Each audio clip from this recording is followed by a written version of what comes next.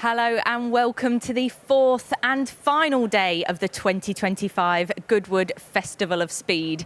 It has been an unforgettable weekend so far, and it all builds to crowning this year's King of the Hill in the Shootout final. But of course, that's not all. No, it's certainly not. All weekend we've been celebrating the greats of F1, stretching back over 75 years. And today we shine the spotlight on the man who drove this very car to the first of his 4 world titles, the great Alain Prost.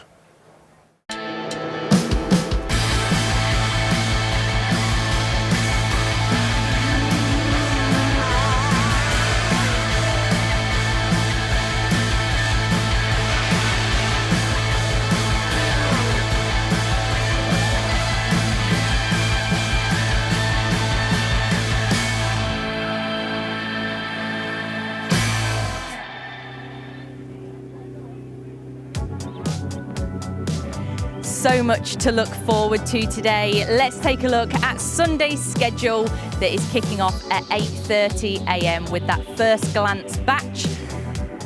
This will be followed by batch 6, the Supercar run at 10:05. The F1's 75 teams and champions for that ultimate F1 grid goes off at 11 a.m. That is not to be missed before the red arrows take to the skies at 12:20.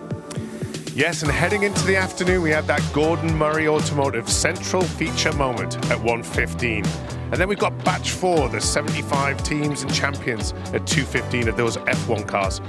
The big balcony moment today, Alain Prost gets his own special individual treatment at 2:45 before the final red hours 5 pass of the weekend at 3:05. We've got a supercar run, but that's after the big one, the shootout final at 3:05. And then we've got a couple of final batches to finish off this Goodwood Festival of Speed of 2025.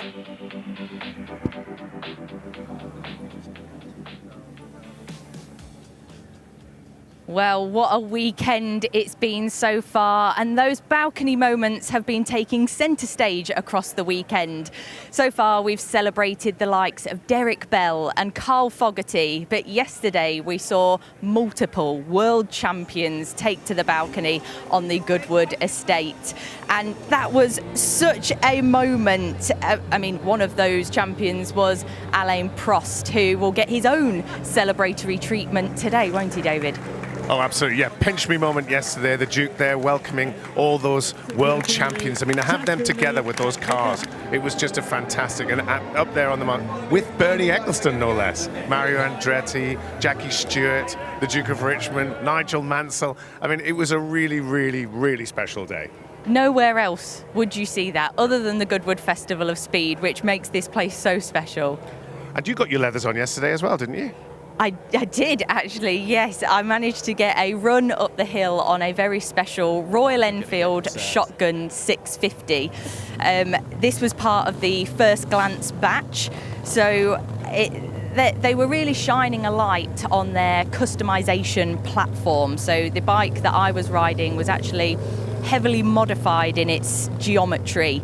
It was sort of designed to be a bit more of a drag bike, so it had a longer wheelbase, but also a rear tyre on the front to give it that beefy look. So that just makes it sound like it was hard to drive. Right, even. Yeah, but you look good, so I think that's the difference. Look good, but a little bit hot. I was hot yesterday in normal clothes, never mind a helmet and full leather outfit. Yeah, it was hot, but I think the weather this weekend has added to the atmosphere, hasn't it? It's definitely giving it that World Championship feeling, and to see the bikes and the cars take to the grid, there's something for everyone, plus the drift and the rally cars. It's just incredible. Well, we're here the last day. I can't believe we got here so quickly, and I still haven't seen half the things on offer. I haven't been to the rally stage yet. I haven't really had a good look at the drift cars. But again, we've got the F cars. We're in the paddock here. It's going to be another fantastic day. It is. So what's on your schedule today then, David? I'm just going to try and see the things I haven't got round to seeing yet. You know, I haven't even been over to the first glance paddock yet, so I want to see the new cars that are coming onto the roads this year. So I'll be heading over there after this, I think. Yeah, definitely. Well, the first bikes are getting underway on the hill, so let's get to our commentary team. Thank you very much, Grace Webb and David Green, Harry Benjamin, and a double dose of James with you in the commentary box of the Hayden and the Bachelor edition. First glance of the new road cars and some new bike action as well, James. Yes, there is indeed. We're looking at the new BMW R12 GS, this all-round sort of adventure bike, and it's got some really nice sort of touches, sort of a bit of a retro feel. It's been ridden up the hill by Ben Bowers, but it's got this sort of, as I say, it's that big BMW classic boxer engine, but it's got some styling cues of the original, yet a modern contemporary take. As you can see, it was flying up there. It's got 107 brake horsepower, about 85 pounds of torque, and it really is a go anywhere bike, do anything. These big trailer adventure bikes have really taken the market by storm, and they're incredibly popular. And now we're going to something completely different. Royal Enfield gave 4 custom houses around the world their Shotgun 650 motorcycle, and said kind of give your take on it. So they've all been customised. This one is called the Samurai, and it's been ridden by the builder himself, Akira-san, who's come all the way from Japan. And what a motorcycle this is. When you look at it, the Samurai is completely unique. Obviously, they've chopped the rear chassis, it's got different wheels, got this beautiful custom billet swinging arms that's milled completely out of one lump of aluminium. It's got these amazing, it's got that great big rear tyre, drag bike tyre. It's actually got it's just when you look at it and you get closely in it, it's got a slightly bigger engine. This one, they bored it out. It's got a big bore kit. It's up to 865cc. Now this is interesting. This is the first time we've seen this bike on camera this weekend. Now this is the Royal Enfield SM450. This is Royal Enfield's first ever liquid-cooled motorcycle. So never built one before. It's got that kind of almost 80s kind of retro feel on it, with the graphics as well, done by Ryan at Roadkill. And it's kind of like a supermoto sort of version. It's got a 450 engine, so it's got that quite long swinging arms. That'll be a little bit better on the road. And so that's nice to kind of see that. Dougie Lampkin was going to ride this at some point. That's not him on it right now, but you know, he was riding it at some point yesterday. So it's just a really sort of nice thing. You can see all the anodized forks, the big tyres with the little wet sort of trailed things. It's got a big single disc on that left-hand side. And as we say, the big thing being they've never built a water-cooled motorcycle before. We're seeing this across the board really in 2 and 4, is that those big manufacturers are kind of bringing back retro designs and incorporating them into a modern look now, and it just creates something quite spectacular to look at. Yeah, it does, and you know, as you say, it really sort of stands out. And sort of growing up as a kid motocrossing in the 80s, you know, that was all the rage, sort of the pink and the purples, and yeah, so it's good to see. And now we're moving across to one of the electric motorcycles. This is the Alpinista. So yeah, these Alpinistas, really nice things. We're just starting to see the electric bikes really starting to come in to the motorcycling world. You know, they haven't been quite as big yet as maybe in the cars, but they're really starting to come here. And yeah, so this is the Livewire S2 Alpinista. So they've got 3 bikes in this range, in the S2 range. They've got their Del Mar Street Tracker, the Mulholland Cruiser, and now this new Alpinista. The big standout figures on this are this huge amount of torque that it gives, 194 foot-pounds of torque, does 0 to 60 in 3 seconds, has a top speed of about 100 miles an hour, and it'll do about 120 miles an hour to 120 mile range round town, and about 70 miles out on the highway. So yeah, really sort of nice thing. It's got all the sort of the latest modes. So you've got different sort of riding modes. You've got sport, you've got road, you've got range, and you've also got rain. It's a belt-driven bike, so yeah, it's some of the motorbikes for you. Something for everyone there. Now look at this, setting off from the start line now as we move to 4 wheels. A first serious rally raid workhorse from Land Rover. This is the Defender Dakar D7XR prototype, and well, taking the Defender and its off-road capabilities to the extreme, James. Yes, we are starting in a big way here on Sunday morning, quite literally, because this is one leviathan of a car. This is the Dakar D7XR. Now, this is a prototype of the car that Land Rover is going to be using to compete in the 2026 Dakar Rally, but also the World Rally Championship next year.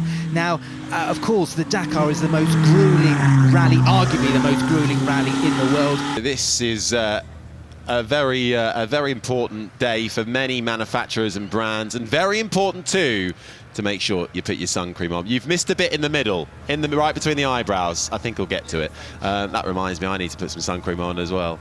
As the sun, again, will be beating down on us today. I think it might be actually a little cooler than it has been the last couple of days, but still very, very hot. Glorious weather for this year's Goodwood Festival of Speed. Let's head up to Ed at the top of the hill.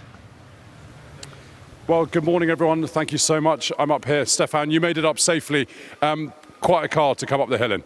Yeah, it's super nice to drive this car in the hill. It's the first time for me to do this run, and I need to be safe for sure, because this is an off-road car, ready to start the next Dakar. But it's super experience to be here. Have you noticed over the last few years just the interest in Dakar surging? Yeah, you know, the Dakar is still old race now, because it's more than 40 years. But for Defender to enter on the Dakar with a stock category, it's really like if we are back to the roots, the beginning of the Dakar. So to show that we are able to do a full race, the toughest race in the world with a normal car. So it's really interesting. The challenge is super exciting. Stefan, thank you so much. Thank you. Thanks, Ed Foster, at the top of the hill for us, back at the bottom, and we are back underway. The M2CS out there now, making its way past its touring counterpart in the M3 division, which just had a spin-off, but Charlie Martin piloting this sleek machine. Yes, UK debut for this car. It's the latest version of the M2, the CS. 50 more brake horsepower than the standard M2, so you've got 530 horsepower, 650 newton meters of torque. Now BMW have really thrown the kitchen sink at this car. It gets the M driver's pack as standard, so the top speed has been raised to 188 miles an hour. It certainly has, and now to a brand new car from them as well. You're looking at the XPeng G6, tech-heavy, spacious, fairly affordable as well. This is essentially a strong Tesla Model Y competitor. It's got that sleek coupe SUV styling. It's got 2 battery ranges as well, and can get up to 300 miles of range on a full charge. But again, highlighting the increased competition there are now, James, for manufacturers, getting a little bit close to the flip wall there for the XPeng, but for manufacturers in the electric vehicle SUV market. Yeah, XPeng is just one of a handful of Chinese brands flooding their way into the UK market at the moment. But this is something really quite different. It is the Bovensiepen Zagato, and if that's a name that's sort of unfamiliar to you, that's understandable, because they've only just launched.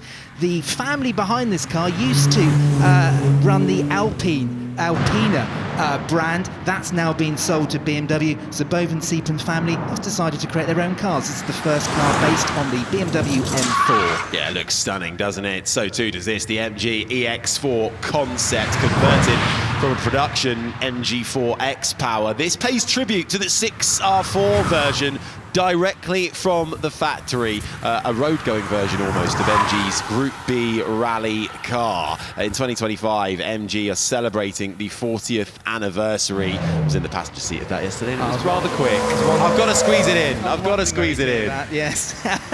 From, well, something a little taller, a little larger, Land Rover Defender. A few of them out there up on the hill to look out for, and a couple of special editions coming from JLR on this too. The one we're looking at the moment is the Octa Black. Again, stealth, mean, epitomised in this Octa Black Defender. Yeah, so if you like that prototype Dakar car that went up the hill earlier on and you fancy, I fancy one of those, then go out and buy one of these. This is the Octa Black. It is one of the latest products from JLR's SV division, Special Vehicles division. Of course, the black name denotes the fact it's painted in black. Quelle surprise. So is the interior. Under the bonnet, 4.4-litre twin-turbo mild hybrid V8, 626 brake horsepower. Also, it's got some pretty fancy suspension.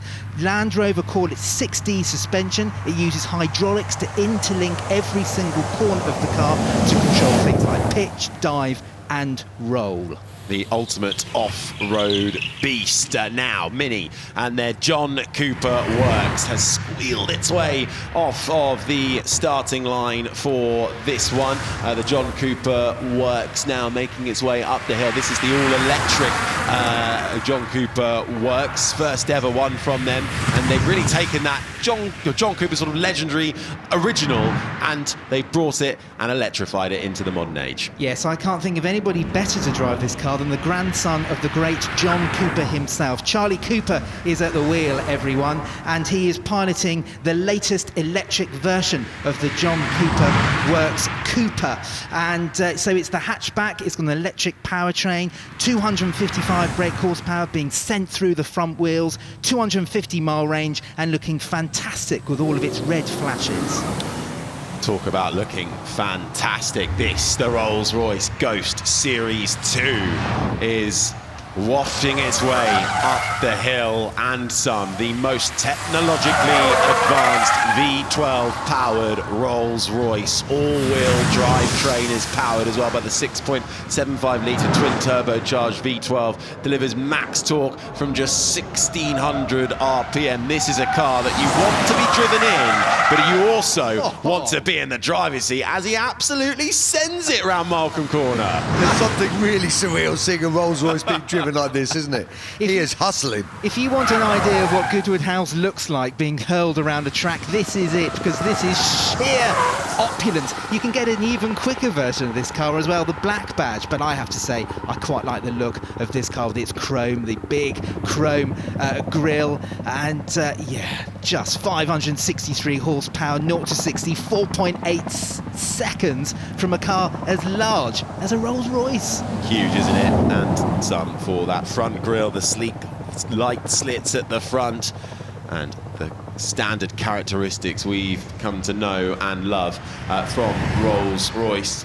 Well, paying homage to the past is something that so many manufacturers and brands are doing as they look to try and compete in this modern age of car and of buying cars, and Renault are doing just that with this, the brand new Renault 5, and this really is, well, bringing a car that I think everyone had such a soft spot for, knew and loved, so many people's first cars in their life, great for nipping around the city. Well, it's back and it's electric. Yeah, Renault really on a roll at the moment, diving into their history books and recreating some of their best cars, their most fondly remembered cars. This, the Renault 5, pure electric, classic 1970s styling, vivid paint schemes. This yellow looks absolutely tremendous, but the thing I like the most about it, it comes with a baguette holder. That is probably the highlight of the Renault 5, it has to be said. Okay, the Hyundai Ioniq 6N has just made its way up the hill, and this really can do it all as we celebrate 10 years of Hyundai's N Performance division. And James, they're really coming out with some intriguing and performance-heavy designs right now. It's staggering to think that Hyundai's N division is now 10 years old. They've really shaken up the motoring hierarchy, that's for sure. And this is their latest product, the 6N. It's based heavily on the Ioniq 5N. Of course, it uses that car's trick virtual gear shift gearbox. It's been tweaked for this new 6N. So has the drift optimizer as well.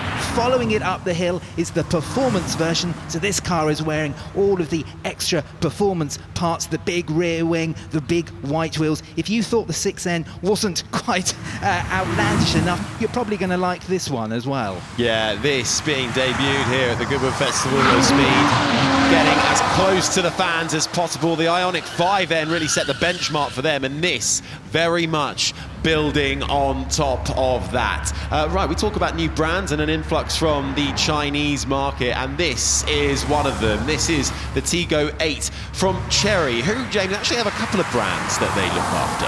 Yeah, so Chery is an enormous Chinese company, and they've launched their JQ and Omoda brands in the UK last year. But then this year, they thought we'd like a slice of the action as well, so they've decided to launch as well. So Chery, this is the Tiggo 8. It's a plug-in hybrid, 7-seat SUV. Well, we say 7 seats. It's a spacious 5-seater with 2 little seats in the back.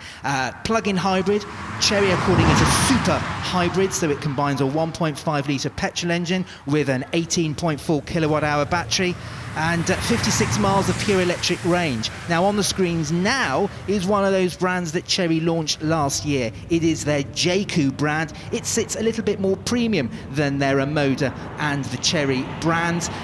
Yeah, it comes as a petrol and as a hybrid. We got the petrol here. This is the JQ5, so it's getting its UK debut here this weekend at the Goodwood Festival of Speed. And yeah, it does look a little bit more premium. Certain design cues with a few sort of prestigious SUV makers, I think. Yeah, it's got a really sharp design and kind of highlights this SUV invasion that continues to come from the popularity of them now. This new compact SUV blends that premium flair and electric vehicle tech too, as you were saying, James, hybrid and electric. But JQ, one of those brands under the Chery umbrella. This, the JQ5. We saw the JQ7 debut here last year, so bringing something for all of their potential customer base. Bringing something for the first time is Xiaomi and the SU7 in beautiful yellow with black accents. This is their first production electric vehicle. It even has a Nürburgring record as well, the fastest production car that is electric in just over 7 minutes and 4 seconds. Yes, it recently beat the Porsche Taycan Turbo GT, which is also in this category by 2 seconds. The interesting thing about Xiaomi is the fact it's made by a smartphone maker, not a traditional car maker. They make touch phones. What I loved about that was hearing James Hayden absolutely love the sound of the DBX-S, which was really sending it up the hill around the corner. That's what this is. It's the fastest and most powerful SUV in the Aston Martin class. Again, seeing all of these sports car brands really delving and leaning in to the SUV market now. Yeah, and cutting straight to the Audi e-tron GT Quattro. Now, Audi have recently updated their flagship electric saloon. It's always been a great looking car, this is. We've also got the helmsmith at the wheel, Benoit Trillier, as well. Now this really is, I dare to say it, but this is the entry-level version, but you only get 576 brake horsepower with once launch control is engaged. This car, the top versions have got over 900 brake horsepower. Up and over the hill with a panoramic glass roof, which has switchable transparency as well.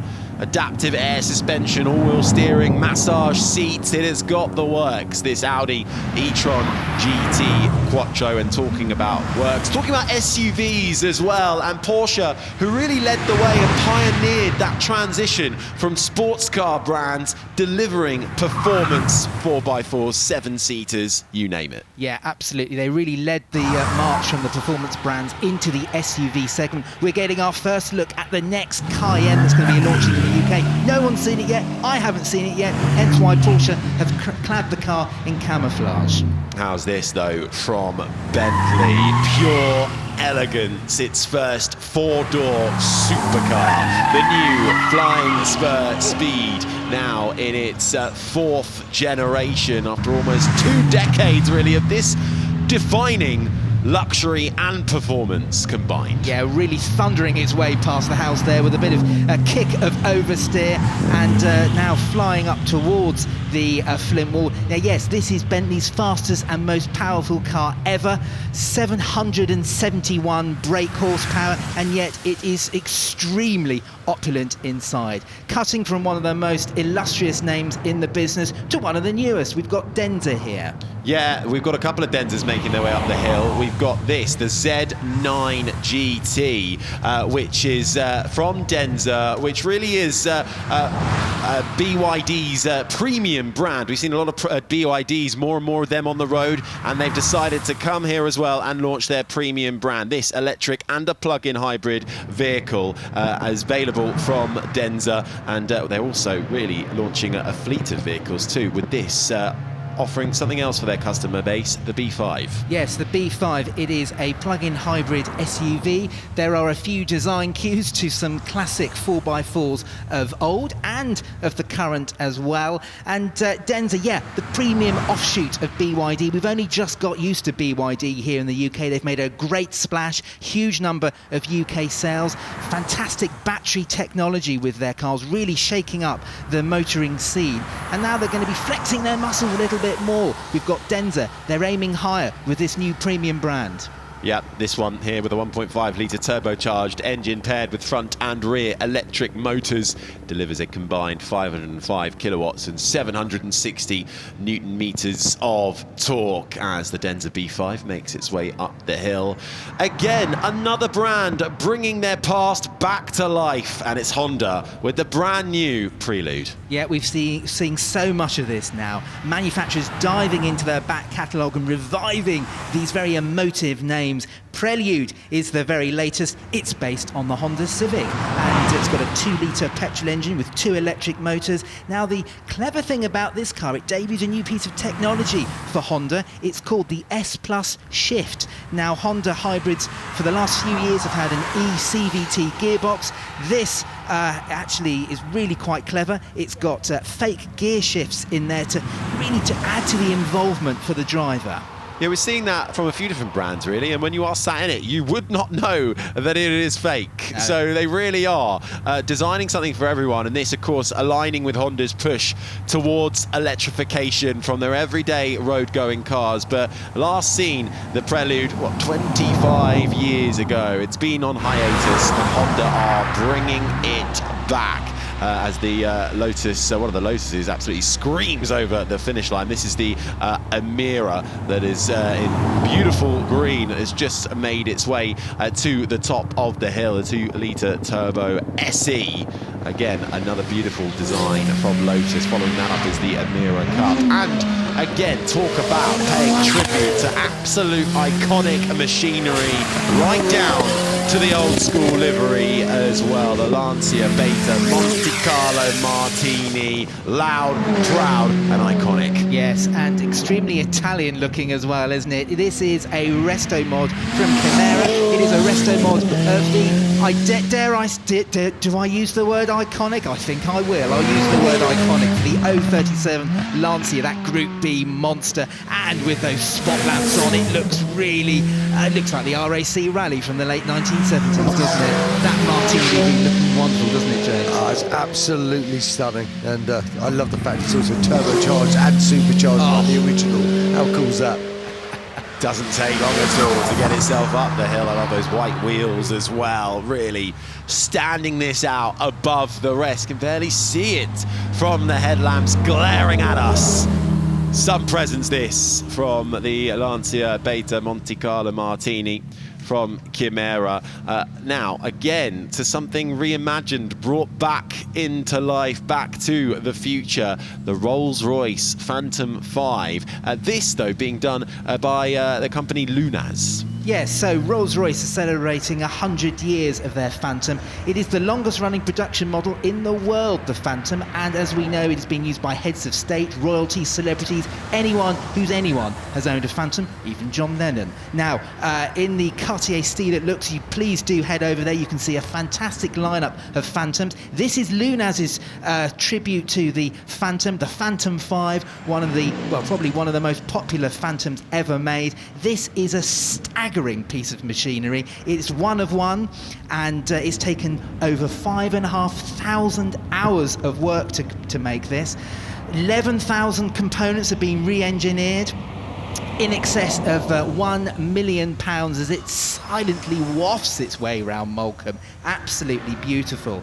And yeah, it's got modern technology in there, USB chargers, climate control, but they've also kept the original electric privacy glass and the whiskey cabinet. They certainly have, as it wafts its way up. Now that is a rather beautiful car. This is the Eccentrica V12, a Lamborghini Diablo reimagined. So really born from the passion of the founder of oh, hello, really getting the rear out of step slightly. But this really kind of born from the passion passion of the founder of Eccentrica Cars from San Marino, Emanuele Colombini, and restores and enhances what really was, again, I'm going to use the word icon, from the 1990s, reborn in the 21st century. Yeah, the original Diablo was always known to be a bit of a brute to drive, and Eccentrica are trying to engineer a bit of ease of use to this car. So it's got things like traction control. Not that traction control is engaged today, judging by how this car was snaking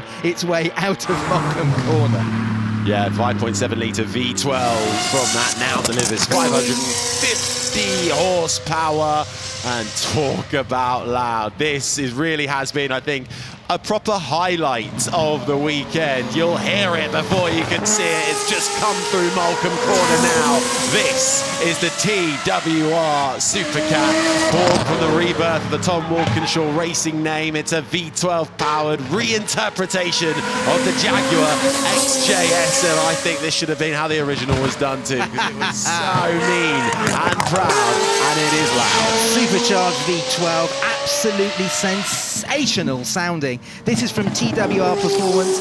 That firm is founded by the son of Tom Walkinshaw, and you can't get much more experts than Jaguar XJS's than TWR. Sounding beautiful, carbon fibre body on that as well. Again, though, when you look at the interior too, it's another kind of analog statement mixed with the digital age, and a timeless design as well, based on that original Jaguar XJS, but with that fitted bodywork as well. Supercharged V12 with it as too, giving it absolutely incredible levels of performance. Just some then of the first glance, the new classics and the new bikes that we have been debuting here at the 2025 Goodwood Festival of Speed, and it really is the place to do that. It offers manufacturers and brands the chance not only to show their new stuff, but to actually run it as well up the hill, and run it they did, and we began with the two wheels. Yeah, we did indeed. We're just looking at the Royal Enfield Samurai there, one of the specials, a little glance of their 450 as well. Just highlighting the absolute versatility, the range of design, James, that we have on offer here. Yeah, we've had a showcase of new brands from China. We've also had Bovinista as well, showcasing their new Zagato. Wonderful celebrations. We've got N celebrating 10 years of their Hyundai N range as well. Sensational scenes. Aston Martin with the most powerful DBX in the range being debuted here as well, and it was showing off too, round the corner, kicking up the dust. The DBXS really looking bold and beautiful. Lotus too with a couple of ranges here, the Emira, and Porsche too with their electric Turbo GT making its way up the hill. We talk about new classics as well from Chimera, reimagining the Lancia from the 1980s rally era, and from Lunaz, this Rolls-Royce Phantom 5, fully electric. And we ended things with probably the loudest one in the range, this, the TWR Supercat. Charlie, special car for you that you just come up the hill in. Yeah, it's the first all-electric Mini John Cooper Works. So, yeah. What's it like to drive? Incredible. The balance is great. I mean, it's got that go-kart handling that we talk about a lot in Minis. But, yes, it's great fun. Now, the Cooper name, obviously, a lot of people associate it with the Minis. But this year, we're also celebrating Formula One's 75th anniversary of the World Championship. And Cooper played an enormous role in that. Yeah, I think Grandad and the Cooper team thought it would be a good idea to put the engine in the back. And, yeah, we've got the first car that won a Formula One race with the engine in the back from 1958, the Rob Walker Cooper that Sterling won in Argentina. So, yeah, it's great being part of the 75-year celebration and seeing Cooper represented, definitely. Charlie, thank you so much. Thank you so much. Cheers. Murray, I'm used to seeing you on Dunlop Historics with no grip, drifting cars around, but this is probably the most different car you could drive. Yeah, a little bit different to what I'm used to, but all the same amount of fun, all the same. It's a Denza Z9 GT brought over from China. They're launching here next year. They've had a great reception here. It's quite similar to a Porsche Taycan, similar kind of performance as well, and super fun to drive. Really great acceleration, well balanced, got a bit of rear wheel steering to help the weight around the corners as well. So it goes really well up the hill, and had a few cracks at it now, so just getting the hang of it. It's great fun. What's been the reaction of the passengers sat next to you? Because a lot of them have never experienced anything like this. Yeah, I mean, a lot of them are Chinese. They've come over, influencers from China, and some of them have got up to 10 million followers out there, and so they're sort of getting a huge amount of attention, and they're quite shocked by the speed. I think, you know, when you send it off the line, the acceleration is great for quite heavy cars with their batteries and things, but they've got a lot of power as well. He's got 800 horsepower, so huge amount of power to fire you down the track. And yeah, I think some of the passengers have been a little bit shocked. One actually ran away before we started on the first day, one of the girls, so she did a runner, unfortunately, but everyone else since has been all right. I guess you'll know the Chinese for hold fast, won't you? Yeah, exactly. Yeah, for sure. No, but it's been a hugely enjoyable event, and looking forward to doing the same next year. Murray, thank you. Thanks, Ed. Cheers. That was the most exceptional collection of moving automobiles I've ever seen. You can get close to the drivers, you can get close to the cars, you can really feel like you're involved in the action. Every form of motorsport here, from classic side all the way through to the most modern cars. You know, I see Goodwood just increasing and getting better each year. Lots of ideas spreading around, a lot of familiar faces. It's a fun fair, but with cars.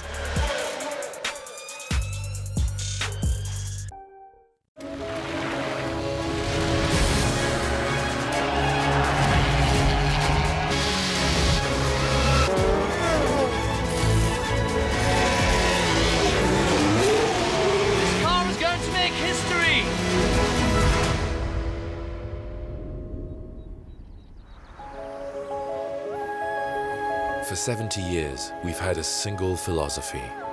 Lightness is a force.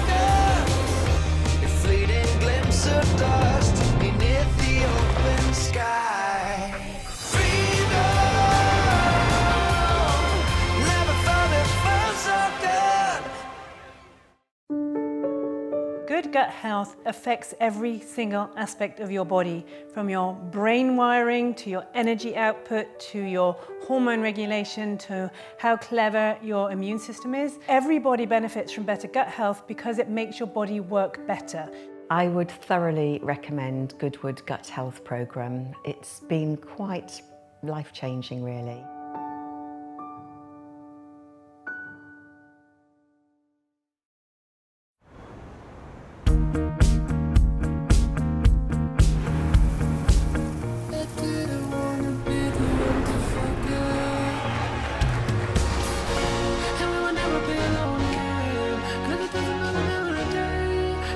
Renault 5 is back.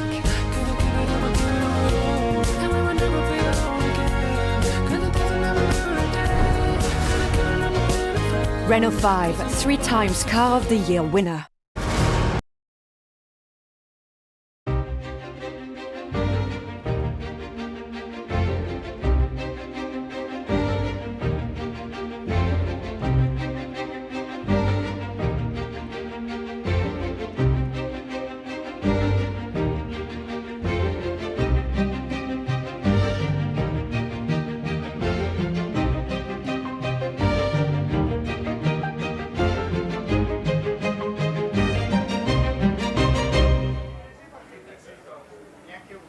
Fans of Formula One are in for a huge treat today as we have the ultimate F1 grid display, which has been especially planned for Sunday's celebrations. Alice, only at the Festival of Speed can fans get this close to a Formula One car. And that's what makes the Festival of Speed so great. We've got a whole host of Formula One cars. We've got pre-war cars that are here. We've got the first ever championship winning Formula One car here as well. And all these fans that are stood just the other side of us, they can get up close and personal and get amongst their favourite cars from many years ago up to modern day. Yeah, and I think that's what's brilliant about it, that it draws a range of ages as well, that we've got, like you say, pre-war cars to the modern day. There's something for everyone to see. But you yourself, I know you're excited for a few cars in particular, so talk to us about those, Alice. Well, I know we haven't got very long, so I can't list all of them, but in particular, starting from the very start, 75 years ago, the Alfa Romeo Alfetta that was Giuseppe Farina won the first ever Formula One World Championship race held at Silverstone, and that's quite great, isn't it, that we were only at Silverstone last week. And then this car here, this is the Ferrari F2002. As my childhood growing up, I was a huge Michael Schumacher fan, and of course this car was hugely dominant, this Ferrari. Michael Schumacher was the driver, again, hero of mine. He won in this beautiful V10 that we're going to hear screaming up the hill later on today, his 5th World Drivers' title. And it was hugely successful. It won every single race that season, apart from at Monaco. So fantastic. And of course, we've got the Alain Prost moment later on today. And of course, in the Ultimate Grid as well, we're going to have his MP42B out that he won his first World Drivers' title in as well. So much excitement. And just iconic cars, like you say. Even if you're a bike fan like me, everyone's heard of Michael Schumacher and that dominance, and to get within a few meters of history like this is what makes this place special. And like you say, we have got that special balcony moment for Alain Prost later on, where we can relive those memories and stories, that rivalry between Senna. I think we're really going to feel that later at Goodwood House. Oh, we certainly are. Of course, he's a legend in the sport, but everyone remembers him not just from his 4 World Drivers' titles, but of course that rivalry, as you mentioned, between him and Senna. I mean, there's been made a film about it, and you know there's a film about it which I've seen many times. It's fantastic. Yeah. They're a legend, and you get only the legends here at Goodwood. And of course, as you mentioned, that balcony moment we had yesterday was absolutely fantastic. We're just so lucky to be here. And Prost had a flavour of that, like you say, yesterday. He was amongst those champions, but to have that limelight on him today, how do you think he's going to react? Because the emotions that we've seen on that balcony across the weekend is what's made it so touching, I think. I think you were up there with Carl Fogarty, and of course he was shedding some tears, and it's been quite incredible. It has been emotional. He's a man, quite steely man, isn't it? So who knows? But it's certainly going to be impressive because we've got so many people here, so many fans that are keen to just see him and celebrate him. So I think it'll be an emotional one for him up there on the balcony with all the fans. Well, it's certainly going to be a remarkable way to top off the 75-year anniversary of the Formula One World Championship. Do not miss that. Okay, burn it, burn it, burn it. Everyone's in vintage clothes, and there's cars. If you're a petrol head, you're going to absolutely love it. The whole atmosphere is amazing, and people really do throw their heart and soul into dressing the part. Whether you like motorsport or not, you won't have a bad time. It is the best event in the world. Attention to detail is like nothing else. It's the shopping, it's the fanfare, it's the look, it's the period aspect, and that is what the Goodwood Revival is. It's just a fantastic day out.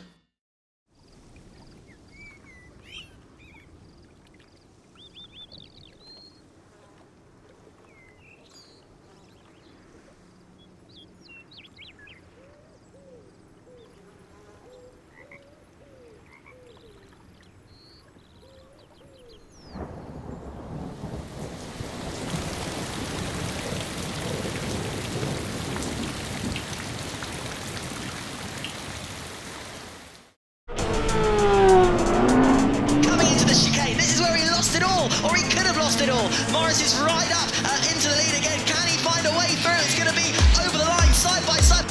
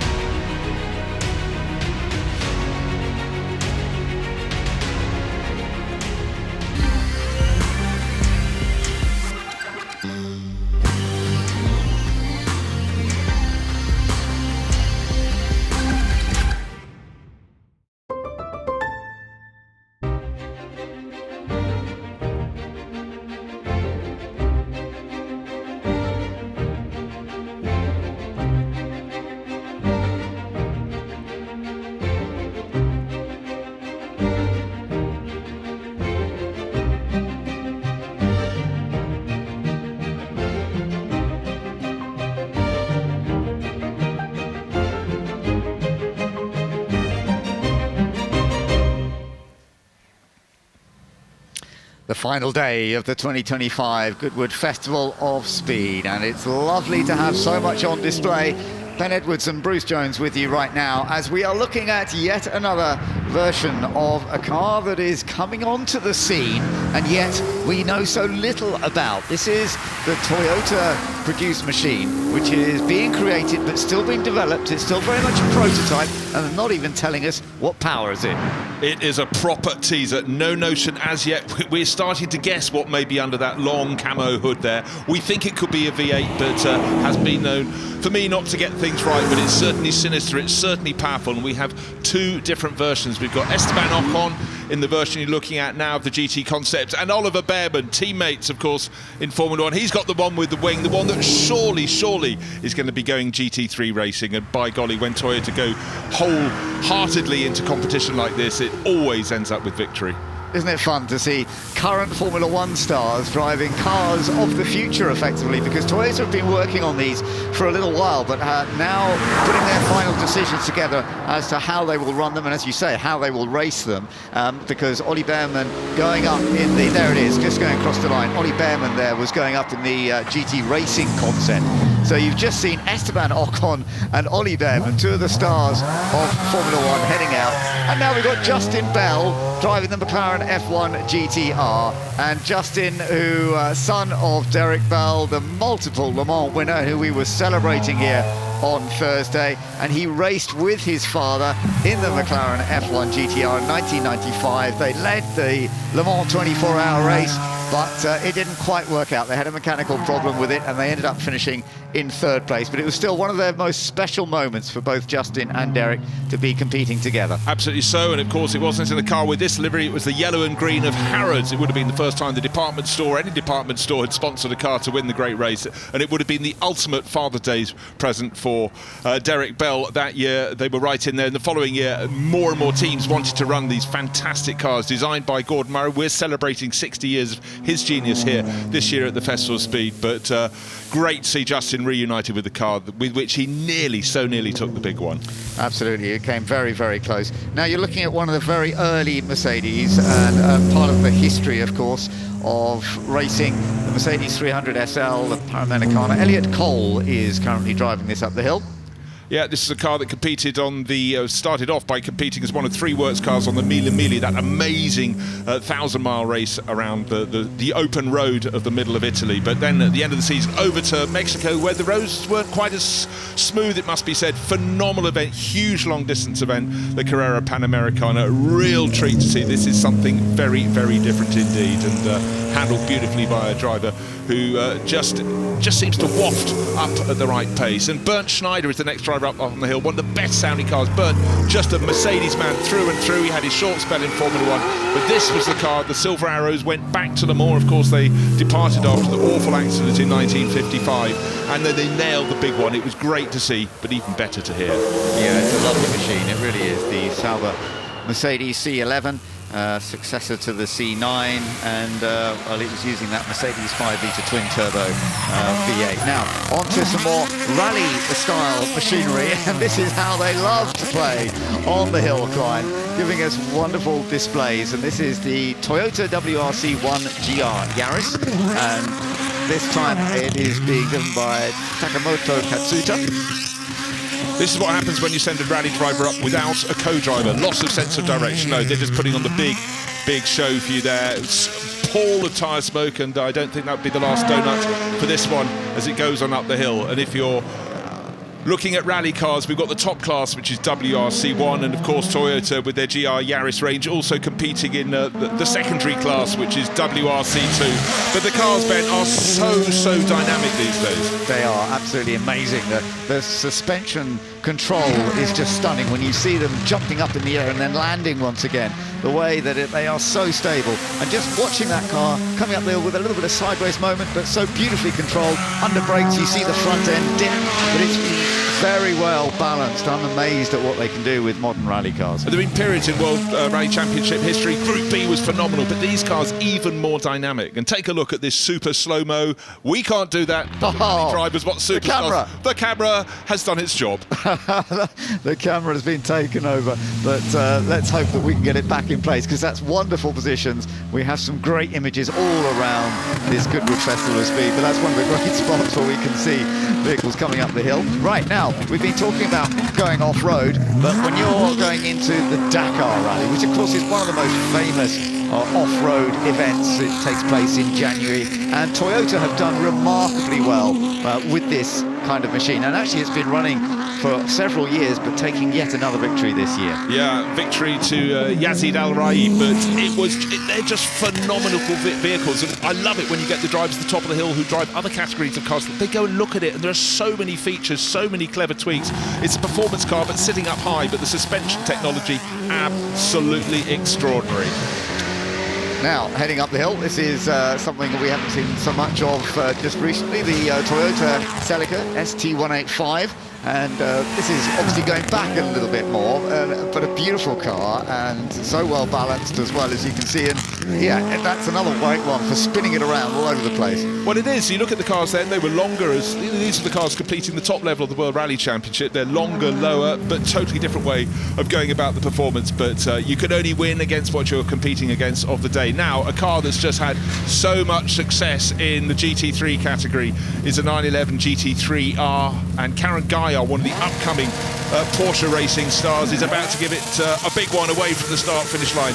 It's that classic, wonderful shot, the early morning light coming through the trees on the dappled run down to the first corner, and then one right followed by another. Karen balancing the car. The track got very, very dusty there yesterday.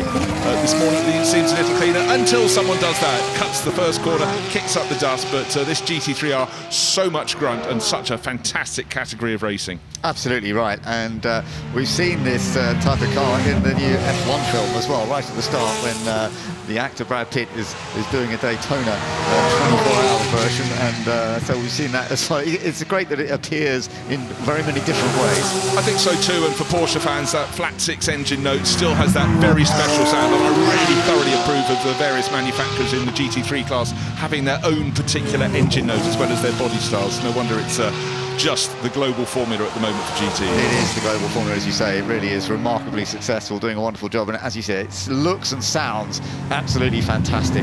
But we have machinery here from the modern world, but also from the older world, but also we have machines that are moving forward into different systems, because the hydrogen power has become a major feature now as we're looking forwards. So Hydrogen Pioneer, you're looking at the Spark Pioneer 25 here, where Extreme E, of course, now doesn't really exist because they're going into this. This is Extreme H, which is coming up. Yep, H for hydrogen, and also at Le Mans they're looking very, very seriously at running cars, having a class for hydrogen-powered races. They've been working on that for 5 years, but for the Spark Pioneer, this is the vehicle they use for these extreme events in some of the world's toughest terrain. This is a vehicle capable of going up at 52 degree slope. No wonder it has so much clearance, but hydrogen, I've been looking at that for a very long time indeed. I'm a massive fan of it, so I think Extreme H could be really get some traction. I agree with that, yeah, and at this current state, been recently tested in France, this machine, because they're moving forward to Extreme H. We're still waiting to hear the full sort of schedule of Extreme H coming up, but it is about to be all laid out. This is around 550 horsepower, this hydrogen-powered machine. So now we're looking at the lovely Porsche 904 Carrera GTS heading up the hill, and this is from a period in the 1960s. It was created for 1960 through 63. It's a lovely mid-engine 2-litre flat 4, complicated motor, but very, very effective, and it was so competitive at its time. As you mentioned, Bruce, yesterday, it was before Porsche really got into trying to win Le Mans ultimately at the top level, but in its classes it was winning at Le Mans in these cars. It was. I mean, Porsche made an absolutely instant splash in the junior classes at Le Mans. This car, I think, is exquisite. The driver on board is David Clark, one of the owners of the Jota team, and of course last year in the World Endurance Championship they ran privateer Porsches. This year they've moved across with the Hertz backing and running the Works Cadillac team. So in his spare time, David loves to get in this car. Very, very nimble, and an exquisite livery comes from Daniel Arsham, a real stylist, and Tetsuya Kozawa. He raced in the UK, probably the first Japanese racer to do so in Formula 3, end of the 60s, early 70s, and his daughter was involved in this project. It draws together so many strands, and in its own right, it's just an exquisite car. I was thinking that, you know, so many modern cars, even supercars that we see today, how many of them have sort of developed on this sort of a shape of a style of a car that was from the 1960s? Yeah, good point. And of course, Porsche then naturally nipped across and designed the 911, and I think that's done quite well since then. Yeah, but that's a very unique thing, the 911, in a way, isn't it? Now, we're going right back again to some of the very early machinery. This is from 1907. This is the Mercedes 120 horsepower, when indeed, you know, you see your passenger in there, well, you would race with a mechanic alongside, because you could not get through a long race. And in those days, of course, the races were very much longer, hours and hours and hours. It was, and the first ever Grand Prix was 1906 on a series of roads around Le Mans. The following year, the French Grand Prix moved to Dieppe, and this car competed in it, and then it did a lot of racing. 1907 was the year that the Brooklyn circuit opened, and it went there as well. But Archie Collins following in the footsteps of Father Ben and treating people to a ride up the hill, and you lean as if you're on a bicycle around the corners. Archie using that great big steering wheel for his balance, but you can see the riding mechanic not having yet. Now he has to pump the fuel, so you don't get a free ride up the hill here, but it's fantastic. And the Collins family have been bringing these cars for years to Goodwood, and I love seeing people go up and look at them in the paddock, and you could see so much of the technology. Rudimentary it might have been, but it was revolutionary at the time.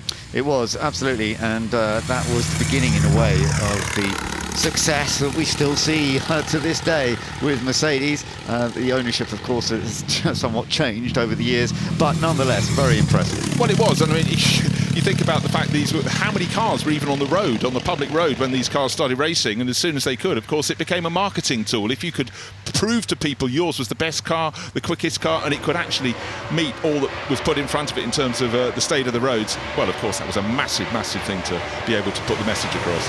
Well, here's a nice smoky version. This is a NASCAR machine. This is the Chevrolet Camaro. Mike Widdett, who is a drift specialist, and we'll see Mike later on, no doubt, doing some more drift work as well. But he's lovely driving this. What is a NASCAR racer, and yet he seems to be dealing with it just as a drift car.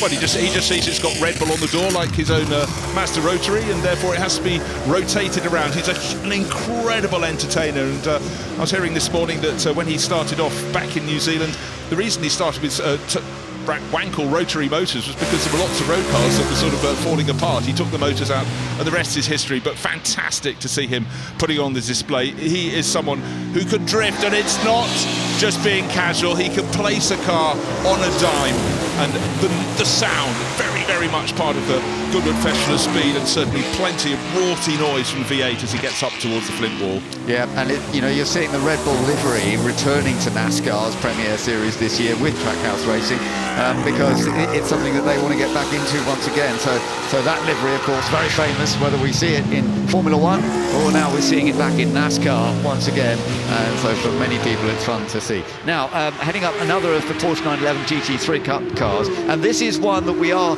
very much keeping an eye on because James Wallace is driving it, and he has been very quick in the shootout. We've got the full shootout coming up later on this afternoon, and James has been rapid. He won his class yesterday. He actually set a time of 47.69 seconds up the hill. He is racing in the British Porsche Carrera Cup Championship at the moment, and so he won the class for the GT racers. It's unlikely he's going to be quite quick enough to take on the Ford Supertruck or the Subaru Project Midnight, but in the class he's doing a brilliant job. He is, and if yesterday he was at 98%, he's now 99%, going right out towards the straw bales, flashes across the finish line. He's only got to up it 1% more for the shootout. He will. And this is the GT3 Cup class. It's worth pointing out that's all around the world. It's a global formula, but probably the biggest sound of the day will come from this, the mighty Shadow from 1974. This is the DN4, and the right driver is on board. That's Jackie Oliver, who took the title in 1974, won every round bar one. Huge 8+ litre engine in the back, and the rest you can see, totally visual car from the Can-Am class. it is lovely to see Jackie Oliver back out, as you say, you know, having taken the title with that. But then we're on from the, you know, the Can-Am vehicles of the early 1970s into the much more modern racing. Audi 8 R18. This is basically the last sort of role that Audi were playing after so much success at Le Mans. They didn't get the win with this one, but they'd had such a remarkable run of success. Yeah, and it was a time when, of course, they were really using hybrid power. KERS was the sort of the buzzword at the time, and some of the racing between the top manufacturers was absolutely exquisite in period. And Benoit Trellier, he took himself off to Japan to further his career, came back and has had so much success with Audi, and he absolutely loves this event, so it's our honour to have him here at Goodwood. Absolutely. So, yeah, this is now the Lister Storm that we're about to see coming up the hill. Harry Barton is driving this, and in GT racing, this was a car, so it wasn't the full international level, but it was sort of European series and British racing. It was very, very competitive. Yeah, GT won some great looking cars, and Lawrence Pierce, who guided, he was the Lister, the man behind Lister, and he was a man who wouldn't take no for an answer. These fantastic door wedges, and I still think the rainbow livery on the roof is something that just makes a great car look all the better, and it makes a very, very fine sound too. And Harry, young GT racer, looking to put together a really good package of races for the rest of this year and next year. It's great to have the young guns here, but it's also, for a lot of people from 20 plus years ago, this was a car that stood out. It wasn't pretty, it was brutal, but it was effective. You know, sometimes in the history of racing, that's what's required. Yeah, Lawrence Pierce, who took on Lister in 1986 in Leatherhead originally, but we're looking at the car from a little bit later on, which had a great deal of success actually. Mike Jordan taking the title with Warnock that year, and they won some 7 races. That was very impressive in the British GTs, and it was a time when they were looking to play a bit more on the international scale as well. Yeah, and the likes of Jamie Campbell, Water, Bobby Verdon, Rowe, and Peter Snowden, who's with us here this weekend. Great, you know, their success was on the European scene, but you know, motor racing moves on. The championship evolved, and Lister, well, quite about time for a comeback, I'd say. Back to some more rally machinery once again, and Thierry Neuville, and this is Thierry Neuville, the existing current rally world champion, having taken the title last year with Hyundai and with the i20 WRC, and it's so great for Neuville, who's been with them for such a long time, since around 2016 when they started introducing these machines, that 2014, 15, 16 period, and then they've had a lot of success, but it's taken a little while for Thierry to actually get the title. No, it really has. You know, sometimes things just don't happen. Maybe they never happen. Maybe you're super close, but everyone was delighted for Thierry. And I'm also delighted for Hyundai. They put so much effort into their motorsport. We've seen it literally right across the board in the first glance. More cars coming here to the Festival of Speed at Goodwood. But it's the fact they try so many elements of the sport to put the message across and transfer that technology to their road vehicles. And great to have them. Yep, and another version heading up the hill, and Ott Tanak is at the wheel of this one, so another full world rally star. Ott Tanak, who's been putting in some great results yet again this year, no surprise, and it's lovely to see him back out once again. We shall see how the rest of the season goes, because it's been a pretty interesting season so far, although for Toyota it's been looking very good too. So we shall see.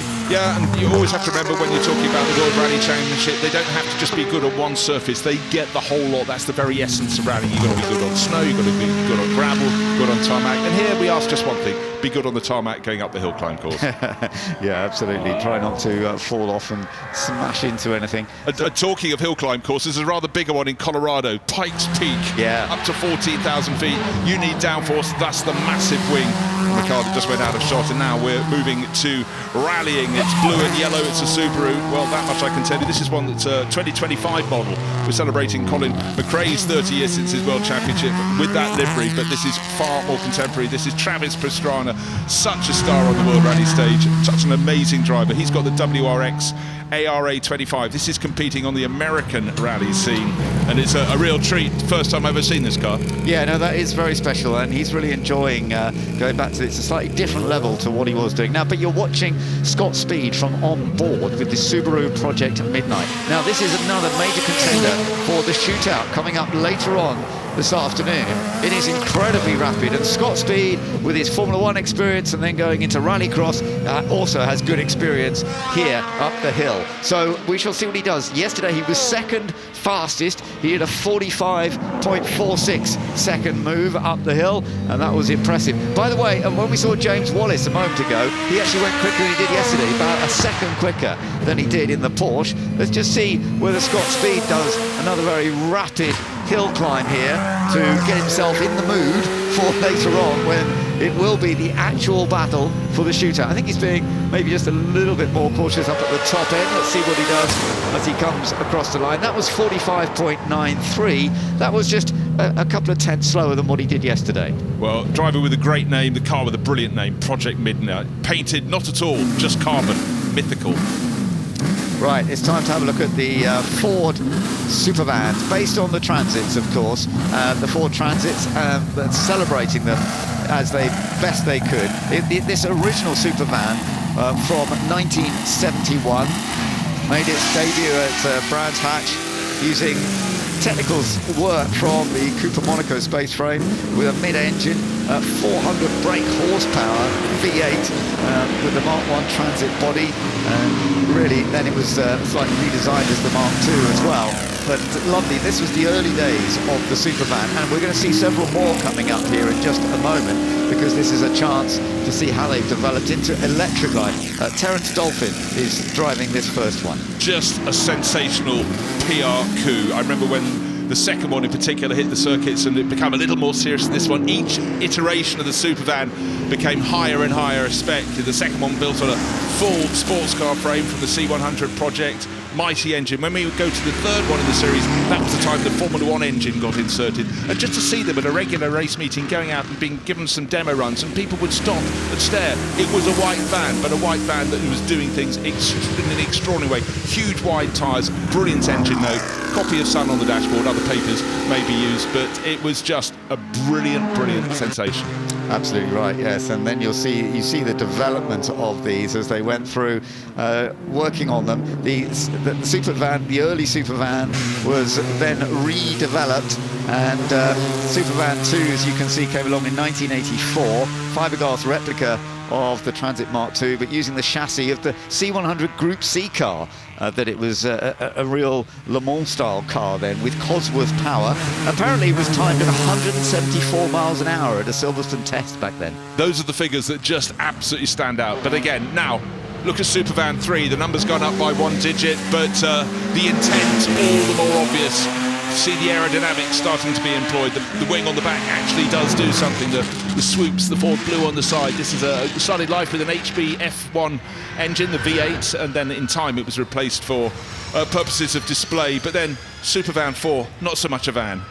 Well, no, I mean, they change on. This was actually arrived at the Goodwood Festival of Speed in 2022, a collaboration between Ford and the Stard Racing team, and it's the first all-electric Supervan. So 4 electric motors, all-wheel drive, and this is what we're sort of getting into now with these Supervans. They are so rapid, quiet, but hugely rapid. And then here you go. This is the next one heading up the hill. This is the Supervan 4.2, another one we've seen here at Goodwood. They mixed around a little bit. Whoa, look at that. Look at the way it can slide and be controlled and set up the smoke. The Supervan 4.2 really does put on a wonderful display. It's Paul Swift who is... it's Manfred Stoll in this one. Paul Swift was in the Ford Supervan 4, but it's Manfred Stoll in this Supervan 4.2. Romain Dumas was the man who was competing with it, going up Pikes Peak. Now, that's so smoky, they can't see anything from inside. What is going on? I think there may be a slight problem there. Well, Manfred Stoll may or may not be on board, so he put on a fantastic show in front of Goodwood House. All the people down there with their cameras and phones taking images, but something may have gone pop. But these vehicles, just super impressive. And just to give you some figures, with Supervan 4, when it went to the 4 electric motors, it made the numbers incredibly simple. 2,000 horsepower from 4 electric motors, 1 on each wheel, simple division, 500 horsepower, and that was more powerful than the first engine that was put in from the GT40 in Supervan 1 in each of the corners. Now, the tyres, I thought, were generating all of this sort of smoky steam, but actually, was it just the tyres, or was there something else coming from in there? It just went absolutely mad, didn't it? And I think that might have come from somewhere else on the system. No doubt they know what they're doing. But for us, we have never actually worked on this machinery to understand quite what it works. But we shall see. Let's hope they can get it up and running. Now, this one is the one that has set the pace this weekend on the Shootout so far. So this is called the Ford Supertruck. As opposed to Supervan, it's called the Supertruck. And it is the great Romain Dumas. Multiple setting of pace here at the hill climb, and of course a multiple Le Mans winner in the past. He set a great speed of the time he did up to the top, 43.49, and crossed the line at 151 miles an hour. Great figures. He ain't finished yet. Good news is that Manfred Stahl has continued on up the course. Hopefully got clearance, just come past us at Moulcombe, but I think the signal is being weighted down on the start line by Romain Dumas. And of course that moment, Ben, just imagine he's sitting at the bottom of the hill, at not just here, but at Pikes Peak, the moment where a driver has to get in the zone and focus not just on the first couple of corners. Imagine like a downhill, a ski racer, just visualising the course, twisting and turning. I'm sure you did that in your racing career as well, whether it was Brands Hatch or somewhere else. This is rather narrow, rather more intense. And I went to have a look at Pikes Peak. I've never seen the actual event, but I went up there to have a look at Pikes Peak when I was in that part of the world, and it is just incredible. I mean, it is so steep, it is so long, as you say, the way it falls off the edge, you've got to be careful, because if you go off the edge, you really had it. And it used to be a rough surface, now it's more tarmacy surface. Yeah, now, and in fact, one of their main problems, I commentated on it one year, in the last minute they said we've got to lower the finish line because it's in the clouds, there's ice, and I can believe that. They have to constantly adjust the course. So actually judging records is remarkably difficult unless they run the entirety there in Colorado. But look it up online, and some of the vehicles that have gone up there, and some of the great names, the Unser family in particular. You think of them largely for IndyCar racing, but they all had a really good grasp on that event. Yeah, I totally agree. Pikes Peak, have a look at it online. It is one of the most amazing hill climbs that you can have a look at, and the drivers who set themselves and the teams that put things together to go up there. It is not easy, I can tell you, but it's wonderful to watch. So we're still waiting for Romain Dumas to set off with the Ford Supertruck. I'm sure he'll be heading up in just a moment. But just to remind you that we are going to be seeing the Shootout later on this afternoon, when all of the vehicles will be timed. It'll be around 30 of them that will be up there, and it will be different performance vehicles right from the early days, because we have them in different groups. So, for example, we had a great battle in the pre-war category. It was only a few tenths of a second to win that. Okay, now we're on board with Romain Dumas as he does take off. That electric power with that remarkable getaway. And now you can see him working at it and running out to the edges. Yeah, and not beyond. It got very dusty around those first couple of corners. There's nothing worse than ruining your run right at the outset, keeping it clean, keeping it tight. Under the bridge, he's going to come just past the commentary box at Moulcombe. Doesn't even touch the grass on the inside. And the sheer grunt from those four electric motors. 2,000 horsepower from the sunshine. And this is a real problem. Into the shade by the Flint Wall. Yeah, actually, I think it'll be a bit easier up here into the sunshine. It was in the afternoon. I think it will be the same problem later with the sun out. He said the vision of this section was actually very difficult. He couldn't really see where he was going. I think it's actually a bit easier right now, and he does a good 43.11 there. So that was very quick. That is quicker than he did yesterday, but I do think the vision was a bit easier than it was. I agree. It was the dappled light rather than full darkness. The sun, obviously, wonderful to see the sun from the east. But this year, the World Endurance Championship has got a mark back there that fought for victory in the 50s and finally got it in 1959. Aston Martin. I think the engine node is worth the price of the admission ticket alone. And at Le Mans, we knew pitching against the manufacturers who've been at the top level for 2 or 3 years, they wouldn't have a chance. But the whole point was getting closer and closer. The Valkyrie, brilliant name. Ross Gunn has been driving this car super well. And, you know, it's something different. It's ours. How long is it since we've had a V12 racing at Le Mans? It's been quite a while, hasn't it? Certainly in the top class, it's been a very, very long time. Yeah, so it's lovely to have that sound. Yeah, sound is such an important part of motorsport, and I think people coming here, if they largely watch on television, suddenly, you know, to hear the full, visceral, the wailing, the grunt, it's something very special, as is the Ford Puma rally car. Again, we've seen the Hyundais, we've seen the Toyota Yaris's, and this one too being pushed by Grégoire Munster. Yeah, absolutely, and again, running in the World Rally Championship, the Ford Puma Rally has shown some decent results. They're not quite at the very, very top level at the moment, but they may well come back into it. And it's great to see the former Puma Rally one being slidden around this up this hill climb. And Red White Monster, of course, a very experienced competitor, so he can play the game beautifully well. Up past the flint wall. Nice to see. No contact with that flip ball yet, by the way, this weekend. They've all been very, very sensible. You see my fingers across, but yeah, you know, what there was nearly one yesterday. Wasn't the just? Yes, very, very nearly. But you know what you get with rally drivers, they have to be able to have every single driving skill because they never know what they're going to get. It's not like racing on a circuit where all you've got to be concerned about is it wet or dry or what's the track temperature. They have to be able to do absolutely everything, and the way they can put a car on its nose, angle it and get it exactly where they want around a tight corner still just makes me stand back in wonder. Absolutely, yeah, wonderful to see.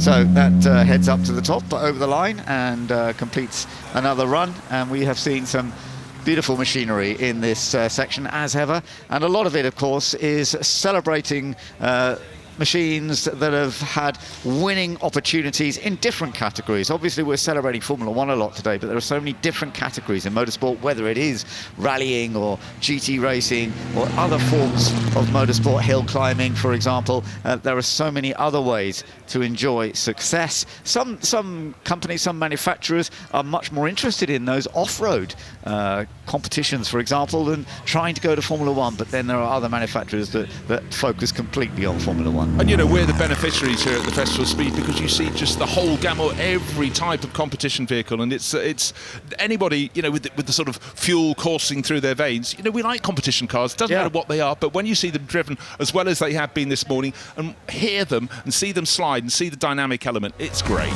So let's look back at some of the highlights, starting off with that Toyota, which is the project they're still working on. Danny Sullivan went back up in the March with which he won the Indy 500 in the mid-1980s, and it's been lovely to see him here this weekend. And then, as I say, we've got these rally machines that have been very successful off-road as well, and they always put on these tremendous displays. Don't they just such a treat. The ability of the cars, the drivers, and the show they put on, they absolutely love it. I wouldn't want to be going around that many times, but for the fans here, huge. And then our camera got topsy-turvy.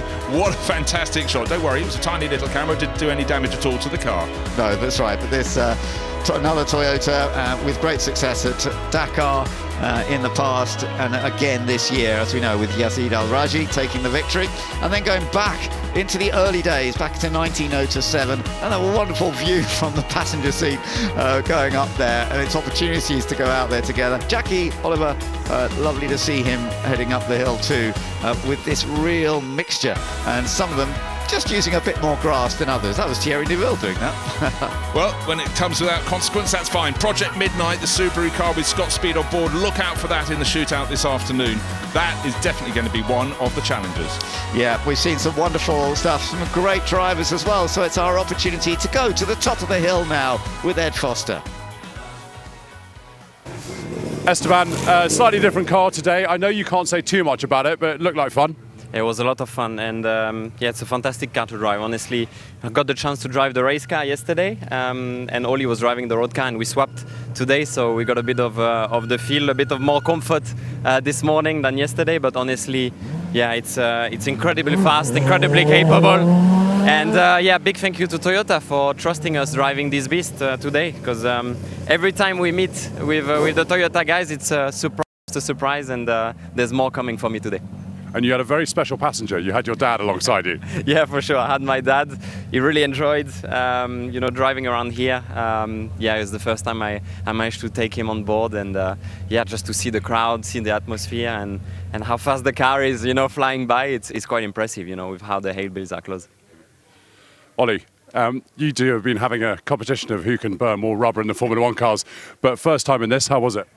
Definitely less rubber band. I think it would be a bit silly to do donuts in a concept car, but honestly it was really, really nice. Yesterday I got to try the road-going version. The GT is definitely a bit faster, but both amazing cars in their own right. It's I mean, 1.16 miles is not much. But I guess you get an idea of what a car's like coming up the hill. Yeah, and this car is really more suited to a track like this. You know, in F1, we're not really pushing. We have a few too many horsepower and missing a bit of rubber, let's say, at the rear tires to push. But with a GT car, it really where that track comes alive, and I really, really enjoyed it. It was the first time I actually pushed around Goodwood, and I really, really had fun. I've got to ask, last question, who's winning the tyre competition? I think it's one each. It's one each. One each. Well, all to play for. Cheers. Jackie, it's been a fantastic year for these Shadows. Celebrated them at members meeting and then again here at Festival of Speed. But you in this car were just so dominant. Well, I'm lucky after 50 years or more now for the celebration you mentioned, the festival last year. One is I'm still here, and two, I can still drive it. Now, what's this like to get back into? Do you remember everything? Does it all come flooding back? Well, the thing is with race cars is if you run and race it on a regular basis, you get speeder conditioned.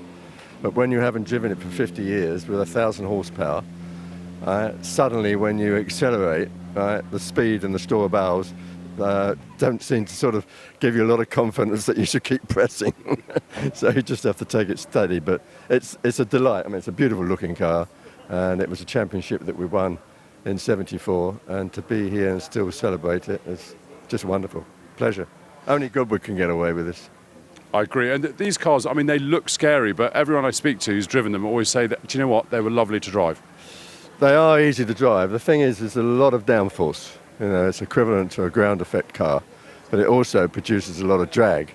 So the acceleration with a 9-litre engine with 1,000 horsepower, it gets to a point where it won't go any quicker. It gets up to about 180 miles an hour, right? And then it's like a brick wall because of the drag. So I said to the guy, can't we fix that? Can't we make it go quicker? He said, well, if you're another 3 more horsepower, 180 miles an hour in this high drag car, you'll need probably gain another 5 miles an hour with 50 more horsepower. Wow, they're quite machines. Jackie, thank you so much. Oh, it's a delight. Goodwood here is exceptional. I agree. Cheers. Scott, I've got to ask, do you need coffee in the morning? Because every time you come up the hill, you are absolutely on it. No, I mean it's our last rep before the official time section tomorrow. So trying to continue to ratchet up a little bit each run as I learn the mountain a little bit more and more. But yeah, so but it's been a great event so far. The weather is awesome this year, so thank you for that. Now, it's Romain Dumas in the electric Supertruck. He's pretty quick. Have you got a bit more to give in this? Not that much, probably. But I think that's the spirit of the whole event, right? To see, how you can make cars go fast. And obviously that is a completely different strategy to produce a fast car up the mountain. I think it's kind of cool that you can see the deltas between those. Obviously this is a 2-liter engine, and that is, I don't know how many gigawatt motor. So yeah, I think it's cool to see that the time compares between the different cars. I think that's part of what makes this event special. Scott, thank you so much. Good luck this afternoon. Thanks.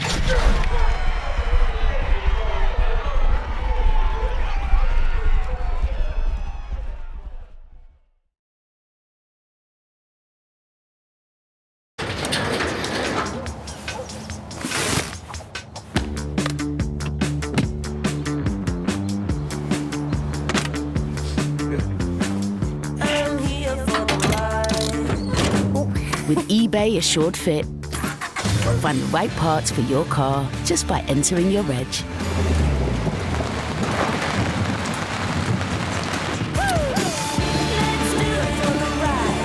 eBay, things people love.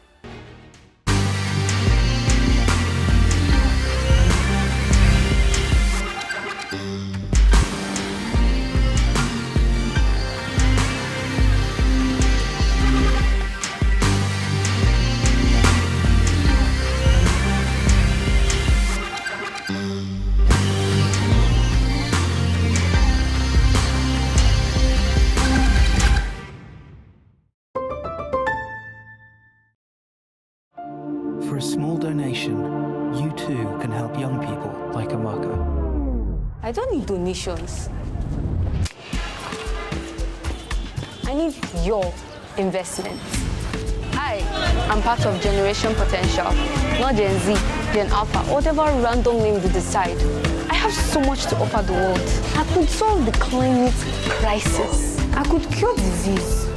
I could write a blockbuster movie. Because I'm going places. I want to make it so big. Ooh, okay. I'll be at some fancy fundraising events, deciding on who gets my investment.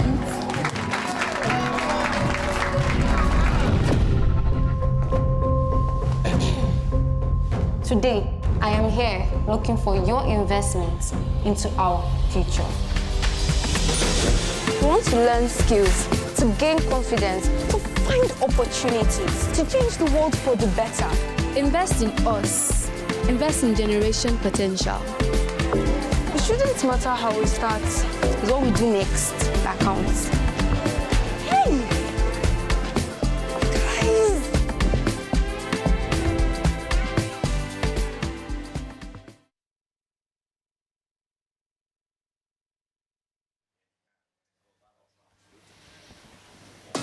It is a wonderful morning at the Goodwood Festival of Speed. Day 4 of 4, and as before, the sun is shining, and from the very moment the gates opened at 7 o'clock this morning, the calm began to be broken. The fans pouring in and finding their favourite spots up and down the course, whether in grandstand or picking up some breakfast beforehand. And for many, it was getting down to the supercar paddock. That's where we're going to be heading next in terms of the vehicles on the hill. When I say supercar, I mean supercar. Marker boards for the drivers to remind them where to brake and consider turning in. But for so many people, they won't have seen the cars they're looking at today. Others have come to see their favourites, tickets being scanned and people pouring in. It's cool right now, but the temperature is starting to rise, and the competition on the track is certainly beginning to heat up.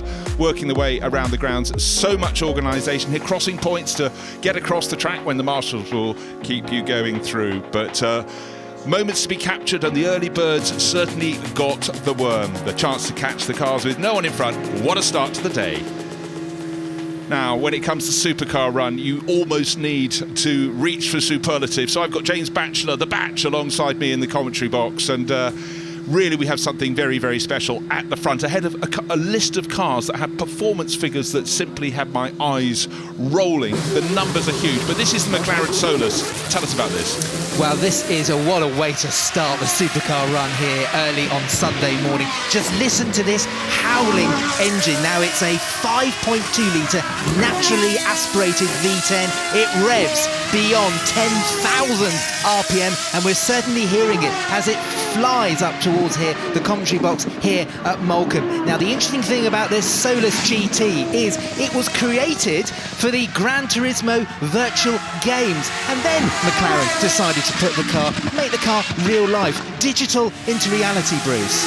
It is an extraordinary concept, and people do that with circuits as well, but this is so special. You can just see how dynamic the Solus is. It wants to go one way, that central driving position, absolutely key to giving the driver the ultimate feel of balance, but that's quick and across the line, and always quite tricky for the drivers going into the shade. Now, Alpine, they've got something very special. They're going down the hydrogen route, but this car, that too looks designed to be on a computer game. This is the Alpine Alpenglow. Lovely name. Wonderful name, and it's a wonderful sounding engine. So yes, this is a 3.5-litre V6 petrol engine, but its internal combustion engine is not powered by petrol, it's powered by hydrogen.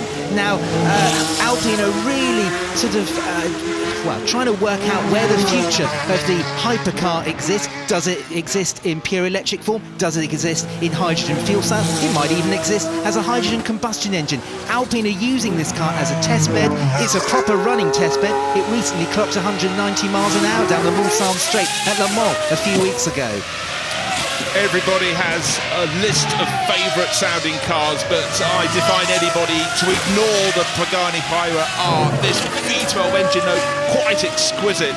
And always these cars so beautifully sculpted, every single detail. Orazio Pagani, the founder, Italian extraction, brought up in Argentina. He is a true artist, but what they've assembled over the years, that sound alone is astonishing. Astonishing sound. Of course, AMG Mercedes developed V12 6-litre engine. Now this car, slightly different to other Pagani's we've seen so far, really. It's got a Coda Lunga, which is the long tail design, that flowing bodywork to that enormous rear wing, sounding sensational. Well, I tell you, the driver I've just noticed is Andrea Montermini. He certainly doesn't have a Coda Lunga, but he's a firecracker of an Italian racer. Great to have him on board. I hope we can get an interview with him because he's just always mighty. But that car, the Pagani, are quite phenomenal.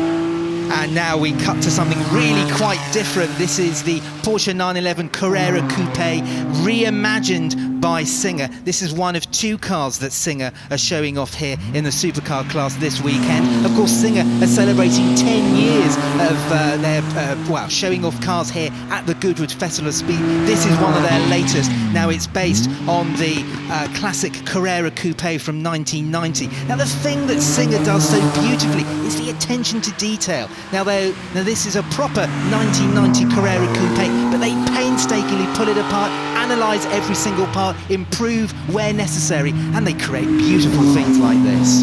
They really do. It's amazing when you walk down to the supercar paddock and just see what's attracting the attention.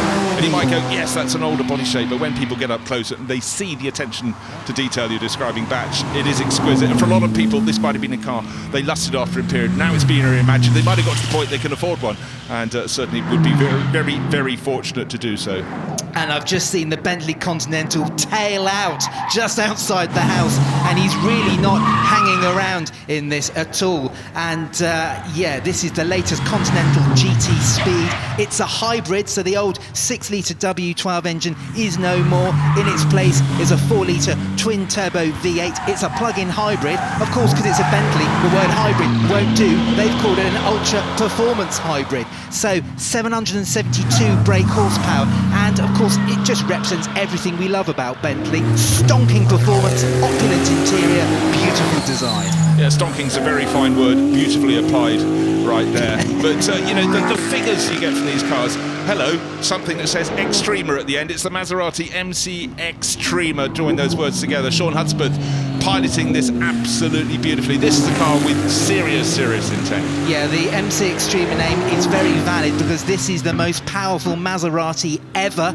It is based on the MC20 sports car, and it is the spiritual successor to the MC12, really. And of course, that car was Maserati's take on the Ferrari Enzo in period. 62 cars are going to be made, and unsurprisingly, they're all sold. 2 turbos, 730 brake horsepower, outrageous looks. And it's fantastic to have Maserati punching so strongly again, because of course that's a mark that's sort of almost come and gone, but the bloodline that takes it back to the 20s and 30s, and the backbone of Formula One racing as well. So really delighted to see that. Yeah, up and down history, that's for sure. But Maserati have always had a constant, they've always had a foot in the motorsport world, and this GT2 Stradale really does celebrate Maserati's motorsport efforts over the years. It's a special edition of the road-going MC20, and it's got that big wing on the back, it's got the Italian stripes down the side, it's emotive, it's passionate, it sounds glorious. 3-litre twin-turbo V6, 640 brake horsepower, lighter than the standard MC20 as well. And a front runner in the GT2 Euro Racing Series, and again, it's great to have those still coming. Now, KK. Karma Kavera. So yes, the word Kamara may be familiar to you, where it used to be Andre Fisker's company, but now it's a separate car company entirely. This is a pure electric car. I think it's the first electric car that we've seen in the supercar run up until now. Now this is their new flagship, 1180 brake horsepower. I need to get my numbers in the right order. This is the thing with supercars these days, they've got enormous power. outputs. But yeah, pure electric, stunning looking thing.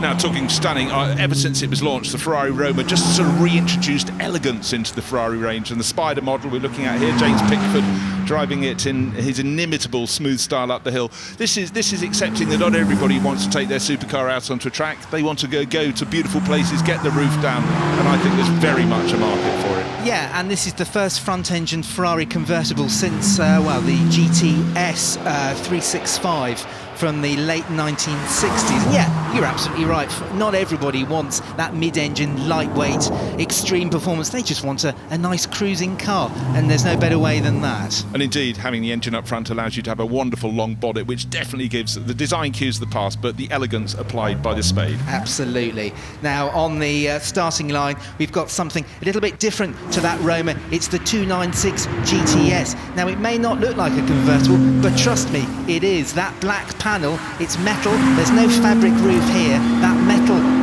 panel actually folds into the rear haunches just near the engine, and it is a glorious looking thing. Another V6 car here, twin turbo, 3 litres with an electric motor, and this thing packs an enormous 819 brake horsepower. You've got to remember, this is one of the entry-level models in Ferrari's range, and yet you get this kind of performance. Tell you what I particularly like, it echoes back to some of the bright yellow cars of the 70s, the 80s, the Giallo Fly livery there. So fabulous to have that back in the pack.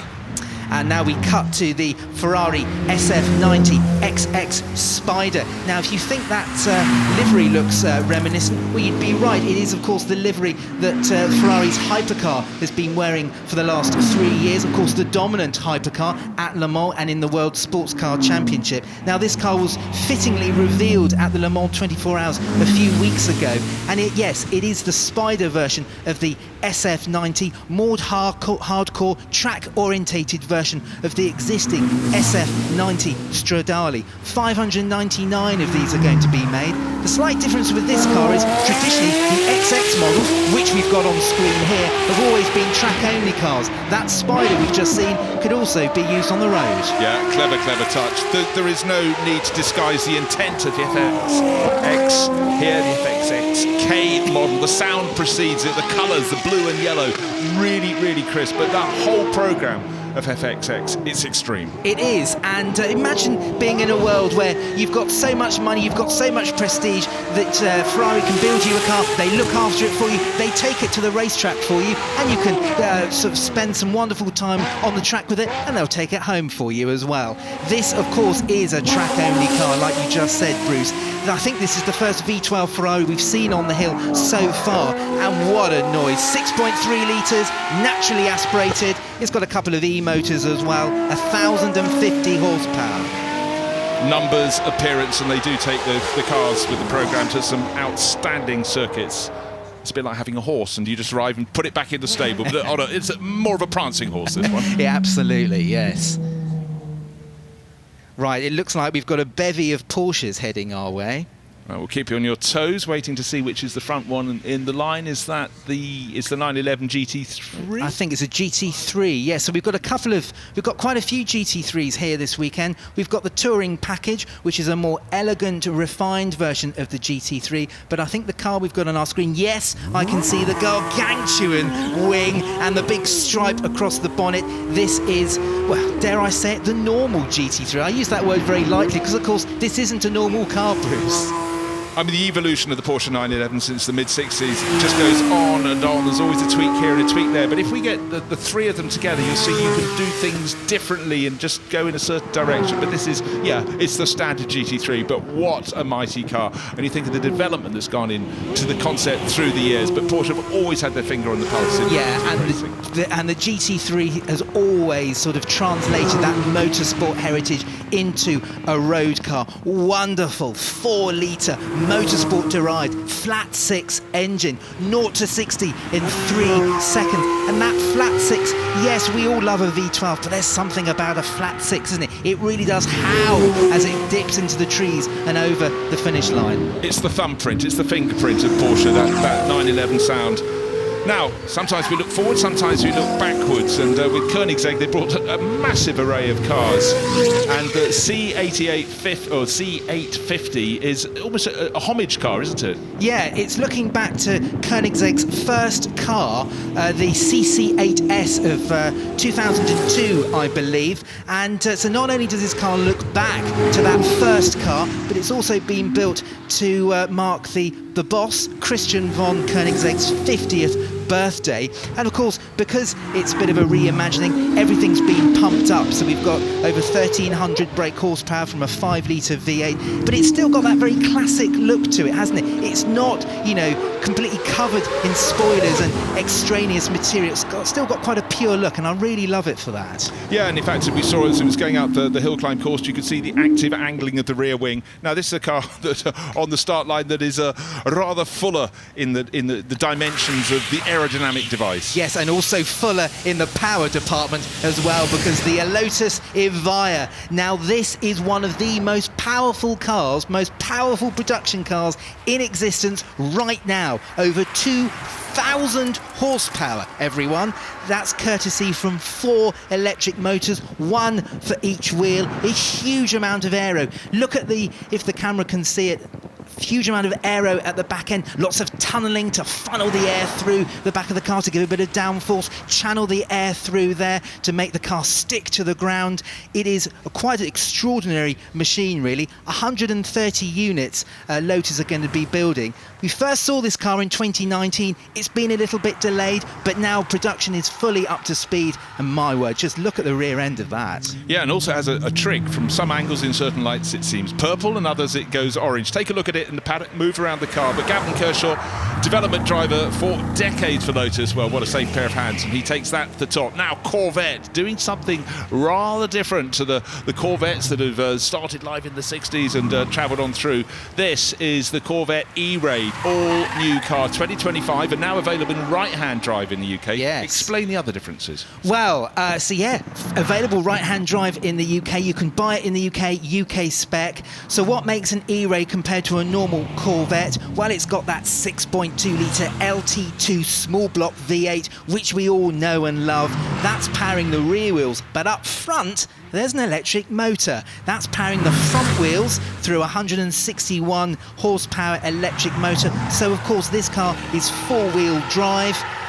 Total power around 640 odd horsepower, 0 to 60 in 2.9 seconds. A real return to form for Corvette here. Yeah, and it still makes a proper rumble as it goes up the top, and who more fitting to drive it than Oliver Gavin, British driver, 5 class victories at Le Mans over the years, a long-time racer with Corvette racing, so good to have him in. Great to see that E-Raid. Yeah, and Ben Collins is piloting the Praga Behemoth as it makes its way up past Goodwood House. Now, this is a pretty extraordinary car. Now, Praga is a Czech firm, but the powertrain is something a little bit more familiar to everyone. It's based on the Nissan GT-R, the R35 derivative, so that's 3.8 litres, twin turbos, V6 power, and that engine has been tweaked by the British firm Litchfield. So in total, we've got 700 brake horsepower in a car that weighs, well, less than a tonne. So it is a pretty, well, sensational machine.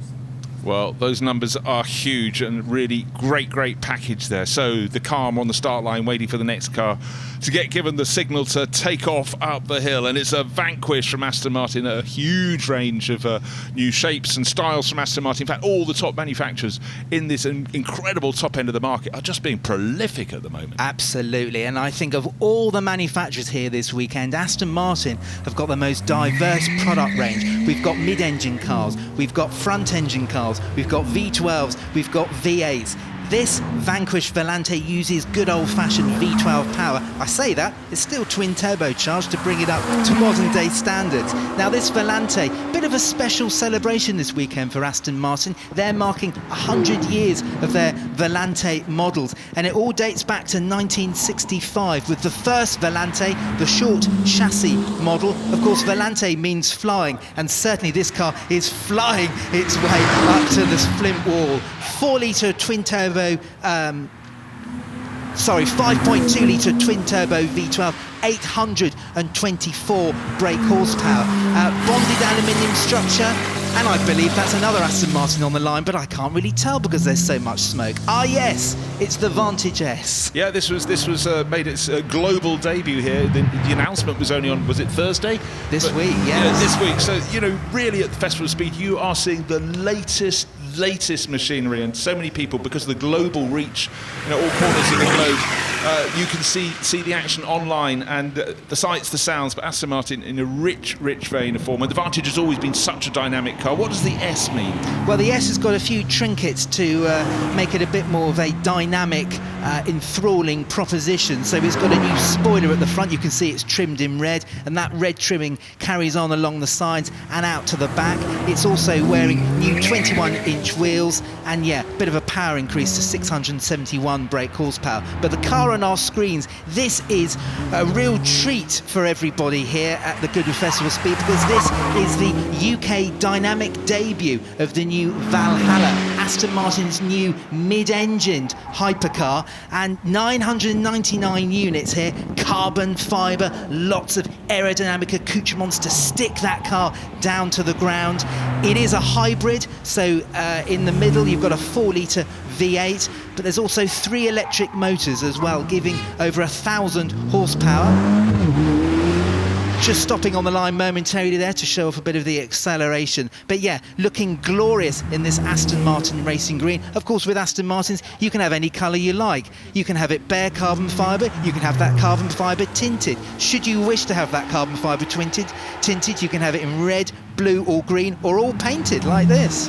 Well, it's something very, very different. Clearly enormous performance, but a mid-engined Aston Martin, and they really are spreading the wings. And what a mighty name, the Valhalla. They do have good names. Aston Martin have got such a great history of good names, and sitting very patiently on the starting line is the complete opposite in the Aston Martin product lineup. This is the DB12 Volante. This is the one with the 4-litre twin-turbo V8, and yeah, DB12, a heavily updated version of the previous model, which unsurprisingly was called DB11. New, larger grille at the front. That very famous Aston Martin grille looks stunning here. Power upgrade over the old DB11. Few design tweaks here and there, including inside as well. But Bruce, that's exactly, to me, that's what an Aston Martin is. Well, absolutely so, but that V12 engine, the engine note is just so sonorous. And again, looking at one of the Ferraris earlier, cruising on boulevards, this car would be absolutely perfect for that. But that engine note is something that just really adds to the mix. And I must say, looking at the grille on the front with the sort of egg carton format, it just goes back to the cars that won Le Mans for Aston Martin in 1959. Yeah, DB3, the DBR1, it's got that heritage, and that's the thing with Aston Martin, they can leverage that heritage so well. Bringing us bang up to date though is the Rimac Nevera R. Now this is a pretty special debut here at Goodwood, because this car is fresh from setting a new record, and that record is pretty extraordinary. 0 to 249 miles an hour and back to 0 again in 25.79 seconds. That's all courtesy of a 2,017 horsepower power output from 4 electric motors. I just find those figures absolutely mind-boggling, aren't they? But now we're moving to the world of Lamborghini. They had a big announcement, nearly had a big announcement there. Big announcement yesterday, launching the GT3 version would be for their Supercar, for their racing series next year. This is the Temerario model, so we'd already seen it in road car trim, but things keep on moving. The GT3 version was launched to some hullabaloo yesterday. Yes, so this is a brand new model from Lamborghini. It's their second hybrid. The first, I think, is going to be following pretty soon, but this Temerario is a twin-turbo engine, V8 plug-in hybrid, and the car on our screens is that first plug-in hybrid, the Rivalto, which replaces the Aventador. Now, I love the way Lamborghini do hybrids. This is their first plug-in hybrid. They've seen the direction of change. They've seen where the automotive landscape is going. It's going towards more electrification. So Lamborghini have decided,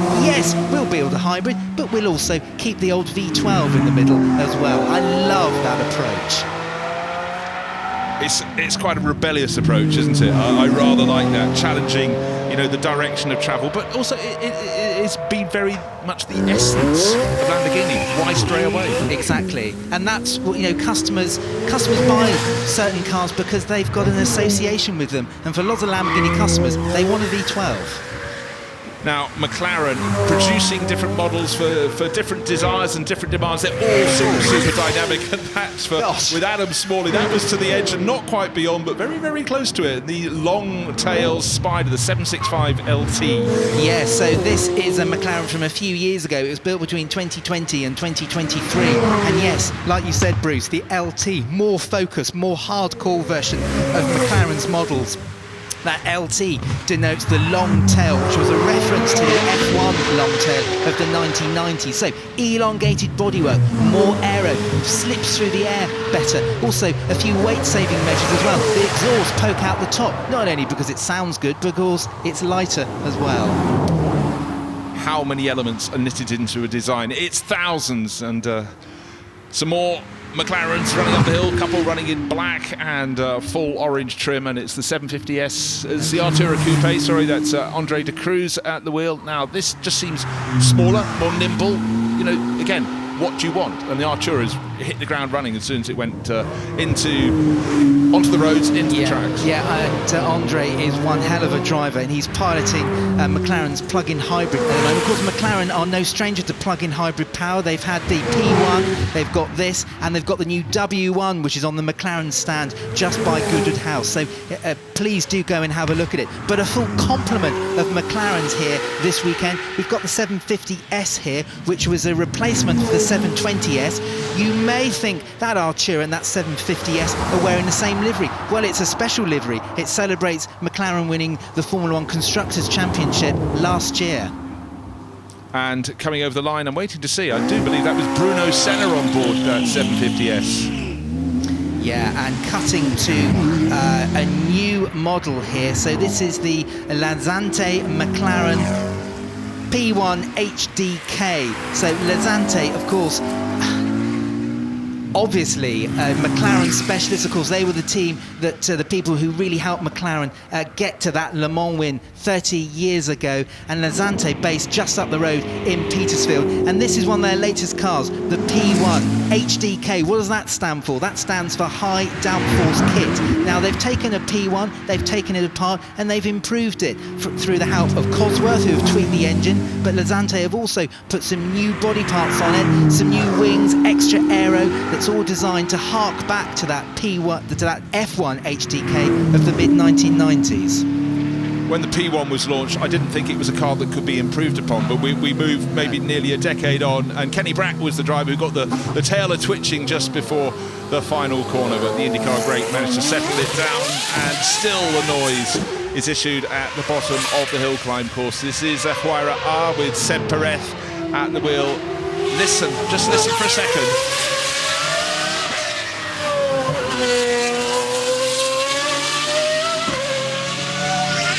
That is music to our ears. Sunday morning prayers have been answered here at the Goodwood Festival of Speed. The Pagani's absolutely outstanding machines. I love the fact we're getting a second hearing of this wonderful V12 Mercedes-AMG derived Pagani engine. A wonderful car, this Huayra R. It's the final version of the Huayra, which of course itself replaced the Zonda. There was a Zonda R. This Huayra R is a bit of a sort of a development of that theme.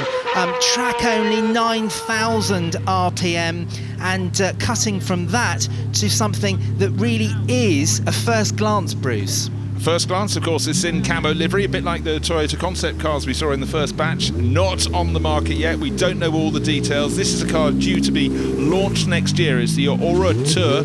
We know it's a 6.6 litre quad turbo V12. Just combine, pick all the best numbers, all the best concepts, yes, all the best elements that are in here. We won't see it running at full speed because this is one of these cars that probably they were still putting a lick of the camo on just before it got here to the Festival of Speed. Yeah, and that's why they're taking things a little bit slowly here, but that's so you can all have a good look at this car. And this is a running prototype of a car that's going to be revealed in the very near future. Now, I love the powertrain of this car. It is absolutely sensational. So you've got that 6.6 litre quad turbo V12, like you said, Bruce, but for good measure, they've decided to add 3 electric motors to that as well. So there's 2 on the front axle, making this 4-wheel drive. There's also 1 in the axle, in the gearbox. So the total power output of this car is 1,850 brake horsepower, 0 to 60 miles an hour. Do you want to have a guess, Bruce? Does it have a 1 at the front?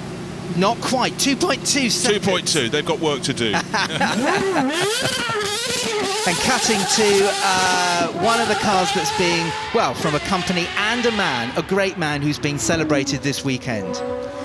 Gordon Murray designed cars in South Africa, came up in 1969 to Europe, joined the Brabham team, and within a blink of an eye was designing some of the great cars of the period. He worked his way through great success, championship winning cars, moved to McLaren, more championship success. Then he produced the F1, a car for the road. He went to Le Mans, it won it first time out. And now he's got Gordon Murray Automotive, and he's only interested in building cars that are hyper dynamic. This is the T33, and it's one heck of a car. Take the weight out, keep it as small as possible, make it have a good sound. Yes, I know. Talking about sounds, this is sensational. So the T33 that we just saw, dare I say it, is the entry-level model in the GMA range. This one firmly sits at the top. It is the T50S XP2 in the Niki Lauda tribute livery, and this is what happens when Gordon Murray is allowed. He's not constrained by all those boring road regulations. He's able to really let rip and create something that really fires his imagination. And just look and hear it. Wonderful. Got the little fan on the back, not just in tribute to the car he designed that won the Swedish Grand Prix, the Brabham, in 1978, but it gives it huge downforce. And the driver who's taking it across the finish line has been intrinsically involved in all of that. Dario Franchitti, so much success in Indy 500, a DTM racer, but he absolutely adores this project, and I'm sure has had a fair bit of input alongside Gordon. I think 2 peas in a pod, those Absolutely, yes. So the Supercar run brought to an end, some exquisite machinery with some performance figures and power outputs that simply boggle the mind. People were just now going, I've got to go home and start saving up for one of those or 2 of those, but we are so lucky at the Festival of Speed to have that. Brilliant to see people already in position all the way up the hill climb course, and the lucky ones actually in the shade, because it's a hot day, the 4th day at the Festival of Speed, and great to see people just getting in the spirit. They've heard those sounds and appreciated the shapes, probably understand the figures, but real treat. Let's take a look back at the highlights of the Supercar run. Well, you start with style, the McLaren Solus, a single-seater in so many ways, central driving position, exquisite performance. Compare that to where the future of the technology is going. The Alpenglow from Alpine, hydrogen combustion. We've also been looking back to Singer with their latest reimagining on the 911 theme. Height of elegance from Bentley there, the Bugatti Bolide, track-only car, sensational machine. Ferrari F80, Ferrari's 80th birthday present to itself. A full complement of Ferraris here this weekend. Really was. Just to reiterate, the global launch of the SF80, a car that comes about once a decade. The predecessor was the LaFerrari. We're lucky to have it. And the Lotus Evija, well, that just takes performance figures to a whole new level. UK dynamic debut of cars like the Corvette and Praga. Aston Martin celebrating 60 years of the Volante. Aston Martin always putting on a good show.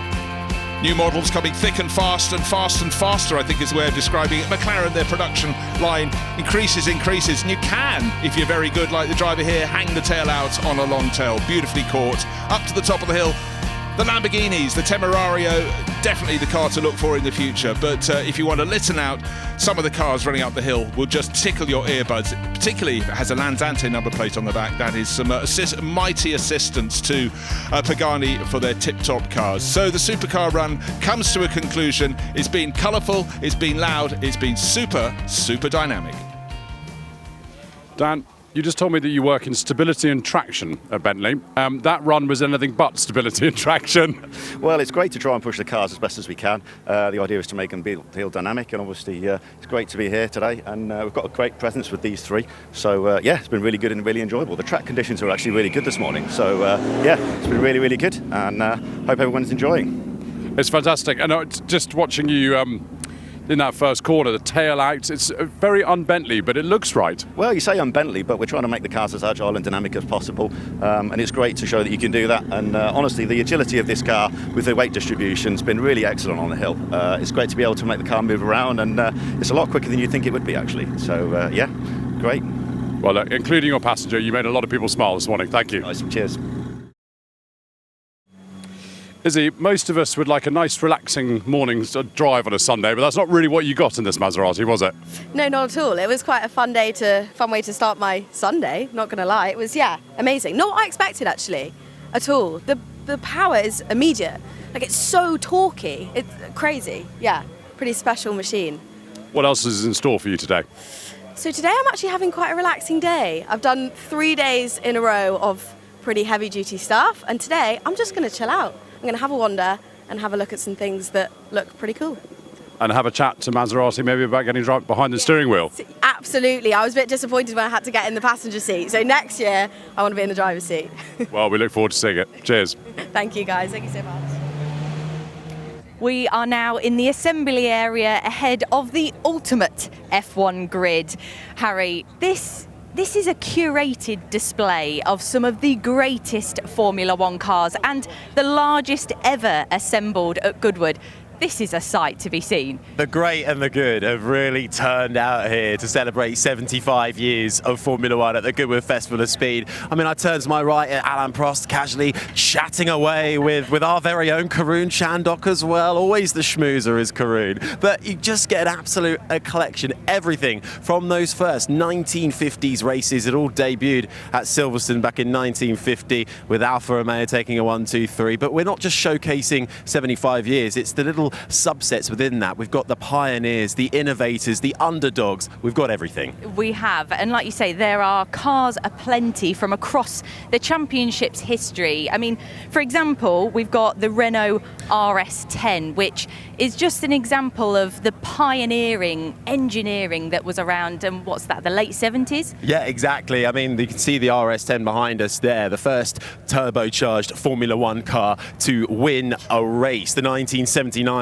French Grand Prix. So it was a good day for Renault back then, and I think Nico Prost might well be having a drive in that later as well, son of Alain, and next door to Prost's very own McLaren, side by side. But then interdispersed amongst all of it, they're sat behind a couple of Red Bulls. We've got a 2019 Ferrari, and the sheer difference in size just from looking at it is incredible. Shows how far Formula One cars have evolved, not only from the exterior, the bodywork, the carbon fibre, but the technology inside it as well. Definitely. Incredible machines, iconic names, and I think our David is with a special guest now. Indeed I am. Well, in all of these fantastic cars, I've come over into the corner here and found Felipe Massa and this gorgeous 2008 Ferrari. Felipe, are you enjoying yourself? It's amazing. So nice to be here in Goodwood. Great people, watching.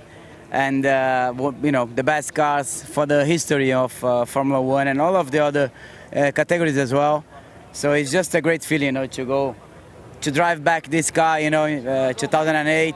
On the same position, the same seat, everything is just perfect, and it's just an amazing. Also, to find all of the friends, mechanics, engineers that he was working with me in Ferrari, and they are here, it's just a fantastic feeling. Yeah, it's a big occasion, but it's also an intimate occasion for you to get to know everybody again. And the car itself, I believe you haven't drove it since 2008. No, it's just an amazing feeling, because it was like the best car I drove in my career, for Ferrari. And when you have the chance, to drive back after a long time, 16 years, it's just a fantastic feeling. It's so special. So it's definitely a day not to forget in my life. When we speak to drivers who are reunited with their old cars, they said it's not just the feel, it's like the smell of the car as well. Everything reminds them and takes them back to that moment. Yeah, it's the smell, it's the seat position. When you sit there, I said, I was driving like that, so I remember, how I was doing things. Even the steering wheel, start to remember again what to do with the buttons and everything else. It's just, amazing feeling, to get back and to enjoy the noise, and it's a proper noise, to enjoy the people you know, some burnouts, you know, some fun. It's just an amazing experience. We've seen you enjoy yourself for the last couple of days in this car, and you're certainly giving the crowd something to see and hear. But what's it like on the hill in this car? It's fantastic. Definitely. I mean, it's a different track. You know, it's a track that I'm not used to drive. You know, it's not like maybe going to Interlagos or maybe going to Silverstone or Spa. But it's just fantastic to see the atmosphere. You know, the people enjoying. You know, close by, even here. I mean, you see that the people want to, you know, bring you and make you sign some special pictures as well, you know, and that's definitely the best. Well, everybody here is shouting for Felipe here, so it's fantastic. And I think they're going to get you ready now because you're going to go and join this fantastic lineup. But enjoy the hill here. Great to come here and show us this car. Thank you so much. Thanks, Felipe. Thank and back to Harry, and I think they're over there. Thanks, David. Yes, some legendary names floating around there, and including our own Karun Chandhok, who has, Harry, been getting a drive in this Brawn car behind us. He's a lucky devil, isn't he? He really is. I mean, who isn't an underdog fan? Everybody supports an underdog, right? And Formula One makes the case 10 times over. This, the Brawn GP car, one of the remaining and one of the only 3 chassis that was ever built for this car. Jensen Button powering it to the 2009 World Championship. But 2009, it was a tough time for Formula One. We had the financial disasters, we were losing teams. BMW had pulled out of the sport, Honda went, and then in the end, Ross Brawn, one of the innovators that we were celebrating, managed to do a deal for the sum of £1 to take what would have been Honda's 2009 car, rebrand it, rename it to become Brawn GP. And what an exceptional car it was. 6 wins in the first 7 races, didn't have a KERS system to give it that extra bit of kinetic energy that the others had, but it had an advantage that it managed to hold on and claim the championship at the end of the year. I love it, and I love that Goodwood are celebrating all those different categories, like you say, the underdogs, the pioneers, the iconic teams, and they're all being brought together in this F1 grid. And one of those iconic teams as well, Red Bull, we're seeing plenty of the Red Bull livery here in this collection. Yeah, we have. I think one of the first cars to go out will be, we bring it into the proper modern day, and we've got the 2012 Red Bull, the RB8, which you'll be able to notice because that was the year in Formula One where they all had stepped noses, which was not greeted with the most amount of enthusiasm, but very soon got used to it. But that Red Bull, Adrien Newey in the design room making that work, it was sublime, and it was going to be an electric car and took Sebastian Vettel to his 3rd World Championship. So much history, and speaking of which, our David is with Alain Prost ahead of this F1 collection run. I certainly am. I'm with the man of the moment, Mr. Alain Prost. Good to see you here in your original race suit. Yeah, it's the one on 85 or 86, I don't remember, but it's the original one, yeah. And you reunited, obviously, with one of your championship-winning cars today. What's it like to get back in this car that you had so much success with? It's very, very strange. I mean, today I drive the 85 and 88, so it's different cars. But every time you go into this type of cars, you know, you remember very quickly all the souvenirs. You know, for sure what is strange is when you go back to the mechanical gearbox and the clutch. The clutch is the part more difficult, you know, to get used again. You know. Yeah, you guys had to work a little bit harder than these modern day drivers. It's much harder, but I knew also the automatic gearbox on the wheel with the Ferrari and the Williams. But going back to that is for sure. I mean, you very often when you go back to say, how was it possible to drive these cars with more than 1,200 horsepower, more or less, at one stage, especially races like Monaco, where you had to change, I mean, I don't know, 2,000 times, you know, again. But when you get used to these things, you know, I mean, Fangio would say the same with this type of cars. You know, we get used, we really had to adapt. So, but it's fantastic, you know, but also this part of the history. The McLaren history, McLaren, all the championship that we have here, the champions, you know. But at the end is the passion, huh? The passion of what we can see here in Goodwood. It's not only climbing for 2 kilometers. It's the concentration of all the passion of the automobile sport in the world, you know, which is very important. Yeah, you talk about the passion, and we're very privileged ourselves here to have yourself. First time at the Goodwood Festival of Speed. What have you made of it so far? It's not my first time. It's not my first. I think it's 3 or 4 times. But it's the first time with a celebration together with all the champions, the 75 years of Formula One. That's my first championship was 85. That means 40 years ago. I am 70 this year. There's quite a lot of combination. My son is there with my... I noticed that. It's such a... You have your son alongside you. My car from 83. So you know there's some things like this, you can only have it only once in your life. So you have to, you know, I would say, be happy about that, you know. Yeah. And are you seeing some old friends here you haven't seen for a while? A lot, you know. It's very nice to see all the friends, all the people you are raised with, and I mean, it's, as I said, it's part of the history. You have so many anecdotes that you could say, you know, almost about any individuality, because we are all characters, you know, but very often you don't know what is behind the scene, and that is good. I think we noticed that on the balcony moment yesterday. We saw some of the characters and the stories come out. Was that fun? Exactly, it did not change. That's fun, yeah. So you're going to get your overalls on and helmet, and tell us about this car and what it's like driving it today up the hill in Goodwood. Honestly, when I drive all cars, I always go very slow. First of all, it's a celebration. I prefer to go slow and wave the crowd at them.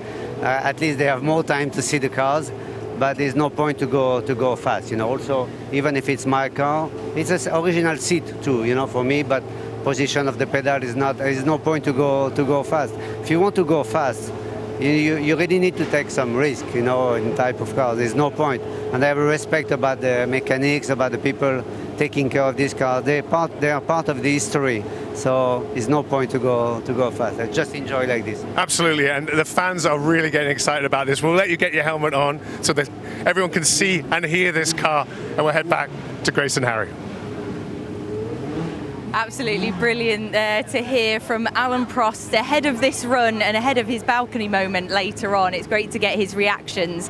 So we are now stood, Harry, we're sort of in a Red Bull sandwich here. I don't know how we blagged this. And this is exactly what we were talking about, how close you can get to this action. So we were saying before about iconic teams being here, and Red Bull, I guess, is at the top of that list. Oh my God, incredible. I'm a kid in a sweet shop right now because I have such fond memories about this car in particular. 2012 Red Bull, spoke about it a few moments ago. This took Sebastian Vettel to his 3rd world title, a title that went all the way down to a rainy Sao Paulo. If you look at the side pod here, this was where he picked up damage after being spun round by Bruno Senna in the first lap in Brazil. He was plumb last. He worked his way back up into the top 7 to claim that title and deny Fernando Alonso. It was an incredible race. It was an incredible championship from Red Bull and Sebastian Vettel. Of course, a car designed by Adrien Newey. And then we almost rewind in time as we squeeze our way between father and son. We've got Alain Prost to our right, Nico Prost to our left.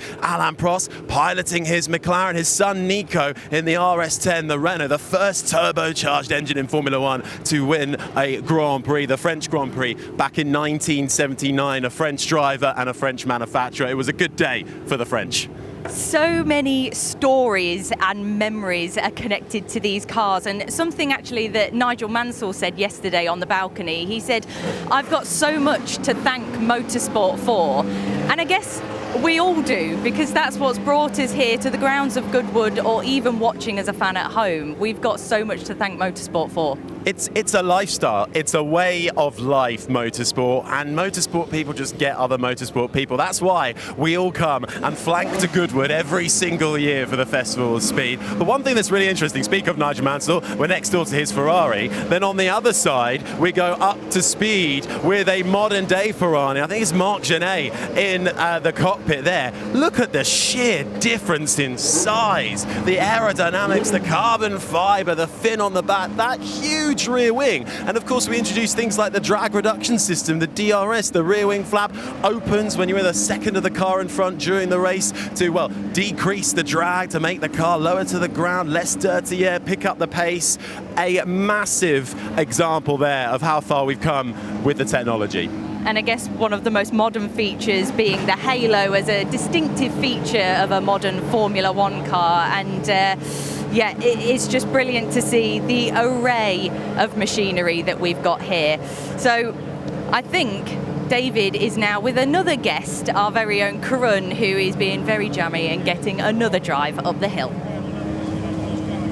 He certainly has. I found Karun. He's all saddled up and ready to go, and you bagged yourself a World Championship winning Brawn. Yeah, I'm a very lucky man. It's such a privilege to be invited by Ross Brawn to drive the only one that runs. You know, they built 3. This is the only complete car, so clear instructions to treat it with care. You told me earlier, when you get in a championship-winning car, you can really feel how well sorted it is, even on these short runs, and you get that with this car. Yeah, there's something special, you know. Everything just works well. The gearbox, the engine, the clutch, everything just works as it should be. I'm in my happy place. Are you allowed to do donuts? Absolutely not.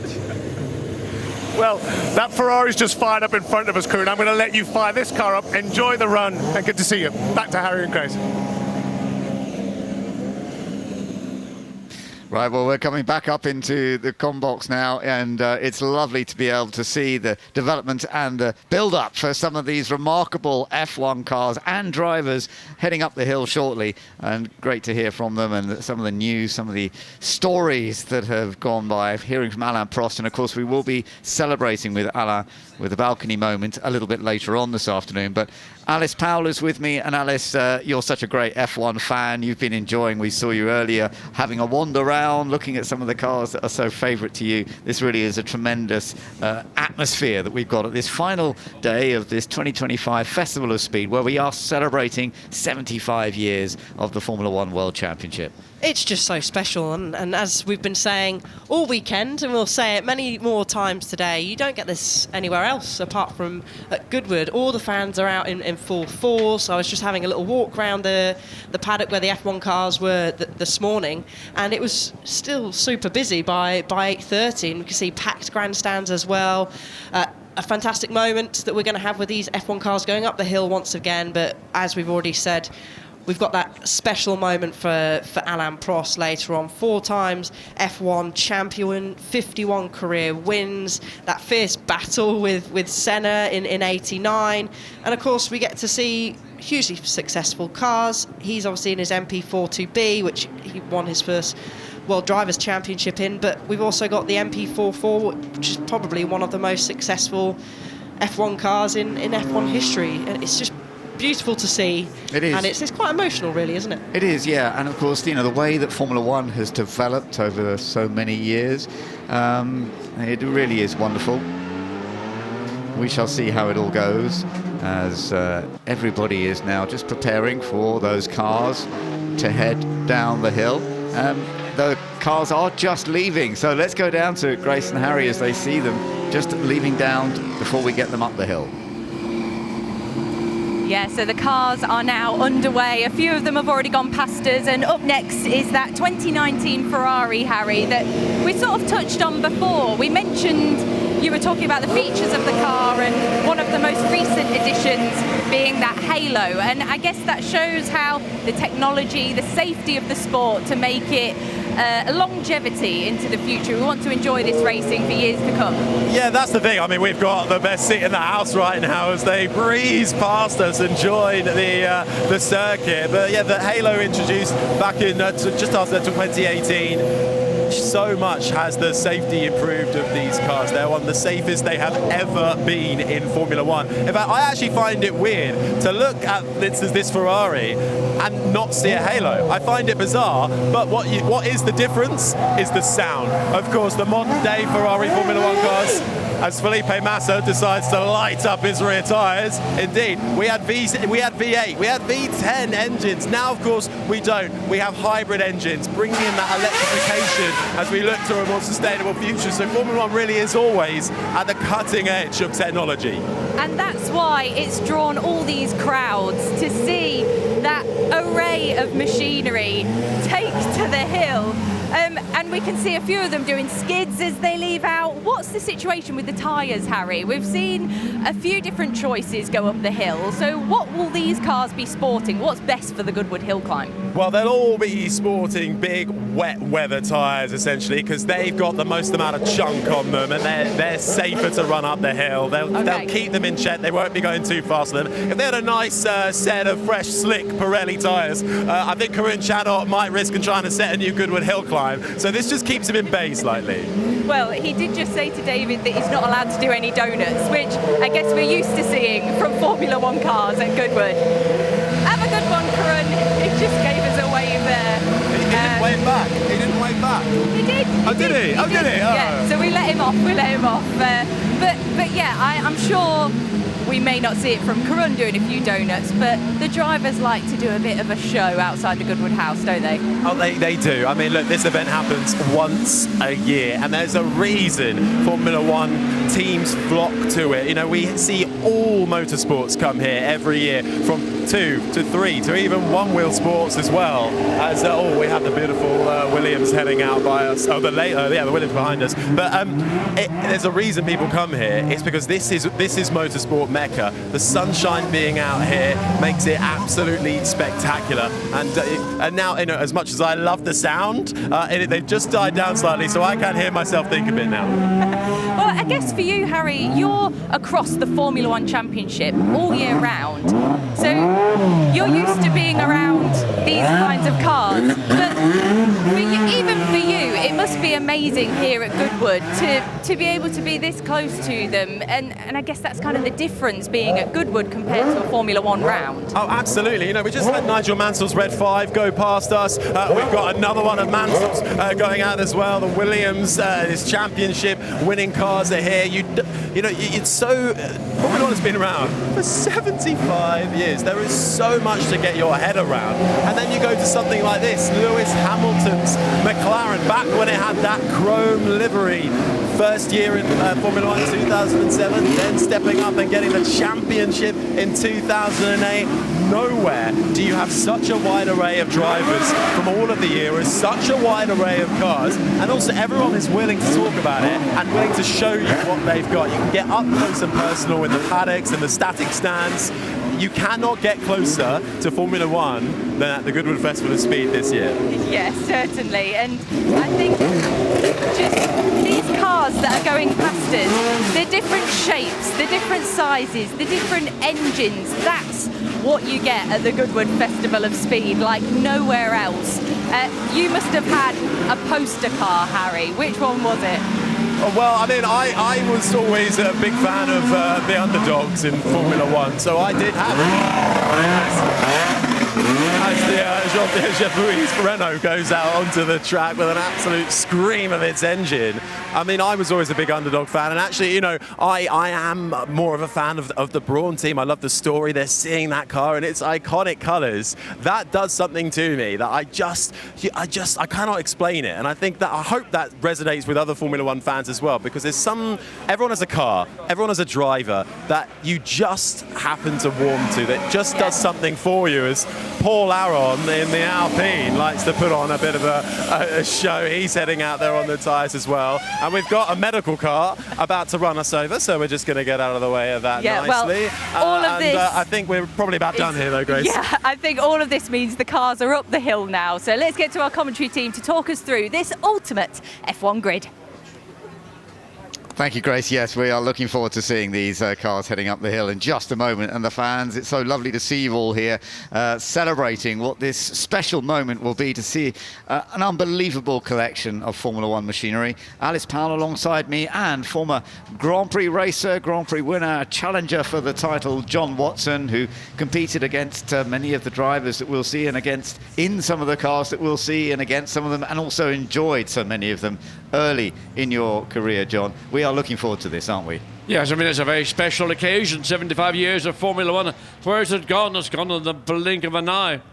But many of these cars, particularly those of the early 70s through to the early 80s, are cars, some of which I might have raced, but some of them would certainly be competitors.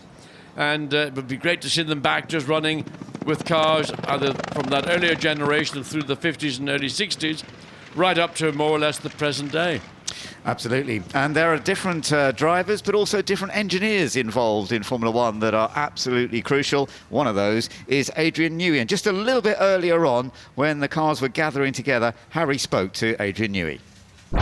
Well, we're celebrating, of course, 75 years of Formula One, looking at it throughout the decades, and we talk about innovators as well, and innovation. I'm with one of the innovators. Adrien Newey joins me now right here in the assembly area.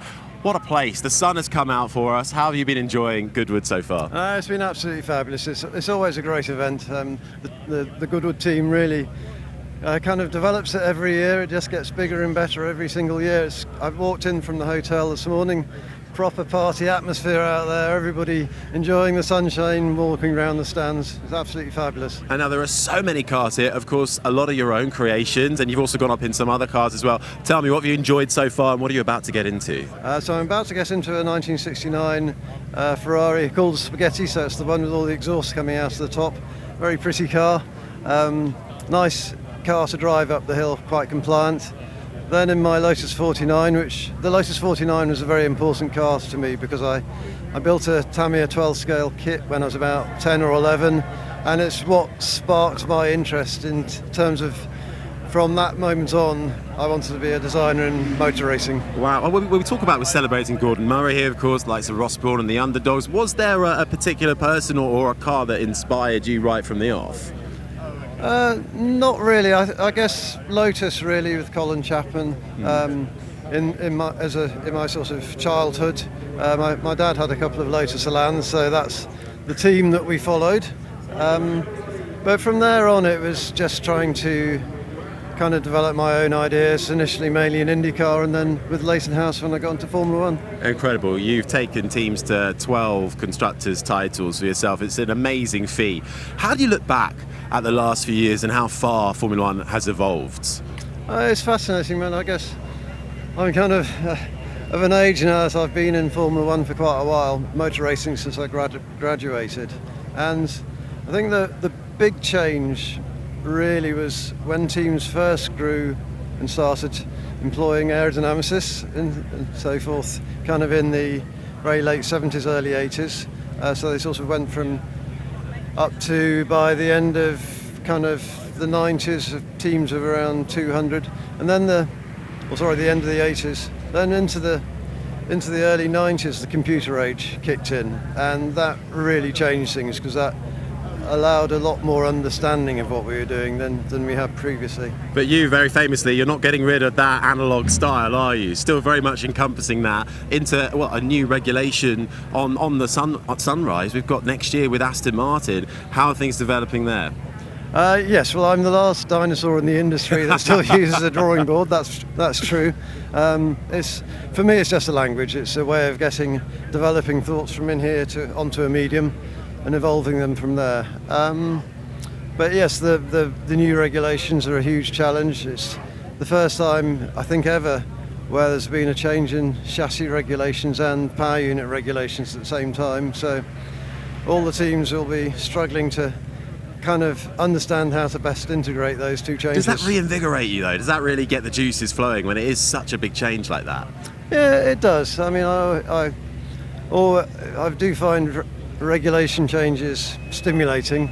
There's an opportunity for new ideas.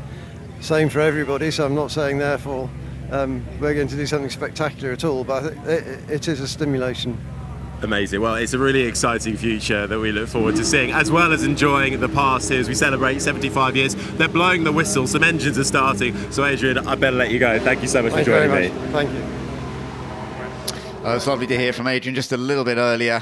One of the great designers, of course, John. Yeah, just listening to that interview, one of the elements that Adrien Newey is going to benefit from with his move to Aston Martin for the 26th season with these new regulations, chassis and power units, is that he's got continuity, because the power unit that he was so successful with at Red Bull has transferred or will be transferring over to the team he's now joined, that's Aston Martin. And having continuity of your if you like, your engine unit, internal combustion, electronics, whatever, and moving into the dynamics of the chassis and all that's involved in that is a major, major advantage, I would say, for Aston Martin. And I'm sure Adrien will be fully aware of that and will exploit it fully as well. I mean, but he's just had such a huge impact, but also a huge success within Formula One as well. 25 world titles as a lead designer. That's 12 constructors. He's also had 13 drivers. It's just amazing. He's one of the best, if not the best, and he said that he's a dinosaur. He's a blimmin' clever dinosaur, that's for sure. He is amazing, no, remarkable what he has achieved, and the fact that he's still so involved, that he's got that gig at Aston Martin, as you say, and going forward with the connection with Honda, even though the rules are completely different on both the powertrain and other rules as well for next year. But he is always so on top of it. He loves new rules. He always loves the idea of developing machinery for new rules, because that gives you that opportunity to take a completely different step sometimes. Well, and new rules are always very exciting because it means totally different cars. It doesn't always equate to better racing in 2026, because it's inevitable. Next year, one of the teams we're going to have 11 teams on the grid, 22 cars. One of those 11 teams is going to have a eureka moment and find the right aerodynamic package, the right power unit package, and maybe bring the two together. And the danger of new regulations, very radical regulations that are coming in, is if one team manages to find the right sort of combination. Well, it would not be dissimilar, for example, to what happened back in 2009 when Ross Brawn created Brawn GP. Yeah. And he managed to persuade the FIA technical delegate, Charlie Whiting, that his version of the blown diffuser was within the rules and regulations, while others who had thought about it were declined. And when you get a big advantage, it just means you can do so much more work, in particular in the early part of a season, when other teams are looking and saying, we've done the wrong thing, we've got to reset and go back. And then, so it could be a year of where one team will dominate initially, and then maybe everybody catches up towards the end. And I think what also has a massive impact with that was the amount of races that are in a Formula One calendar. 24 on the calendar next year. Of course, the cars are going to be slightly smaller, meant to be slightly lighter, around about 30 kilos lighter they're meant to be. But also going back to 75 years ago, it would have been crazy thinking that in the future there'd be 24 races. Alice, talking about the cars being smaller and being lighter, that's like me losing half a stone. No one would ever notice it. It probably wouldn't affect my health in any meaningful way, but it's a step in the right direction. One of the issues I've always felt with Formula One, and because we're in this hybrid era, we've got to carry extremely heavy battery packs and all the other paraphernalia that makes the electronic side of the Formula One car work. All it has done, in effect, has added a massive amount of weight. Some of the cars running here, for example, from that middle 80s, the Tag Turbo, the Honda and the Williams, the Renault, those cars had a static weight of just under 600 kilograms. Yeah. The static weight of a current Formula One car is just under 800 kilograms. And then you've got to add fuel on top of that and the driver. So a current car is not short of 1,000 kilograms. And it's just nuts. Get rid of the weight, make the cars smaller, make them visually attractive, and I think you'd have fun. And also, you might even get overtaking. We've forgotten what overtaking is. We want to see racing drivers overtake, not with DRS, but based on drivers' skill. And of course, I think some of the weight that's added is also safety. Of course, next year there. Yes. Jackie Stewart, for example, he was a massive pioneer, wasn't he, for safety, John, in Formula One. We saw him up on the balcony 3 times Formula One world champion, but he still plays a massive part in safety. Well, respectfully, what Sir Jackie did was more about circuit safety in that era when he was racing the late 60s into the early 70s. So car safety was not something that had been considered at the level that effectively since the incident at Imola in 1994, that tragic moment.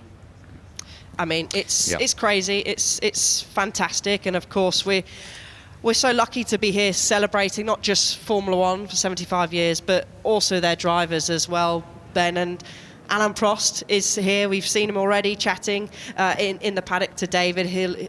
4-time Formula One champion, and he's having a special moment later on, isn't he? He is, absolutely. The Alain Prost balcony moment is going to be taking place at 2:45 this afternoon. So if you're an Alain Prost fan or a Formula One fan, then please come along to the balcony, because it's going to be wonderful to celebrate the 4-time world champion here this weekend. So as ever in Formula One, we're starting off the scene with the safety car going out. Shane Kelly's driving that up the hill.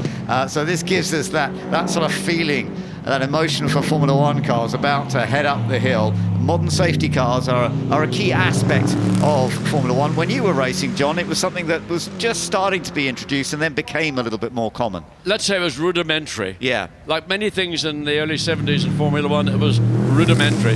Where we are now today with a modern high-performance GT car as a safety car. The only caveat I have to say, and we saw that at Silverstone, is when you get those sort of torrential downpours, the tyres that these cars are provided with are high-performance road-going tyres, and they're not designed for the kind of rain that fell at Silverstone, both in the Formula 3 race or in the Grand Prix itself.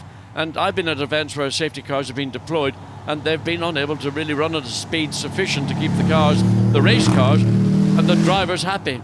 No, but they are pretty amazing pieces of equipment, these Aston Martin safety car, showing us the way that they are rapid, but of course the Formula One car is another world completely. And we're about to see some of those Formula One cars heading up the hill to celebrate the 75 years of F1, the ultimate F1 grid. So many race victories that have been enjoyed from different machinery, so many great drivers that we will be seeing today, and memories of others who were champions at the time, who perhaps are no longer with us, the likes of James Hunt and Niki Lauda, for example, great stars of the sport of Formula One, but some of the machinery that they competed with, well, they will be around. So this looks like this is the same livery, of course, as Racing Bulls, but this is the Red Bull RB7 that is going to be starting everything as we come up the hill. And of course, Red Bull, with its amazing heritage and its success with the likes of Sebastian Vettel, an absolutely crucial part of motorsport. Oh, it certainly was. And of course, this was a car getting some donuts. Look, at least, Karun, maybe if he's watching, he might be tempted into some donuts. But of course, again, this is probably one of the most successful cars in Formula One history as well. So dominant back in 2011, had huge success. Of course, an Adrien Newey design as well. And you're pointing at the screen, he nearly did a perfect Patrick donut. Freisacker, who's a real ace at doing donuts, got that one wrong, and he found himself pointing at the bales and wasn't able to complete it, so he'd had to make a sharp turn to the right, got it all gathered back together, but he may well stop further up the road where there's access to carry out either more donuts or certainly do a few standing starts and rev this engine to about 16,000 RPM, split your eardrums, but what pain can be pleasurable. And Vettel, he really mastered the blown diffuser. Of course, it was eventually banned in 2012, but Red Bull really exploited that, didn't they, John? Red Bull did, but principally their engine partner, Renault, were the ones that developed it, an extremely clever, sophisticated mechanism to enable the engine to become an effect when the driver was off throttle, to become like an air pump and continue sucking air in and through the diffusers to enable the car to continue having downforce when the driver was off throttle. Absolutely. Really, really clever engineering. It was very clever engineering, and of course Adrien Newey was an absolutely key part of that engineering at that time when Vettel took his 4 titles in a row, but that was the 2011 version. It was a very dominant season, as you say, 12 wins out of 19 races that year. So next up, we've got Alain Prost heading up, and Nico Prost as well is also coming up the hill. So this is lovely to see, and this reminds us back to Alain Prost winning one of his many titles. Now, Alain Prost, when he first came to Formula One, John, he was your teammate, wasn't he? Yes, we had a test at Paul Ricard, 2 drivers. One was Kevin Coogan from America, but that was the McLaren choice. Alain Prost was the choice of Philip Morris Marlboro, and Kevin did his laps and the car came in. But Alain went out, before he'd even exited the pit lane, I turned to McLaren and said, Prost is our man. He was born into a Formula One car. He was a complete, total natural. And his driving style on that first test at Paul Ricard is fundamentally the driving style he retained all the way through his 4 World Championship victories. Just, I mean, a remarkable, outstanding world champion. Absolutely. All the profession for every good reason. Absolutely, and you're looking at 2 great Prost cars going up here, by the way, of course. You're looking at the McLaren from 1985 when he took his first title, but behind him is the Renault, which he came so close to winning the championship with. He was with Renault for several years. He left you from McLaren, he went to Renault, and he was very successful, but he didn't quite manage to take the title with them. No, in the final race in 1983, Kyalami, there was a battle between Nelson Piquet and the Brabham BMW and Alain Prost and the Renault, and unfortunately the Renault let him down, and Nelson Piquet took the championship. So that was a huge disappointment to Alain, a big disappointment to Renault, They never won a Drivers' World Championship in that Alain Prost era. They should have done. It didn't happen, and I'm sure everybody at Renault would have been very disappointed. I'm sure, but it's so lovely to see Nicolas Prost driving that, son of Alain, who is taking it up the hill. We used to do commentary on Nicolas Prost, Ben, you and I, didn't we? That's right. Back in the good old days of A1GP. Yeah, absolutely, and it's lovely to see him out there taking one of Alain Prost's key cars up there. He was such a challenge, as you say, in that 1983 season, just missing out to Nelson Piquet by the 2 points, and then he got fired by Renault at the end of the season. But he then he got your seat at McLaren, because you looked as though you were going to continue, but he got your seat. Yes, coming back from the race on Saturday night, representatives of the McLaren team, one of them said to me, I suppose we're going to have to talk to you about you driving for us next year, aren't we? I said, yeah, but let's do it now. So I got back on the Sunday morning, and then on the Monday morning I got a call from my teammate Nicky Lauda to say, be careful, Alain is trying to get your seat. But he wasn't trying to get my seat per se. Alain had been called to the Renault headquarters, had been fired on the spot. He then rang representatives of Philip Morris to say, can you get me into Ferrari? I've been fired. And they said, sorry, Ferrari, the seats are blocked, but we've got a seat at McLaren. And Alain said, well, you've got Nicky, you've got John. Their reply was, Nicky's under contract, John's out of contract. We want to talk to you now. Look, it happens, it's life. You move on. I was at the end of a career, and Alain was at the very beginning, and he was a future world champion in the making. Nicky and I were probably less likely to be multiple world champions as Alain went on to be. No, and it's lovely. I've always heard you say you don't resent the fact that Alain got that seat at that time, because you had taken seats from other drivers that had, either left or whatever in Formula One. I mean, I could give you memories of what happened at Brabham in 1977. At the end of 76, Penske pulled out of Formula One. I was left with no drive. Went and phoned up, spoke to Bernie Eccleston. He said, come up, see me tonight. And signed a contract within about 6 hours. Clay Regazzoni was en route the following morning to come and sign a contract, and he had to be told, sorry, Clay, John's been signed. Thank you very much. Bye-bye. Absolutely. So that's the way it does go. But here we are, looking at Marc Genet now, coming up in the Ferrari SF90. This was the 2019 version, when Sebastian Vettel had left Red Bull. He went to Ferrari, and he was racing with Charles Leclerc that year. First year, actually, that Charles Leclerc was with Ferrari. And it also was the year, Alice, that we saw Charles Leclerc take his first win. Now he's being followed by another great Ferrari, the F399, Joe Macari, who is driving that. That's from 1999, when Ferrari won the Constructors' title, but they didn't quite get the Drivers' title that time because Michael Schumacher had an injury, and Eddie Irvine just missed out, and it was Mika Hakkinen with McLaren that won. But it was a key car and took the Constructors' title. Yeah, I remember sitting at the British Grand Prix, and when we all heard the news that Schumacher had broken his legs, my mum said I just started crying in floods of tears. He was my hero growing up, but yeah, it was still a tough period for them at that time, and certainly the car now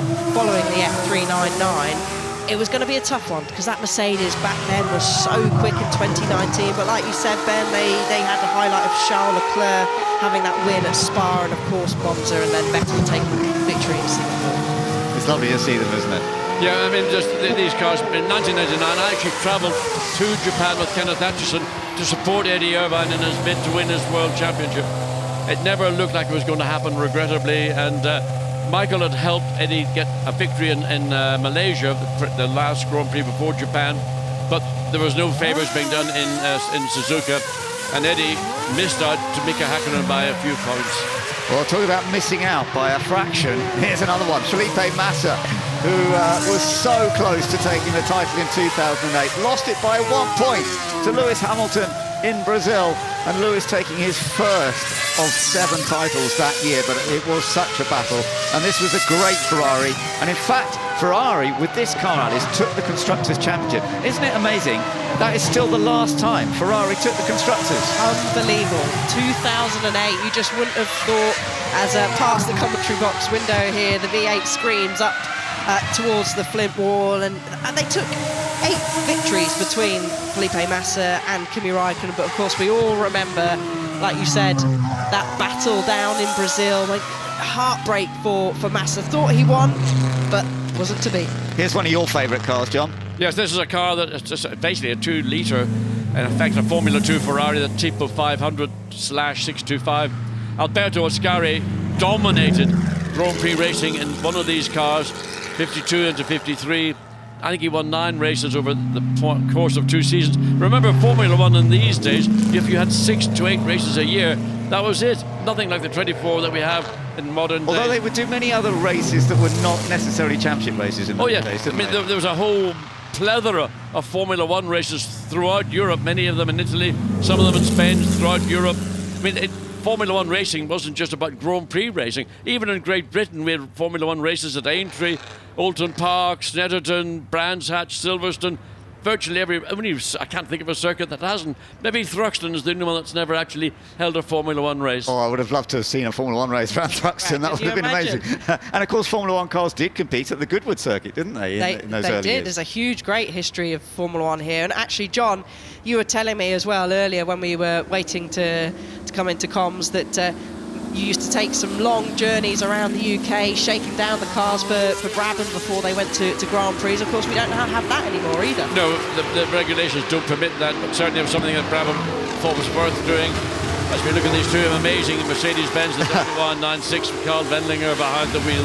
Oh, isn't this lovely? What a wonderful mixture. So you've got the championship winning car from 1954 and 1955 being passed by the 2022 version, which is, for Mercedes, it's not their championship winning version, but it's still, absolutely crucial. It was actually the car that saw the first Formula One win for George Russell back in 2022. It wasn't the best year for Lewis Hamilton. It was a tough year for him after that really big battle he had in 2021 with Max Verstappen. But to see these two Mercedes from completely different eras is wonderful. Yeah, I think it's Fred Vesti behind the wheel is what Mercedes juniors, and Fred Vesti was that Valtteri Bottas.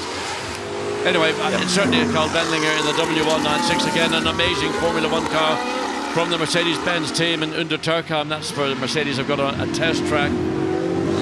Well, a little bit of a lock up there deliberately. I don't know whether he's going to think about trying to lock the front brakes and light up the rear, which is some method of trying to make the car do a big burnout. Yeah, absolutely. As you say, it's Carl Wendlinger definitely in the older car there, the W196. It's lovely to see him back out once again. He was a Formula One racer in his time, had a bad injury, but was able to come back to motorsport. Now you're looking at Jacques Villeneuve, another champion that we were celebrating on the balcony yesterday. 1997, he was the champion, but he's actually driving the slightly earlier Williams FW07, which is fun to see. And of course, Jacques Villeneuve, who was teammate when he joined into the whole thing. It was such a fascinating time, the battles that he had, but he learned so quickly, and to take the title his second year in Formula One. Yes, he even challenged Damon Hill very closely to that first challenge in 1996. But here in a car, which is a car that Alan Jones, well, first Clay Regazzoni and Alan Jones, and latterly then Carlos Reutemann and Alan Jones, and that was not a marriage made in heaven, but this was such a car ahead of its time. When it tested at Silverstone, the lap record at Silverstone those days was about 1 minute 16 seconds. This car lapped almost 4 seconds quicker than the lap record. The Williams team couldn't believe it, but they were sitting in the pit wall with their mugs of tea, enjoying the moment, and they dropped the mugs of tea. They realised they've got a car that is just so much superior to anything else out there in that 1979 and 80 period.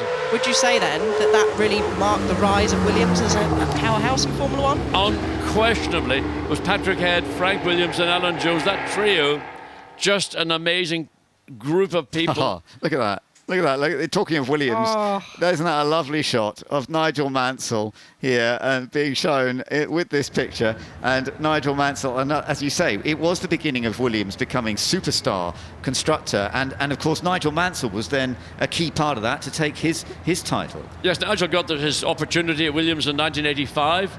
And really, this is at the part of the turbo era when the power from these V6 turbo engines was just ramping up. And certainly Nigel yesterday on the balcony was talking about 1,500 horsepower in qualifying. Well, not everybody knows precisely what they had, because the dynamometers in those days probably didn't go above 1,200, but the engine was still pulling like a train, and 1,500 horsepower is a figure that's been mentioned for a number of the turbocharged engines. Blank off the wastegate and just whack up the throttle, and probably if it didn't get 1,500 it would blow up.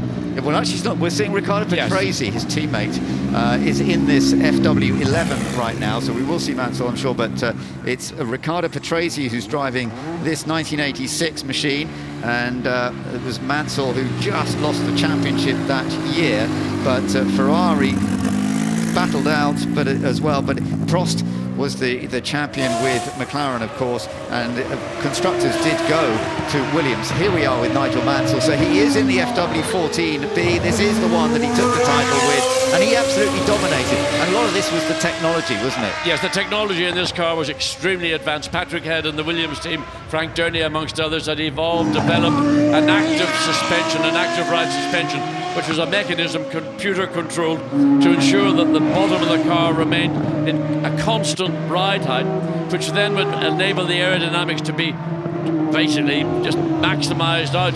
And Nigel used this car to the limits of the car's potential. He has a small steering wheel, he's got very powerful forearms and wrists. He could manhandle this car, maybe more so than Riccardo Patrese was able to do. And Nigel, in 1992, every time you saw him, it was maximum attack at every opportunity. Yeah, Patrese, his teammate, who's up ahead of him there, was second that year in the Drivers' Championship. Williams did win the Constructors as well, of course, because they were dominant. But of course, it was Alain Prost who then joined that team the year after to take the title in 1993. But then they changed the rules so that they couldn't have this system. When Senna got in the car, it was rather different in 94. Yes, when Alain got into the car for 93, it was even further refined. I actually drove that car at the end of 1993. I mean, a phenomenal engineering, an amazing Formula One car. But then the rule makers decided that maybe this was a step too far and technology was advancing too quickly. So they said active ride suspension is banned, you've got to go back to a passive suspension. Of course, Williams then had to go back, rethink, redesign. And initially, the 1994 Williams was nowhere near as a competitive a car as the 93 car. Senna dragged every ounce of performance out of the car when he had the opportunity. But it was hard work, and I know that he felt, oh, this is not what I thought I was going to get. I thought I was going to have a walk in the park in the most competitive car. But eventually it evolved and developed into a very competitive car at the end of 94. Well, rule changes always do make a difference, don't they? And they've always been a part of Formula One, as we're now looking at some more machinery about to head up there. So Andrew Picotti is in the McLaren MP421, which is another great machine. And this is, Alice, when the engines got reduced down a bit. It was down to the 2.4 litre V8 then in 2016, but it's been followed by another earlier McLaren, the M23. Rob Garofal is driving that particular one, and it took the first two McLaren titles with Emerson Fittipaldi in 1974, and then James Hunt also took the title with one. Andrew Kirkcaldy, who runs Garage 59 GT Racing. This car is actually owned by a client who Andrew runs it on his behalf, so it's a privately owned car, and Andrew has been put into the car to run up the hill. Rob Garofeld is a part of the McLaren Heritage operation, and he would be one of the designated drivers by McLaren to drive any and every car that they want. In fact, he's just driven one of my old McLaren MP41s just to do a shakedown to make sure everything is absolutely au point.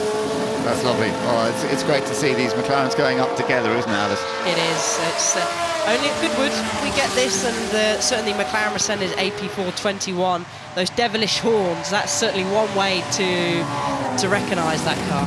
It is, yeah. They weren't allowed forever. Again, change of rules. Sometimes they would restrict what you can put on the car, but of course engineers are always looking for what can you get away with, what can we actually put on the car to make it quicker, but within the rules. Okay, now we've been enjoying some of the title winners, and of course for Jackie Stewart it was very much being a part of the Tyrrell team that made him win the title on 3 separate occasions in 1969, 1971 and in 1973.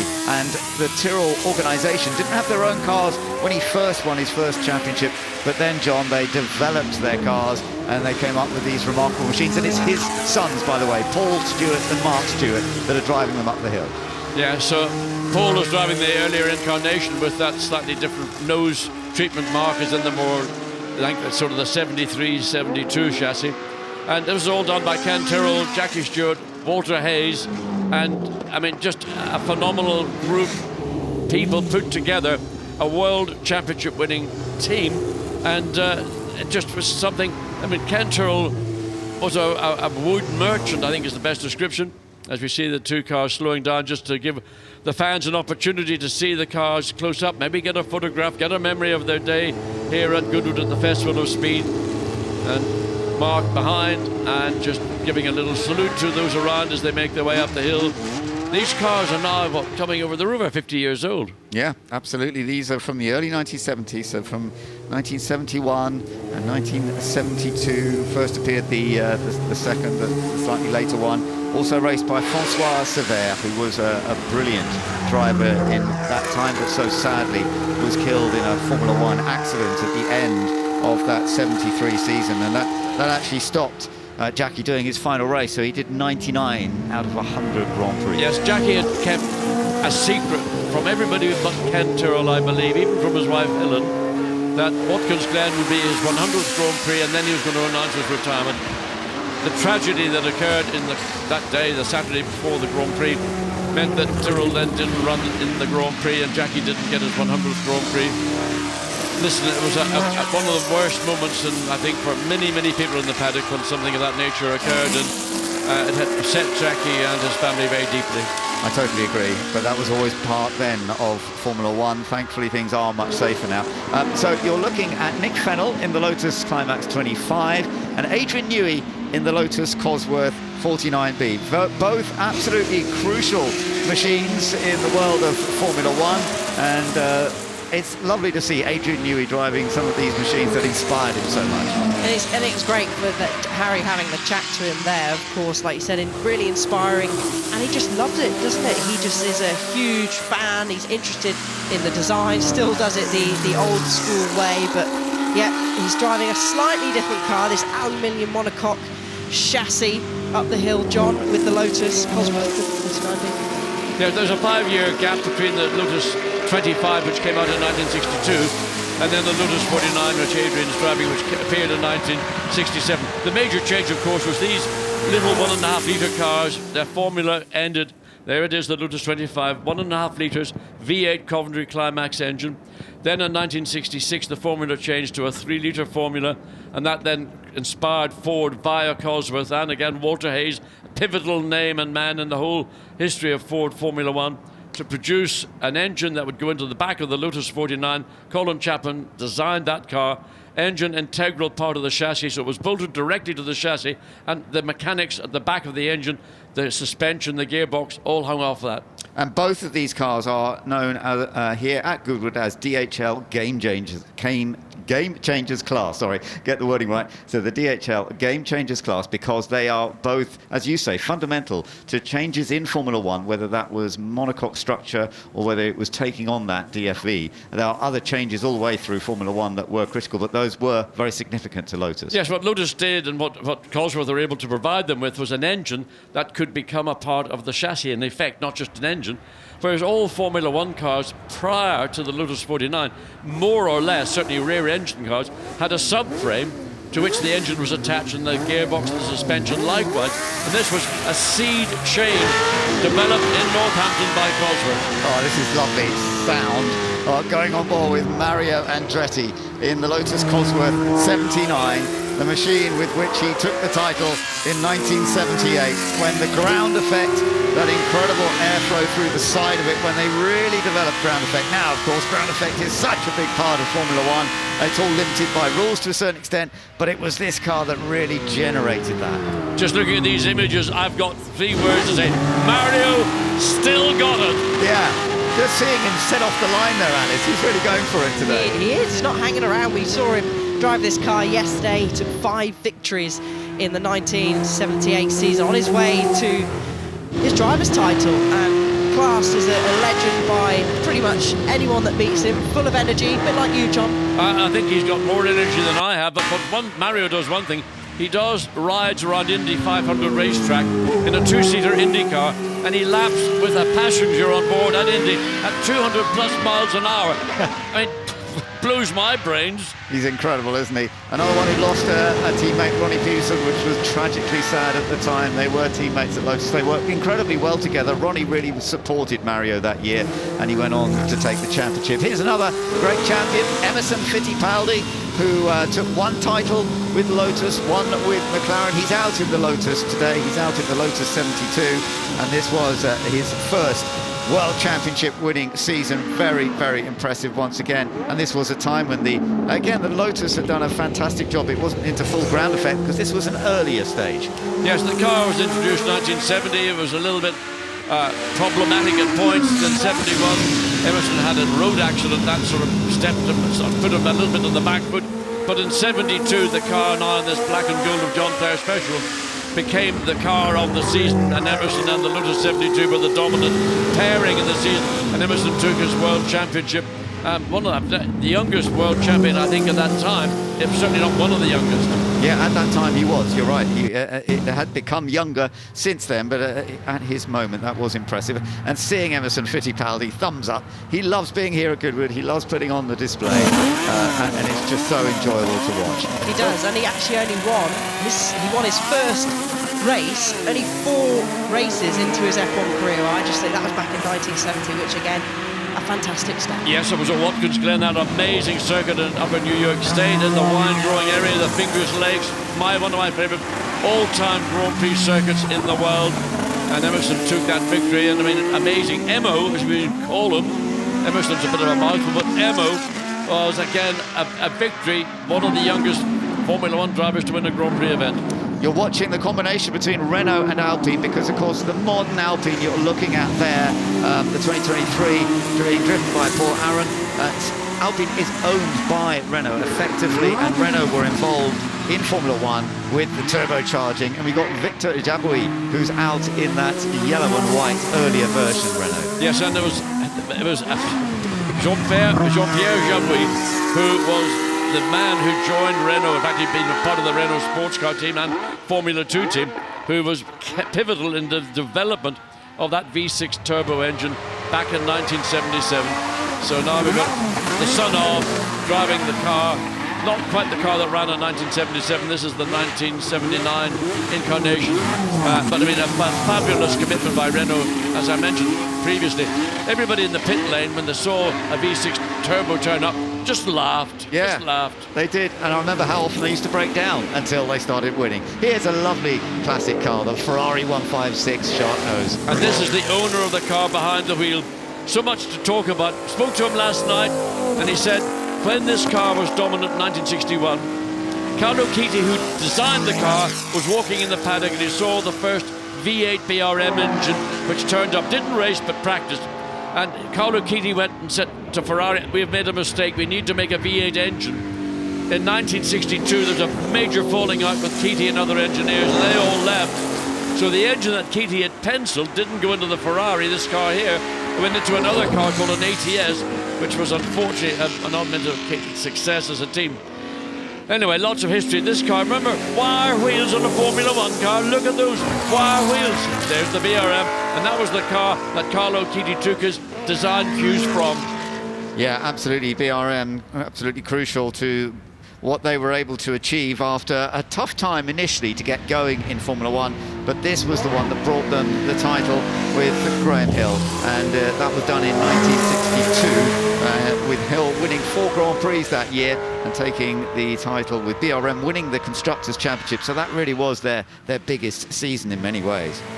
It was, and they still had good success winning around. It was 17, 18 Grand Prix, 190, 89 starts, but still they were short-lived really in terms of a whole span compared to like Ferrari or Mercedes. But still had a nice amount of success. Well, what a combination, John, we're seeing here today, from the early days, from this period in the 1960s right up to the latest versions. Fun seeing that Alpine going up just a moment ago, being completed with the F1 medical car. But what a collection we have been able to enjoy here. Yes, when you look at the 1.5 litre Formula 1 cars and compare them to where we are in 2025, it's almost like a little Skeletrix model, seeing it go up the hill. There's a Ferrari, a famous ex-Lauda Ferrari. Yeah, Stephanie Hansen's in it as well, which is fun. This is the 312B3. Yeah, this is the 1985 chassis. This is not made up to 74, I think. Just looking at it, that might be the 74 car. The car that Nicky didn't win the World Championship in. The 75 car was the transverse gearbox. So Nicky got his opportunity to win Grand Prix along with his teammate Clay Regazzoni. Championship just eluded him in 1974. That went to Emerson Fittipaldi, and in fact on the grid of the 1974 US Grand Prix, Clay Regazzoni in the sister car could have won the World Championship. Luca de Montezemolo lent it to my car on the grid and said, please John, help Clay, we need you to help Clay. Nothing I could do to help Clay, but this car then evolved into the 312T with the transverse gearbox, and the rest is Ferrari history. Yeah, Mauro Foggieri was a key part of that, and he had left Ferrari briefly and the car wasn't working quite so well. When he came back, it suddenly did all start coming back together. And here, the Alfa Romeo 158 Alfetta, which was so crucial to the very start of the whole Formula One World Championship in 1950. Here we are, celebrating 75 years, and the Alfa Romeo 158 was what won, and in fact took the 1-2-3 at the first Grand Prix at Silverstone in 1950, and with the first champion of that year driving one of these, Nino Farina. So we are looking right back that 75 years. Well, to me, the Alfetta is Italian engineering personified. You know, after what happened in the Second World War and motor racing getting back on its feet, the fact that a company, Alfa Romeo, were able to produce, in some cases, 4 cars that were so dominant, so reliable, and so quick, was amazing. And I just think it's one of my all-time favorite Formula One cars. My first dinky toy was a model of this car. Yeah, well, there you go. Isn't it lovely seeing the origin of this 75-year period right up to some of the latest machines, looking at that Alpine, for example, the fairly recent Mercedes, just remarkable. And seeing some of those incredible drivers having fun out there. We certainly saw Mario Andretti having lots of fun as well. Patrick did a great job earlier on with his little run out in the Red Bull, but we then saw Alain Prost and many others. I rather enjoyed, Alice, the fact that they did this teaming up of cars together today on the run-up. And it gives you a great sense of the size. I know we've spoken about it already, but just the development, the size, the scale, how far Formula One has come in 75 years. Absolutely, you're absolutely right, because the rules keep changing, and as you said, John, next year the cars will be getting just a little smaller, not as light as they have been. I think they've been down to, 500 kilos at one point. They're still a lot heavier than that, but it's always fascinating. Unfortunately, technology doesn't always equate to efficiency, but it's efficiency in different areas that the new regulations are going to shine. Hopefully we'll see cars that are slightly smaller, but slightly more easy to overtake in a lot of the racetracks that we'll be visiting. And maybe going backwards sometimes can be progress. Let's get rid of the weight. National Health wants us to lose weight so we don't waste money or spend money going into hospital. Formula One cars, let's lose a bit more weight, please. Well, let's see. Well, it's just so fun seeing the history of Formula One here with some of these remarkable machines that delivered such wonderful results for star drivers. We have so many of those star drivers with us here this weekend. A glorious event at Goodwood. And we are enjoying it so much. And a chance to speak to some of those stars with Ed Foster. Nico, Alain, what a moment. Nico, it's lovely to have you here at the Festival of Speeds. Obviously in your father's car, following your father. It's pretty special. Yes, it's very special, and it's super nice. And I had never seen this one actually, and the Renault I drove a few months ago. But it's super nice to see these cars, and it's super nice to see them in such a good state, and that they can still drive. Alain, always great moments here, but I guess they're even better when shared with family. Yeah, sure. No, we share the passion. Nicolas is, obviously, always had the passion of the automobile sport. Still doing quite a lot, enjoying a lot as a hobby now, but it's quite important. Yeah, for me to share this, it's the history of Formula One. We were champion in this one. This one I should have been, in '83. With the rule was a bit strange. So it's nice to have these cars together because it's part of my life. And Nicolas is really the perfect person to share all this history, because he knows everything. He keeps, all the. It's because of him that I could keep my helmet or overall. Otherwise, I would have gave everything to a charity.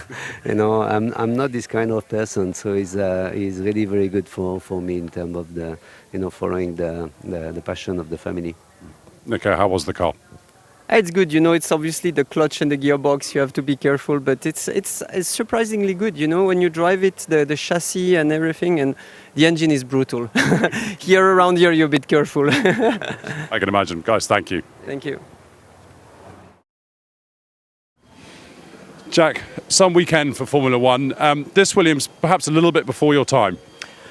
Yeah, well, my dad was racing, and I've driven a few of the cars from the air, and they're just beautiful. To imagine that there was already that technology back in those days, and they're super nice to drive. Quite a daunting place, the hill climb, to sort of properly get to know a car, but you get an idea of what it might be like to race. Oh, definitely. And the feet are in front of the wheels, so that there's no protection. And it's amazing to imagine the risk that we're taking in those cars. Now, big balcony moment yesterday. It looked like quite fun up there. That was great. You know, we've known each other forever over the years, so it's always nice when we can bunch up together and talk about memories. And what else are you in this afternoon? No, I'm done. That was yesterday, this morning, and I have 7 kids at home. I need to get home. Well, a good way to finish with this. Oh, that was beautiful. It's one of the cars I've been wanting to drive, so I'm happy I drove it here. Well, it's great to see. Cheers, Jack. Great, thank you. Mark, let's start with you. How do you put into words this grid of cars and drivers? Because there's something else, isn't it? Paul and I, yesterday, we went up with a group. All of them were world champions, except for Paul and I. We feel extremely fortunate to be able to be mixed up amongst those guys. I mean, look around you. There's Patrese here, and there's Prost behind me, and I don't know whoever else, Mansell. So, it's wonderful. To be in my dad's office, to be able to drive this car, a 1973 World Championship car, is really incredibly special. We were watching the balcony moment yesterday, and it must be very special to see how much respect all the Formula One drivers have for your dad. Yeah, I mean, I think they have a lot of respect for each other, and especially to see Bernie up there amongst them all, and the respect they all have for Bernie. It's a kind of beautiful moment because there's no business tensions or anything else going on. We're just they're reflecting on a glorious, incredible past and journey. So I was watching it with my brother from sort of behind, and just loved it. It's the great thing that Goodwood does. It creates these sort of magical moments. And Mark, just finally, maybe I missed it, but I've never heard of Alain Prost saying just how much he admired Jackie when he was growing up. Absolutely. I mean, he definitely, they had both, my father always was a big fan, if you like, retrospectively, looking at Alain Prost, and it's so nice to hear how much of a fan Alain was of my dad. He did tell me once on the golf course in Switzerland when he was taking his year off, he said, your father was a huge inspiration for me. And that's amazing to hear from somebody like Alain, who is incredible. I've got a very special memento at home. When Alain beat my dad's record of 27 Grand Prix in Portugal, he gave me the hat, the cap, the Goodyear cap, and it sits in my home now today, and it's fantastic. So it was a nice little connection. What a special thing, and what a special weekend, guys. Thank you so much. Thank you.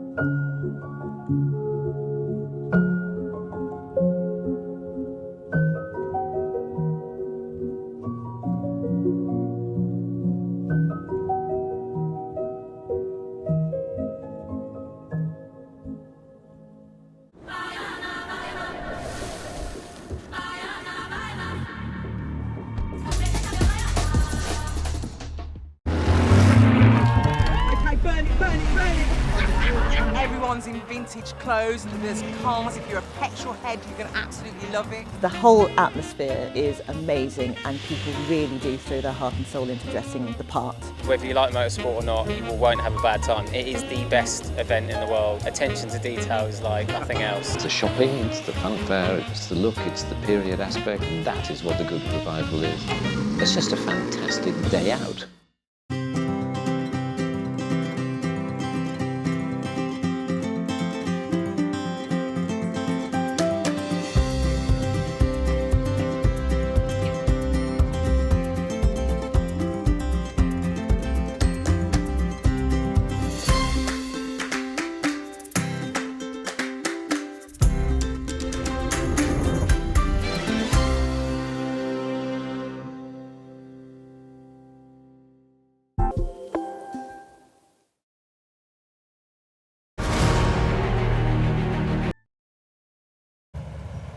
The Goodwood Festival of Speed, the hill climb is synonymous, right? You see a variety of cars, but we are climbing hills over here atop the hill. We're covered in dust. I'm here with Diana. The smile says it all, but you got a little bit something in your teeth because this, you know, the hill climb is great, right? You want to go fast up it, but sometimes you got terrain, and here you showcase the variety. You're great. But what are we looking at up here as well? Because again, the variety of cars down on the pavement compared to up here, it still continues. It's very different, isn't it? Very, very different indeed. You're with the Britpass Off-Road Arena. We've been coming here for about 10 years now. A bit of a celebration this year as well. We bring the best of off-road motorsport. So we get a lot of the extreme cars, the cars that we're doing like Dirt, Ultra 4, the real big long distance, the trophies, that sort of event. But we've also brought the finest of our competitive safari crews. In the UK, the sport of off-road has been going since way back in the 50s. And we had the little club start up, and it was Land Rover and Jeeps that really kicked it all off. So we've got a massive history. And in '68, we had the AWDC All-Wheel Drive Club came out, and that's when things went freestyle. And that's why we are one of the homes of innovation, design. We're you know the old sign, Fred in a shed? Yeah. That's us through and through. Still going strong. Bert in a barn, absolutely still doing it. And our engineers are second to none, genuinely. The amount of innovation in these cars. So you've got two major disciplines. Plus we've got two T1 Plus cars as well, which would be a real Dakar, the rally raids, the Bajas. So you've got a bit of a mix, but it's genuine, pure off-road. And it's really interesting, right? Because when you come to the pavement and the asphalt and the tarmac, whatever word you want to call it, I'm American, so the road, right? Where the rubber meets the road. What's cool about it here is this is the hurt locker, right? This is where it goes down because, you know, they look great out there, but this is the true testimonial of what can they do, attrition, staying alive. So, I mean, looking right here, this track, what are we looking at? Because for the fans that are maybe coming next year, climb up the hill, break a little sweat, get a little dirt in your face. Biggest difference for us, and we were talking about it one night, we said, what makes us so different? And after a few beers, we came up with it. And it's really that we're kind of like the fourth dimension. So you've got steering, you've got brakes, you've got acceleration. We've all got that. Yeah. But we've got the fourth dimension. We've got ATA. We've got acute terrain alteration. That's the big difference. And we managed to say that after a few beers and a couple of single malts, I'll tell you, honestly. So that's what it is, ATA, acute terrain alteration. That's what makes us so different. So you can get out there. Some of the courses you're allowed to walk. A lot of them you're blind, like Dakar. You are completely blind, and you have to have a lot of trust in your co-driver as well. A lot of trust. So that's the biggest difference. Yeah, because there is a whole rally stage out here. I know Liam Lawson's out there, Travis Pastrana. What are some of the names that you could see up here? Because, I mean, such like this. I mean, this is a legendary car. You know, got the plexi. It's got dirt. Doesn't matter if you scratch the paint. That's what it's intended to do. Well, Richard Watson will be so chuffed you mentioned this car. This is a bit of all of our history. So this car is the nemesis. We had one superb engineer, Drew Bowler, who took our sport next level. And he started working with Land Rover, and he bought this car for. He'd done the Wildcat, done the Tomcat, had a number of cars there, but then went to Jaguar, went to Land Rover at the time, and they had the Range Rover Sport out, and he said, I want that, but I want to get out there on the real long distance events. So they built the Nemesis, and you could already see the Evoque line starting. It's a beautiful, beautiful car. Very few of them left now, but what a car, way ahead of its time. So we've got this car here just to show off some of our history. But out there we've got drivers like Justin Birchall, who is just, you know, when people get on the plane, they're the full top of the heat. They're the cherry on the cake. And he's right there, like, you know, Colin McRae, people like that. You know, it's so many people who've just reached that, Michael Schumacher, reached the peak. And they're unstoppable, they're relentless. Justin Birchall right there at the moment, just switched over now, won the French Two-Train Championship. Said, where do we go from here? Shootout champion, think he's going to get it again. So where do you go from there? So he's gone to doing the long distance rally raids now. So he's brought with him the T1, the Red Line T1 with him, T1 Plus. We've got Andy DiGiulio, an absolute legend in off-road motorsport. We've got so many people. Got Jim Marsden, you'll probably know the name, goes out, does commentary stateside. Yeah, of course. He's hit stateside, dude. I'm getting in your lingo now. All right. She's too excited. We gotta go. You know, let's talk about it. Let's be about it. I mean, look here we are. So it's all about the ATA, right? It's all about the ATA here. Ready?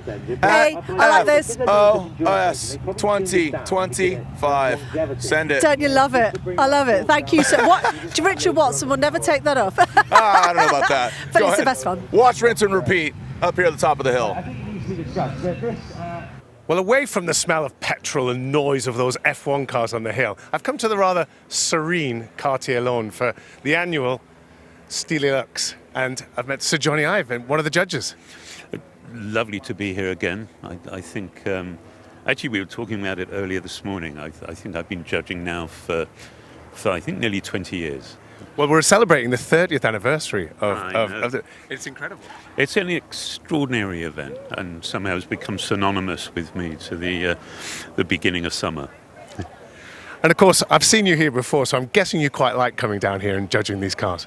No, it's such a privilege. The diversity. I mean, just on the lawn this morning, it's quite shocking. I mean, you can't switch into autopilot at all. I mean, the car that we're standing in front is built in 1928 and is quite an extraordinary, collection of... it's so much more than just being an automobile. It's an extraordinary collection of furniture, of products, obviously the mechanical systems. But you just sense, don't you, the stories that back seat in particular could tell. Absolutely. And it's always such an eclectic mix. I mean, this year, I can't even believe I saw a transit van of it, possibly the original white van. So that's a cultural icon in itself. Yeah, to have a transit van and listen to the name of, one of the Rolls Royce over there is a Tiger Hunter. And you can see it has two gun racks attached to the side. So, yeah, from a Tiger Hunter to a transit van. And of course, as you say, it's not just the cars, it's the stories behind them. But as a designer yourself, what do you look for in these cars? I think I'm intrigued by, anything you see does describe, it describes its history, but it also stands testament to the people that designed it. It describes their values, their motivation, their preoccupation. So it's, I think particularly, on this lawn, it's, in a way, I think I'm more aware of stories and, the biography of people that's ultimately manifest in a car. Absolutely. It is absolutely fascinating. Of course, you've got a wonderful selection of judges again this year. Could you let us in on a little secret of this sort of arcane world of judging a Concours d'Elegance? I don't know if it's, the secret is just I think how fortunate we are. There's a number of friends that I often only see once a year at Goodwood. But it's as surprising and as, seductive and as provocative for us as it is, I think, for people that just get to wander around.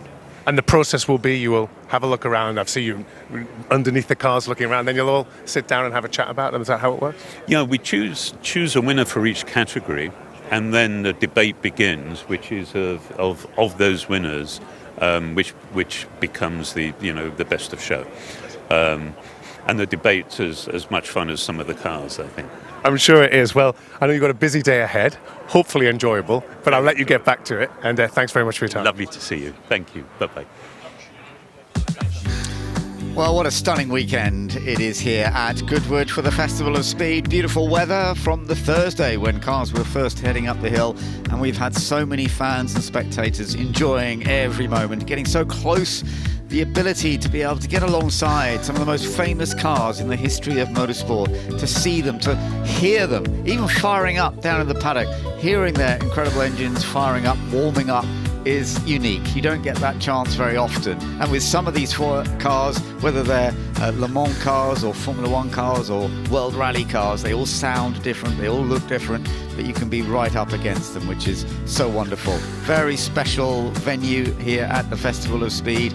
Goodwood events, this one starting back in the early 1990s, and of course circuit events as well. Absolutely crucial. We had the members meeting earlier this year. We've got the revival coming up later on, but what a wonderful weekend this is certainly turning out to be. Let's just take a look at what we've got to look at over the rest of today. We've got Batch 3 coming up next, which in Formula One terms is the prologue, the pioneers, the innovators and the underdogs. The Red Arrows will be flying at 12:20 ahead of the gas show. A second batch coming up then with the Colin McRae celebration, the World Superbikes as well, the Drifters. Further down the order, as you can see, we've got the F1 teams and champions back out just after the first glance modern cars and the road bikes. That is all part and parcel of this. The Alain Prost balcony moment at 2:45. Red Arrows fly past at that stage. And then we have the shootout final, where we'll be seeing who is going to be fastest up the hill this year. The Supercar run coming up, and then the F1 innovators, they'll be coming out towards the end again. And then we've got a demo for Batch 1 and Batch 2 to finish off the weekend at 5 to 6. So there we are. We have plenty more to enjoy, to look forward to, and I'm very glad to say that Alice Powell and John Watson are still both alongside me as we prepare to look at some of the other innovators, pioneers of the Formula One world, and we will see some more interesting machinery. Some of it, of course, wasn't always as successful, but some of the drivers certainly were. Mark Seurer, it's lovely to see him here at Goodwood once again. He is a regular at this event. Now, there is another of the Tyrrells that we've been watching and enjoying because, of course, the celebration of Sir Jackie Stewart and everything that he has achieved with the Tyrrell backing has been so important a part of Formula One. So much to look forward to, John, and it really is enjoying the history of the sport is such a key part of it. Yeah, just seeing some lovely race cars. I mean, here the Arrows BMW, Christian Danner sitting behind the wheel. Christian raced in period. I think started with the Zach Speed, but got into Arrows and BMW. The BMW engine, of course, 4-cylinder, based on the production BMW road-going engine, and they used old cylinder blocks because they were more, they called it seasoned, but the prodigious horsepower of that BMW engine, the size of the turbo was like something of a Mack truck, absolutely enormous. And that in itself created slight problems with throttle response and power delivery.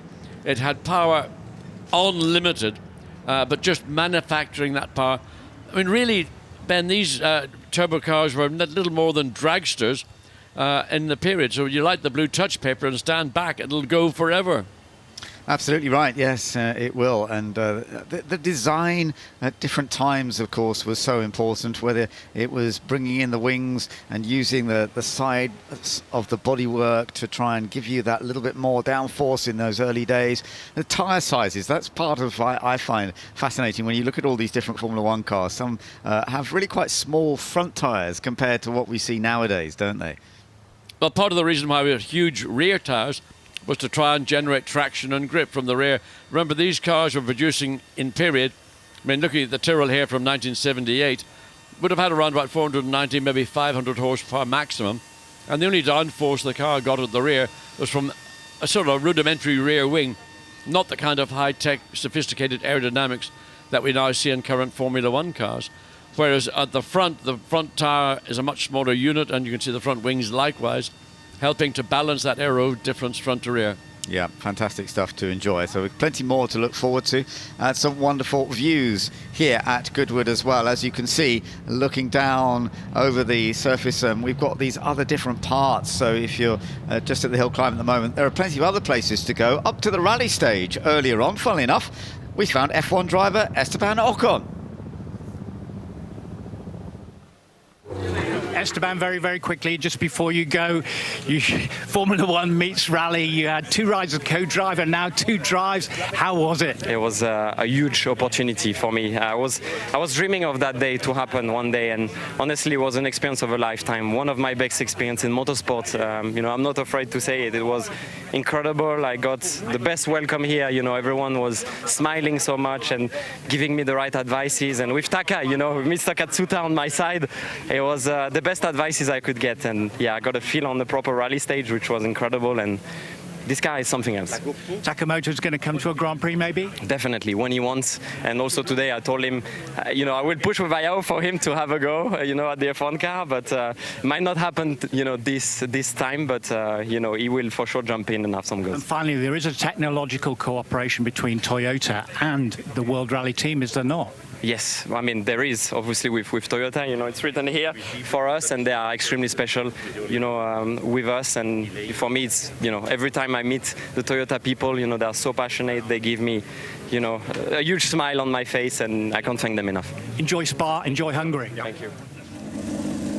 Lovely to hear from Esteban Ocon up at the rally stage. And I do love the mix of top drivers when they love to go to one of the other aspects of motorsport that perhaps is not their regular, but it is something they enjoy. So what we're looking forward to are some of the very early cars, but cars that also created ideas. The prologue of Formula One. Let's find out a little bit more about it.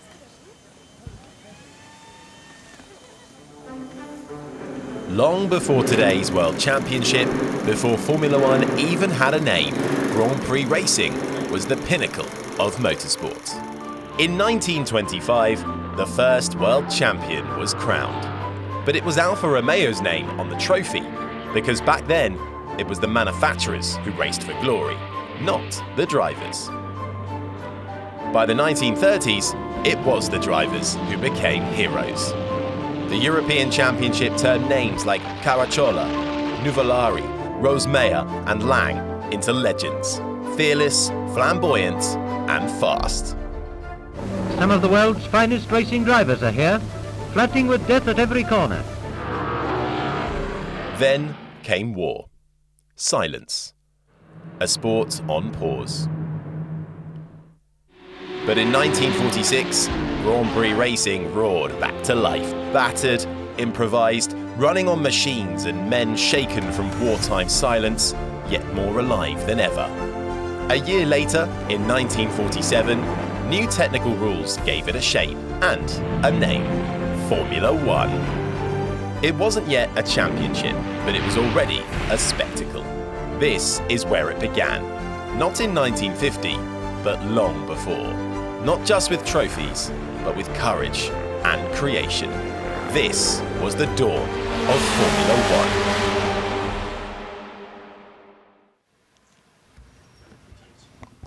So here we are, getting ready to see these cars from that prologue era.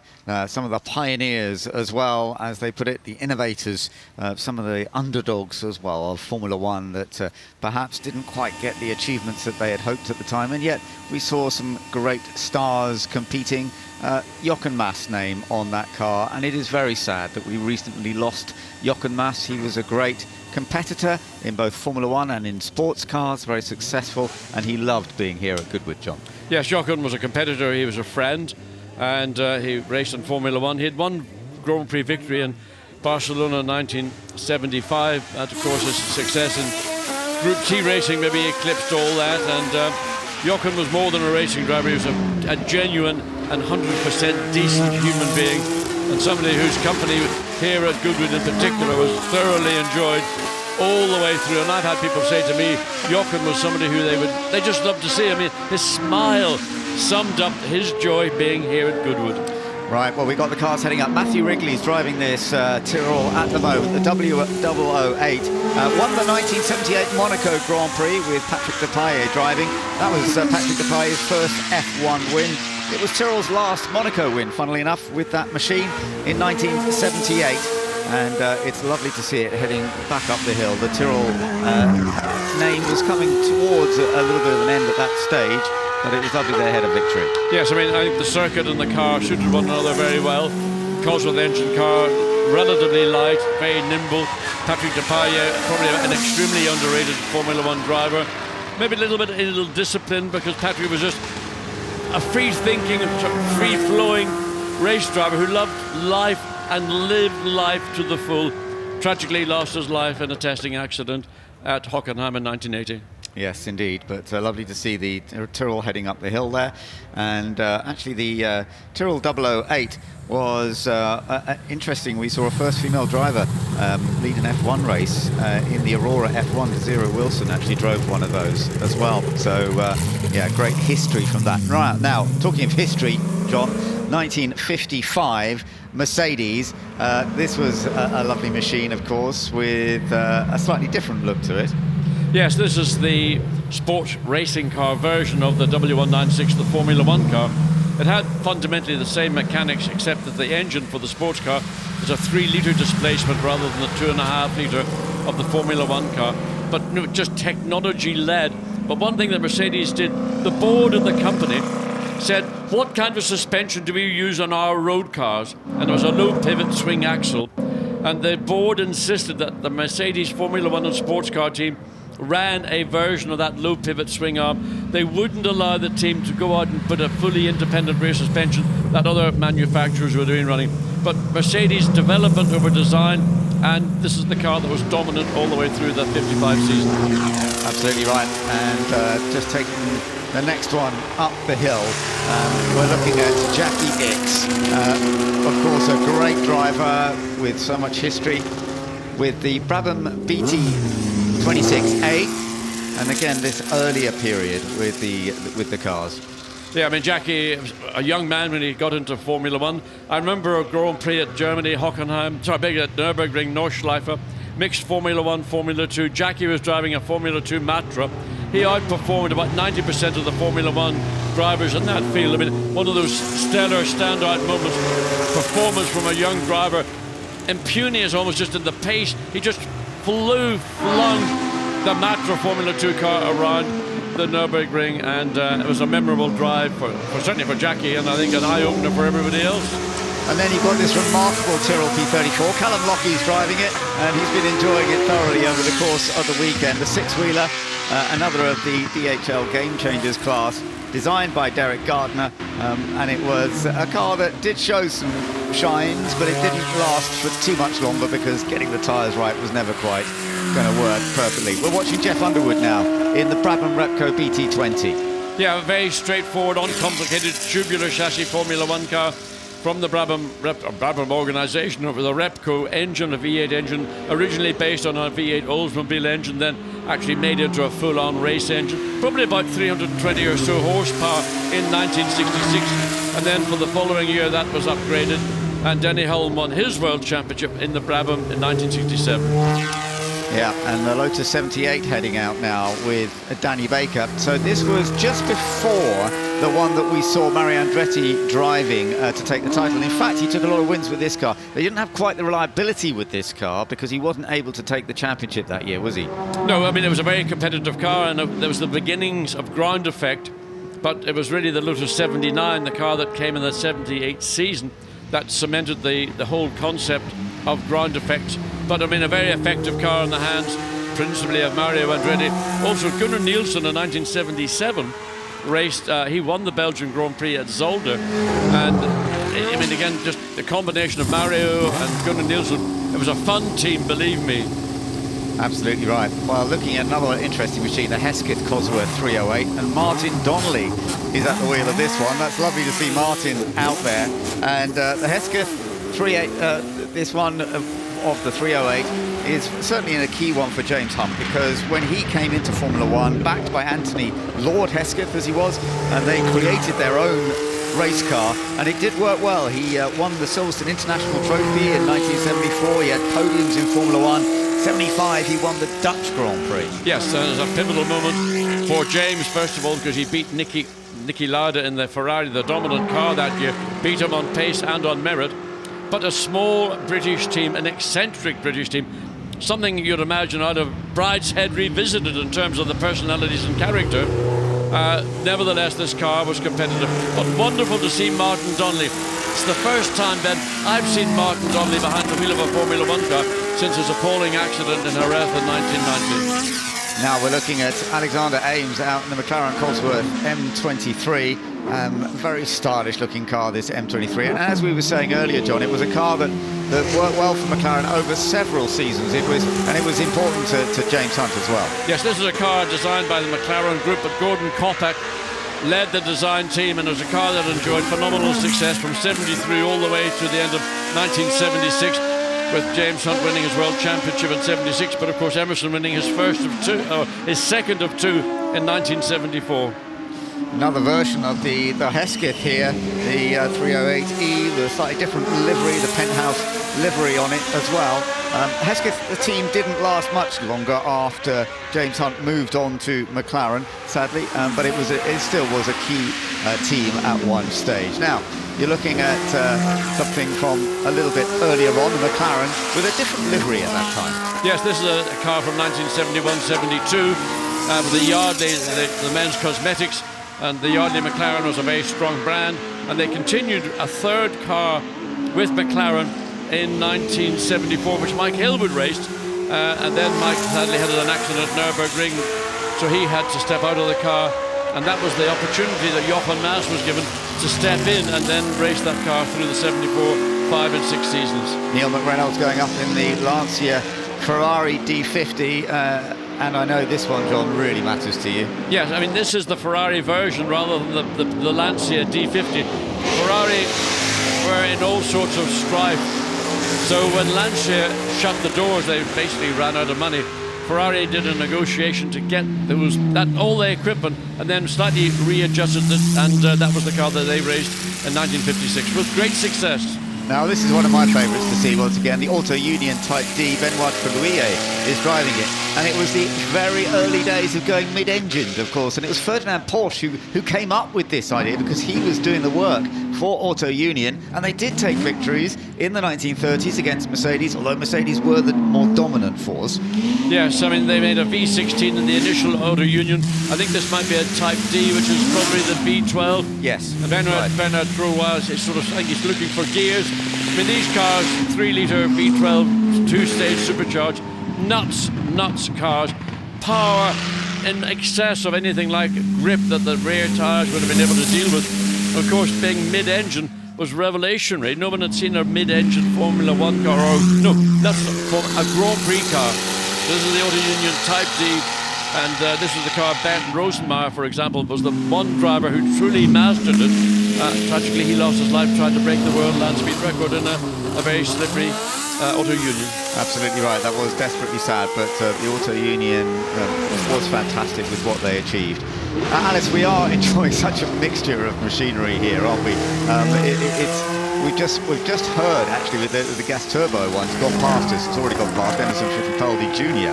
driving that, but we're just watching another of the Shadows heading up the hill. And Shadow, a team that were very involved in Can-Am racing, but then got involved in Formula One racing as well. Yeah, they certainly did. So this car's from 1977, a 3-litre V8, and as you said, a mixture of times and fortunes really for the Shadow, certainly in Formula One, John. Yes, so the team that began and sponsored by an American company, European Oil Company. There is the car. This is the version George Fulmer raced in 1973 along with his teammate Jackie Oliver, and later in the 70s Jackie Oliver and other members of the Shadow team broke away, and they then created the team that was known as Shadow. Arrows. This is the Shadow known as Arrows, and so George Fulmer, Jackie Oliver, the two incumbent drivers in 1970. A great looking car. I think it's one of the most elegant looking cars, certainly in that stealthy black and white livery. But when you talk about great looking cars, I have to say this is also one of my favourites, the Brabham BMW BT52. And Mark Surer is driving another great XF1 racer, and the style of the side pods, not full side pods, but just going into the radiators around the rear wheels, lovely design, and it was a very successal car. Yes, I mean the shape of the car is, to me, is reminiscent of an arrow, just the narrow front and the way it widens out, the radiators mounted at an angle, very large radiators to cool the BMW 4-cylinder motor. But again, very much a Gordon Murray design, a very lateral thinking design compared to other cars in that time. absolutely. And there we are, just seeing the arrows head up the hill as well. We were talking about that just a little bit earlier on. Christian Danner driving it, which is lovely to see. Yeah, Christian was in the paddock yesterday, had a good old chat with things more contemporary. Wow, you wouldn't want to read that on the newspaper. But anyway, Christian raced one of these cars in period. This is a more, one might say, conventional looking car if you compare what the Brabham is, because both had the same BMW engine, but Gordon went down a much more Gordon Murray route and came up with a shape and a concept, which is, you look at it, it's doing 100 miles an hour when it's standing still. Gary Boutsen raced with this, and he pushed the car over the line, running out of fuel when he finished second at Imola back in the period. Yeah, Dave Ross was part of that BMW M12 turbo engine it had. So Benetton's heading off now, and Lorena McLaughlin's in this one, Alice. She is a regular behind the wheel of this car. She drove it at the British Grand Prix last weekend, having the absolute time of her life, as always, behind this fantastic piece of machinery. Of course, the B192, built in 1992, 3.5 litre V8, and the B192 took points in every race in 1992, with, of course, Schumacher and teammate Martin Brundle finishing on the podium 13 times. There was only one win, and that was for Schumacher in Belgium, and that was actually the final Formula 1 victory for a car with a manual transmission.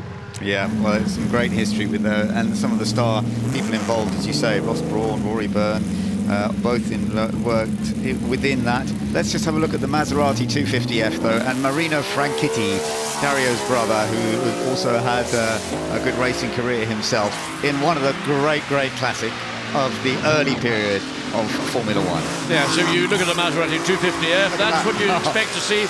Bit of throttle, a bit of tail sliding coming. That is the archetypical photograph of a Maserati 250F, especially in the hands of the wonderful 5-time world champion Juan Manuel Fangio. Marino doing a good job to replicate what that great genius behind the wheel of a Formula 1 car achieved. And one of the user-friendliest Formula 1 cars ever manufactured. Lots of these cars were in private hands, going Formula 1 or Grand Prix racing through the 50s. Yeah, superb stuff with numerous victories. As you say, Fangio's title in both 54 and 57 were due to this Maserati 250F, and they were powered initially by straight sixes and then later on by the V12 in 1957 with an ever slimmer bodywork style, and it's a lovely drive up the hill by Marino Franchitti to demonstrate one of those great machines.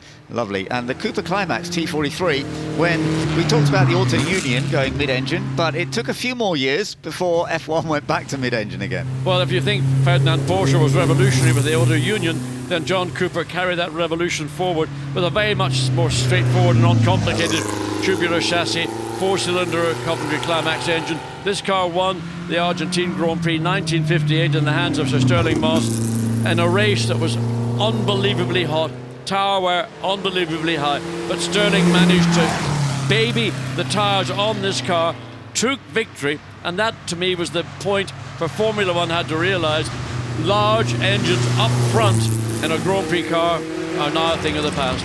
And it was the first win, of course, for a rear-engined Formula 1 car. Yeah, you're right, absolutely, and everything is rear-engine these days. So John Shelton in the Tyrrell Cosworth 011 heading up the hill now, so another part of the Tyrrell group that we've got here, and it's lovely to see such a mixture of machinery climbing up this particular hill. The Tyrrell Cosworth 011 with a 3-litre V8 from 1982, and one of Tyrrell's good years. Most of them were a bit behind them, but Michele Alboreto at this stage was doing a fine job for them, wasn't he? Yes, he won the final Grand Prix in Las Vegas 1982, and it was a performance maybe somewhat unexpected, but Michele on the day in that car was basically untouchable. And the Ferguson Climax P99 four-wheel drive Formula 1 car, and as you were telling us, Stirling Moss had an important victory. It wasn't a World Championship win, but it was a non-championship F1 race. Yes, I think it was the Oulton Park Gold Cup, and Stirling won. Remember, 1.5-litre Coventry Climax engine, four-wheel drive. So the penalty of four-wheel drive is additional weight. And when you've got a Formula 1 car, which is probably a lot heavier than the opposition around you, that was a pretty stellar drive by the maestro Stirling Moss. It always amuses me, the four-wheel drive thing, because it didn't quite work in Formula One. It wasn't in rallying for a while, and then when it suddenly came back into rallying, it really worked well. It's funny how sometimes it works and sometimes it doesn't, depending what you're doing. I think if you're rallying in Ireland on tarmac surfaces, something like a 911 RS Porsche was the car to have in the 70s. And now, of course, on all sorts of surfaces, you have to have four-wheel drive. Four-wheel drive had a moment in time in Formula One, but it's long gone, and in my opinion or view, it's unlikely to ever return. Well, I'm amazed that Alain Prost is keeping himself so busy today, because he's doing so much. We will be celebrating him, of course, on the balcony in a while, but seeing him out again in the McLaren MP4 Ford, this is lovely. Oh, it's amazing, and it's what many say, possibly, John, was this car right here one of the most successful F1 cars in F1 history. Unquestionably, I mean, 16 Grand Prix in 1988, lost Monza, and I put that down to an error more on Senna's part than Jean-Louis Schlesser. But the battle between Ayrton Senna and between Alain Prost, they were stellar. I mean, it sometimes almost got ugly, but what each driver was trying to achieve over the other was to drive both of them to limits probably that we never got to see very frequently and may never ever see again. These two drivers raised their games to such a level, I held my breath, and I'm feeling it right now, Ben. It was just unreal to watch. It was amazing time.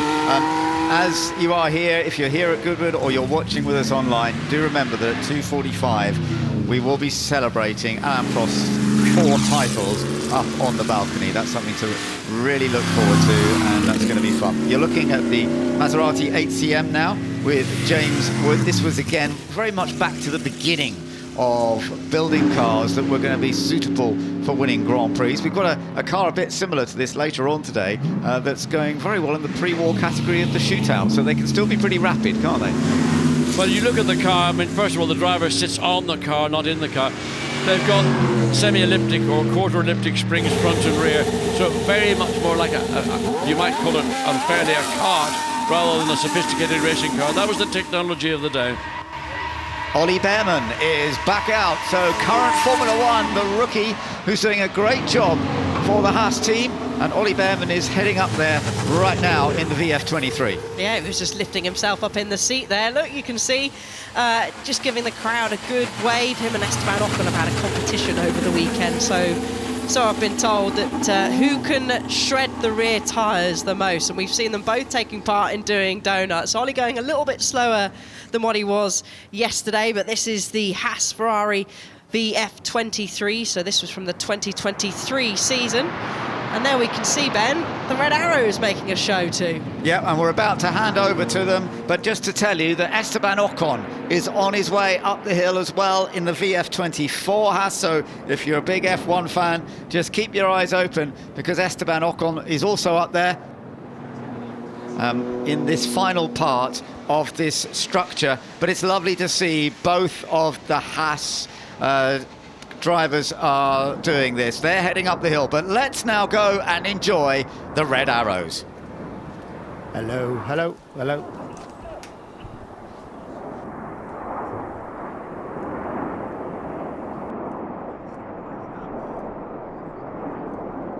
We're just waiting. We will get the commentary from the red arrows in just a moment.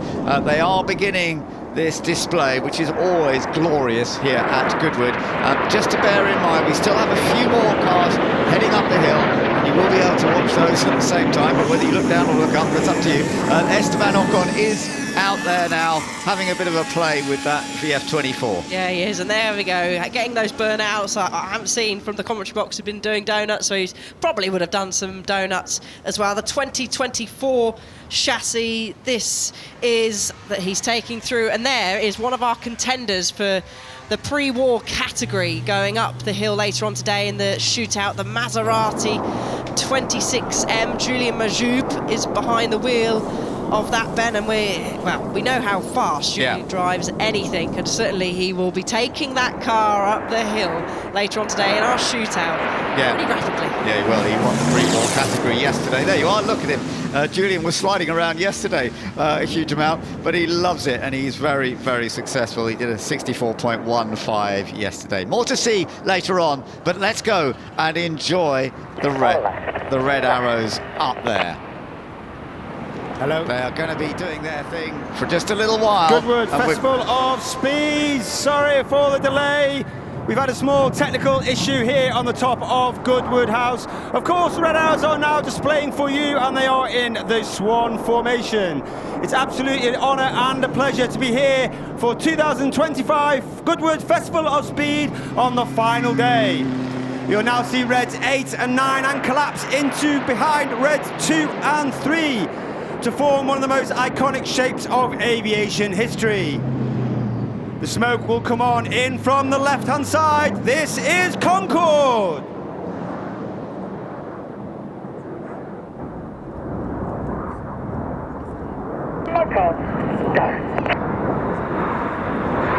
Leading the team for 2025 in his second year as Red 1 is squad leader John Bond, known as Bondy. He's a former Typhoon pilot, former qualified flying instructor on the Tucano, where he was the Tucano display pilot in 2012. On the right-hand side of that centre stem is Red 2, Flight Lieutenant Rob Thomas. Rob is in his second year on the team. Uniquely, he was taken from training and made an instructor on the Hawk, before then joining the Typhoon, where he served on operations over Iraq and Syria with 3 squadron before becoming an instructor on the Typhoon. It's down the line. 2025 is the 20th anniversary of the Royal Air Force Typhoon display. Reds 2 and 3 with the rest of the team at the back, in from the right for the Typhoon roll.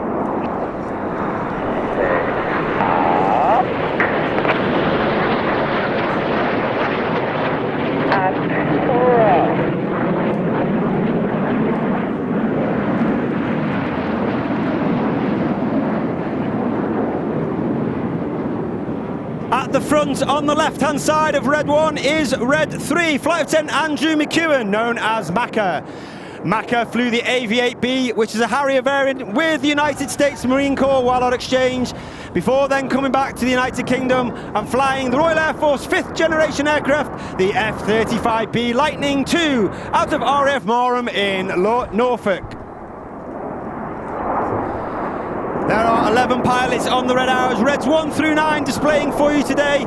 Myself, Red 10, former Tornado GR4 pilot, former qualified flying instructor on the Hawk, T-Mark II. This is my 4th and final year on the team. And of course, as a military unit, we are commanded by Wing Commander Adam Collins, Officer Commanding Rafat, former Tornado GR4 pilot, former aggressor pilot on the Hawk, and he also flew the F-111 while on exchange with the Royal Australian Air Force. The Royal Air Force has unique capability in space and cyber, and to represent that capability, the team passes in Apollo.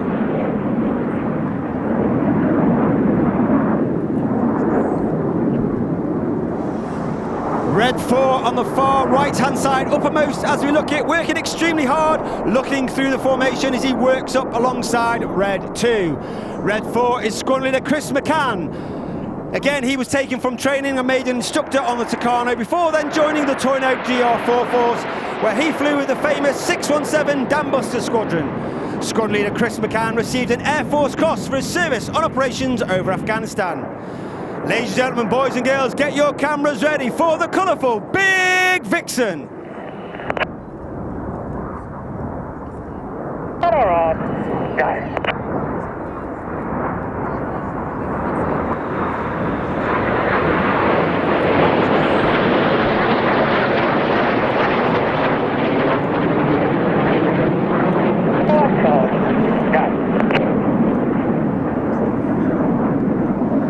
In that particular manoeuvre, the aircraft are flying with their air brakes out. That's a small door at the base of the aeroplane towards the rear.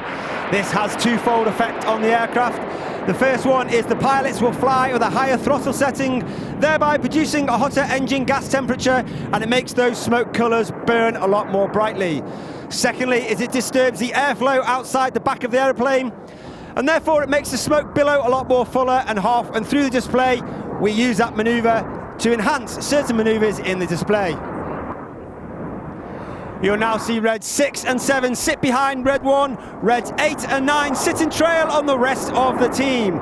For one of the most popular, if not the most popular manoeuvre that the Red Arrows fly, from the right, get your cameras ready, it's tornado time! My turn, go.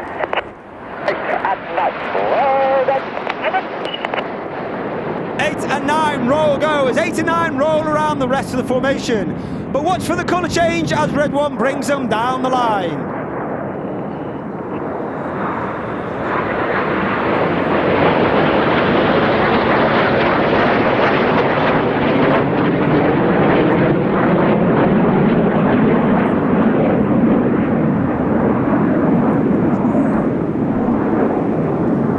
Once again, trailing our famous red, white and blue smoke. That smoke pod is only capable due to the smoke pod under the belly of the aeroplane. That smoke pod is capable of producing approximately 5 minutes of white smoke, 1 minute of blue smoke and 1 minute of red smoke, with each of the colours selectable by its own button on the pilot's control column. And during winter training, the smoke plan comes up with Red 1 and Red 6 to ensure that we have the right colour in the display at the right time and we do not run out. As we finish the first half, this will be your last opportunity to get a picture. Yeah, boss.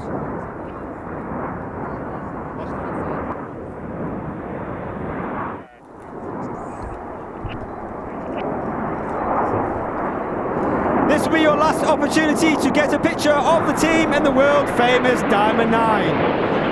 In from the left, once again, in our Diamond 9, it's the Red Arrows.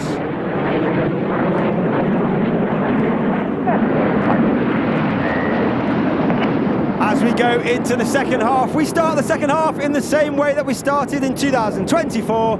This is the 5-4 split. In the second half, which is the more dynamic, heart-pumping, jaw-dropping part of the display, we operate in two distinct sections. Off to the left-hand side, you have Reds 1 through 5, known as Enid, named after Enid Blyton's famous 5. Off to the right-hand side, 6, 7, 8 and 9, known as Hannah, named after squad leader Ray Hannah, one of the first members of the Red Arrows, the only team leader to lead the team for 4 years. He took the team from a 7 to a 9 and formed our world-famous Diamond 9. Enid from the left, Hannah from the right for the 5-4 cross.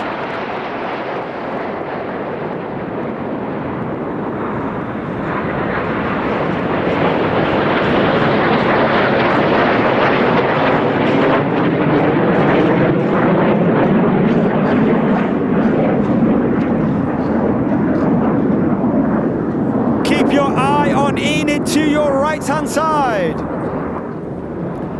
Number 5 starts to make his way to sit behind Red 1, and number 4 sits in trail on the rest of Enid.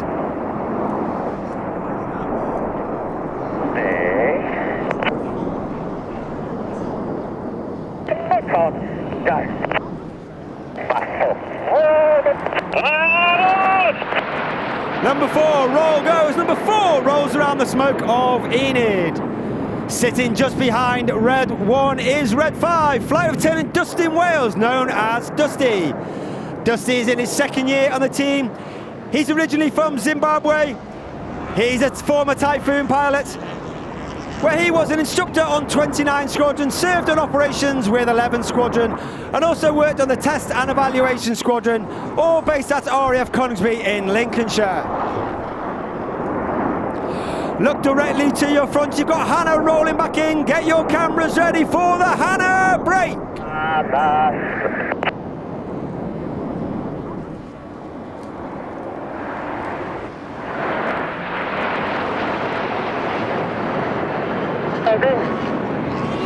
We have Red 6 and 8 to our left-hand side, Red 7 and 9 to our right-hand side. Hannah and the synchro pair are led by the synchro leader. That's Red 6 squad leader Tom Hansford to our left-hand side. Tom is in his third and final year on the team, a former Typhoon pilot, former qualified weapons instructor on the Typhoon, where he would teach weapons, technical information and tactics to the entire Typhoon force.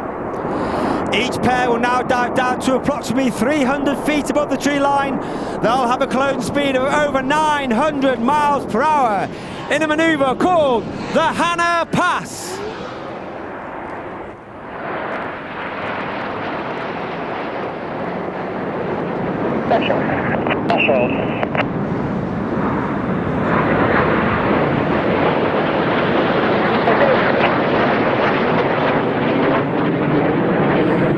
Reds 7, 8 and 9 go up and down in the roller coasters. Reds 6 and 7 stay flat. Go is the call from Red 6 as Red 6 to our right hand side pulls up. Red 7 to our left hand side pulls up, reaching a height of over 2,500 to 3,000 feet. To our left hand side is Red 7, Flight Lieutenant George Hobday. George is in his second year on the team. Again, he was an instructor on the Tucano and also a qualified pilot on the Typhoon, where he served on operations with 11 Squadron. Each aircraft pass in the middle of the display to complete the manoeuvre called Boomerang. Following off.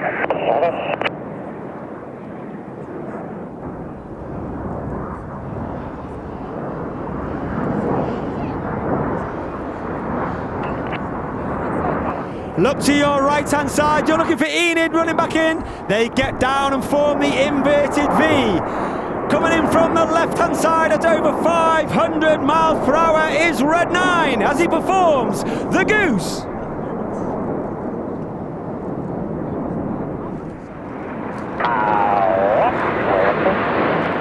Red 9 is Flight Lieutenant Ollie Suckling.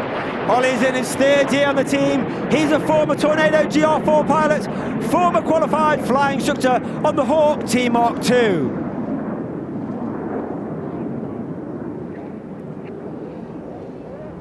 Look directly to your front in the distance and you'll see the nose lights twinkling of Red 6 and 7. Red 7 sat in tango on Red 6. Ladies and gentlemen, boys and girls, get your cameras ready. This is the one you do not want to miss. The smoke comes on for the world famous Synchro Heart.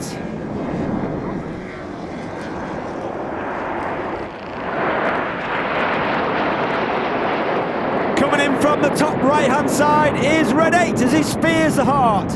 Red 8 is Flight Lieutenant Rich Walker, a very experienced aviator in his third and final year on the team. He's flown Harrier, he's flown Typhoon, and he's a former qualified flying instructor on the Hawk T-Mark II.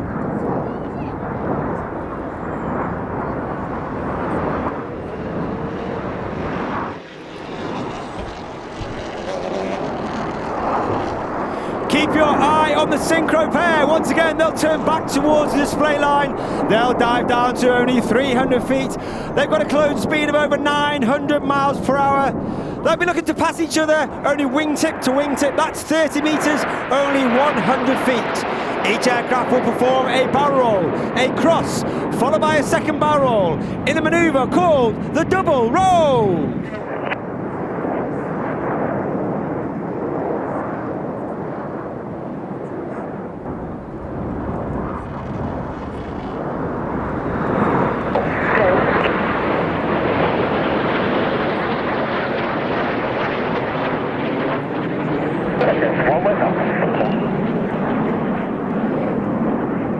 As the synchro pair leave to our rear, coming in from the left-hand side, you have got Reds 1 through 5, joined by Red 9. The aboard call is made as Red 9 rolls around the smoke of Enid in the corkscrew.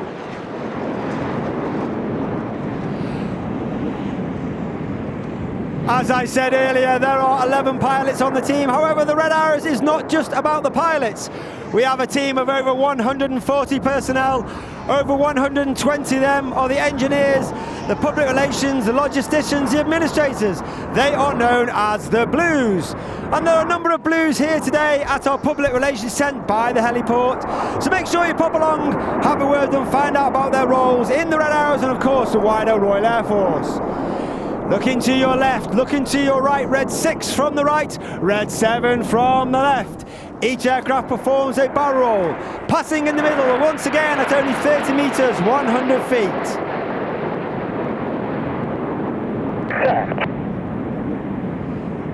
Each aircraft now pulling 5-6G, which means everything about them weighing 6 times heavier than what you and I are as we stand on the racing circuit.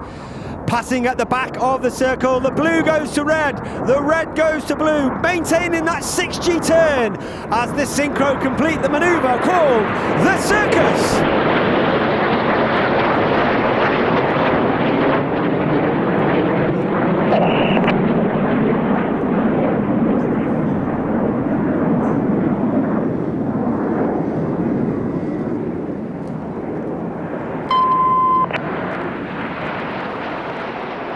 Front right 45, Enid running back into display the white smoke in trail. Our famous red, white and blue comes on. Red 1-5's a barrel roll in the sky, leaving a snake-like smoke trail in the sky in a manoeuvre we simply call the Serpent.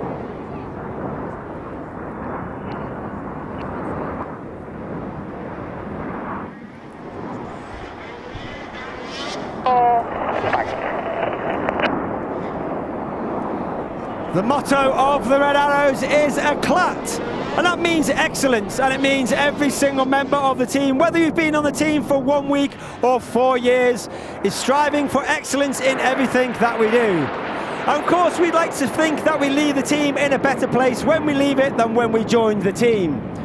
Reds 2, 3, 4 and 5 now moved up alongside Red 1. They're looking 90 degrees along their shoulder line, pulling up to 4G, an extremely hard formation to maintain. The smoke comes on for the Tango Present.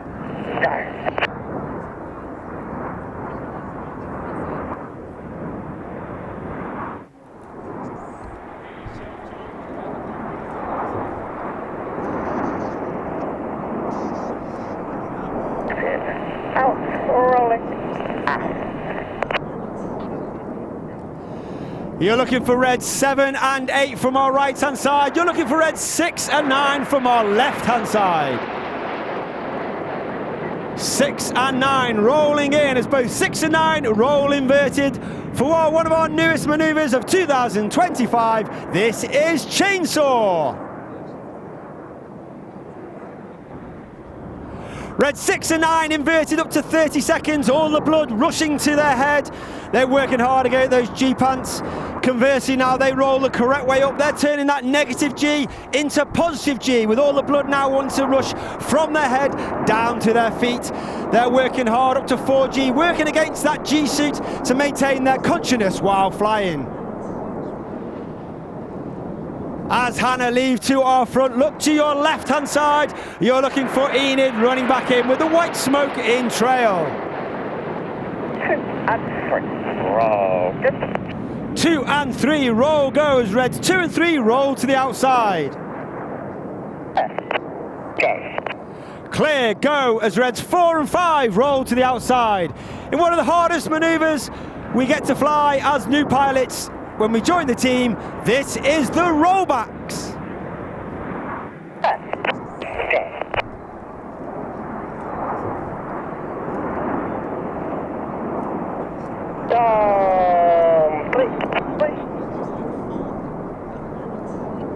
As Enid leaves to our right, look directly to your front. You're looking for the nose lights and the smoke of Hannah. The white smoke comes on. You can see the trail of red 6, 8 and 9. The red and the blue from 8 and 9 go on as they roll around the smoke of red 6. Watch for the surprise as the aircraft start to come closer. We can see 6, we can see 8, we can see 9. But there's red 7 hiding in the smoke of red 6 in the Tempest.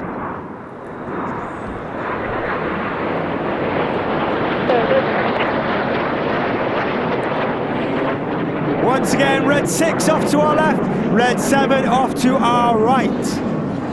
The synchro pair will climb up to about 1,000, 1,500 feet, dive that back to the airfield. They'll have that clone speed of over 900 miles per hour for their final manoeuvre of the show. Each aircraft will perform a barrel roll, followed by a cross, followed by inverted flight to leave the display area in a manoeuvre simply called the crossbow.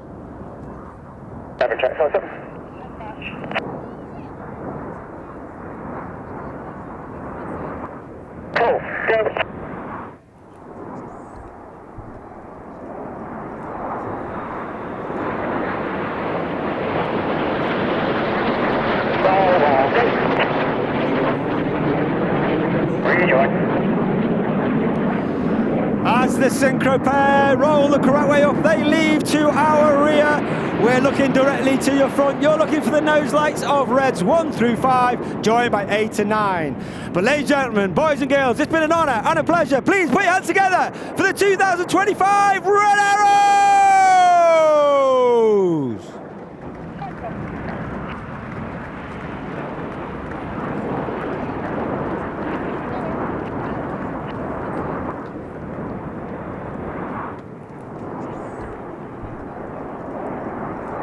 Red 1 puts his smoke on. He'll gather the rest of the formation, take them back to Bournemouth Airport. We'll refuel the jets and we'll take ourselves back to RAF Waddington later on this afternoon, our home base, to complete our display weekend. It's been an absolute honour and a pleasure to perform for you today at Goodwood, especially on Thursday, Friday and today. It's been an extremely busy weekend. It's an absolute honour to perform at the Goodwood Festival of Speed. If you'd like any more information about the Red Arrows, of course, go down and see the PR tent. We're on Facebook, we're on Instagram. If you find me on Instagram, RAF Red 10, you can find me, follow me, and find all the rest of the pilots. Hashtag Red Arrows, pick up the videos and pictures. Hashtag Red Arrows, we'll pick them up and share them across social media. As I said, this is my 4th and final year on the team. It's absolutely an honour and a pleasure to represent the Royal Air Force and the Red Arrows. I've had an absolute blast over 4 years, and thank you for all your support that I've had over the last 4 years. If I don't see you in the rest of the season, please have a great day. Lots of sunscreen, lots of water. Thank you very much. Goodbye.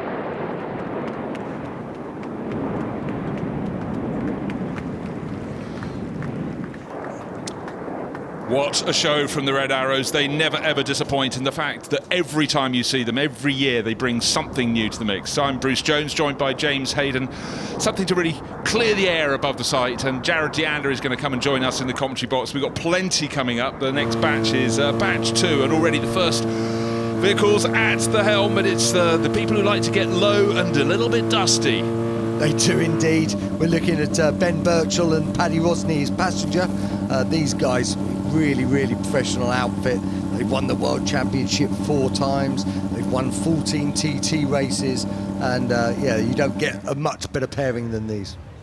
If people are looking at motorcycle sidecar outfit for the first time, just explain the dynamics and how it's put together. Yeah, I mean, they're really sort of clever things. You know, they're obviously always run under the motorbikes, but they're that little bit different as well, because obviously you've got the 2 wheels of the motorcycle, then that 3rd wheel is kind of in the middle of the outfit, but just slightly towards the rear. That you use your left foot to brake, and all the brakes are linked.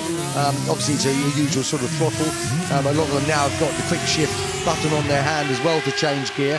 But you can see the passengers really got to work, got to get to the inside, keep that weight over the wheel, and when they go the other way, obviously he's flipping to the other side. So it's all about keeping the weight over the wheel that needs the most grip.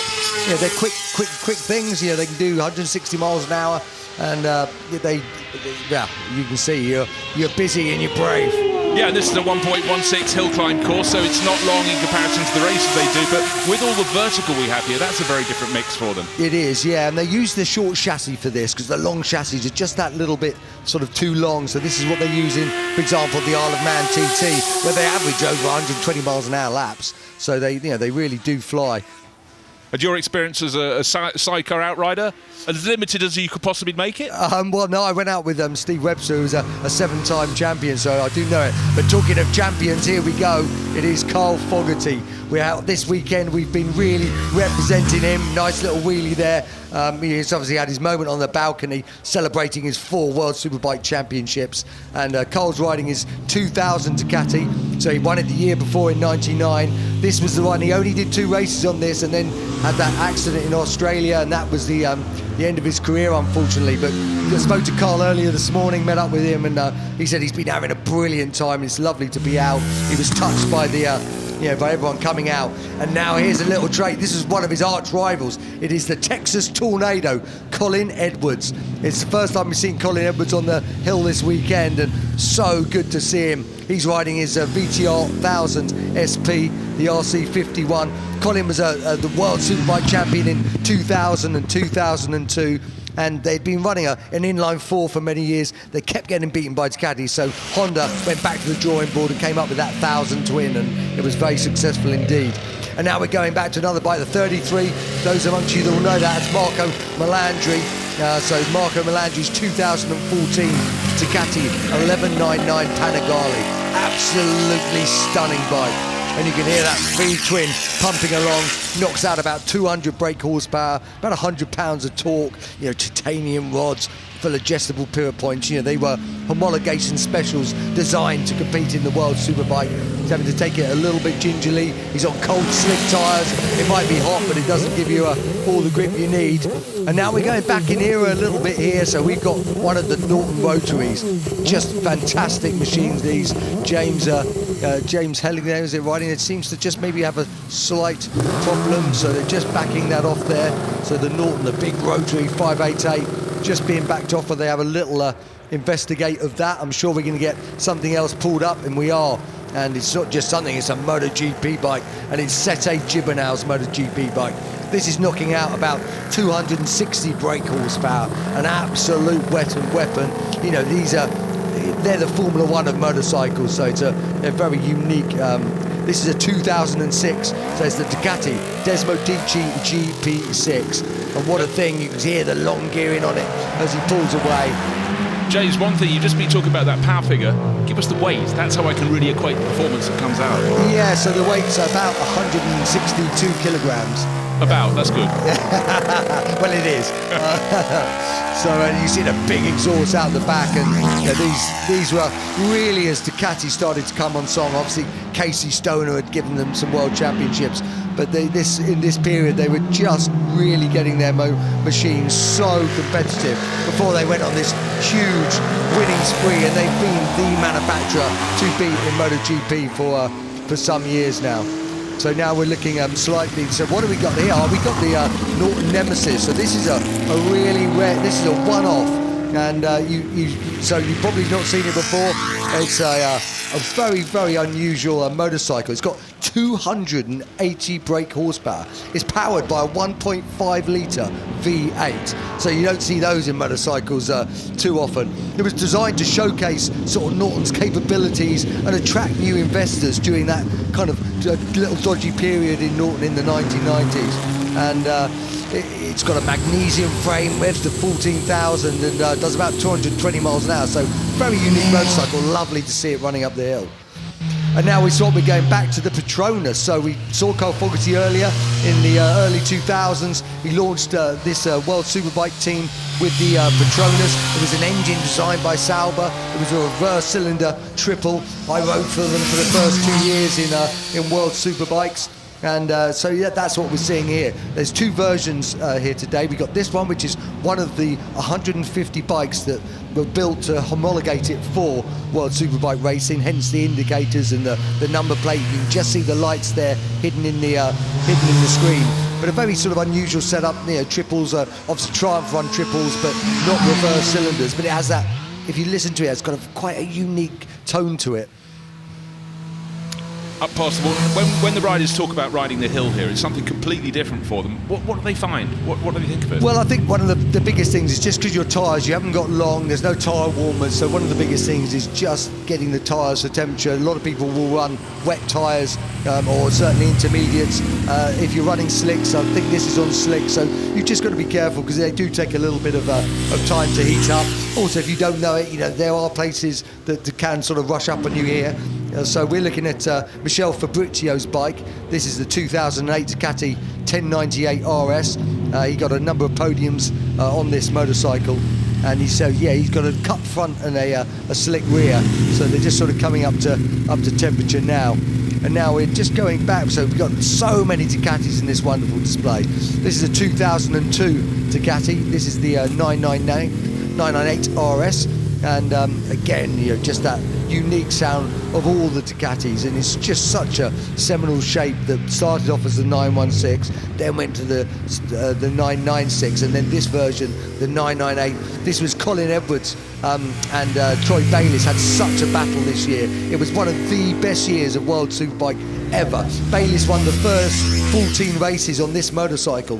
It looked like he was away with it. And then Colin Edwards, the Texas Tornado, who we saw earlier, pegged him back, won the last 9, and it was the most breathtaking finish to a season, with Colin Edwards just coming out on top, and it's one that everyone remembers. So that bike is also just an absolute cult classic. You can't have a nickname like the Texas Tornado and not deliver, can you? You've got to knock the walls down, eh? Yes, indeed. And now we're going to some of our first glance motorcycles. This is the first time it's been seen in the world, and this is the BMW Concept RR. And it's being ridden by the CEO of BMW Motorrad, Marcus Flash, and he's riding it very well, as he has done all weekend. So this is based on BMW's World Championship winning superbike from last season, but they've really sort of thrown the kitchen sink at it. It's gorgeous when you look at it. All carbon fibre bodywork. It's got a complete carbon swinging arm. Got these, as the latest aerodynamics. It's even got some different style aero that we've not seen sort of before on it. It's got a World Superbike spec engine, delivering about 240 brake horsepower. It's 1000cc, double overhead cam, 16 valve. It's got factory Olin suspension. It's got the World Superbike slicks on it, and the latest from MotoGP, these latest monoblock Brembo calipers, nickel plated, massive 330 disc, and it's a really, really gorgeous thing. As we look down a little bit further now, so this is an unusual one, and again, this is from 1981, so this is really when kind of superbikes were just starting to be converted, and this is called the Moriwaki Monster. And it took Wayne Gardner to the 1981 Suzuka 8 Hours victory. And it really launched Wayne Gardner's career. You know, everyone knows Wayne Gardner for 500 Grand Prix. You know, the Australian. He's been at Goodwood many times in the revival and various things, and here. And this motorcycle, you can see the evolution. You know, we've been watching mostly superbikes anyway, and to think this is kind of how they started from. And now we're looking a little bit further back as well. So this is another Norton Rotary. So this is a 94 bike. It's a sister bike to the one that Ian Simpson won the British Championship on that year.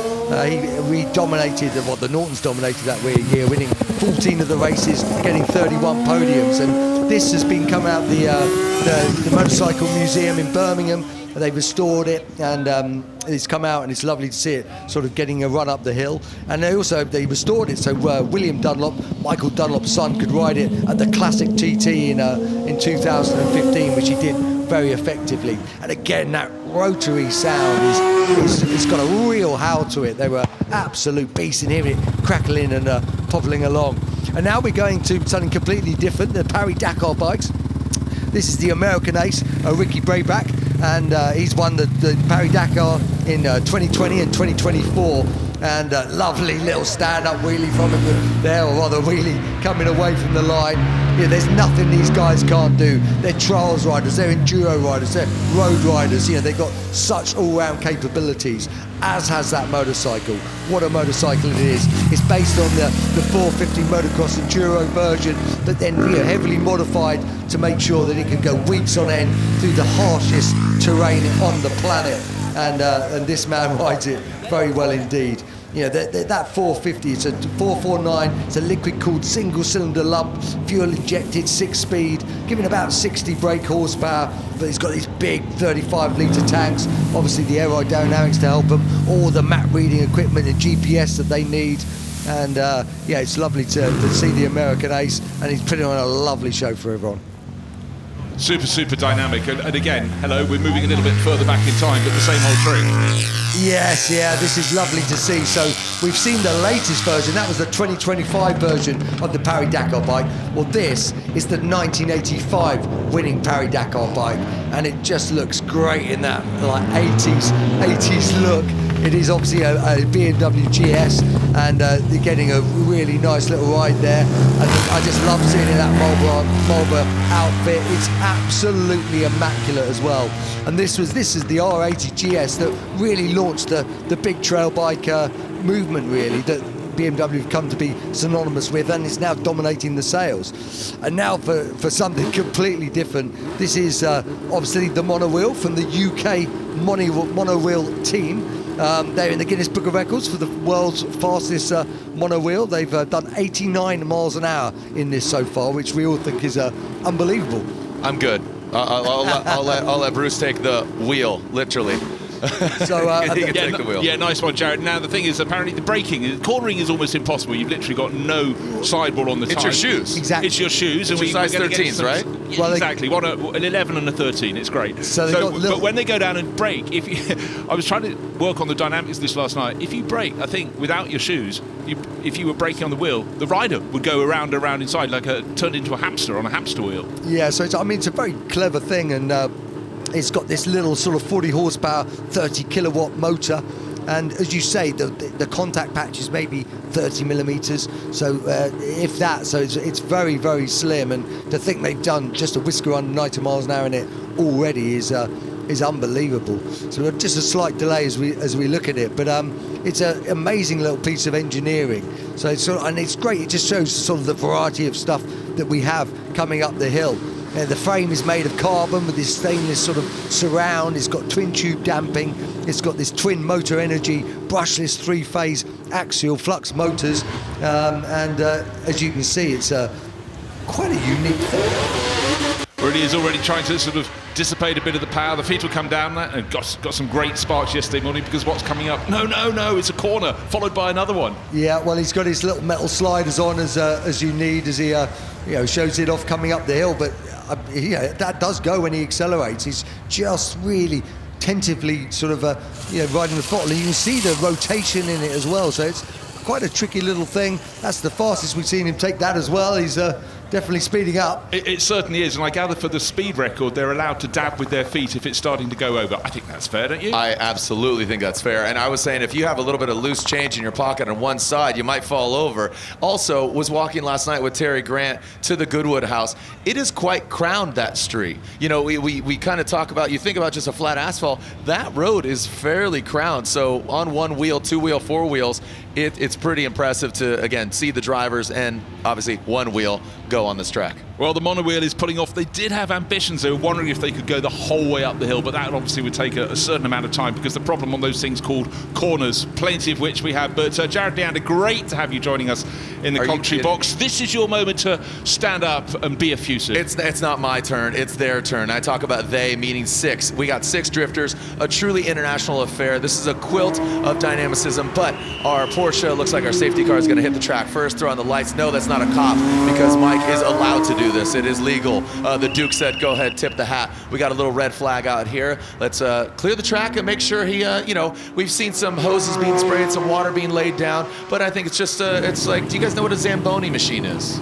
I think you're about to tell us, Jared. Do you know what a Zamboni machine is, James? I don't know. A Zamboni machine is the machine that goes to ice rinks and clears the ice. Oh, yeah. So it's a bit of a Porsche Zamboni machine. So Zamboni is a family-owned business. They clear the ice at hockey rinks and ice arenas. So they clear it out, throw a little water on there, and smooth it out. So I feel like, these are the maid service that's going to put a little mint on the pillow, and like Guns N' Roses, we're going to kick the speakers in, kick the door in like Beastie Boys, come alive and kick it. That's what we're going to do. But it's a Kiwi behind the wheel in this instance, driving a JDM car that took him to a 2019 Formula Drift Japan Championship. Now, Mad Mike has been having a hoot yesterday and today, because he's been doing double duty with multiple bulls, talking about the Red Bulls. He got to pilot the NASCAR, and I can tell Mike is behind the wheel because he drives like a rotary, kind of blips the throttle a little bit, even with an American V8 NASCAR. But again, very talented driver. Mad Mike, he does his own events down in New Zealand if you have the opportunity. Mad Mike Summer Bash, first week in December. James is my official invite. Bruce, we'll see. You got to pay me to go there, but I'll let you in at the door. All joking aside, Mad Mike Summer Bash at Hampton Downs Raceway, just outside of Auckland. Amazing event. Puts, again, smiles for miles. Really cool event. But Mad Mike, a consummate showman. Thank you to the Duke. Went to the party last night. The party continues. Fireworks behind the house and now here on track. This isn't the final demo, because we have the shootout and I believe one more drift demo to see which cars stay alive, because it's about attrition. It's hot out here, but the track is even hotter. It's absolutely electric. Again, my hat's off to you guys. It's been a pleasure working with you guys this whole week. America's waking up right now, maybe early risers on a Sunday, but I'm really proud of it. Looks like might have had a fluids there on track, but it's been a pleasure working with you and the whole team on the broadcast team, and just giving you a little taste, a little appetizer of what drifting is. Well, Jared, it's sensational. Obviously, they're clearing up. The last thing they want is these cars to go sideways, clearly. So get the grease off the track. No, I joke aside. The show that you Drifters have put on is phenomenal. It comes as a package. We didn't know what to expect 6 or 7 years ago when it arrived, and it just suddenly, in an instant, we were there. We're used to this, having the top bikes, the Formula One cars, the sports cars, the touring cars, the rally cars, and now another section that is absolutely jammed in like a vital brick in the wall. Drifters, we love it. And there is nothing quite like it as well, is there? Visually, it's such a treat, and seeing the skill of some of those guys, you know, when we saw it yesterday, coming between the flint walls, what they're able to do, their placement, their judgment, it's just been such a great show. It's game respect game. That's as the kids say, and this is their canvas, their vehicles, you know, unique, just as unique as the drivers. They come from two wheels, or either urethane, or, you know, obviously inflated. It being, you know, Mad Mike, he broke his back many years ago, and with age comes a cage. So he says, you know what, like literally, look at this. I mean, here we are, Terry Grant and his boys down there in the skid pad. They've been doing demos. Johnny out there calling the action. But Mad Mike, he got that name because he was mad on two wheels, and like I said, broke his back. He threw it into, always loved rotaries. It's really cool. I'm going to be with him at World Time Attack Challenge. He's bringing out a car that really kick-started, or clutch kick-started his career through a rotary, and it's called Firsty. It's an old Mazda wagon, and he bought his old car back. He put some big arches on it, threw a bigger motor at it, and it's just kind of back to the roots. It's really, really cool. So again, all the drifters from, you know, on behalf of all the drifters, thank you guys. And it's been absolutely electric to be walking around here. I had an opportunity to go to the off-road area, some of the ultra four cars, some of the vehicles that I've never seen, and I've called a lot of off-road action as well, from the, you know, Baja California, the 1000, the 500, San Felipe 250. So it's nothing but respect, and it's just so much positivity here. Like I said, this is the best motorsports event in the world, and I've seen a lot of things, and I know you guys have as well. So I love the high fives and handshakes, man. It's really cool. Well, you know what? It really is the world's greatest motorsport melting pot, and in the weather we've had these past 4 days, it really truly is. You don't have to take long to get heat in your tyres. Is heat a good thing when you're drifting? A great question.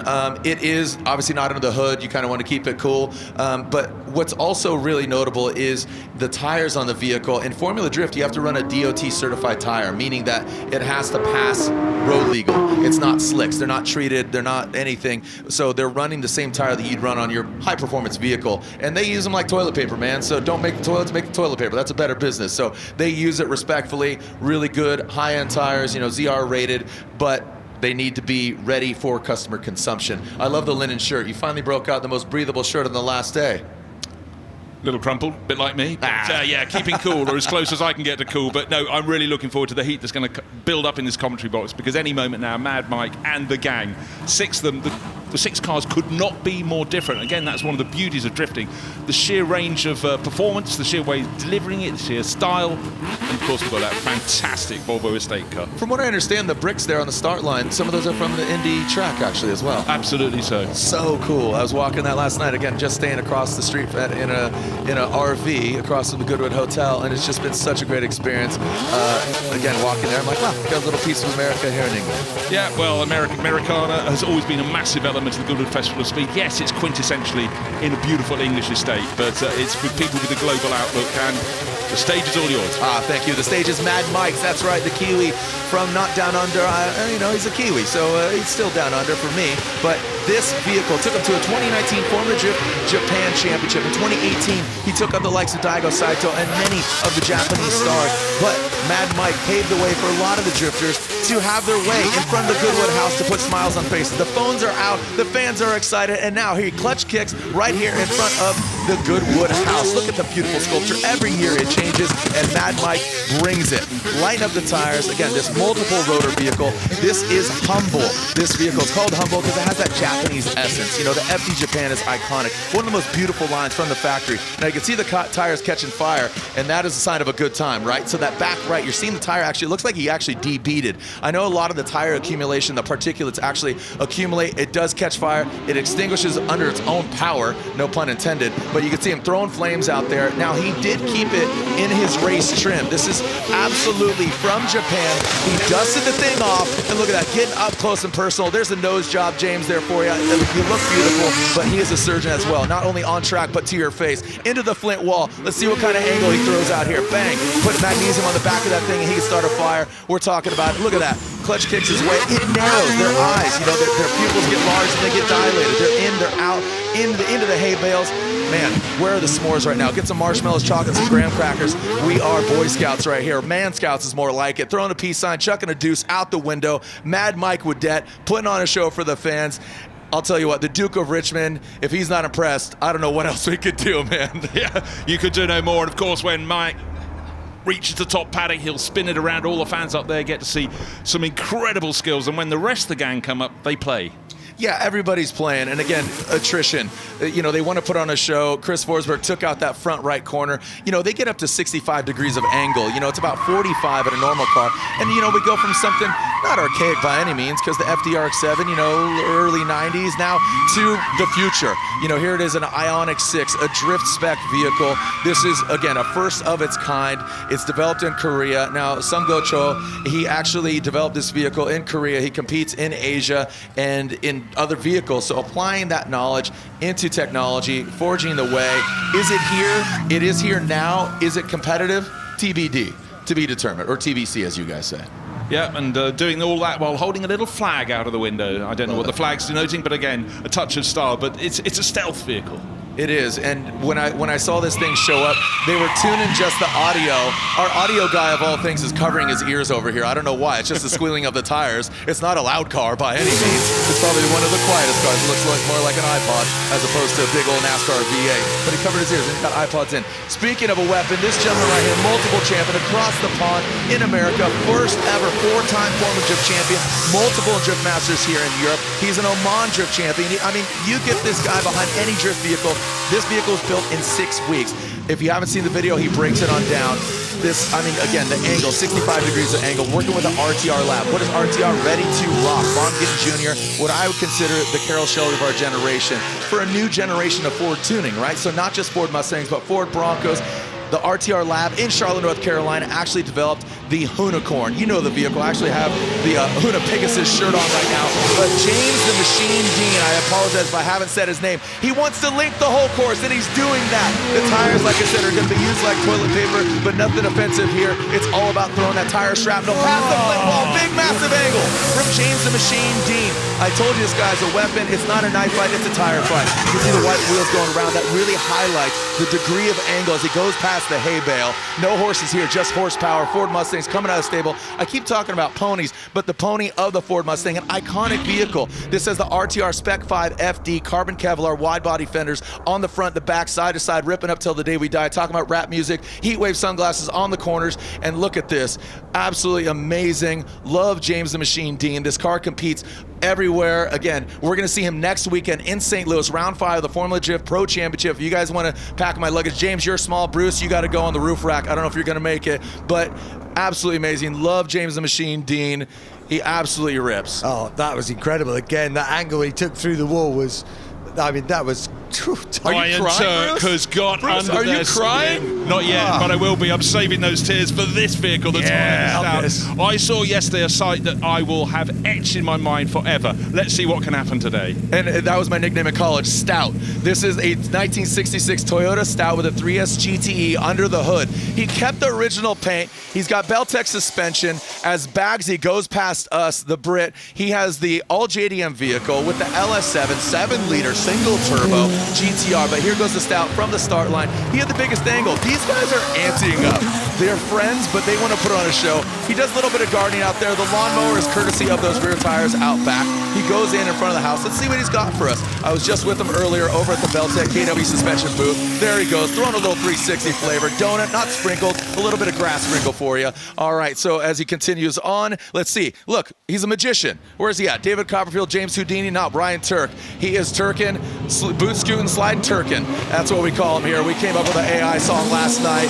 Look at that, an absolute magician, a weapon of mass destruction past the hay bales. Got a little bit wonky there as Ryan Turk, we can see there in the cockpit or out the truck bed. He's not putting anybody to sleep. It is not a bed, it is a highlight. He goes in, he packs that thing in. He gets involved with the hay bales. I told you, these guys are leveling up. They know there's only one more demo after this. They want to leave a lasting impression both on your faces, into the hay bales, and even that truck. This is one of one. You can see, again, a little bit of souvenir from Goodwood, the Duke of Richmond. Sorry, buddy, we want to put on a show. There's the finish line, there's the checker flag, but the party continues because we still have more cars and more horsepower. I don't think I can take it, frankly. Just absolutely sensational. Of course I Grow can. up, Bruce. Brilliant, brilliant slide. And he just missed. We got a camera on the inside of the turn at Moulcombe. He missed it by an inch. Why not? James, what's going on? You're speechless. Yeah, I mean, it's just great. That's just where he touched the tires. I mean, the precision of him and the skill, it just blows you away. I love it. This is so cool. Driving past us is Christopher Forsberg. He's in his X-Comp Ultimaniac. He took it hard in the wall. His Jackson is mechanic. He's got the long flowy hair looking like he's from a rock band. I believe in a thing called Angle. And as he brought his vehicle in, he welded a piece to that front right arm. It looks like we do have a little bit of a red flag, a little bit of hiccup in drink water upside down, and see if we can get rid of those hiccups and keep the party going. As on the line, we have Axel Turbo. He is in that 3-rotor Volvo estate wagon. Christopher Forsberg, a 3-time Formula Drift champion. He competes in an all-new Nissan Z, and that vehicle is actually 5 feet shorter. Looks like Chris Forsberg got into it, or is so again, that front right, he took off yesterday. He got involved with a hay bale, and you know, you think, hey, it's soft. When you pack it that tight, those things are just like the bricks at the start line from the Indy Motorsport Speedway. Yeah, what I gather, it's debris up ahead of him, just above the flint wall. Can't think where that came from. It was hip, it was shoulder, it was the right-hand side of the Toyota Stout, and there may be a wing mirror, there may be not, but anyhow, rather, since we know all of your guys are going to go right out to the edge of those bales, clean it up. Absolutely. Like I said, maid service here, and put a little mint on the pillow, but it's going to be absolutely thrashed. So there still is one more demo, but just like the bikes, you know, a little bit of wheelie on Thursday, a little bit more wheelie, and I'm waiting for Travis Pastrana to do a backflip over that Morgan sculpture, 40 tons of metal out front of the Goodwood house, and what a beautiful sculpture it is. On Thursday night, they did light painting on it, and the fireworks. I'm just always impressed with what they're going to bring. It's that moment you walk onto the estate the first time on a Wednesday afternoon, and you can just see something out over the trees. You come down the hill, you turn the corner and go, oh yeah, he's done it again. But this year, I think, it's way out ahead of what we've had for years and years. Because they're a little more, you know, just unique and stylish. This being kind of the logo, obviously, right? It's something that they've never done before, and you get the sheer scale of it with the vehicles or a motorbike or whatever. I think it's pretty cool. I mean, it's very cool, and it couldn't be for a better person. Gordon Murray, you know, look at what he's done. The cars he's designed over the years, whether it be from racing or, you know, the F1, which is obviously just one of the classics, and obviously the new T50. I mean, they're just superb. I love his philosophy, lightweight, power, just wonderful. But the sculpture just got such a good name, Speedhead. That works around here, doesn't it? Yeah. And, you know, that's what I really love about it. Again, high fives and handshakes, flip-flops and tank tops, or no shirts at all. And we're seeing ascots and caviar. And everybody's a little punk rock, man. Throw up the horns. Let's get a little bit rowdy. Doesn't matter what kind of music you're in. It's about being a little anti, man. And everybody wears the suit. The black tie affair last night. As I say, nobody really wants to fly. Nobody really wants to wear a suit. But you got to kind of be respectfully disruptive, as I said yesterday. And it's punk rock to play by the rules, but do it with your own style. Punk rock, it's on the line right now. It's blue, it's yellow, and it's not what you think it is. No, not at all. It is a 3-rotor Volvo estate wagon, carbon Kevlar with the JDM wheels, the work wheels on the corners, Sunoco fuel running through the veins, and Axel Turbo. He's got a video that he just danced on his hood. It's blowing up the internet right now. He did his version of it with the Swedish flags out back while he's standing on it. He did his dance, and it's got like 2 million, 3 million views. So these drifters, you know, it's really cool hanging out in the driver's lounge, and you know, I come up, I'm big, hairy, American tattooed, I'm bootleg Jason Momoa, I'm Jared Mimosa, and that's what I always joke about. But I say, oh, I announce drifting, they're like, that is so cool, and it just gains the respect of anybody, you know. Just all the drivers really love it, and it's a mutual respect and simpatico that, you know, the asphalt's there, the cars are the canvas, and it's all about the drivers. You know, it's man and machine, but the gentlemen and the ladies and the people of all ages, we're all, like I say, punk rock a little bit, and that's why we're here. And the humour is cutting through. The little sticker on the rear window, on my way to IKEA. We've all been there, not always just to get the meatballs and a new bedside cabinet. Yes, exactly so. But next time maybe there'll be a cabinet in the back for him to assemble, I reckon. The instructions. Yes, exactly. These are upside down. Yeah. the pegs, the dowels. All you need is a hammer and just, I don't know, a widget. All right, here we go. So Axel Turbo here on the Sunoco Volvo wagon, the rotary under the hood. Last year he debuted his rotary Corvette.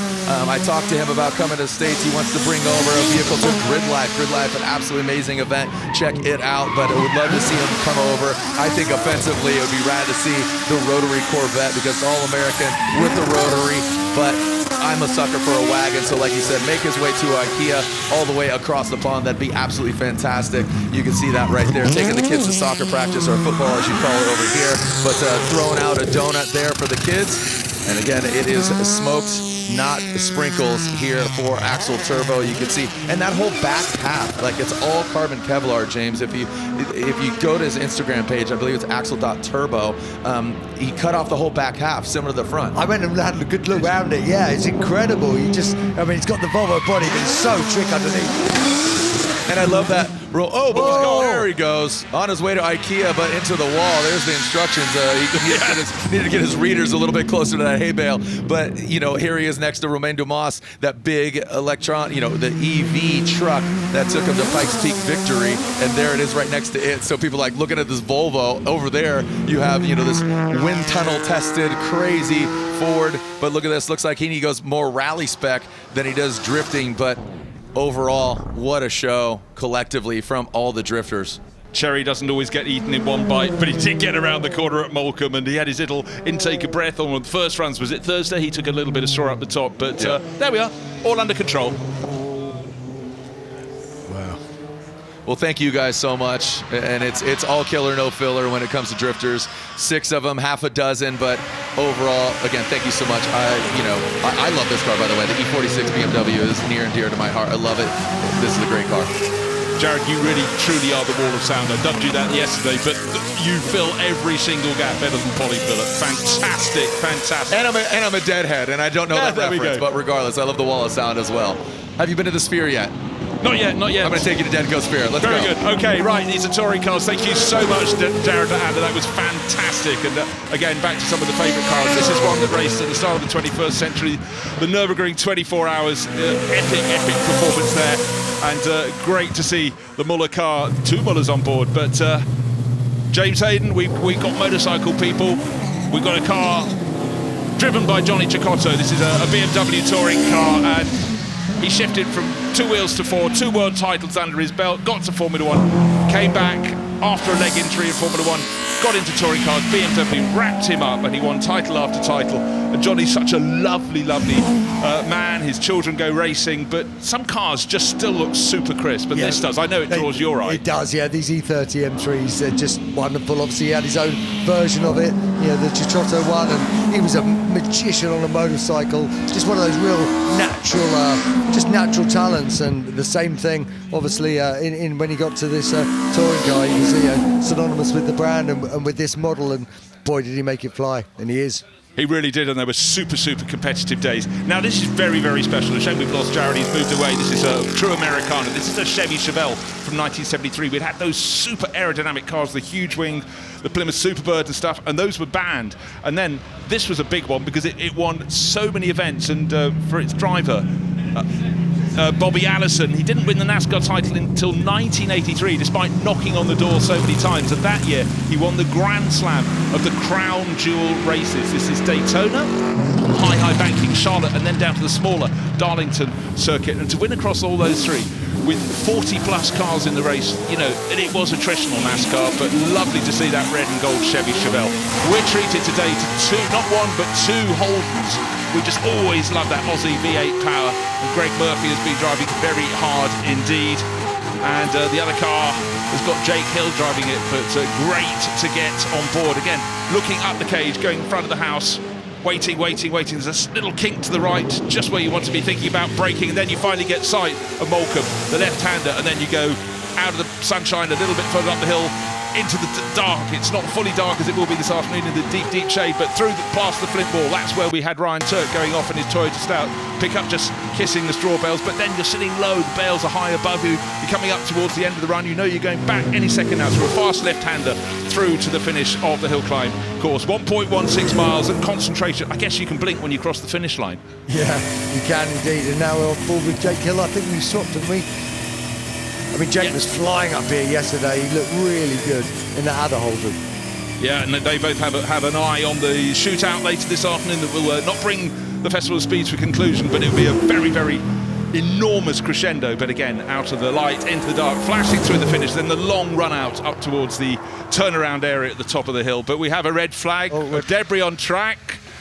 It's normally a wing mirror or a little bit of a body part. I don't know whose that was, but we've had people getting closer and closer. But we don't want cut tyres, we don't want punctures. No point. Last thing you want when you're going further up the course with those straw bales on either side is suddenly for a tyre to go down. So the marshals there on what is a very hot fourth day after 3 very hot initial days here at the Festival of Speed. Again, earning their corn, and thank you so much for all of their work. We cannot have any form of motorsport without them. A real thrill to be here, but we don't want it to become extra thrilling because of someone having a tyre delamination. So people up and down the course, they're still probably picking, you know, dust and tyre debris out of their eyes and ears and noses after the drift car display. But so much to see. We've got some great celebrations coming up. We've got the Alain Prost balcony moment at 2:45, and having had 3 amazing balcony moments. Yesterday we had 7 former Formula One world champions. Quite something, an amazing thing. But actually we do have a fair degree, we can probably work out whose car it was, but that's, what are you looking at? I thought it might have been a little bit of a camera. Anyhow, it's broken. It's a front splitter and it has split. But anyhow, so the debris clear out. We wait for the official news that the hill is open again, but that was a sensible thing. Right, let's gauge who it was. It was a Holden, okay. Coming right, you've got past the flint wall, and it's just a bit further up. And again, it's where you're going from, oh, dearie me. So the next Holden went up and clipped that. So when you're going from light to dark, it really doesn't help. And this is the penultimate corner of the hill climb course, but it's lying exactly. It's not as though you can avoid it. It's such a narrow hill climb course. It's so easy just to pinch that little extra bit, totally. isn't it? Just pinch an inch. To grab it. And now we're going to the late, great Colin McRae. A lovely celebration of him and his cars here this weekend. Certainly is. 30 years since the ultimate flying Scotsman took that World Rally Championship title in 1995 with Subaru, and begat so many sales for Subaru. Their cars were absolutely launched, but it wasn't just winning the title with Colin McRae, it was winning it with just the most maximum attack style.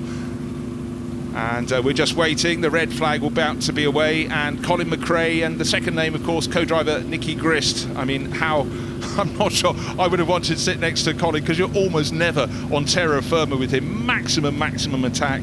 If in doubt, flat out was a phrase coined for him, and it couldn't have been truer. But the array of Subarus, and this is a car that's been to Goodwood many times because we love it. You can see all the silver stickers on the C pillar of that car. But the Subaru, in the UK, before Colin took them rallying, they were largely seen as sort of agricultural machines with their four-wheel drive. Four-wheel drive wasn't a thing. If you wanted it, you tended to have a Land Rover. That was pretty much it. But then it started to come onto road cars, and, you know, Subaru just made themselves such a niche in the market. But it takes 2 to tango, and over the years they began to have these increasing battles with Mitsubishi, and, you know, a lot of road car fans, you were one camp or the other. Yeah, no, very much. And that, and again, you saw how many Subarus did you see with blue with the gold wheels. It just, you know, he forged 1,000 copies, stick it up, and you still see them now. And this is one of my favourites, the Lancia Delta Integrale.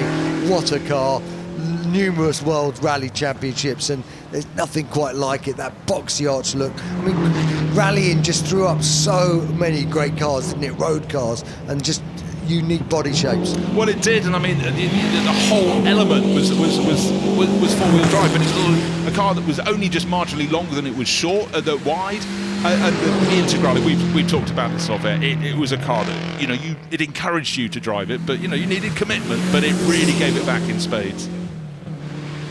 This one is from 1993. It was always a front runner, and this one actually was then upgraded when it went to compete in a privateer hands. The Jolly Club team from Italy over the decades, not the years, the decades, super strong on the European and world rally scene. But to my eye, that car still looks quite model. Now, this is the car. This is L555BAT, 1995. Does it ring a bell? On the left, in the passenger seat, is Holly McRae, daughter of Colin. On the right, her boyfriend, is waiting to propel this famous car up the hill. Cool, calm, collected, and it's John Armstrong at the wheel. Look at those smiles. This is such a special moment. Yeah. This celebration, it's great to see what it means. But, you know, John, your job is not to drive slowly. Just remember that now. Give it respect. Give it max attack. Well, 90% attack. Popping and banging. Again, this was the sound of rallying, and particularly of Subaru, particularly people with their Subaru road cars. Yes, go for it. Yeah, there's nothing like that boxer engine as well, is there? It's such a unique tone. It really is. And, you know, some people say you're a racing or rallying person. No, we're all motorsport people, and it's just great to have this sort of cross-pollination. Oh, John's driving that properly, because he's not staying on the track all the time, on the hill climb course. A couple of wheels on the, I was going to say on the green stuff. In this temperature, it's not green. It's pretty much ochre to yellow, and putting in some very tiny... Oh, yeah. Ollie doesn't mind that at all. That was tiny. It's not so good doing a 270. A 360, far better. Yeah, well, he's sort of saying, well, the Drift Boys have done it. My turn. So John, the nose just dipping down as he approaches Moulcombe. This is really the part where the hill climb course, to me, becomes a hill climb course rather than just a drive. This is where it starts to become steeper. You're going up to the flint wall. Fantastic, Ollie. Little attention there. Suddenly the focus came, because when you're coming up towards the flint wall, it's at an angle to the circuit, but it's the hill climb course. But it looks so it's built directly across. Anyhow, out of the dark into the light, speed still coming, and it's well, just fantastic onboard footage. And then they'll go into darkness again, and the funnel over the start finish. Oh, a little bit of a twitch there, so maybe a bit of dust from the rally stage. How ironic for a rally car at the top of the course, just making it drift right. Holly loved that, and you know what? I don't think John hated it either. Great job. Lovely moment. So drifters can drift, and of course so can rally drivers. They have the full spectrum of talents you need, because of course they have to compete on all of those surfaces, and Holly McRae will have loved that. We saw, look at her face. Could you stop now, please?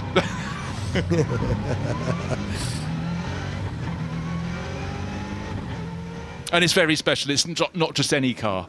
30 years ago, this was the one that took the world title, and you know, the number plate's there, the livery's there, the sound is still there, and the pleasure it gives is still there. So very special. And when it gets up to the top, of course, it's right next to our dedicated rally stage. 120 rally cars up in the top paddock, so that was a treat.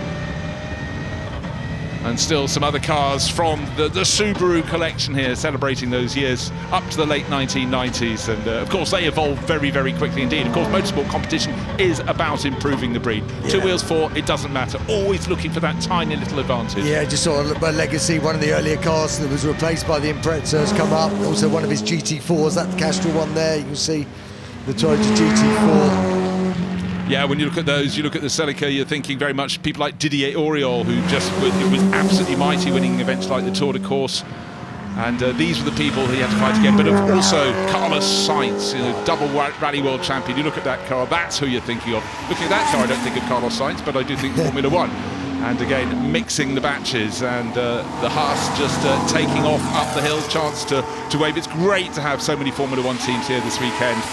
And certainly wonderful for everybody to come here. Over 100 Formula One cars. There will never, we feel, be such a large collection in one place in the world again. 75 years of the Formula One World Drivers' Championship, and a real chance to enjoy the sounds as well as the sights, the smells, the dust. You don't get to see this at a Grand Prix, but very hot and dry here at the Goodwood Festival of Speed. And the show goes on, but I'm still smiling at those drifters for what they did. Those fantastic touring cars at the start of the batch, the super bikes that James Hayden explained so supremely well. Great diversity, and still the fun in the sun. I think that's how we can describe this year's Festival of Speed. It's been fantastic so far, and we're looking ahead to Alain Prost. Never been to this event before, and he's going to be stepping up in an hour or so's time up onto the balcony here at Goodwood House. But Formula One sights, Formula One sounds. And the Haas crews, they're putting on a show for us. Big display. These tyres will not be used again. Looking up the fronts and getting those rears to spin. That's just a little blast away from the line. Not going for a competitive time quite clearly here. Of course, we're building up towards the shootout this afternoon, but wonderful. A lot of the people at hill climb here today would have been at the British Grand Prix at Silverstone last weekend. The summer comes thick and fast, 24 Grand Prix a year. I'm now joined by someone who, I don't know, John Watson, would you have managed 24 Grand Prix in a year? Walk in the park, Bruce. Yes, of course. We're in the commentary booth behind the wheel of the car. Listen, when you're a young man as I am, this is your job. How would you want to do less than 24 Grand Prix a year? That's your passion, that's your, well, I wouldn't say your livelihood, but it's what you're born to do. Correct answer, and I knew I'd get that answer from you, John. So, right, cars going up the hill. What have you made the weekend so far? I think it's been a fantastic weekend, but I have to say, listening to Jared here in the commentary booth with you and watching the skid cars go up, they have put on a show, which is what this event is all about.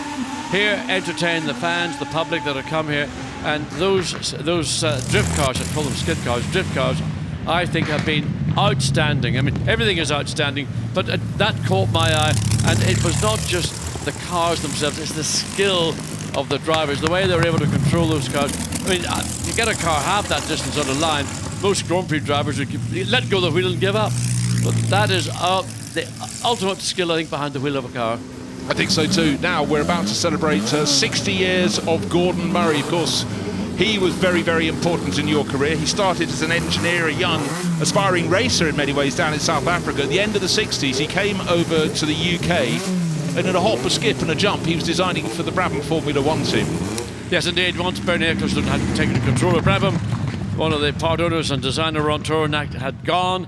Gordon was handed the keys of the design office, and Bernie said, get on with it to design my next Formula 1 Brabham. Well, the batch just being concluded, a Napier Railton going up the hill. Let's take a look at the highlights of Batch 2 on Sunday lunchtime here. The Superbikes put on a fantastic show. The skill to pop a wheelie and hold it. This is a bike made to go around the globe pretty much, but the sidecar outfits still seem to defy the laws of physics, and we went across the range. The great, the good, and the weird and the wonderful. This is the Monowheel, aiming for a record of 100 miles an hour, and it better be in a straight line. They do not corner. Motorcycling history, and fantastic to have James Hayden to describe it with us, and with an eye on the future as well. BMW brings some very futuristic machines. And then it was the turn of the drifters, and what a show they put on. Mike Widett in the humble, hardly humble, and then they knew they had to be Larry past the flint wall because Ryan Turk had thrown down the gauntlet yesterday. James Dean, the machine, doing fabulous things in his Mustang, brand new car, and then the driver who got it absolutely right at the wall yesterday, not quite so right today, Ryan Turk putting his Toyota Stout just into the straw bales. He got away with it. It was great fun, a lot of smiles on a lot of faces, and brilliant to see people taking it right to the edge, which is what we're going to have in the shootout later this afternoon. So riding up with all the drivers, but most notably Holly McRae in her father Colin's Subaru. It was the right place and the right time. It's hot here at the Festival of Speed. The fans will all feel frazzled when they get home, but I tell you what, they're all starting to assemble because we've got a moment coming up shortly. Gordon Murray Automotive, but more to the point, Gordon Murray the man. We're going to celebrate 60 years of him as a designer. Well, Gordon came from South Africa. I think he was born in Durban and came into Formula 1 at Brabham. And when the sale of Brabham to Bernie Ecclestone at the end of 71, early 72, opened up the opportunity for Gordon to be given, literally, as I mentioned, the keys to the design office. Bernie said, you're going to now be the principal designer. You design the next Brabham. You are the future of this Formula 1 race team. And the BT42 was the car that Gordon penned. Quite a different car to the norm one might have assumed. It was narrow, it was short, it had triangulated monocoque, and it was light. And all those are essence of the design from Gordon Murray. It was lightness was the principle, but just lateral thinking outside the box, looking at the rules and regulations and interpretation. Some people thought, where did he ever get that interpretation? Where did that come from? And he didn't just design the little orange cars you saw. One was just a road car, one was to go as a race car, but he worked his way through. But let's take a look at a little movie that covers some of the glories of his amazing career.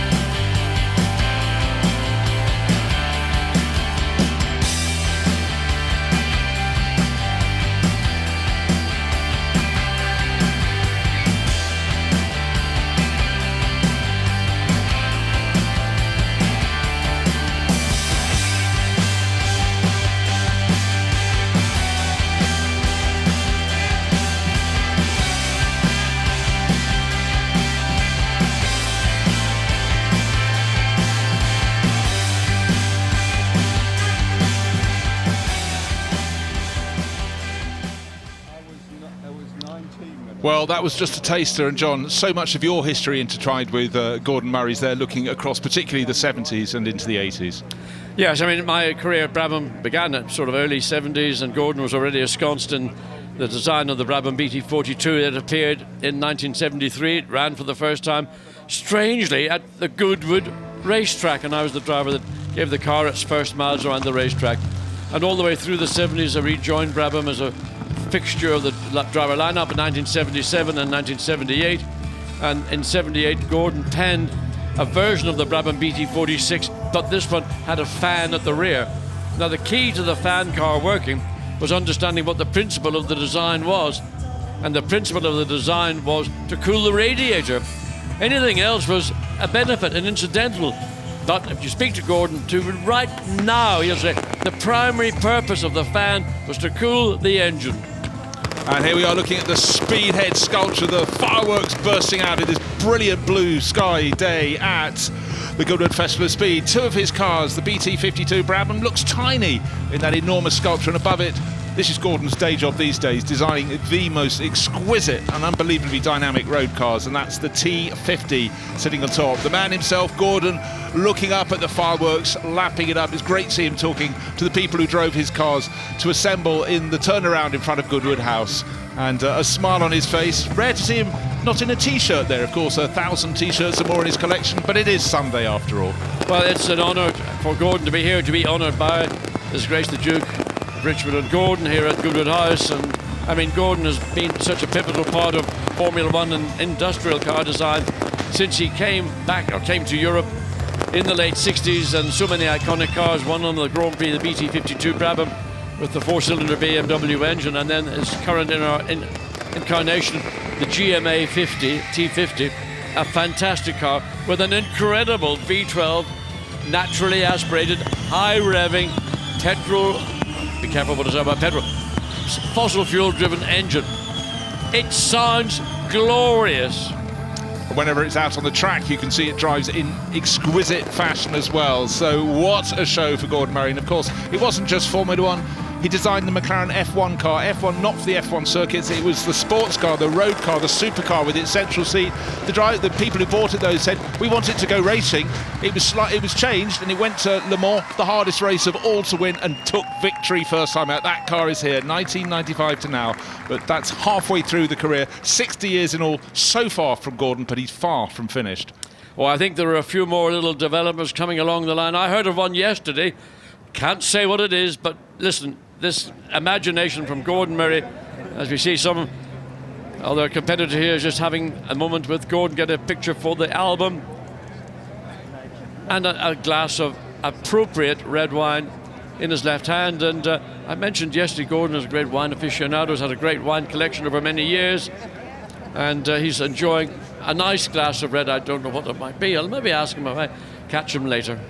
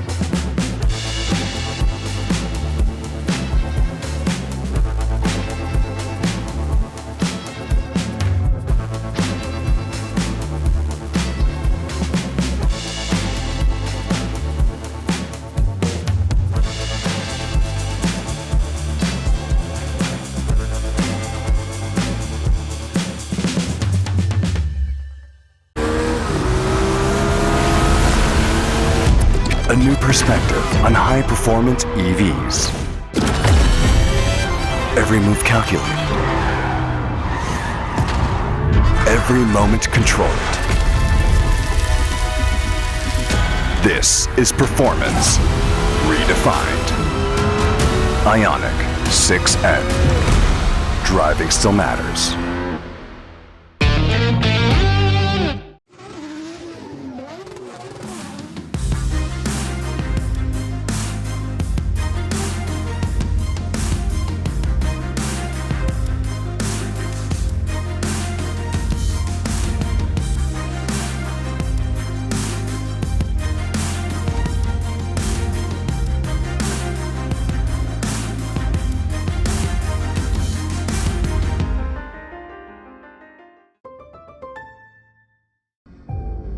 This is not just a car.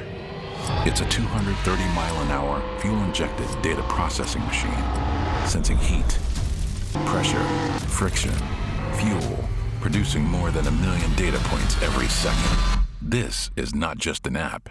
It's an AI-powered platform translating data into insight and fueling a fan base of millions. The new Scuderia Ferrari HP app with AI-generated content and insights built with IBM Watson X.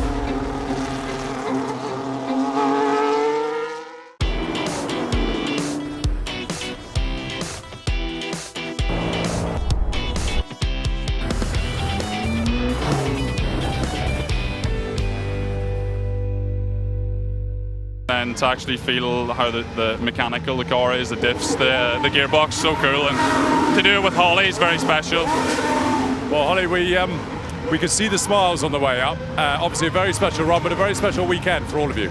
Yeah, it's been a fantastic weekend. This is the first time that all of the McRaes have been at Goodwood at the same time. So from the start, it's just been a fantastic couple of days. And to end it, well, it's not just over yet, but to start the last day, being able to sit in back with John is pretty special.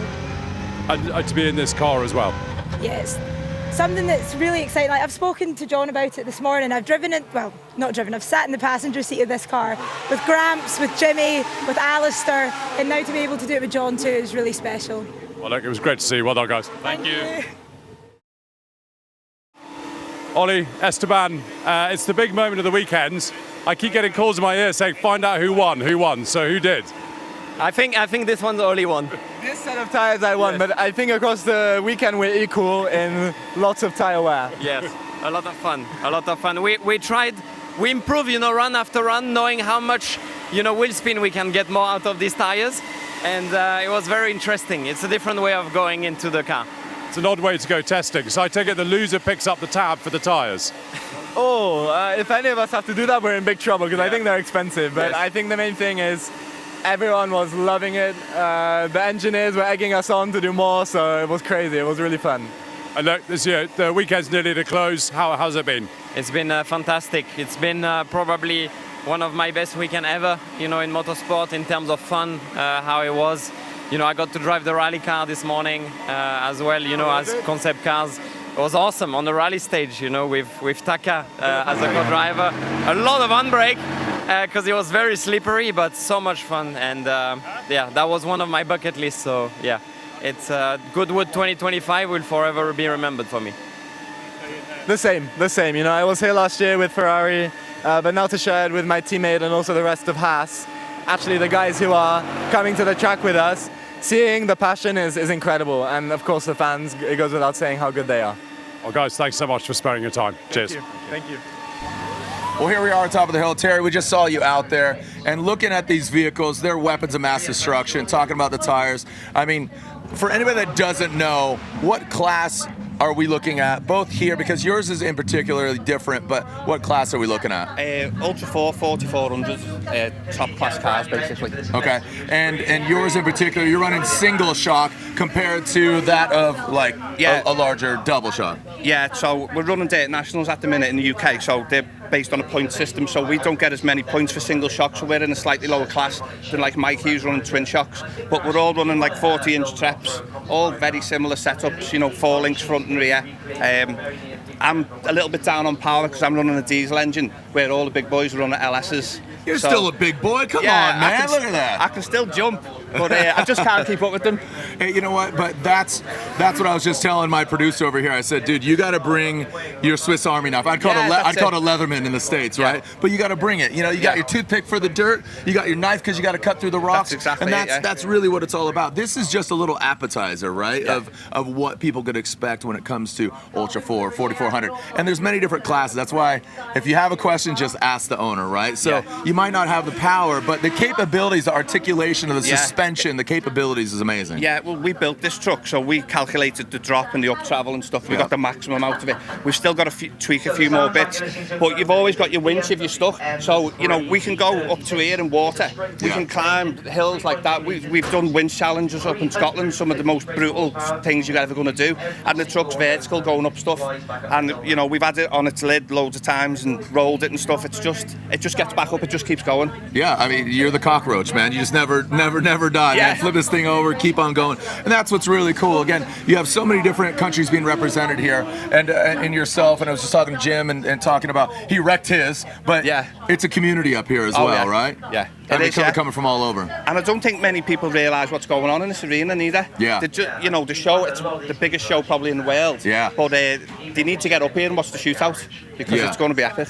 What for scale? I mean, coming up to our waist here. What size tires are we running? We're running beadlocks. Anything in particular? Create the sensationalism for people to climb up the hill, sweat a little bit, get a little bit of dirt in their face. What are some of the stats that are staggering for you? We're running 40-inch steps. We're running KMC alloys with beadlocks. We're running big diffs, big shocks, 4-links, big props, big winches, big intercoolers, you know, big massive 4-inch air intakes.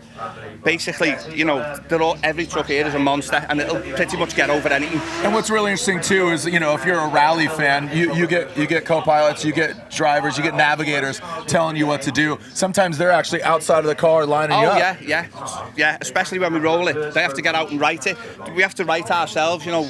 So we'll have to find a rock, throw the winch around it, and get the truck back on its wheels and crack on. Cool. Well, again, fully custom built, fully prepared. You learn something every race, right? And we're constantly changing it. We've got big plans for the truck this year, so we can get out next year and be more competitive. There it is. Well, again, come on up the hill, check out, you know, obviously the different classes, the variety of vehicles, and check out the big personalities. Thank you so much, brother. Appreciate it. Handicap for sports cars, and Duke, driving car number 70, soon showed he was as much at home in the seat as in the saddle.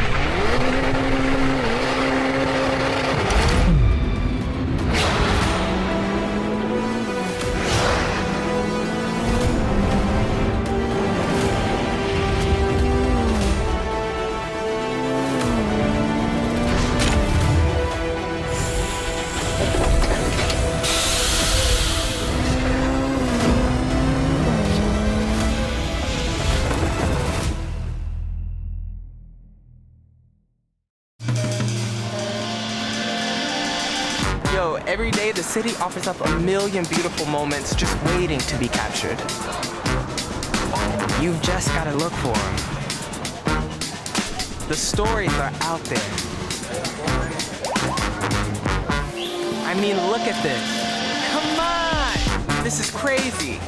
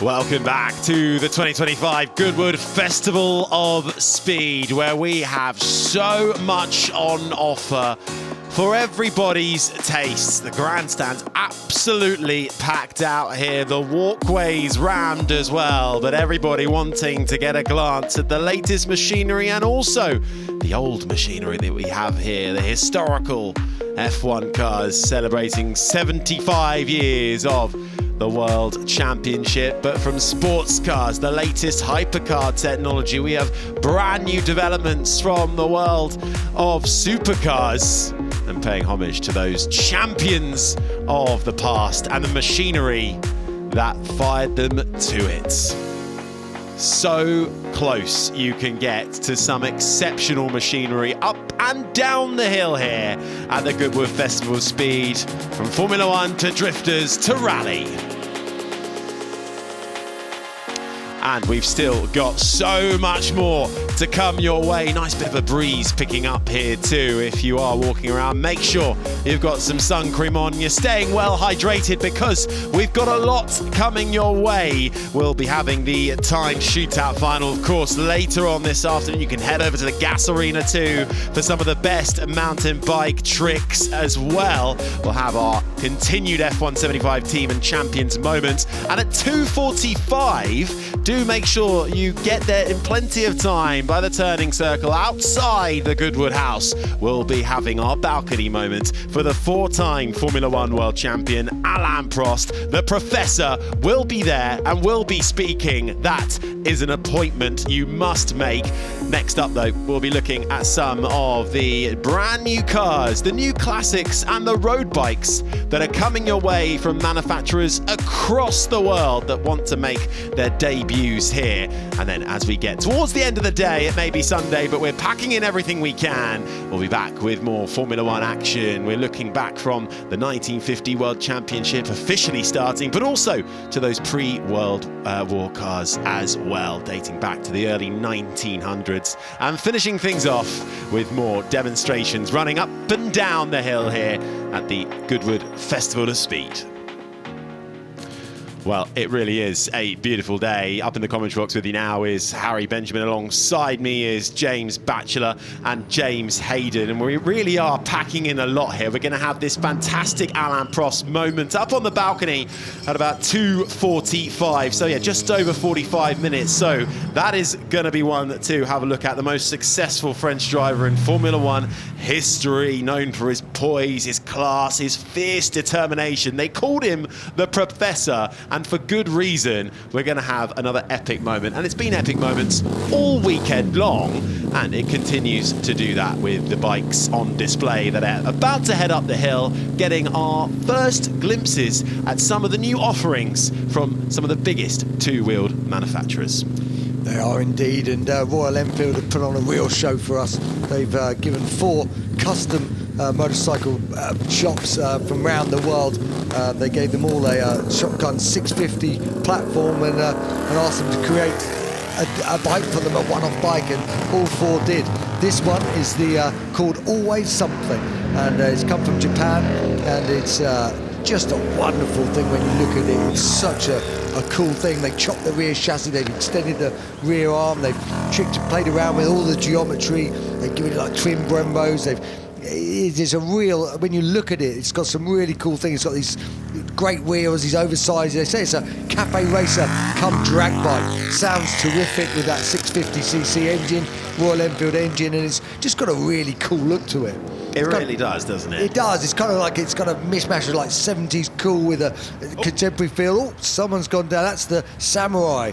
So that's the next. That's also one of the Royal Enfield specials. That's called the Samurai. That's obviously come from Japan, and it's been ridden by Akawa-san, the actual builder of it. So quite sure what's happened there. We're going to catch that. He's warming up the rear tyre. Look, it's spinning in the background, and it's slipped, and the front's locked, and oh, that's well, he's perfectly all right. So these things can happen. So it's a unfortunate little incident because that bike is exquisite.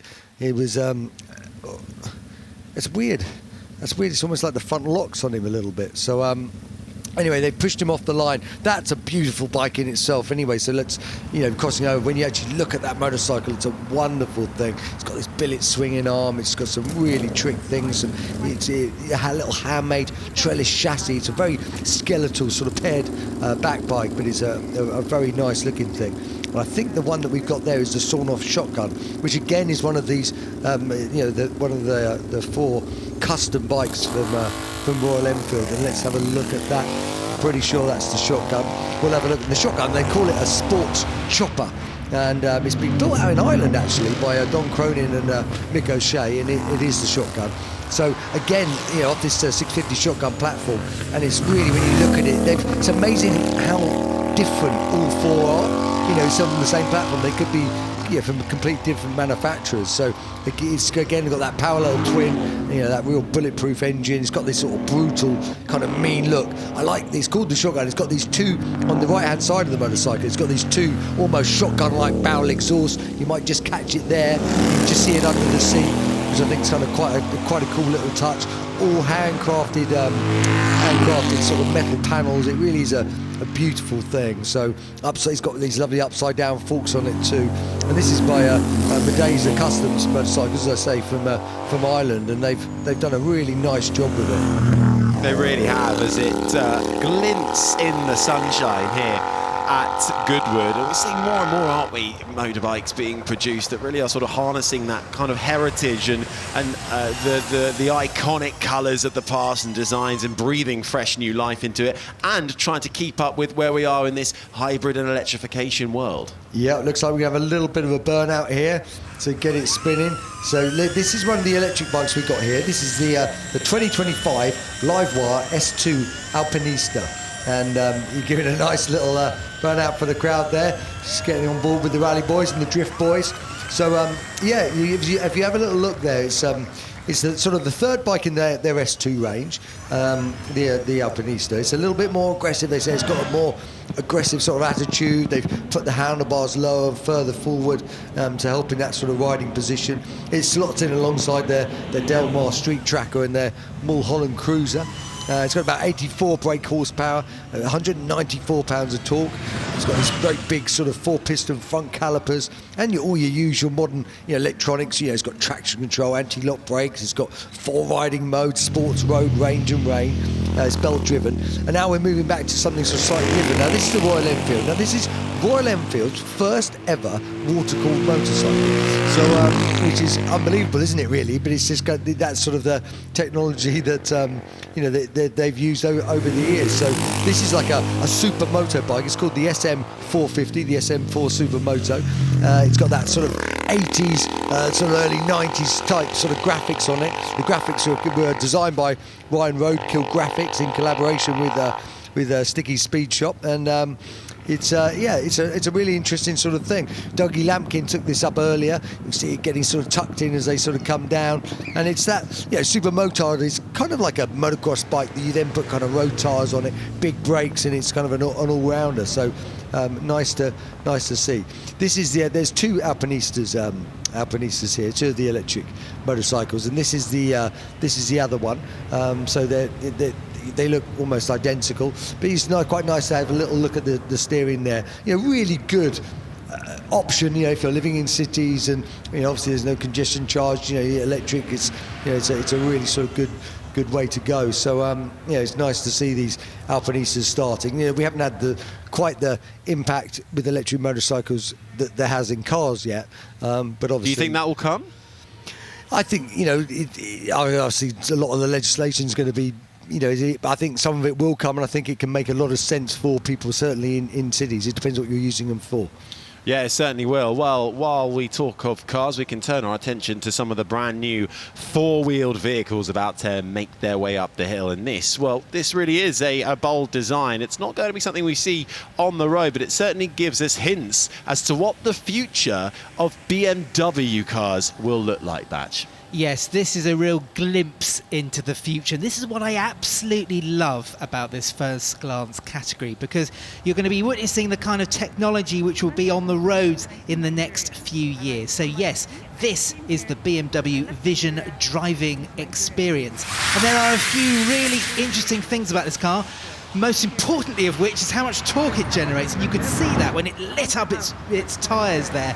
18,000 Newton meters of torque this car generates. To put that into perspective, that is not a mistake. Doesn't seem like that is not an extra zero. It just seems unbelievable. Staggering, isn't it? And to put that into perspective, and he's deploying, or not quite the 18,000 Newton meters of torque there, but probably, I don't know, 17,000 possibly. But to put that into perspective, a BMW M2 CS, which is also in this first glance category, generates 650 Newton meters. I got to say, I love that front face of it as well. You know, BMW have always been very bold with their design, haven't they? And that's the look of the future. I think it is really gorgeous. And that grille, that front end, this new boxy styling of this concept car, you will be seeing a few design tweaks, design themes on the next BMW 3 Series. Not only will you see a few design tweaks for the next car, but this car also showcases some of the performance features which will be on BMW M models in the future. So very interesting test bed for BMWs coming along in the next few years. It really is a bold design from the German manufacturer. We go to a new Chinese manufacturer now. This is brand new from XPeng. This is the P7 Plus making its way up the hill. Now, this is being described as an AI-defined vehicle using with the likes of sonar, radar, ultrasonics via twin NVIDIA X chip. It really is cutting-edge technology to help with the efficiency of driving, to help with the safety, and it is really a machine. Yeah, and this is the future of cars, really. Less mechanical, less engineering. These cars are all about software. The potent computerized systems these cars have got. Lots of camera base, like you just said there, Harry. A lot of AI, artificial intelligence technology being put into these cars to make them safer, to make them more efficient, to make the process of driving just that little bit easier. Yeah, it's called AI Hawk, which is a vision-only driver assist system which processes all that data from the mechanics on board. Now we go to something that looks a little different, but again, MG now Chinese back. This the EX4 concept, paying homage to MG's iconic 1980s Group B rally. Yes, so MG showed this off 2 years ago. It is a homage to the legendary Group B monster, the MG Metro 6R4. That's why it's got these huge wings, that huge lip spoiler, massive wheels, and underneath it's an MG4 X-Power, which you can go and buy, should you wish. 429 brake horsepower, twin motors, but I'm standing alongside somebody who has got experience of this car, but only as a passenger. Yeah, but that was a very good experience, I must say, going up the hill yesterday. I think I really covered myself in glory. You really didn't talk about it, that's for sure. No, I didn't. Look, I was just giving you guys some good content to commentate over. You should actually be thanking me, really. But what an opportunity to go up in that car. It really is just a highlight of how much dynamic options there are up and down the field in this first glance and new classics machinery. And MG also producing something that, well, you will see on the roads. It is with a huge amount of power and torque behind it. This is the MG IM5. Yes, so MG's parent company have launched a new brand called IM, but in the UK they're going to be badged MGs, and so this is a Tesla Model 3 rival. Huge amounts of power, very price efficient as well. Looks the part, a lot of luxury on board. Very interesting car indeed. Now, we've seen a couple of Land Rover Defenders making their way up the hill. Over the course of the weekend, you'll be seeing the Octa Black making its way through Malcolm Corner now. That's being followed by this, the Defender Trophy Edition, another special edition of this beautiful and timeless Land Rover. Yes, this special edition really does hark back to Land Rover's exploits in competition rallies such as the Camel Trophy and others. That's really why this car is painted in this kind of very evocative sand glow yellow, it's called. You can also get it in Keswick Keswick Green, which celebrates UK exploration, according to Land Rover. It's got all kinds of special features, black bonnet, black wheels. It really does look the part. And of course, it's a highly competent machine, just like all Land Rover Defenders are. Made for off-road, that Land Rover Defender. Range Rover here as well. This is the Sports SV Black, making its way up the hill at the moment. A new special edition from Range Rover's SV division. Luxury performance, unmatched, world-first technology, and it's dynamic too. A 4.4-litre twin-turbo V8 under the bonnet of that. So looking absolutely exceptional. Hydraulically interlinked 60 dynamic suspension system as well. It really is cutting-edge technology that we will see more and more of on the roads. Yeah, latest product from JLR's SV division, and from one legendary British car maker to another, Rolls-Royce, who of course based just down the road. This is one of their latest products, the Ghost Series 2. And just listen to the amount of tyre squeal this car generates. This car is really pushing on. At the heart is a 6.75-litre twin-turbo V12, and it certainly shifts. You don't often see a Rolls-Royce pushing this much on any kind of surface anywhere, as it squeals, kicks up the dust through Moulcombe Corner. Whoever's in the back of that car is certainly in a rush. I think, though, whilst Rolls-Royce are often the cars to be driven in, this one is very much one you want to drive. The most technologically advanced V12-powered Rolls-Royce, powering itself up the hill. Huge amount of torque in this car as well, and Rolls-Royce once again defining class, elegance and performance. Yes, anybody in the back will be feeling rather queasy, I think, because that car gets to 60 in under 5 seconds. Something so big and heavy as a Rolls-Royce. Incredible. Those beautiful sleek headlamps, the straight lines of the front grille, just iconic design from Rolls-Royce. And well, iconic design too, and being given a fresh lick of paint and then some. This is the Alpine A290 Rally Edition. Now this is really linking back to, well, the old Renault 5s of the past. We've got a brand new Renault 5, and Alpine, Renault's sport division, have released this, the A290, and then they've given it even more oomph to register the heritage of Alpine in its rally days, delivering us this. Yes, really taking Alpine back to their rallying origins, which of course was really kick-started off with the A110 of the 1970s. But yeah, fantastic machine, heavily based on the Renault 5. This is what Alpine can do when they've got access to the toy box. Hyundai are also showing what toys they've got as they celebrate 10 years of their N Performance division.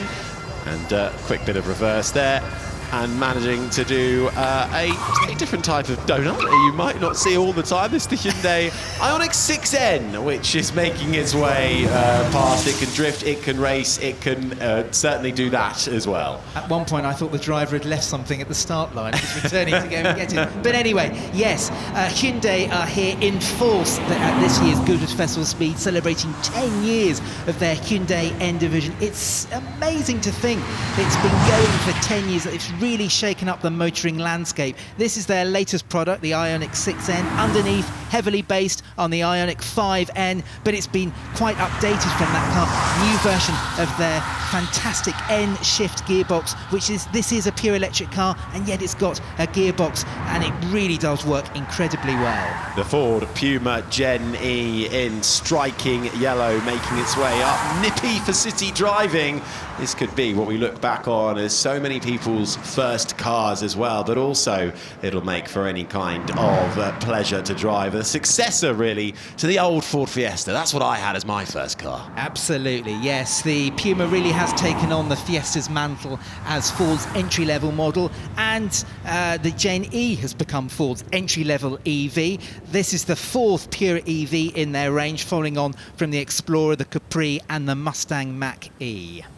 JQ are here once again. We saw them really debut last year at the Goodwood Festival of Speed. Another one of the Chinese brands that is really making a splash here in the UK, and they brought a new compact SUV with a bit of premium flair as well. This is the JQ 5. Yes, a big showing here from the Chinese. It's interesting the JQ is following the Ford Puma up the hill, because the Chinese manufacturers are really coming onto the scene, upsetting the legacy manufacturers such as Ford and many others. This JQ5, brand new UK debut here at this weekend's Goodwood Festival of Speed. It's the slightly smaller version of the 7 we already are aware of, but yes, a very interesting looking car. One car that we've come to know and love over the last few years. You can see it put through its paces as a rally car too. But this, the Toyota GR Yaris, really is becoming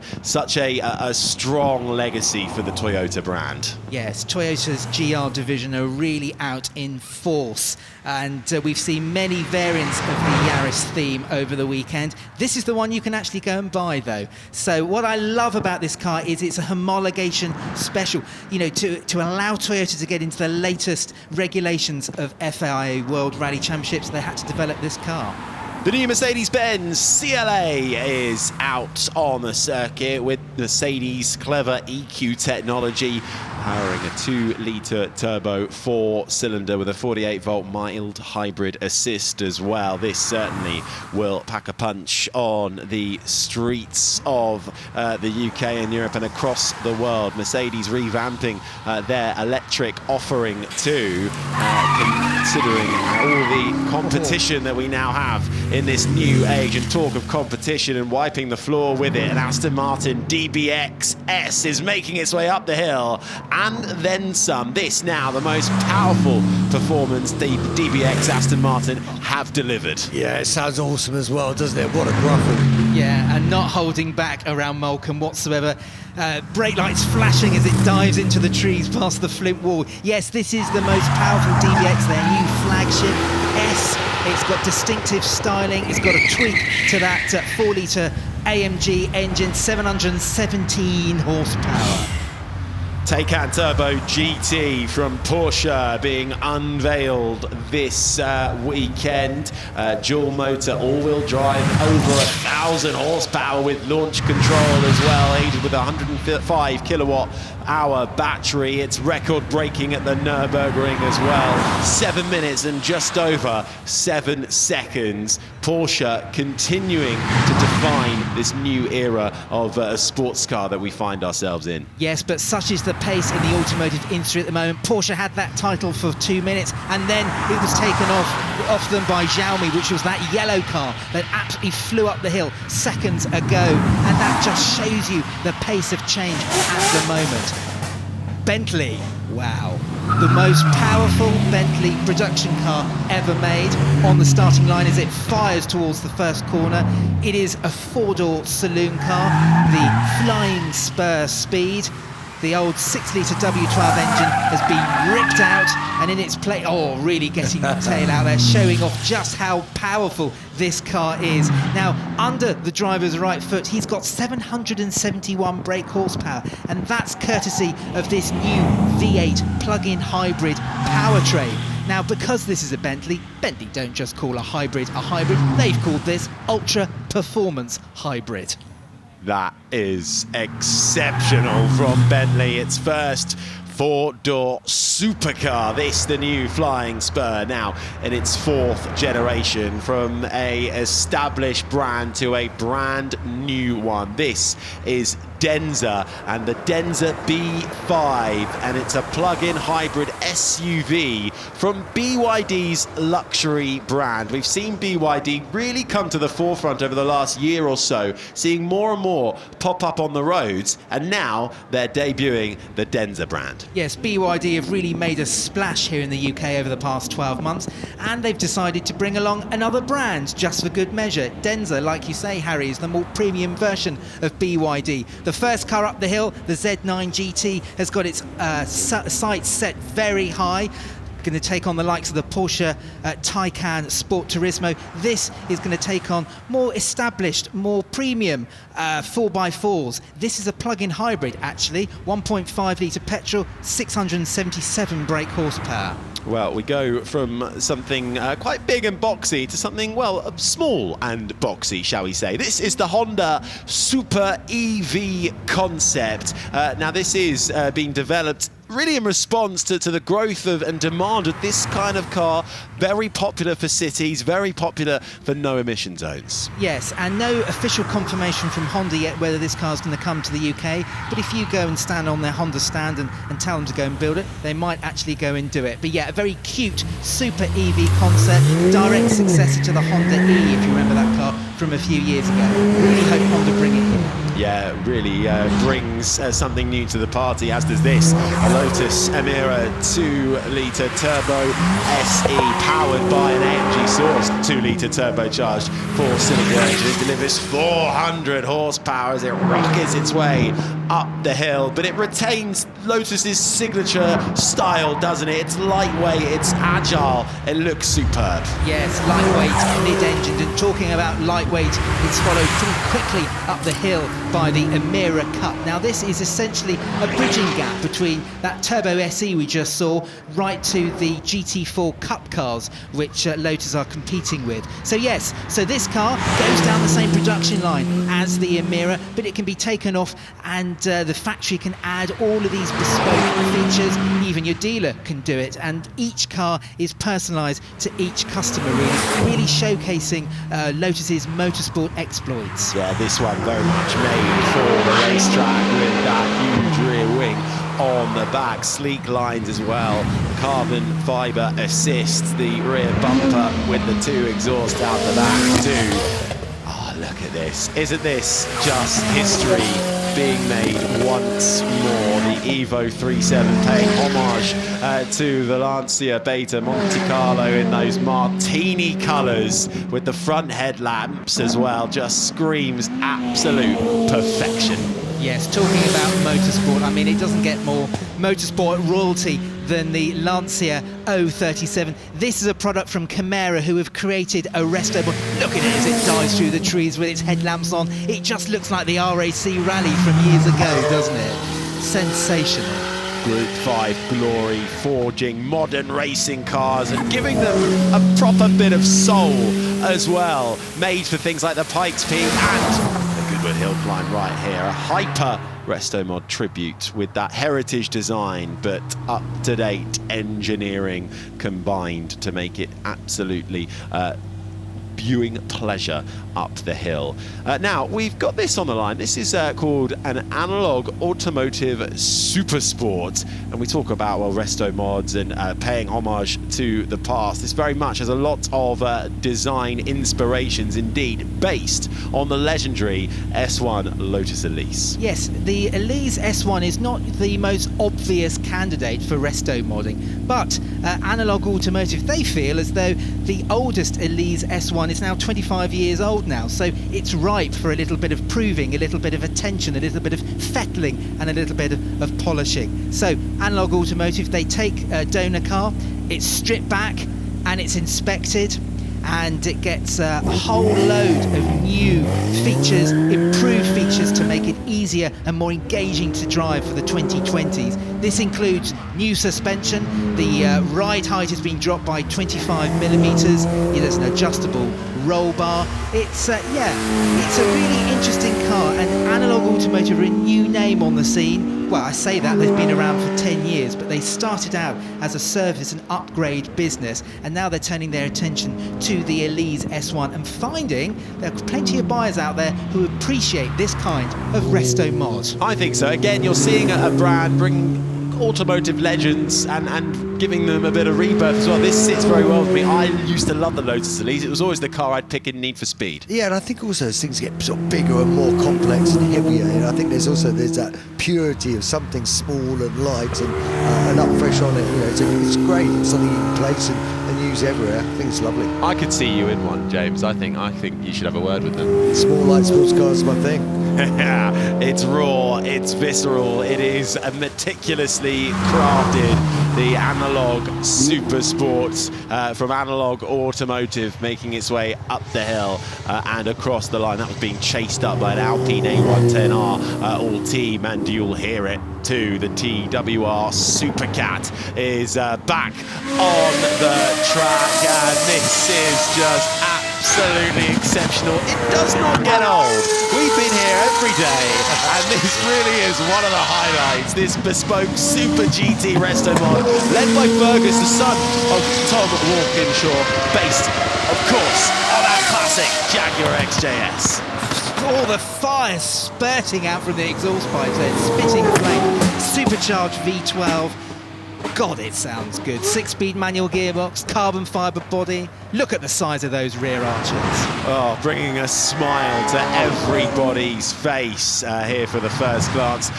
We've got so much coming up for you. By the way, coming up next, if you haven't got the best seat in the house yet, or indeed outside the house by the turning circle, we'll be having our Alain Prost balcony moment at 2:45, celebrating the 4-time champion. So make sure you head over there.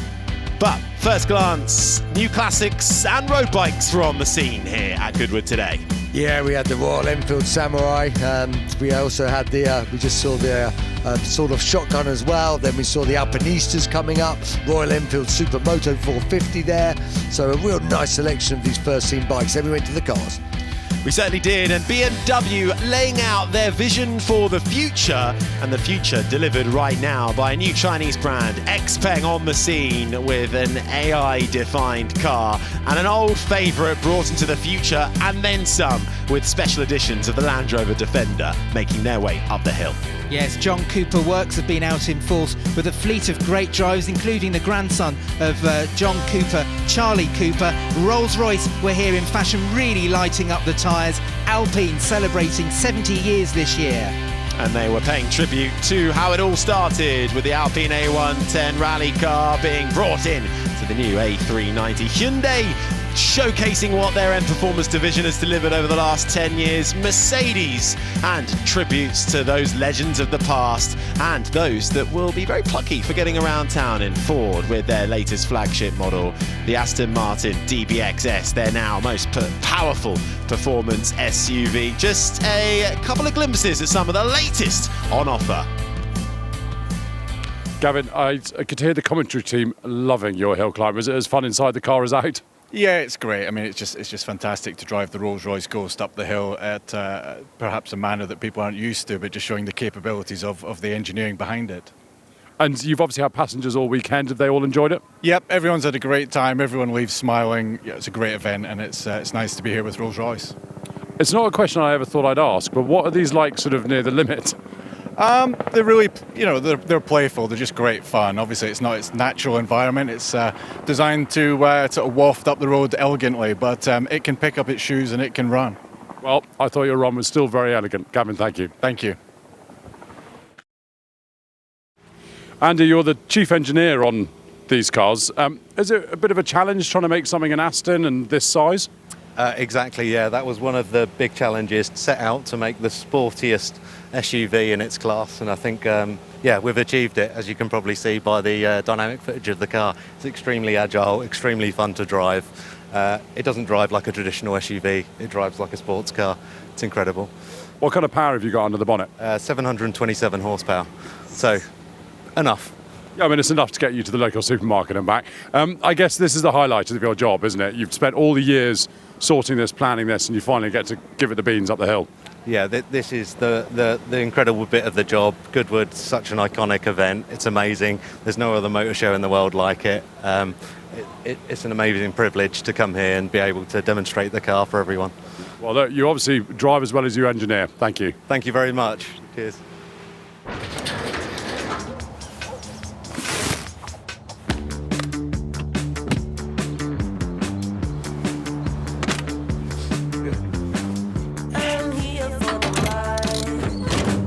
With eBay Assured Fit, find the right parts for your car just by entering your reg.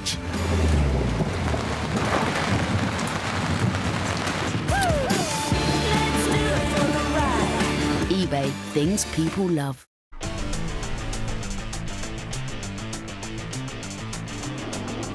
down the inside, late on the brakes for Wilson in the Maserati. He gets the move done, but did he get on the grass? He does. The rear end steps out.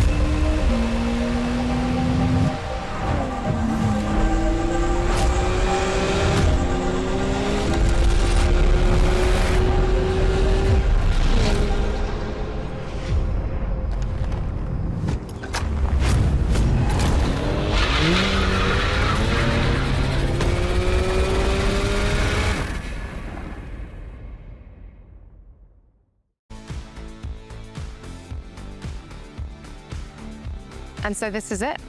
This is the Mercedes-AMG World of Performance. Actually, it's under construction at the moment. More than 6,000 workers on site. It's going to set standards also that everybody else will try to follow and makes the sport greater. As teams, as fans, as people, a sound, a smell, a shiver down the spine.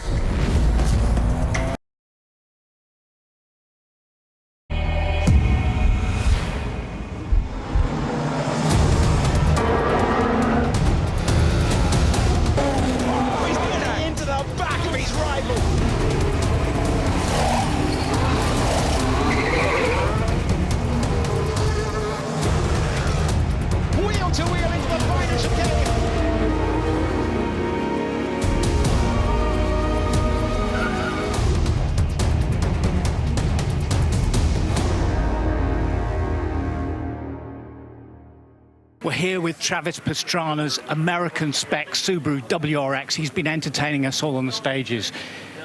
He's away doing an interview, so I want to get inside this cockpit and see what it's all about. It's kind of difficult to get in, but I'm going to try and do it. I'll see what Travis did, and I'm in his office. I'm in the dream machine of the Subaru. This is amazing. Massive big roll cage. I don't know what these controls are. I know this is a sequential box, 2-litre turbocharged, 4-wheel drive. So you go 1, 2, 3, 4, 5, 6 speed, then bang, crash down, bang the speeds. When you come to those bits at the bottom with the hairpins, you want to yank on the handbrake there. And I think here, this is where you've got the different engine modes, and then you've got your computer readout here, and you scroll down, it gives you all your water temperatures, it gives you all your revs and so on. But this is so snug, and you sit so far back. It is absolutely sensational. Multi American rally champion, superb stuntman, bar none. This guy is a little bit mad. It's not mad in here, it's very functional, and you can understand why they're there. I'm just hitting these pedals here, and they've got all this friction material on there so you don't slip off so easily. Oh, loads of buttons down here. I'm not sure. Map, yes, so that's probably the map for the engine settings. Then spots, of course. Heater, well, we don't need the heater, and it is oppressively hot in here. I'm already sweating. Cyrus, sorry mate, what's going on here? What are these buttons for? This one is the start map, so for the launch mode, how aggressive it is and how quickly the car goes off the line. And the other one is the engine cal, so the different anti-lag maps. Thank you for letting me in here. This is amazing. Don't tell Travis, will you? Because he'll only tell me to get out. Whoa! Oh, hey. Oh! Come on, it's my seat. Oh, no, listen. Just for a little spin, please, Travis. Well, you can't be any harder on it than I am. Good luck, sir. Thanks, buddy. Jim Marsden, high five. I feel like I'm talking to American, but definitely not. You got the Union Jack on the door, and I walked up to this door. I'm like, that's the, wrong side. But I feel like I'm right at home, man. I live an hour away from an iconic place, Johnson Valley, King of the Hammers. But you guys do it pretty comparably, man. Again, welcome, right? And thank you for having me here. What are we looking at here? And you might have driven a little too hard. You broke this thing already. Yeah, unfortunately, I have already broken this one, but this is a 4400 class car. So you're absolutely right. That harks back to King of the Hammers in California, Johnson Valley, and oh man, that's my favorite place in the world. And so yeah, we race these cars in Europe doing Ultra 4 style racing. An echo back to King of the Hammers in California, and we love it. And to be able to come here to Goodwood Festival of Speed, put these cars on the track and show them to this incredible audience, wow, man, doesn't get better. But and you keep pushing, you have navigators. Again, I love the right-hand drive. It throws me for a loop, but you know, we have a mutual friend. I'm telling you now, the wheel is literally on the right side of the car. I know. Well, so again, we have so many mutual friends, Vaughn Gittin Jr., Casey Curry, the camp. I mean, the list goes on and on. The community of off-road is just like any motorsport, right? But you just got a little dirt in your face, a little grizzled, a little raw. You got to bring it, man. Well, we always like to say that we're the best of enemies out on the track, but the best of friends when we're in the pits. And the off-road community is such a strong community. If I break something today, that guy over there is probably going to give me the parts so that I can continue. It's like a big family, and I absolutely love that. What are some of the courses that you race here in Europe? And you're talking about, I'm seeing many different flags, not just Union Jacks. Some of the countries, some of the tracks here. Well, I mean, we so many different races across Europe. I mean, literally a week and a half ago, I was racing in Poland. We had over 32 nationalities racing, and over 350 vehicles across multiple different classes. Then, in a couple of weeks' time, we're going to be out in Poland again, but for a different style of racing. This time it'll be Ultra 4, and we'll be bringing the thunder and the noise to the streets of Poland. Then, a few weeks after that, we're out to Portugal for King of Portugal. Again, our biggest Ultra 4 race in Europe. There'll be over, well, nearly 100 cars racing there, and the town literally opens up, comes out, and celebrates these vehicles and the racers. I love it. Again, long travel suspension, you got reservoirs, you know, the brakes, you know, if they say speed kills, brakes give life, but the capabilities of the suspension, the custom build, because people look at this and they think it's a Hot Wheels, they think it's just something, but it's all about the functionality. Again, just the whole setup. Everything does have function. Anything that doesn't, it's out the window. You're absolutely right. There are no passengers on these cars, so every nut and bolt, everything is built for purpose, and these cars are incredible. We call them the Swiss Army knife of the off-road world because they can do a little bit of everything. So these cars are capable of over 100 mile an hour, but they're also comfortable jumping 6-foot jumps and also hitting those rocks really hard. I mean, I'll never forget Robbie Gordon turned up at King of the Hammers, and we went out the back and showing him the trails. We went, "It's up there, Robbie," and he went, "There's no trail there." We're like, "Hold my beer." Speaking of beers, if you're here at Goodwood, either 2025 or in the future, come grab a beer, get some dirt in your face, come talk to Jim or many of the other drivers here. Again, weapons of mass destruction. It's loud, it's proud here at Goodwood.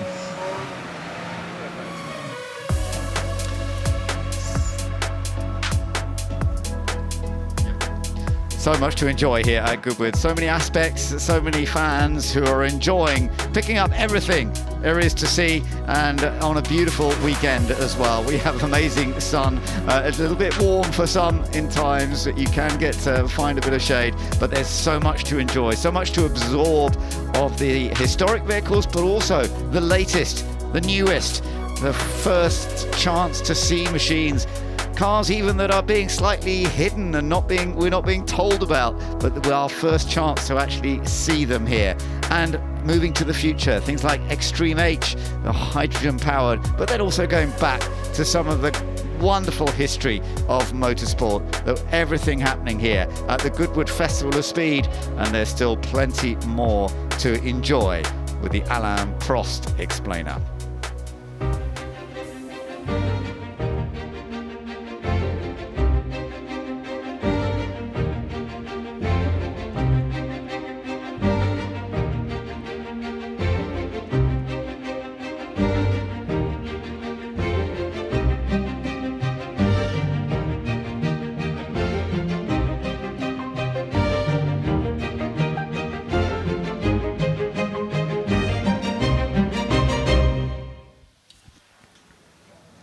And so that is one of the things we are very much looking forward to quite shortly now, the celebration of Alain Prost, the 4-time F1 world champion. It's been lovely seeing him here over the last 4 days, and we've seen plenty of opportunities in him in some of the cars that he was racing when he took those titles. Alongside me is John Watson, who saw Alain, who was a teammate to Alain Prost, raced against him, and then saw Prost move on to such a high level in Formula One. And of course, Prost's career not only fantastic as a driver, he then also ran a team later on, but to be a 4-time world champion, to be enjoyable here. So many fans as well here, John, who can absorb the atmosphere, but we're certainly going to enjoy seeing Alain on that balcony in a while.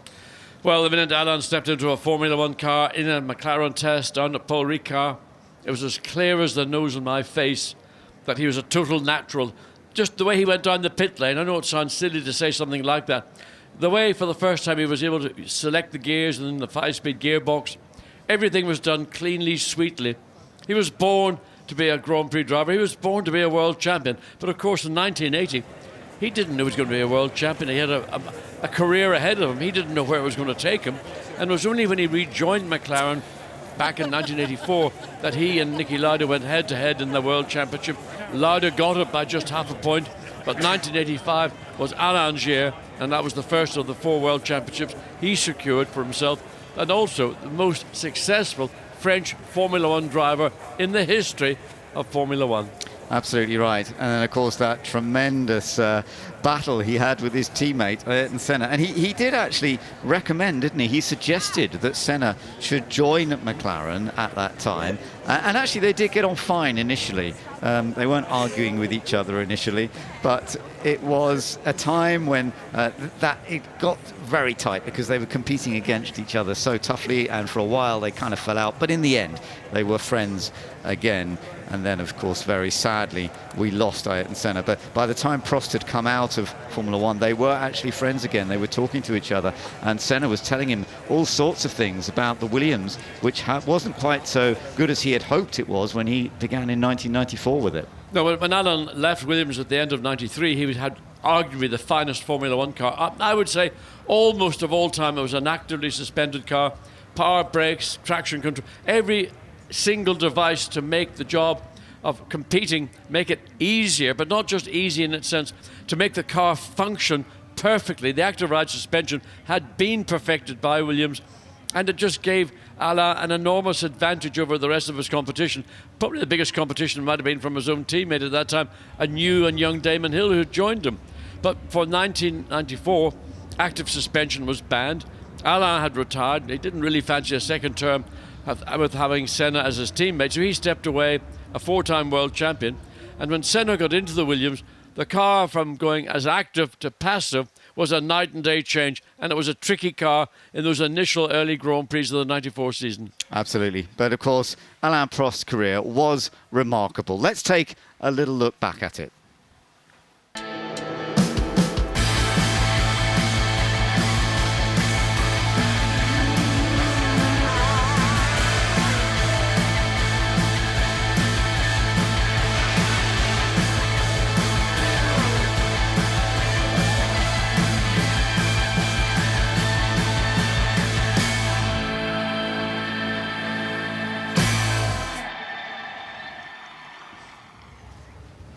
So there we are, looking back at the success of Alain Prost, and lovely shots from his early career as well, when he set and established just how rapid he was in the sort of junior categories of single-seater racing. He was a French karting champion, a multiple French karting champion. Here we are, we're seeing Alain Prost just about to set up towards the balcony. There goes Alain in the MP44 McLaren, and this was a machine that he and Ayrton Senna contested together. They were racing so hard in 1988, they absolutely dominated the championship. That was the year that Senna got the title, and the year after, it was the year that Prost got the title, and that was one of the 4 titles that he went on to take. Yes, it all was a bit contentious in Japan, because as both drivers came down to the chicane, Alain was on the left, Senna made a lunge down the inside, very optimistically. Alain closed the door, they collided. Senna was effectively out, and Alain was crowned champion.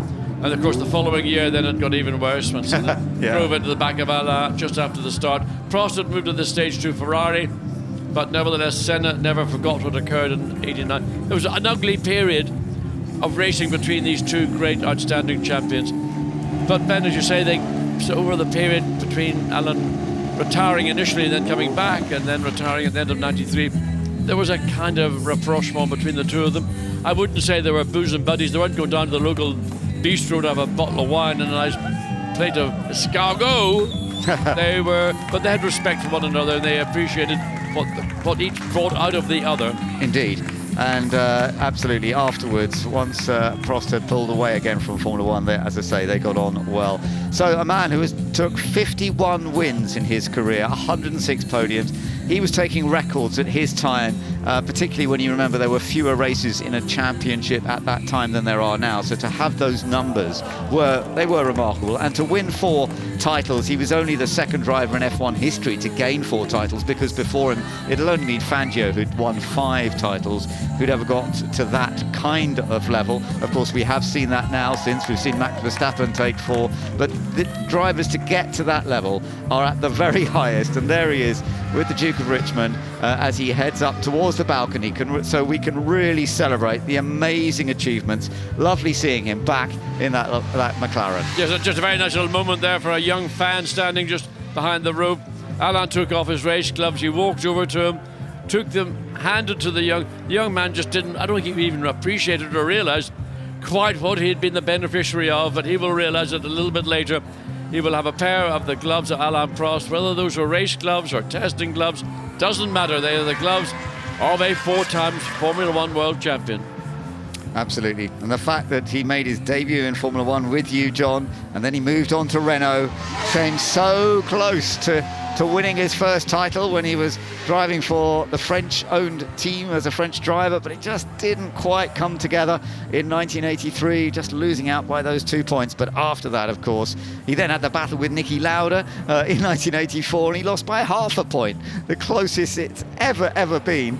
But he did go on to take 4 titles. Let's go down and join Harry and Grace. Yeah, the Formula One fever is certainly continuing down here at Goodwood House. I mean, Harry, firstly, we saw this morning that ultimate F1 grid to really set off the celebrations today. And of course, Alain Prost was a part of that. Yeah, in his MP44, which was brilliant as well, because he was joined by his son Nico in the Renault, actually, the RS10 side by side going out onto the track. I mean, what a celebration of Formula One we are having. It really is the place to be for this weekend at the 2025 Goodwood Festival of Speed, and just to get this up close and personal to something that was so dominant, one of the most successful Formula One cars to have ever existed, piloted by such a formidable racer. Yeah, I think it's going to be a special moment, like you say, with his son here, these crowds. We've got many fans surrounding us, so we'll see if we can get a word with a few of them. We've actually got a young fan down here who I believe is a massive Formula One fan. How are you finding this moment? It's pretty cool, right? Yeah, it's honestly amazing. Seeing Alain Prost pull up in a McLaren MP44 is just amazing. I've never seen anything like it before. What is it that you love about Alain Prost and this special car? What makes you such a fan? Like how he was massive rivals with Ayrton Senna, and how they were like clashing in like the 80s, 90s. Yeah, some special racing. Yeah. Thank you for speaking to us. Well, we are just about ready now to speak to Karun, who is with the man himself. So take it away, Karun. Good afternoon, everybody, and thank you for joining us for a very special afternoon. The guest we've got here today, as you can see from my T-shirt, which, by the way, I just went running to the Goodwood shop and bought because I am a super fan. He was my childhood hero. 4-time world champion, Alain Prost.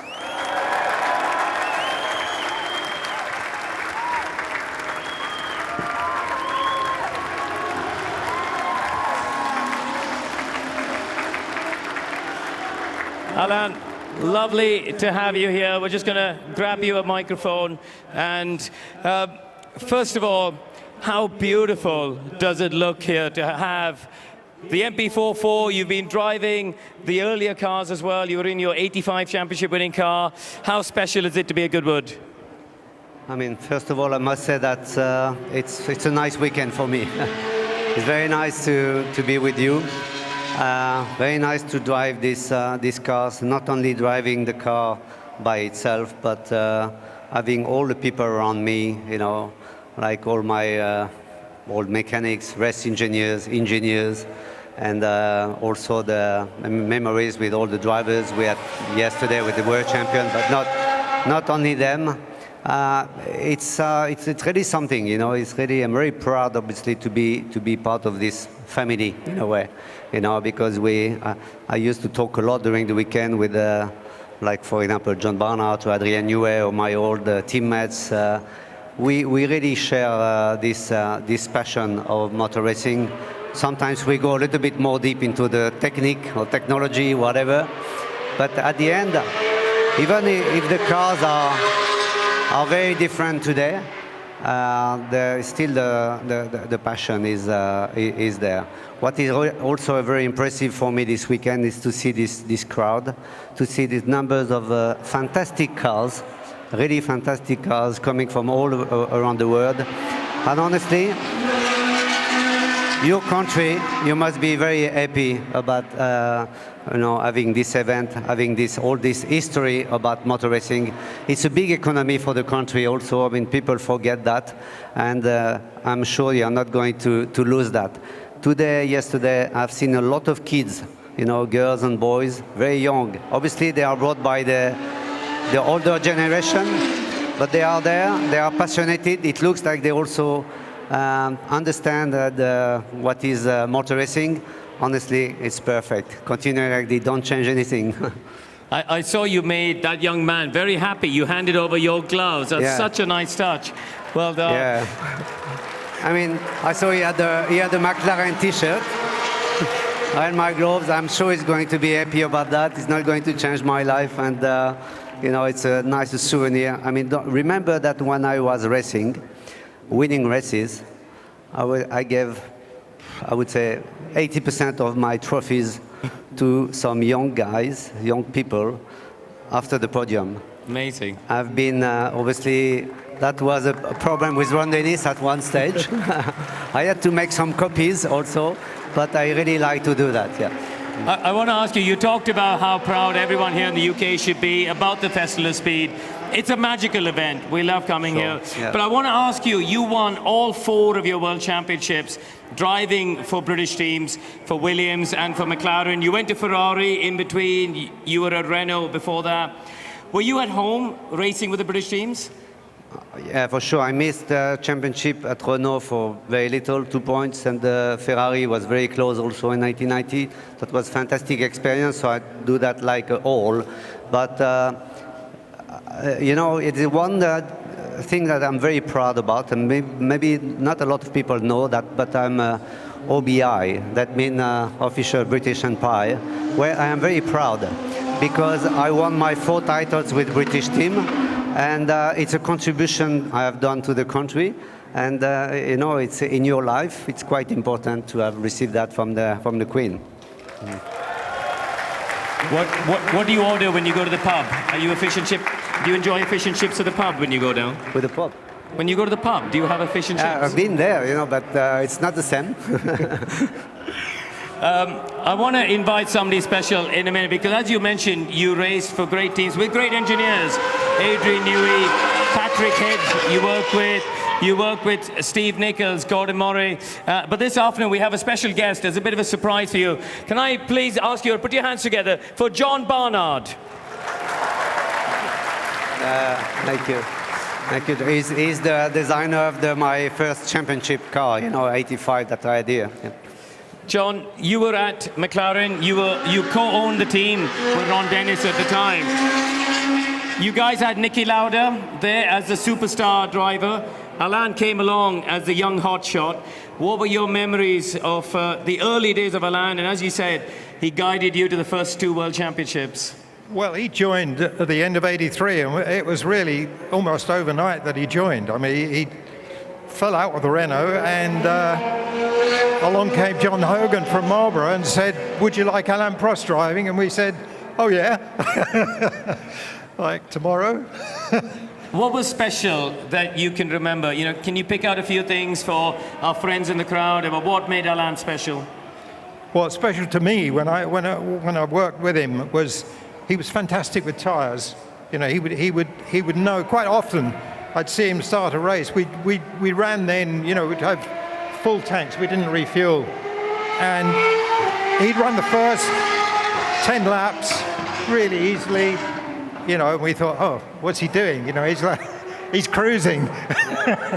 And then slowly he'd just work it up. And while everybody else was wrecking their tyres, he's got perfect tyres at the end. So he was brilliant with tyres. And he could remember, the thing I recall about you is you remembered the setup on the car. Even now. Even now. Even now, I remember some setup in 84, 85, exactly. I could say to him, maybe we should go down on the front roll bar or something. And he'd go, oh yes, we went to a number 3. That was 4 races back. He said, oh yeah, I remember what it did. And I thought, well, that's pretty good. Just want to ask you, Alain, because you've driven lots of great cars. By the way, I don't know how many of you know this, but in the decade between 1983 and 1993, in those 10 seasons, in 8 of them, this man finished either first or second in the World Championship. That is an incredible amount of consistency. Can you pick a favorite car out of your entire career? You mean at McLaren or all my cars? No, include your driving Formula 1 days. Do you have a favorite car? I think the best, if I can, 84, 85, 88, and 1990 Ferrari. That's the best, yeah. Can I ask you, John, just finally before I carry on with Alain, you had great drivers coming through your books. Niki Lauda, great friend of both of yours, sadly not here today. What was the relationship like between having Niki and Alain Prost? 7 world championships between them. That is a super team, isn't it? It is a super team, but we managed to keep it pretty fair, I think. You know, we never favoured one driver. We always let them race. We always let them sort their own cars out. And I think it was, for me, the 84, 85, 86 were probably the best years in racing for me. Not just because we won, but because it was a good team. We used to have fun, and we worked bloody hard. And yeah, it was a brilliant time for me. Brilliant. Thank you. Thank you, John. Now, Alain, there's so many fans here today, and most of them will remember your time with Ayrton, that infamous rivalry, an intense time. But I think there was a healthy amount of respect at the end of it, wasn't it? And I think it's fantastic to have seen you guys. We're friends right at the end. How do you reflect on that time? Because it's a rare opportunity to have you here and on a reflective mode, thinking about that period. For me, it's always difficult to talk about Ayrton, obviously. But if I want to be, clear in a way, I understood very much about Ayrton when I retired. The day I retired on the podium in Adelaide until his accident, I understood everything from the past, how he was before arriving in Formula 1, having myself as a goal, as an objective, and obviously being as a teammate. People don't remember maybe, but 88, for example, we had a fantastic season. We never had any problem. I won 7 races, he won 8. I got more points than him, but because of the regulation at the time, because he had 1 more win, he was the champion, but it was not a problem for me, because at the end, I really wanted, for all my career, I really wanted to be a contender for the championship. At the end, if you don't have it, it's not a problem, but motivation, the adrenaline is there. And coming back to Ayrton, obviously when I stopped, I understood that it was more than the normal rivalry, with the 2 drivers. It was more than a respect. It was almost like an admiration, and I was very proud about it, And it changed completely. He was a completely different person. And if I did not know this period, I would have had a different vision. But I really have a very nice feeling about the last 6 months of our relation, because you forget all the bad things. We had a few bad. In the press, it was a bit exaggerated, but we had a bit, it was difficult. And you only keep the positive, and there is a lot of positive, because in life, when you have somebody, when you are the goal or the objective of somebody, you can only be proud. And at the end, we had not only the respect, but also the friendship. And I remember at his final Grand Prix in Imola, at Ayrton's final Grand Prix at Imola, one of the last things on the warm-up he said is, "Hello to my friend Alain, we miss you in Formula One." He missed having you as a reference, it seems. We're going to get some noise from the Red Bull.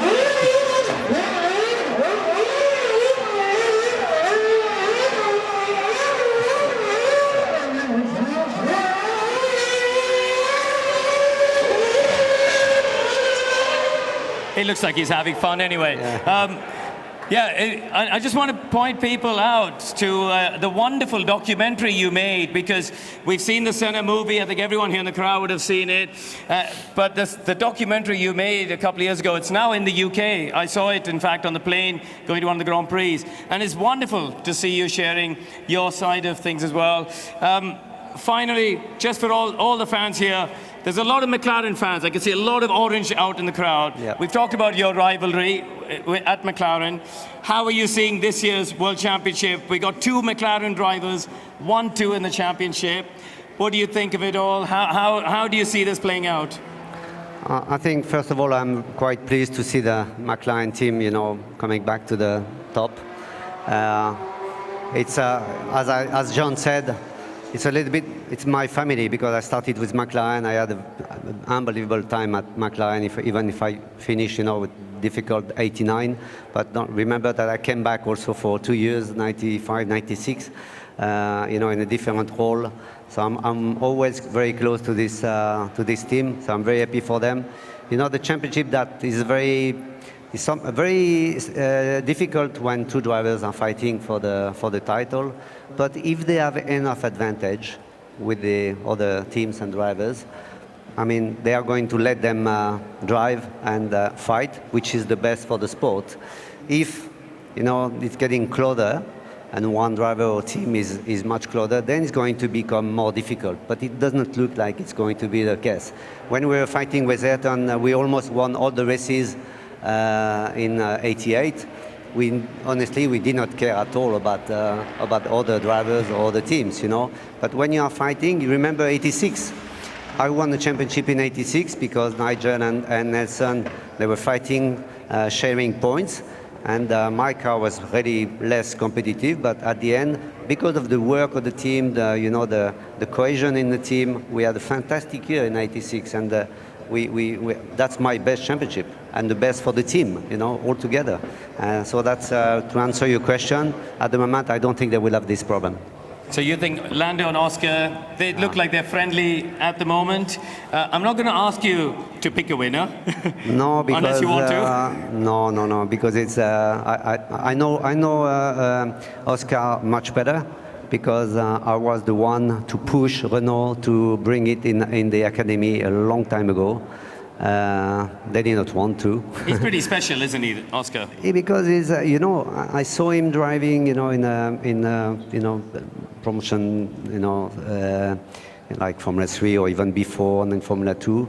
I like the way he behaves, I a little bit like me thinking about when to do the right maneuver for overtaking and being a little bit more clever. I like him, you never know what's going to happen, but this type of drivers, normally, they can make a progression, Yeah. Some if it's only the driving skill, sometimes they are in a plateau. And I did not do a mistake, but I don't know Lando very much, but honestly, for this type of championship, the best should win, and that's it. Okay. Yeah. Well, may the best man win. Ladies and gentlemen, thank you. Big round of applause. Thank you very much. Alain Prost. Thank you again. Thank you for the support. Enjoy the end of the day. See you soon. And here come the French colours in tribute to you from the Red House. Thank you.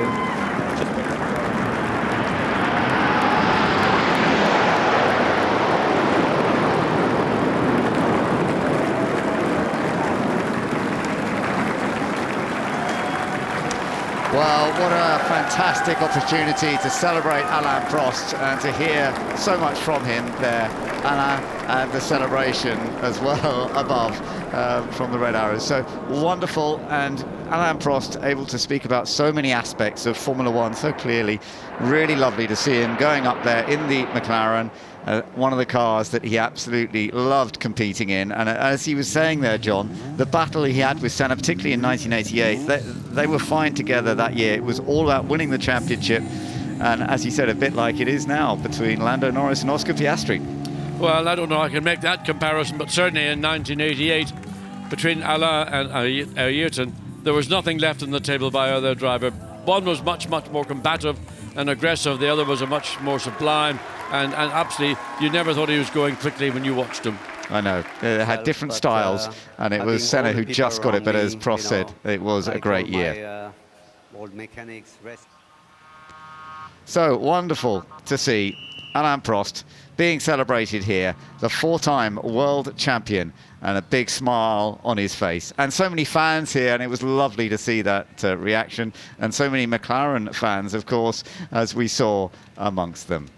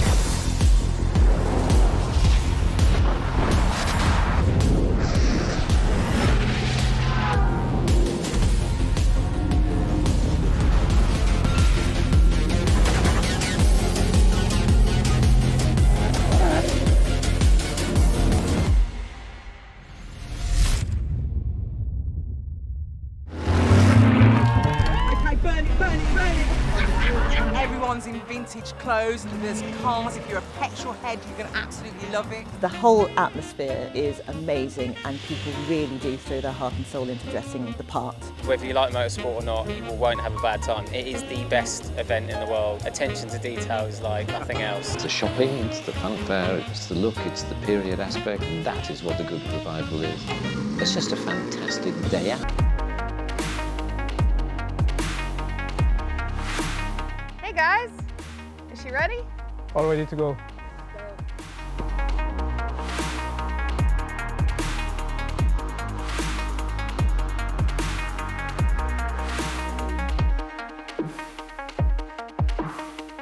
This is quite a thing. Wow, exciting to see it here. It is. Are you ready to take it for a spin? Yeah, it's going to be amazing seeing it in action at Festival of Speed. I can't wait. But hey, let's see what it does. Let's see what it does now. Let's do it.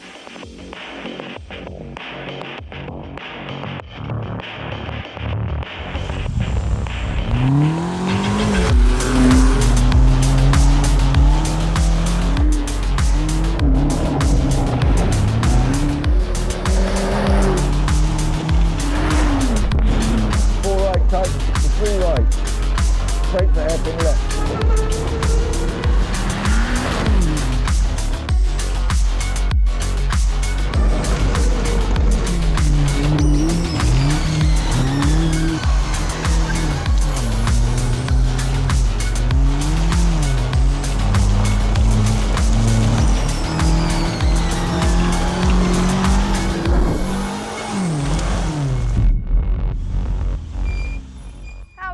Yeah, it was pretty good, but hey, why don't we have another go?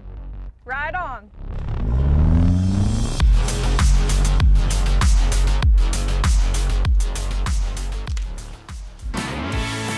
Well, there's been so much to enjoy throughout the course of this whole weekend, all 4 days here at the Goodwood Festival of Speed. And sometimes we're seeing some of the more modern machinery. The Alpine was heading up earlier on in batch 4. Alice, great to see. Great to see Paul Aron behind wheel of that heading up, and then to some slightly older cars, and this is what you get only at Goodwood.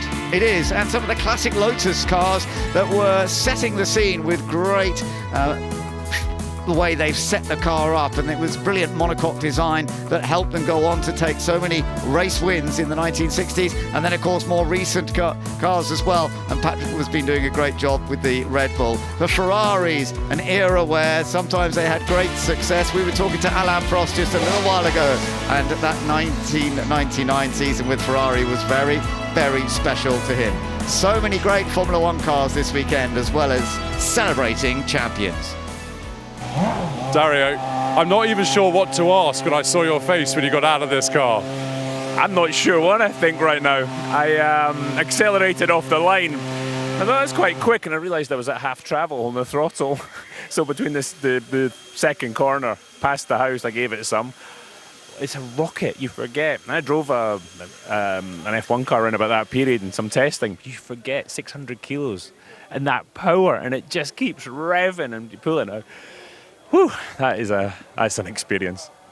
I guess that's what this weekend is all about, isn't it? Getting you guys into some cars that from your history, but also something you've always wanted to drive. Absolutely right, Ed. You know, I've been driving the T50S up the hill all weekend, which is blindingly quick. But I'm down there this morning queuing up, and I see Mario and his car, Alain Prost and his Emerson and his, and Nige in the Williams, Ricardo. You just everywhere you look is something that you just are speechless about. And as a race fan, it's phenomenal. I mean, look, there's the 95 McLaren, Le Mans winning McLaren getting blatted up the hill. Wonderful. Well, I'll go let you calm down, have a glass of water. Thanks, dude.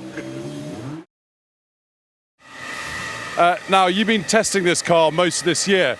It must be a huge thing to learn, just with all the systems and everything else that's going on in there. Yeah, I mean, modern Formula One cars are not easy to operate, but they're a lot of fun to drive, and it's a pro and con topic, to be honest, bringing this car here, because the fact that it's a 23 car means that we use it for testing, as you said, and that means I need to take care of it. I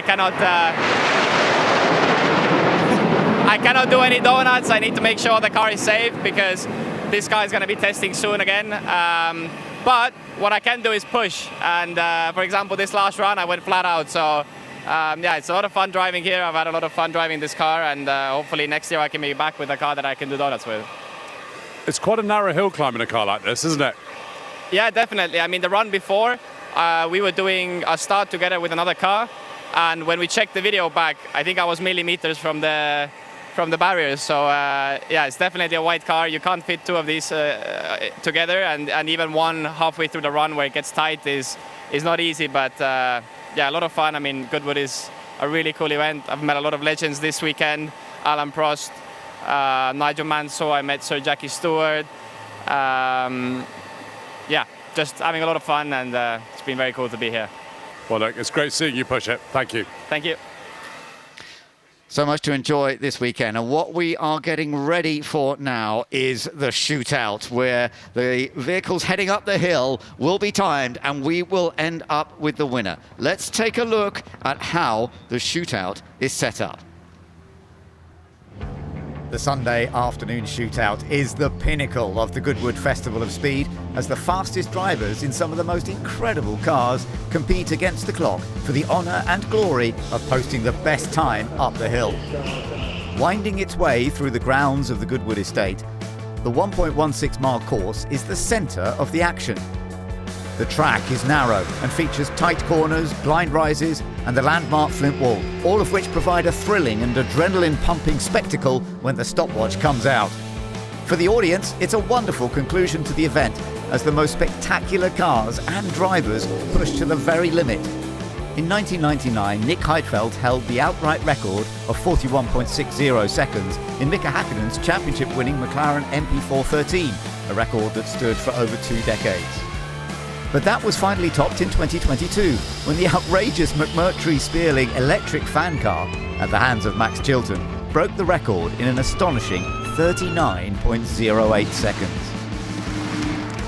All timed competitors will run at the end of their respective batches each morning, and will also run in dedicated time sessions on Friday, Saturday and Sunday afternoon. This year, the shootout has been split into classes of vehicles: pre-war, GT racers, sports racers, modified specials, touring cars, rally cars and production road cars. Saturday afternoon's timed shootout will see each individual class winners crowned, while Sunday's shootout final will determine the biggest prize of all, the overall fastest time of the weekend. It's all to play for at this year's Festival of Speed.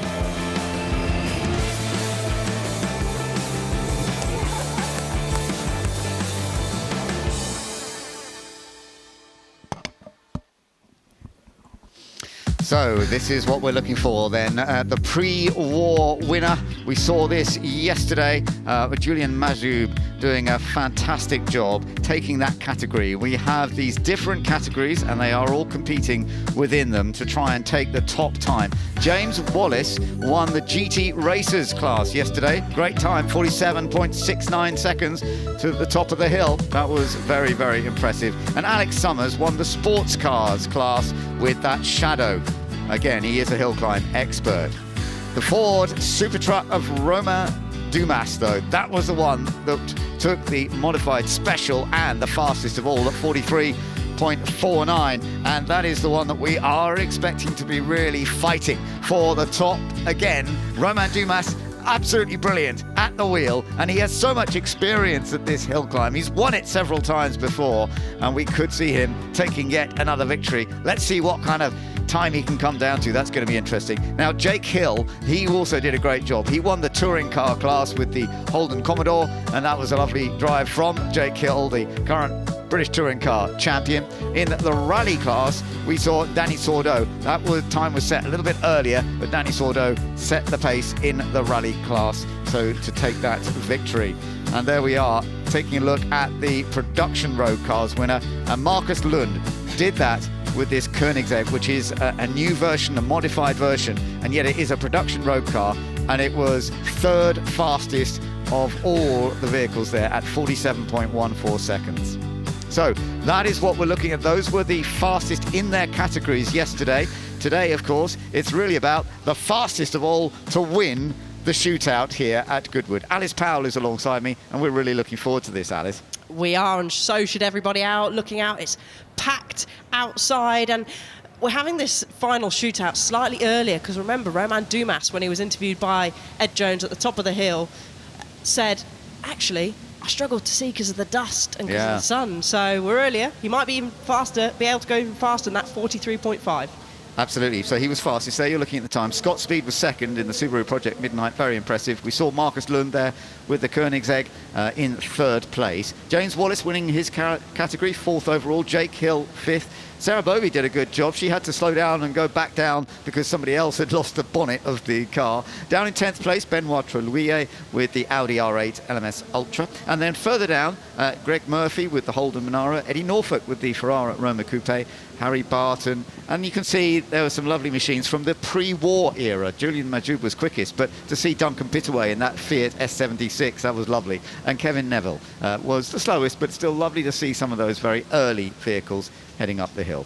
So what we're expecting is a very similar sort of time because the conditions are very similar, aren't they? We've had this warm weather all weekend.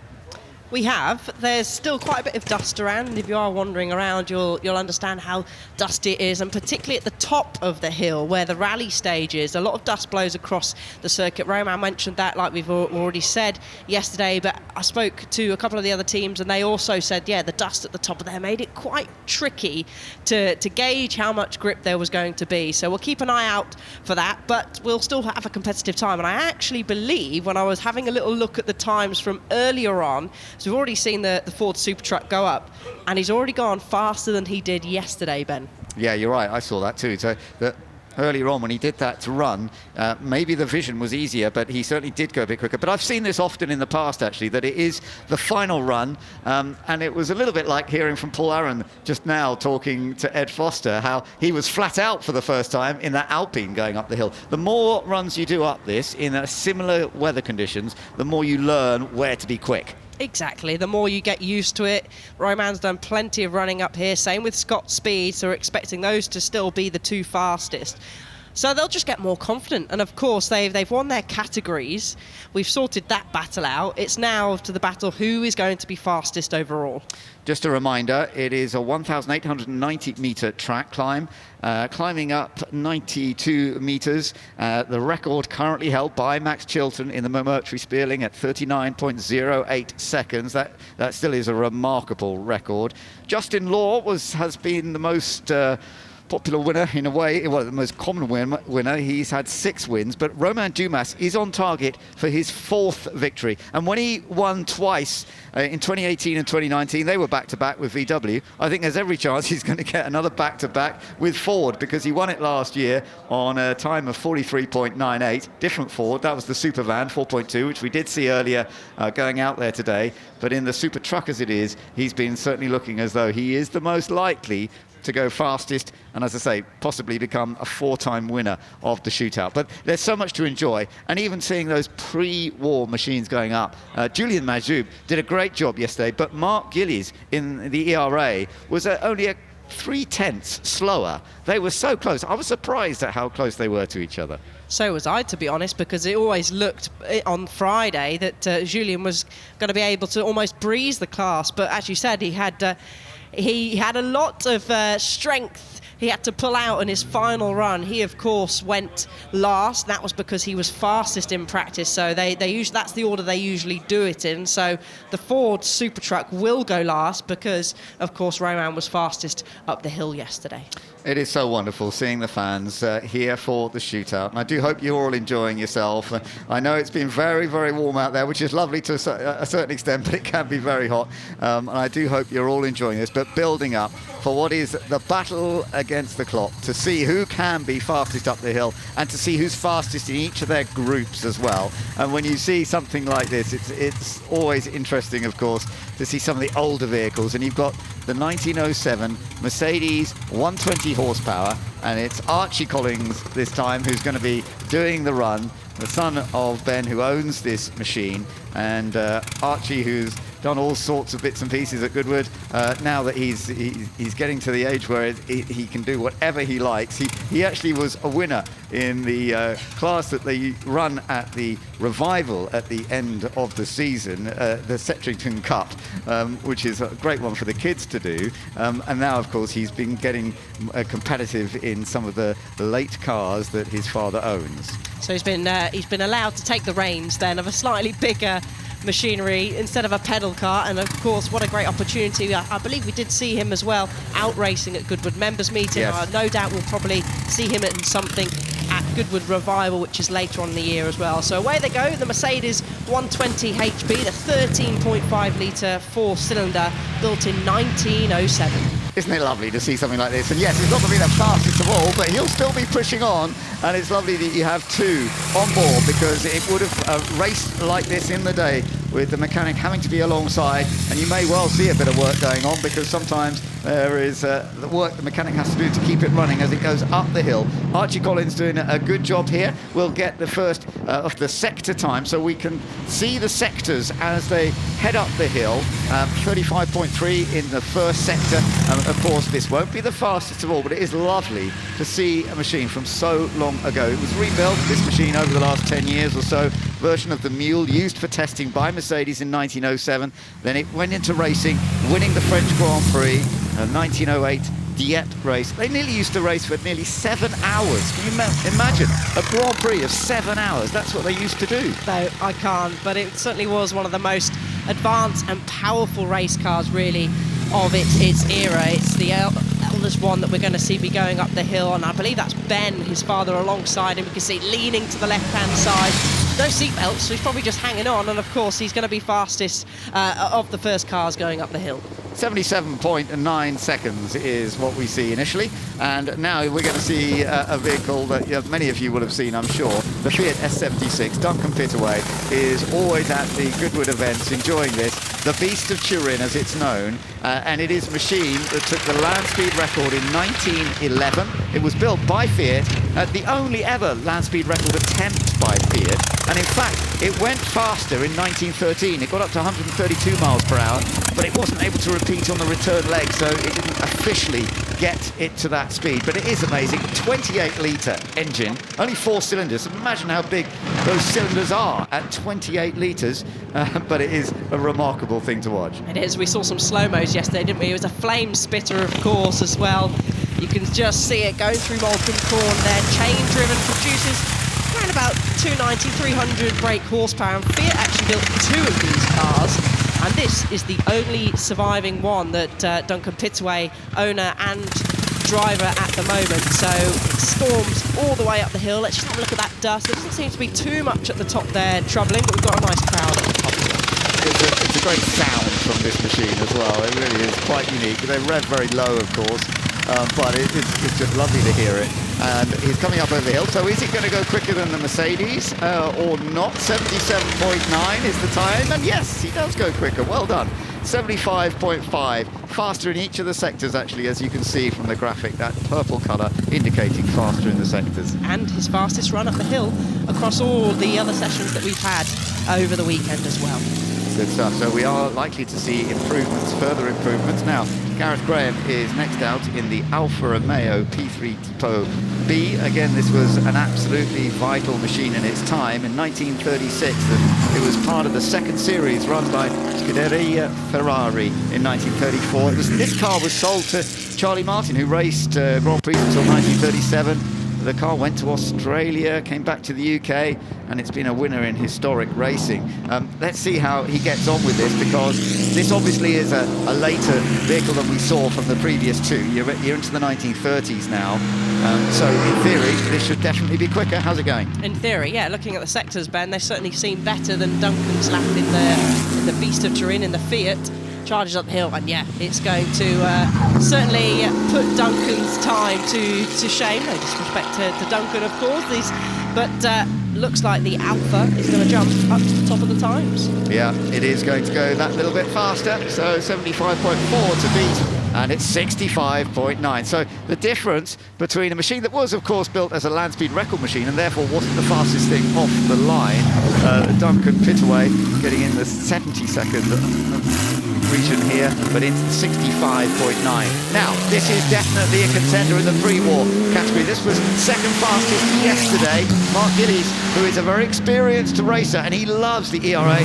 This is the A-Type, so this is one of the first of the ERAs, because they had the different models over the few years in the 1930s. Works driver Raymond Mays was competing with it. It actually has a 2-litre supercharged Riley engine. They started with 1.5, but they went for the 2-litre for the hill climb, and it's fastest in the first sector already. He's doing a good job. You can see by nearly over 3.5 seconds there, the ERA English Racing Automobiles, it was built in the mid-1930s, represents one of Britain's earliest and most successful attempts, I think it's correct in saying, in creating a competitive race car, and this is one of them that's going to be competitive in this batch as well. Yeah, what was called the Voiturette cars, they were dominant.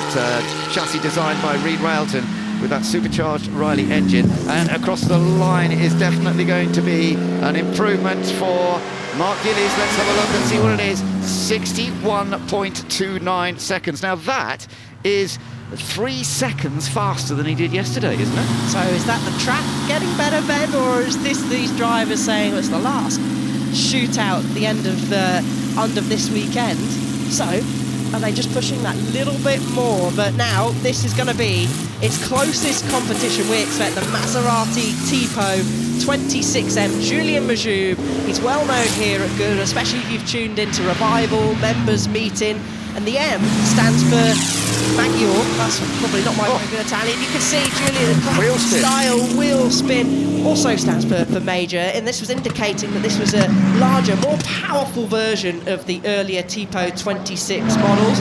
And Julien, we always know, he's going to be putting it through its paces. He was saying yesterday when he just managed to go faster than the ERA, he said, well, I do have more power, so I'm not surprised, but he does push hard. But look, he's down at the moment. He's not putting together the sector times that Mark Gillies has done. So I think this is going to be close. Now, he will have a bit more straight line speed up at the top end, and he's still throwing it around, but is he actually going to be faster? Effectively, he's won the pre-war class, because that was set from yesterday. But let's just see which of them is going to be fastest today on the final run of the shootout.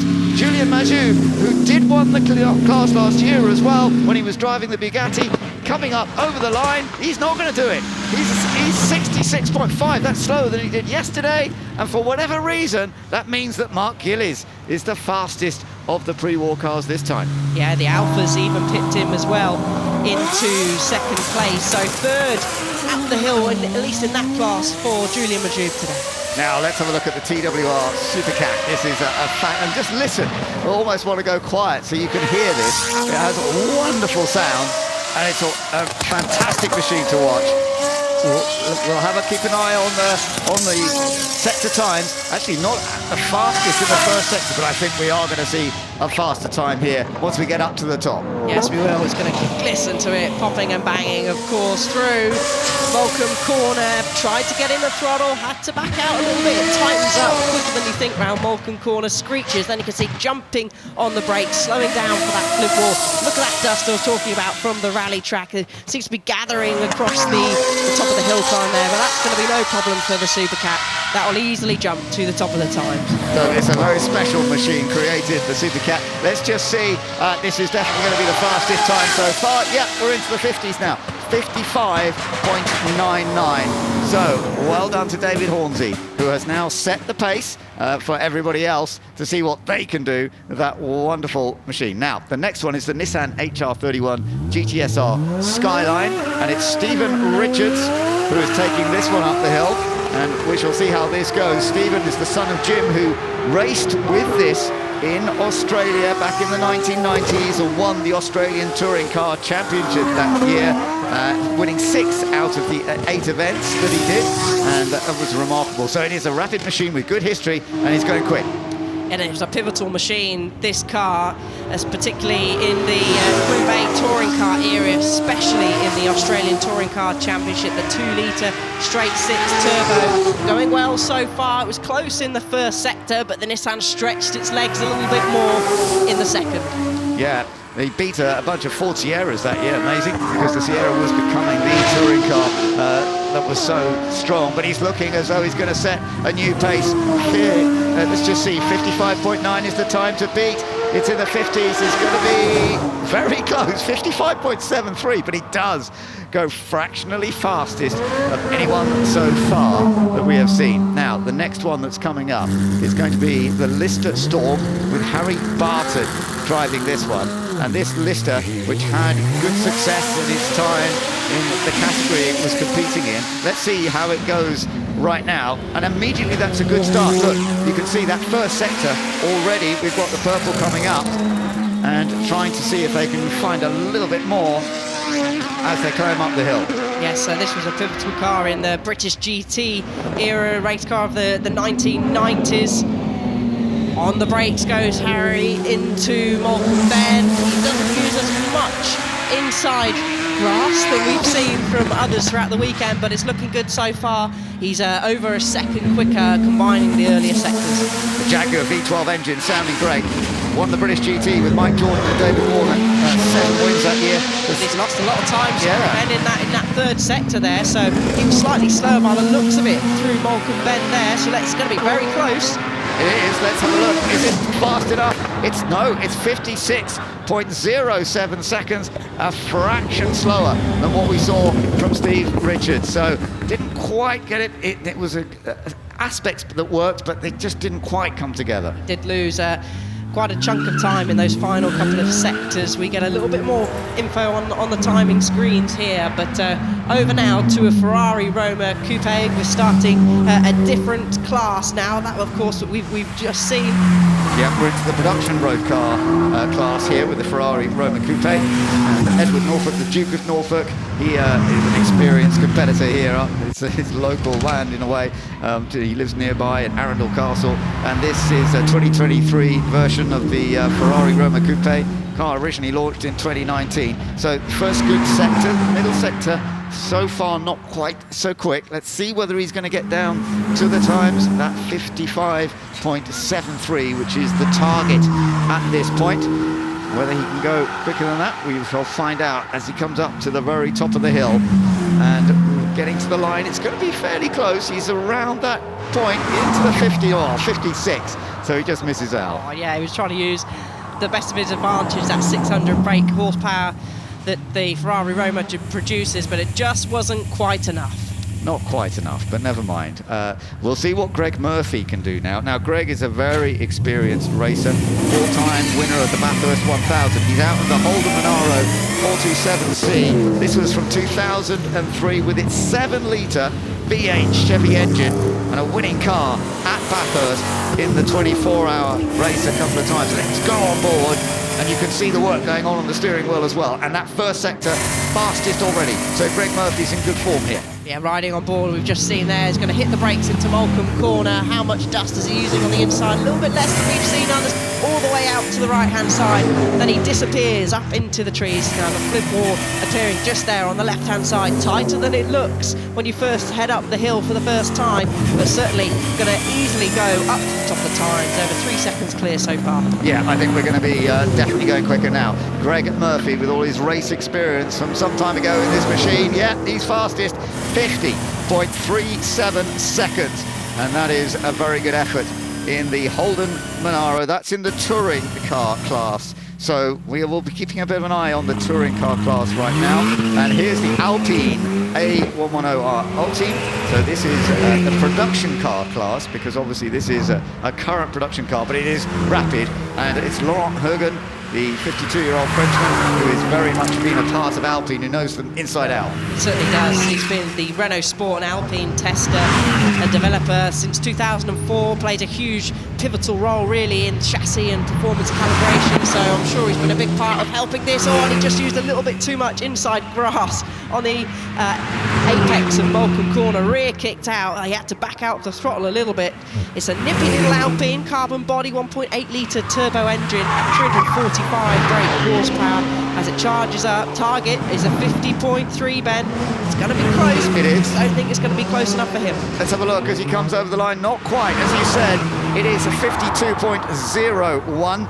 Obviously, that is still a good performance with the Alpine in the production car class, but yeah, he doesn't quite go for the fastest time overall this time. But we are going to see a few more heading up the hill that are going to be very, very rapid. Now, Dirk Müller is heading up in the Mustang now, and Dirk Müller from Germany, a winner of the Nürburgring 24 hours with BMW. He's taken all sorts of victories in his career. This Ford Mustang, rapid, off the line. Street version of the GT3 car, 5.2 litre supercharged V8. So you've got lots of horsepower here, which is going to help him. It would be a top speed, a machine like this, which it won't get to at the line. The fastest time across the line we saw yesterday was 150 miles an hour, by the way. A machine like this would be capable of getting up to 200 on a long straight line, but we're not that long. Let's see how this goes. Yeah, so we'll take a look. There's a little bit of a squiggle there. It's going to be close though, Ben, for challenging at least for the top of the production class. We'll have a look. That time there is for the overall, and he slots into second, and looking at the timing screen, that will be, of course, then fastest for the production cars so far. Yeah, that is impressive, isn't it? For the production cars, that's a good time, there's no doubt about it. But now looking at Alex Summers in the Shadow Chevrolet. Alex, an experienced hill climber in this Shadow Chevrolet that was such a dominant force in Can-Am in its period in the early 1970s, and he knows this place so well, Alex. Let's see, he's fastest in that first sector already. He won the category yesterday, but I think he can really put together a good lap here that is likely to be fastest of anything we've seen so far. I was struggling to hear you on my headphones there, Ben, as the 8.3 litre V8 engines goes through past our commentary box window, and in this particular chassis, Jackie Oliver won 4 out of 5 races, securing that title in 1974. So a lot of history in this car, and a successful one as well, and he is going to jump to the top of the times, and that is an impressive time. He's actually gone, let's have a look, 3 seconds quicker than the time that he did yesterday. So right, yeah. Very solid job by Alex. That was very quick, 47.88, there's no doubt about it. Now, Sarah Bovey is out with the Porsche 911 GT3R. This is a rapid machine, and she's a very successful racer, knows it inside out. And yesterday, she did have to slow down when there was a bonnet that had fallen off another car, and she had to come back down and go again, but she's definitely going for it now. I saw Sarah, and she's always got a big smile on her face, and when I saw her earlier on, that's exactly what I was greeted with, a big smile, loving being here at Goodwood, as she kicks up grass on the inside and the outside. The Iron Dames, an all-female endurance racing team founded in 2018 by Deborah Mayer. They competed in the World Endurance Championship, created history in the world in that championship with a win in Bahrain in 2023. Sarah has been a huge part of the success of that team. Let's have a look where it's going to go across the line.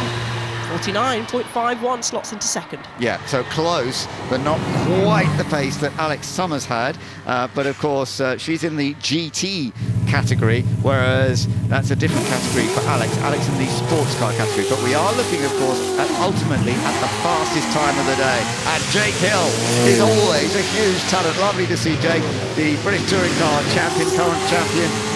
And he's had wins already this year as well. But he loves being at Goodwood. Oh, look at that.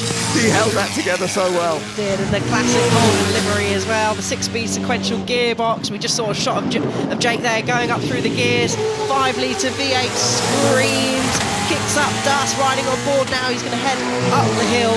Produces around about 330 brake horsepower. Jake, of course, the 2024 BTCC champion, British Touring Car champion with 8 wins. He's half a second down in that final interval. Is he going to jump up to the top of the times? He's certainly going to challenge it. Let's have a look then as he comes up across the line. It's close. It is 48.35. Not quite to what Alex Summers has done, but very rapid in that class, in the touring car class, of course, for Jake Hill. And 49.3 he did yesterday, 48.3 he's done today, so he's gained himself another second. Now, this is another one to really keep an eye on. James Wallace. He was very rapid here last year as well. Off the line, the Porsche 911 GT3 Cup, not quite as quick as some of the other machines that we have seen, but he is so impressive. He is racing in the Porsche Carrera Cup in the UK at the moment, and he is potentially a future champion in all sorts of levels. We'll see. He's only 19 years old at the moment. He's done well, and yeah, now fastest next sector. It bounces its way through Malcolm, a huge talent, and a Porsche 911 GT3 Cup, hugely successful car. I thought he was getting a bit out of shape up to the front wall, but he's 7/10 of a second up at the moment. He's going to jump, I'm expecting, but I'm not going to jinx it, to the top of the times, which is occupied by the Shadow and Alex Summers at the moment across the line, Ben. 46.74, he does go fastest, absolutely right, James Wallace, and that is, again, it's about a second quicker than yesterday, isn't it? let's just have a look at this moment. Oh, look, he got some air there, didn't he? He did. Was bouncing around there up the hill instead of driving its way around. But here we go, Scott Speed now in the Subaru. This is the challenger, I'd say. They're only the real challenger that can challenge the Ford Supertruck. Scott Speed, been up the hill plenty of times over many of the festival speeds, making his final adjustments, as you can see in the cockpit there, waiting for that green light. He's going to get that launch absolutely spot on, I'm sure. Here we go, right on board with Scott Speed as he heads up the hill. Let's see what he can do. Now, yesterday he did 45.46, which was just a couple of seconds off the fastest we ended up seeing, but he really cuts the corner trying to gain a little bit more. He is a brave racer, there's no doubt. Ex-Formula One, then into becoming an American rallycross champion with Subaru, and he's been a part of Subaru for a long time, and he did that great time last year. Let's see what he can do today. I think he's having to cut the corners because he knows that he doesn't quite have the power compared to the Ford Supertruck, but it's looking pretty handy as he's going to hold his way. Look how relaxed, look how calm he looks as he charges out flat out to the line, keeping it nice and smooth. He's going to jump to the top of the times at 45.03, and that has blitzed his time by nearly 9/10 of a second compared to yesterday. Yeah, that is great, but I wonder, is it going to be enough to hold off Romain Dumas, who is now getting all ready to go? We're looking at Romain Dumas, the two-time Le Mans winner of the 24 Hours of Spa at Nürburgring, the 12 Hours of Sebring, and then he's been a winner up at Pikes Peak as well. And this is a machine that was created for the Pikes Peak hill climb, a huge hill climb in comparison to this one. There is every chance that this is going to be the fastest vehicle of the day. This Supervan triple electric, here we go, on board with Romain Dumas. And you blink and you miss it, and look at the launch is so close. We saw yesterday he didn't touch as much inside grass compared to Scott Speed, and it's the same again today, Ben. Here we go, let's see how this goes. Keep an eye on him. If you can see him, he flashes past you so quickly wherever you're watching from. Now, can he keep it all clean? Can he get down to an even quicker time than he did yesterday? 43.49 was what he did yesterday, and we shall see. Can he get another victory to add to his list? He loves this Goodwood hill climb. This is the opportunity for him to do it yet again, having won last year at 43.98. Across the line he goes. He is fastest, 43.23, the fastest of the whole weekend, faster than he managed last year in the Ford Supervan. Well done to Romain Dumas. He takes his 4th win at the Hill Climb Shootout. He jerked those triple electric motors on board that Ford Supertruck. Blitzed him all the way up the hill. Well done, Romain Dumas. Another fantastic display and performance by him and from the Ford Supertruck. Wonderful, wonderful. We knew that it was going to be probably him again.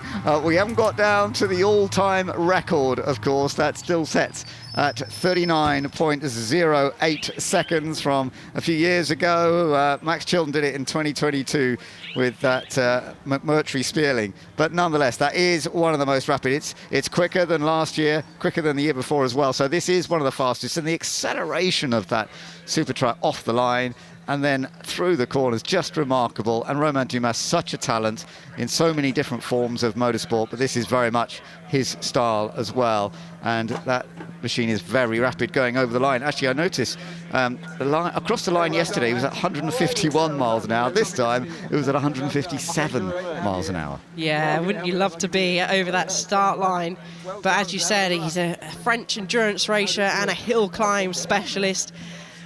Hugely adaptable, and of course he's won Pikes Peak 5 times overall winner, so used to going up hills fast, used to battling tricky conditions, and a worthy winner of our timed shootout. And His Grace the Duke of Richmond handing over the champagne for him to celebrate. And we are looking forward to seeing Romain Dumas celebrate once again, taking the victory in the shootout. And maybe everyone just keeping a little bit of distance, otherwise you're going to get sprayed. I hope he finds Ed up there. Go on, Ed, get stuck in now. Get it on, Ed. There we go. Our crew up there, as well as the Subaru, getting a little bit of a soaking. But round of applause, and great to see 2 fantastic drivers, hill climb specialists, adaptable drivers, congratulating each other. Yeah, and what another remarkable machine that Ford have produced. with them. Let's go up to Ed and listen to Romain. Romain, what a fantastic performance, 43.2. Well, yes. I mean, it was a good run, let's say like that.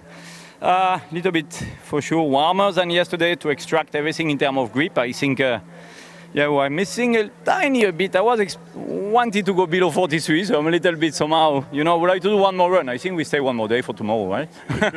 Well, look, this is your fourth win here. I think we can actually watch your run on the big screen. So look, just talk us through it, because it's a massive, great big thing to thread between all the bales. Here we go. Well, yeah, I mean, you are coming here. It's not easy corner one, because as you can see, suddenly it's sunny, so it's difficult to find the braking point. Corner two is very important to have a great exit. Unfortunately, it was some dust from the car before. Here you reach 250 km/h. Braking quite tricky, because the car is quite heavy, but I mean, it was okay. Here again, some dust, on the tracks that I was a little bit late on power. And here is the most difficult part. As you can see, you see nothing, you don't see the wall, so you're a little bit scary. Right, left, here you are flat, and now arrives the fast place, let's say like that. The last corner is the most challenging corner, definitely. With the off-road, I just drove the Raptor before on an off-road place, so now I understand why there's so much dust on the last corner, because all the guys like that are sliding around. But yeah, it was interesting. Romain, it's been a fantastic performance all weekend. Congratulations. Thank you very much, and see you next year. Well, it's great that Romain Dumas saying see you next year. Maybe he's going to be going on for win number 5 of the Shootout. He's done a great job, as ever. Let's have a look at the result. Romain Dumas, the winner, with the Ford Supertruck at 43.23 seconds, and a Scott Speed in the Subaru Project Midnight. James Wallace, as ever, very quick third with the Porsche 911 GT3 Cup. Alex Summers in the Shadow Chevrolet, he was fourth fastest, ahead of Jake Hill. Sarah Bovey and Greg Murphy in 7th place. Dirk Muller was 8th, Laurent Hergen in 9th in the Alpine, and Stephen Richards in the Nissan HR31 was 10th. Outside the top 10, we had David Hornsey, Eddie Norfolk and Harry Barton, and we had Gareth Graham down in 15th place, with Julian Majou setting another good pace once again, of course, but a wonderful, wonderful shootout all the way. Let's go back to Ed Foster. Scott, that was a fantastic run. Yeah, I don't think you left much out there. No, that's so cool. I was just talking about it. It's a really special event to come, because there's only one time that counts. So you kind of save your one on the chip 100% lap for today, and it's a special place to do that. It's got a lot of unique, challenging characteristics to the track with the vision and the tight width. Super cool to go out there and push it to the limit. And look, just tell us, how fine is that line between the speed and disaster? Yeah, well, that's with how narrow it is and the conditions and the wall. It's a very not a lot of margin. So the wall looks almost too narrow to fit through. Yeah, and we got a wide baby here, so it doesn't clear it by much. Scott, well driven. Thank you.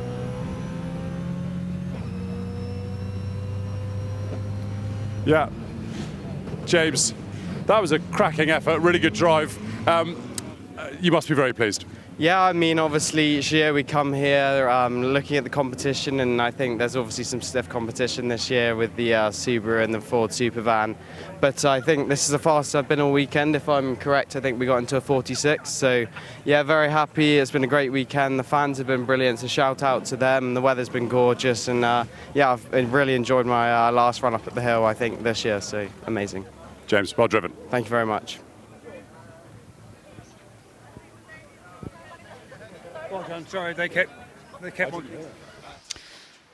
Well, it was very entertaining, of course, to enjoy the shootout at Goodwood. We always see some wonderful displays, and I have to say, it was a clean time. It's always a little bit risky that somebody could make a mistake when you're trying to push that hard to win, whether it's your class or set the ultimate fastest time. But everyone was pretty well behaved. We did see one or two using the grass a bit too much, and then wheel spin there, that probably, I think that might have damaged the engine, actually, from what I've been hearing, so that might have affected the rest of the run. That's a good point, because we saw Julian topping that pre-war class in the past couple of runs we've had over the weekend. The Ferrari Roma, super fast as always, and then we were over to our production touring cars.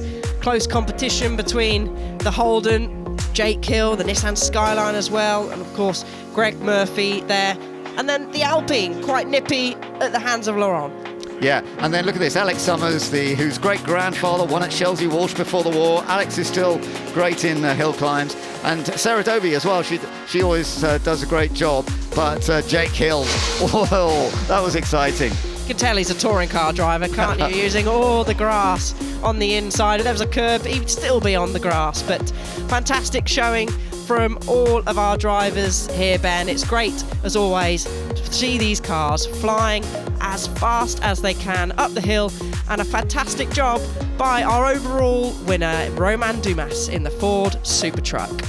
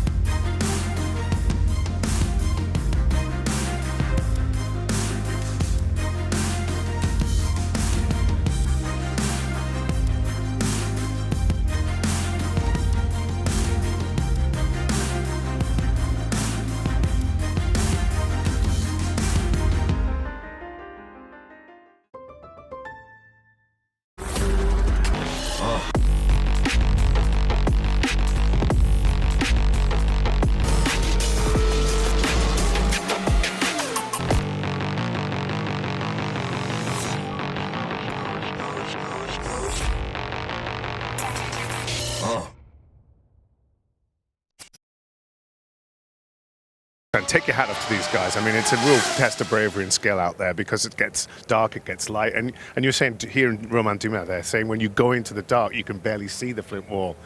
So it was absolutely brilliant. And talking about Romain, I mean, it was his to lose. You know, that car's built for Pikes Peak, that's Supertruck.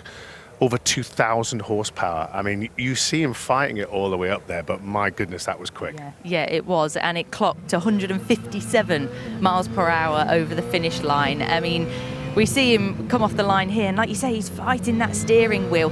The colossal size of the thing as it turned up to the line. And he even commented as well on the brakes, the weight of that machine is why he's fighting it as well. Yeah, you got Scott Speed there in the Subaru going up, and then Romain, yes, in the Supertruck after that, just beating him to it. And yes, he said to you, he was like 157. It's almost like a funnel when you get to the top of that hill. And to do that sort of speed is quite phenomenal. And he's a worthy winner, as he always is when he comes to the Goodwood Hill Car. Certainly. And we did just see there, like you say, that Scott Speed's Project Midnight Subaru, he went quicker than yesterday. A few people had set a quicker time than they did over the last few days, so I think there'll be several smiles on people's faces. But just coming back to Romain Dumas, he did set the fastest time. He seemed pretty chuffed with that, and even to the point that he said he wants to come back tomorrow on Monday to set an even quicker time. That's a test of a true champion there. He wasn't even happy with winning, he wanted to go faster, and you can see him really working that. Look at him working hard there behind the wheel. Absolutely brilliant. Yeah. A worthy champion. Yeah, words of a keen driver when they want to come back. Sometimes winning isn't enough. They want to win by an even bigger margin. So, yeah, brilliant scenes there for the shootout. We absolutely loved watching from down here. But for now, we'll get back to our commentary team to see what else is going on the hill. Thank you very much, Grace and David. Yeah, the action continues up the hill as we get towards the end of what has been a fantastic 2025 Goodwood Festival of Speed, and we're about to see a wide range of the best, the fastest, the most beautiful supercars heading up the hill. Changing the commentary box as well, Harry Benjamin alongside me is James Batchelor, and we're getting quite accustomed to seeing this at the front. It's the McLaren Solus GT. Yes, and what a way for our final supercar run. This, the McLaren Solus GT. 5.2 litre V10, 829 brake horsepower. It revs beyond 10,000 RPM, and I can hear it at our commentary box already. Yeah, this is as a central driving position, an F1 style steering wheel as it makes its way through Moulcombe Corner. Jack Barlow driving this. Just to give you an idea of the calibre of drivers we've got here up and down the grid. Jack Barlow, a McLaren factory driver, races all of their machinery, was even a consultant on the F1 movie for the last couple of years with Brad Pitt starring. So this man knows how to drive a car. He's been trusted to take the Solus all the way to the finish line in style. Yeah, and we cut straight to the Pagani Huayra R Evo Roadster. Now, if you thought that V10 was noisy, check a load of this. This 6-litre AMG developed Pagani V12 engine, absolutely singing past the Goodwood house. Yeah, unveiled digitally last year, but this is making its dynamic debut here at the Goodwood Festival of Speed. The Pagani Huayra R Evo Roadster looking splendid. That long tail body with the active aero, the splitter and the stabilising fin as it dares to flirt with the flint wall. Seamlessly negotiates its way past. Huge stability provided by that rear wing and fin. Absolutely powerful machine from Pagani, and they're not done. No, we've just gone from a track-only car to a car that you can buy, so I'm expecting everybody here to rush down to the local Pagani dealer, because this is the Utopia Roadster. Now, the Utopia succeeds the Huayra. It's got more power than the Huayra. There's a manual gearbox option as well, 7 speeds. It still utilises Pagani's trademark 6-litre twin-turbo V12 engine, pushing out here 864 brake horsepower. I just love every angle of this Utopia Roadster. And also it's just so typical Pagani, isn't it? It looks like something out of the future, but it's got that analog interior as well. Makes it feel like you're in an old school fighter pilot plane. Yes, and talking about old school, we jump straight to the Porsche 911 Carrera Coupe reimagined by Singer, but I believe we might have a red flag. Let's have a look. It slowed right down. We do. Red flag out there. So, unfortunately, the 911 Carrera Coupe reimagined by Singer has just had to come to a slow. Have we got a little bit of debris? Have we got a door mirror that may well have fallen foul of the straw bales? Well, we are a curse. Whenever you and I are on the comms, a door mirror becomes a victim. We are being reliably informed that it is just a stalled car at the finish line, so no door mirrors are being harmed yet in this final supercar run up the hill. Anyone can do it. I did it when I was learning to drive, and you can do it in a supercar as well. What, knock a door mirror off? No, stall. Oh, stall. Oh, right. Although I dare say these might be a little bit more complicated than my Ford Fiesta back in the day. Well, yes. So, yeah, I can't remember the last time I stalled. That's the thing these days, isn't it? Manual gearbox. You just, everything's an automatic these days. You can't stall them, can you? No, but having to just mosey then along up the hill, this beautiful car. Singer's 10th year here at the Festival of Speed. They're running 2 cars on the hill climb, have been all weekend long. 1 turbocharged, 1 naturally aspirated. This is the naturally aspirated one, the Porsche 911 Carrera Coupe, dynamic debut of the car here, based on that wide-body 911 Carrera of the 1980s. And talk about dynamic debuts. Wow. This catches the eye of everyone around the world. This is the brand new Ferrari F80. Yes, it's just one of many celebrations here over the Goodwood Festival of Speed weekend. Ferrari are celebrating 80 years in existence. Of course, they've created their own birthday present, the F8. This car's got some big weight on its shoulders, really, because of course it follows on from other celebratory models like the LaFerrari, the F50, and of course the F40. And on sheer looks alone, it really has got that show-stopping, crowd-pleasing look, which all of those previous models had. Yeah, it is another stunning piece of work from Maranello. Active suspension and wing generates up to 1,000 kilograms of downforce at 250 kilometers an hour as the body just falls away at the rear, the air vents allowing the air to flow nicely over the car. Efficiency at front and center as well. And again, we're seeing more and more supercars in the modern day, because this is the way we've got to go. Immense power, but combined with electric motors as well, with a hybrid system here too. Yeah, so the previous models, the LaFerrari, of course, the F50 utilised, multi-cylinder power, V12 power, but this uses a V6. Essentially, it's the same block that you'll find on the 296 GTS, which sitting just behind the F80, and also the 499P, the car which Ferrari have dominated World Sports Car Endurance Series and the Le Mans 24 Hours for the last 3 years running. So it's certainly got the pedigree. You would expect no less from Ferrari when it comes to really potent, illustrious engines. It's a beautiful spaceship, really, isn't it? I mean, a lot of supercars are, but this is something with the beautiful classic Ferrari red, but almost with the black accents, or where the headlamps are as well. Just defines the angles to make it that mean supercar beast we know and love and can see right in front of us. Yeah, I love the blocky kind of sides to it, and how the wheels kind of sort of just blend into the side bodywork, and that black panel. Of course, we've seen that on the 12, the Dodge di Cilindri, which is also here this weekend. But a little bit of a reference to the old 365 GTB4 from the 60s. Yeah, this is the first Ferrari supercar as well, with boost optimization, adapt power delivery per corner using track mapping. And there was the power delivery. The long wait for the F80 to get going, and I think Raffaele De Simone was eager to get going. Keeps the car, saves it, and it continues on his way. Well, that's what happens when you stamp on the loud pedal and you've got 858 brake horsepower underneath your right foot. Quite extraordinary as he negotiates Moulcom, kicking up a little bit of dust. It is, of course, because it's an anniversary special, it doesn't come with a cheap price tag. I mean, you wouldn't expect it to, really, would you? But this car is worth around £4.6 million. And you're getting a lot of bang for buck, though. You're getting things like butterfly doors, lightweight carbon monocoque, a cockpit designed to feel like you are a Formula One driver, with everything within touching distance. This is a Ferrari technological summit, both interior and exterior.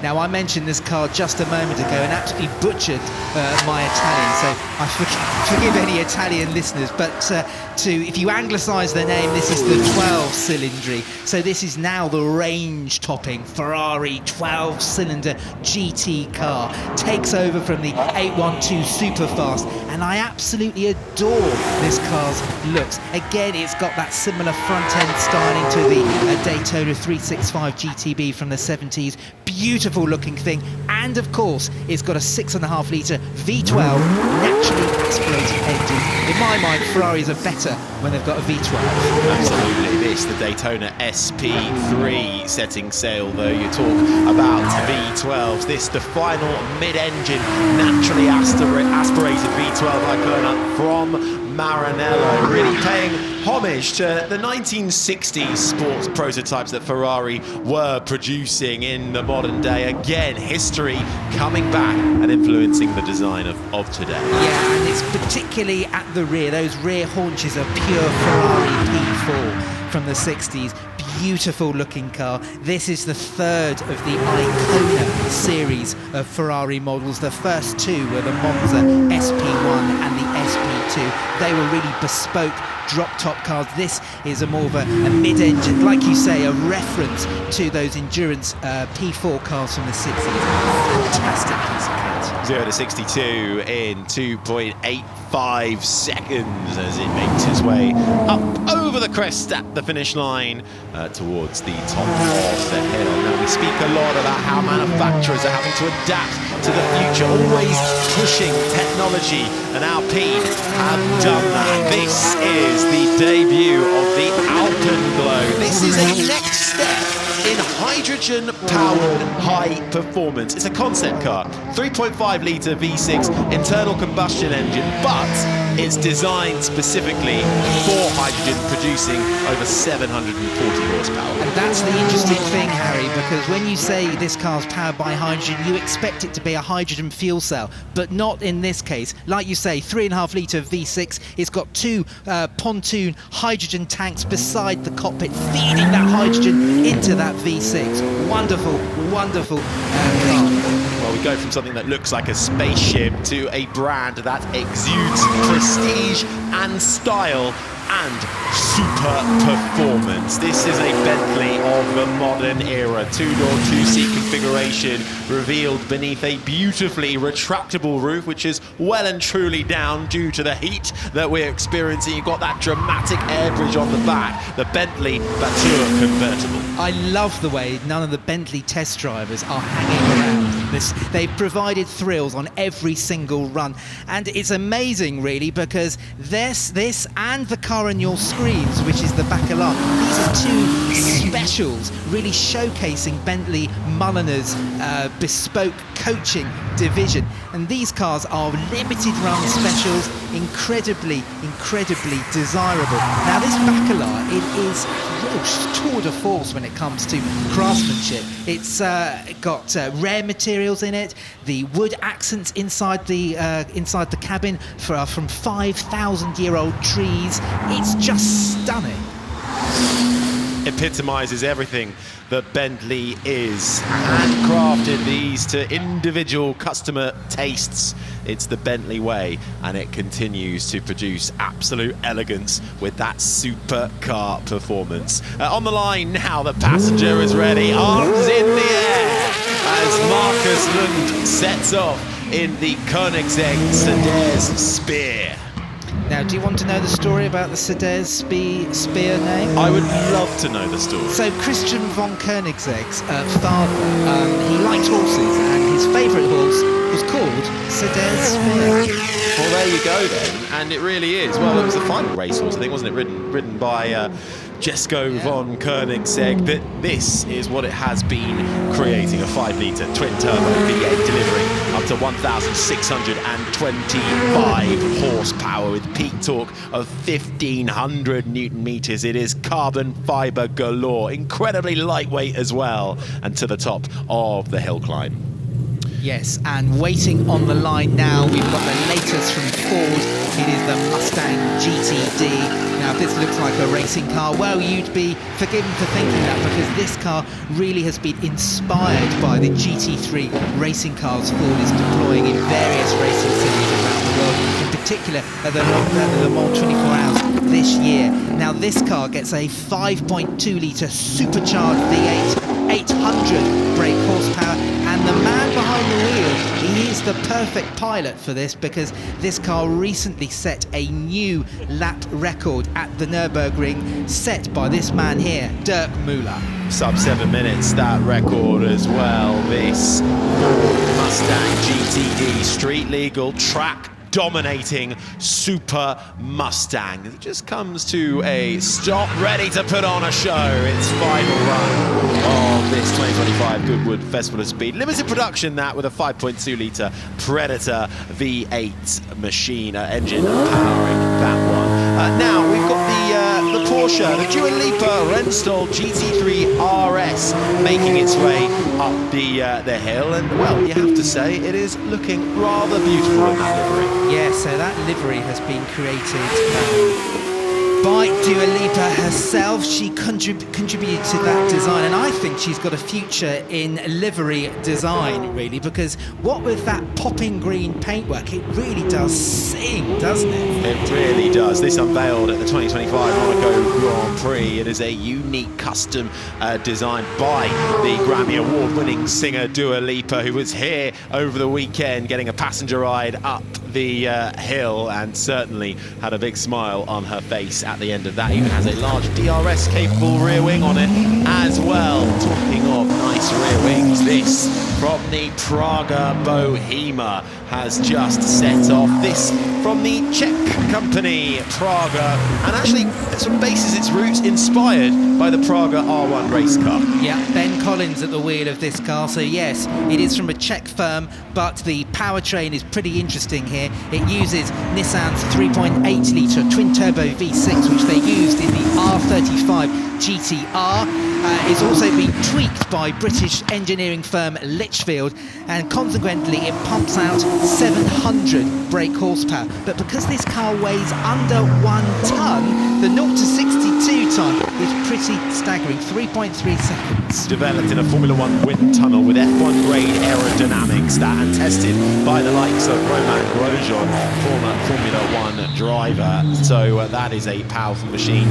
So too is this. To Maserati, and the Trident makes a return to the hill climb in the Maserati MC Extrema. And what a Maserati it is, because this is the most powerful Maserati ever made. MC20 derived, it's a track car, successor to the MC20. 62 cars, they've all been sold as you'd expect. They certainly have, and one thing that is proving popular as well is this, the Gran Cabrio from Maserati. It's a typical high-performance sports car, but it's got that comfort and suitability for those long-distance driving distances that you would want to have from a Gran Cabrio. So Maserati really showcasing both sides of the coin there, from one extreme to the other. They cater for all. Yeah, and you can have this Gran Cabrio in a couple of flavours. You can have it as a pure electric car, or like we've got here, the 3-litre V6 howling away, 490 horsepower, and it represents exactly what we love about Maserati's drop-top elegance with potent punch as well. Yeah, this is the Porsche 911 GT3 out on the hill climb. This has got a redesigned front splitter, diffuser and aero bars as well. That rear wing retains, if you get a little closer look, it's got some swan neck mounts, helps improve the airflow and the stability of this machine. Yeah, and cutting straight to the GT3 RS, we've got a whole plethora of fantastic GT3s. This one is a little bit special than a normal GT3 RS because it's got the Manthey kit. Now, Manthey is a legendary Porsche racing team, now officially partnering with Porsche after Porsche took a stake in the firm a few years ago. And if you want anyone to update, improve, refine and hone your 911, you talk to Manthey. Makes its way nicely through Moulcombe Corner.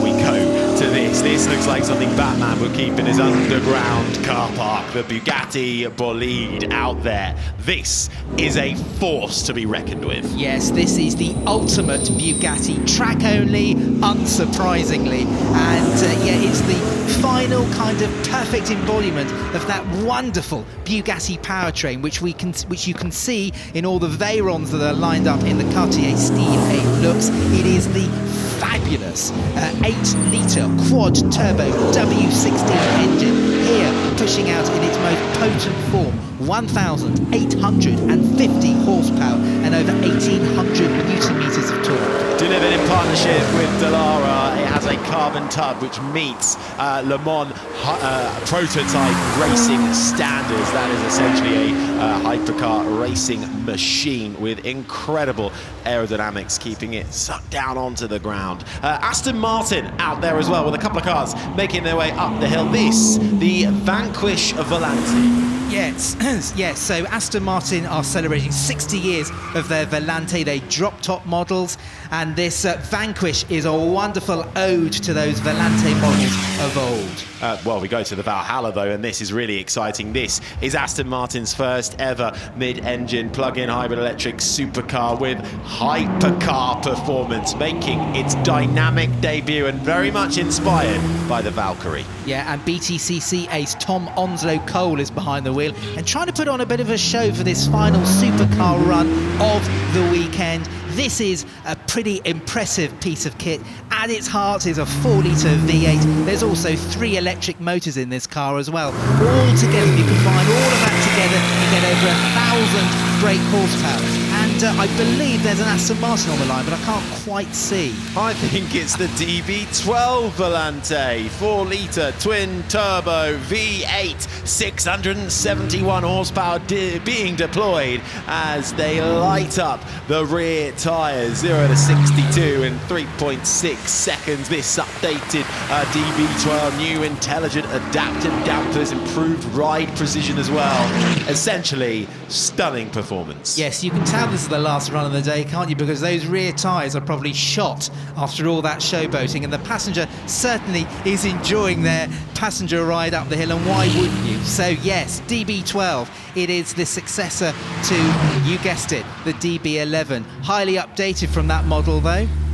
Certainly are. The passenger in the Aston Martin having the time of their life. About to have the time of their lives, though, the two in this Lamborghini Temerario, the first super sports car in the history of the brand to be equipped with a V8 twin-turbo engine, an all-new twin-turbo V8 engine capable of reaching 10,000 RPM combined with 3 electric motors. Yes, this is the second hybrid that Lamborghini has launched in recent years. The first is the Revuelto, which will be following this car up the hill very shortly. So yes, this is the replacement for the Huracan, a total of 907 brake horsepower. And as I say that, the car, the Revuelto, comes into shot. This is Lamborghini's first plug-in hybrid, and I love the way Lamborghini do hybrids. They know the direction of pace, they know where the automotive industry is going.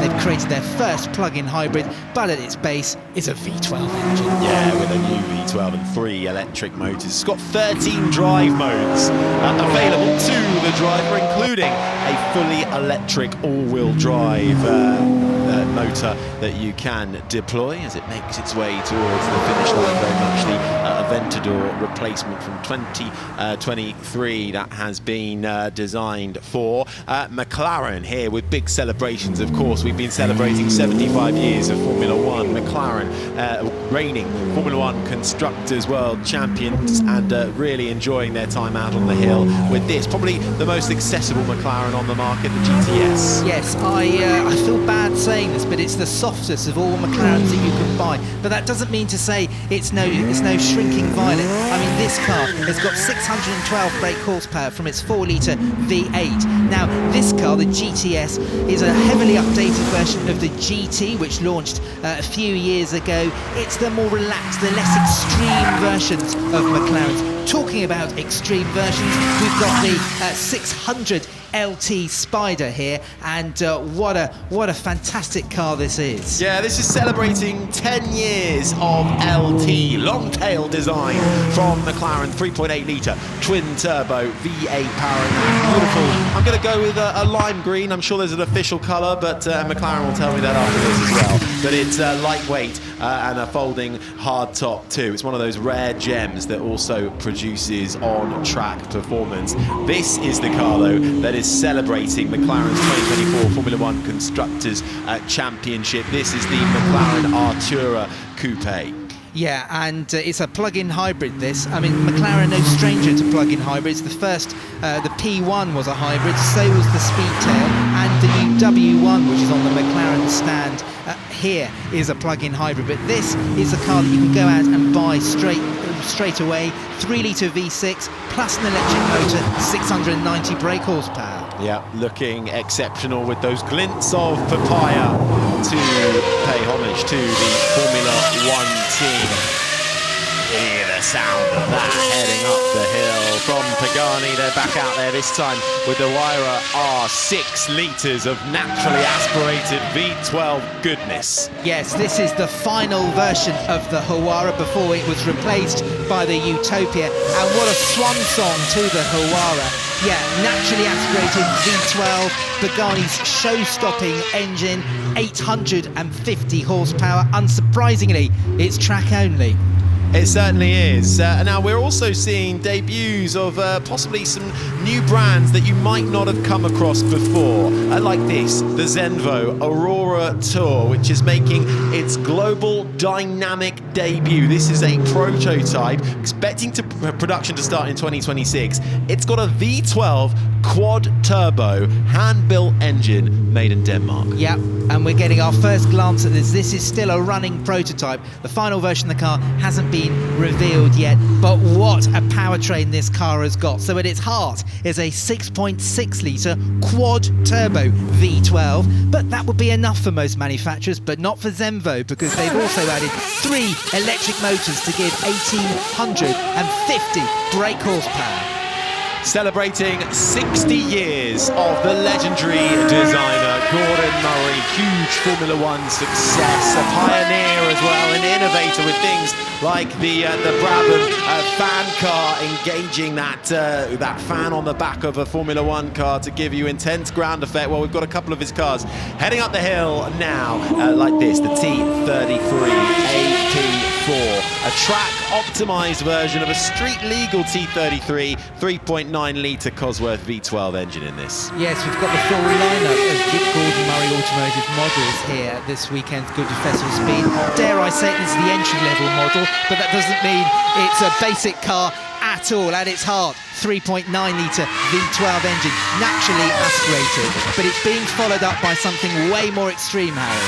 Yeah, it really is. This is the T50S XP2 Niki Lauda edition with that nod to the Formula One design. The rear-mounted 40-centimetre fan on the back delivers intense ground effect, intense stability, that large delta wing, and the active front splitter sends it over the line with 3.9 litres of naturally aspirated V12 power. An exceptional racing machine driven by an exceptional racing driver, Dario Franchitti. Yes, Dario has also had a big hand in developing these cars as well, so that's a fantastic way to end what has been a wonderful supercar run. It certainly has been. We're not quite finishing up the day here, though. More to come up the hill before we close things out. So this will be your reminder to still top up that sun cream. Make sure you've got plenty of water. You found some shade as well. It has been hot since Thursday, really, but what an intense and jam-packed 2025 Goodwood Festival of Speed it has been. Looking back then at some of the latest, the greatest supercars in action, Pagani in action too, and dynamic debuts, the Ferrari F80, one of them. Yeah, and we've had a full complement of engine sizes and power sources. We've had V6s, V8s, V10s, naturally aspirated V12s. We've had petrol. We've even had hydrogen combustion engines with the Alpine. We certainly have brand new designs as well, and those that represent pure heritage. Bentley were out there on force, so too with Porsche, with a bit of stardust on top in the form of a Dua Lipa designed livery. The Trident returned to the hill as well. Maserati up there with the Grand Cabrio. Bugatti too, with one of the meanest super hypercars I've ever seen. And kicking up the smoke was Aston Martin. Big celebrations this weekend. Lamborghini are showcasing their new hybrid models, really pushing the brand into the future. McLaren here with their full complement of models, GTS right up to the extreme LT models. A big celebration for McLaren as well this year, with a nod to their 2024 Formula One Constructors World Championship. Up the hill, this was the one that paid tribute to it, the Artura Coupe with those glints of papaya. Brand new debuts as well, prototypes heading their way up the hill, expecting to come into production next year. It's an exciting time in the supercar world, and we've seen it all here at the Goodwood Festival of Speed.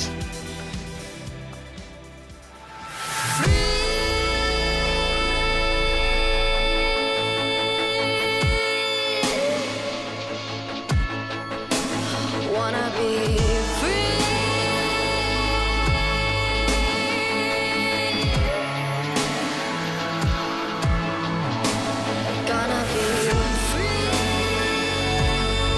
power of dreams. How we move you.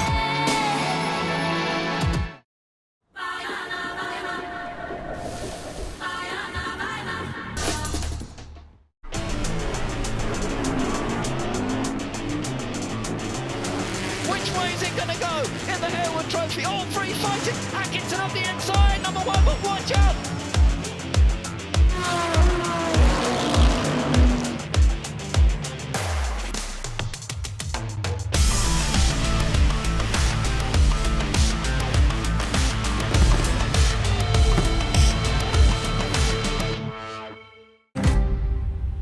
It's what sets you apart in the moment of truth. It's the unstoppable force that carries you forward. It's the sharp focus that turns doubt into action. It's the inner voice reminding you that you are designed to win. Tag Heuer.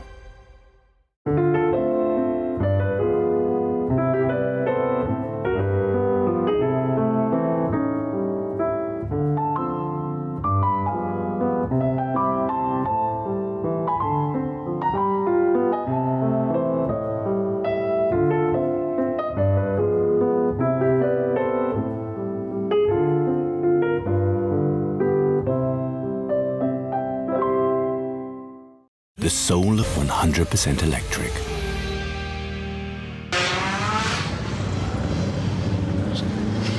Steve Ward across the line, and we look back just before, and Sam Mason going round Delta there, he was going quite wide. He hadn't quite got the pendulum swing going, but he might have just got away with that, because with the times that he's set in the previous 3 shootouts, he is 4th overall, the man who's in the Junior British Rally Championship.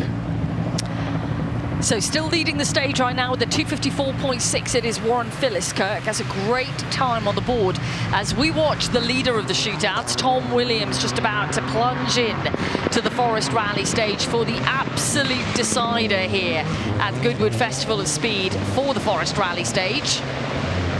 Tom needs to keep it all together, but Sam Mace is doing a good job here.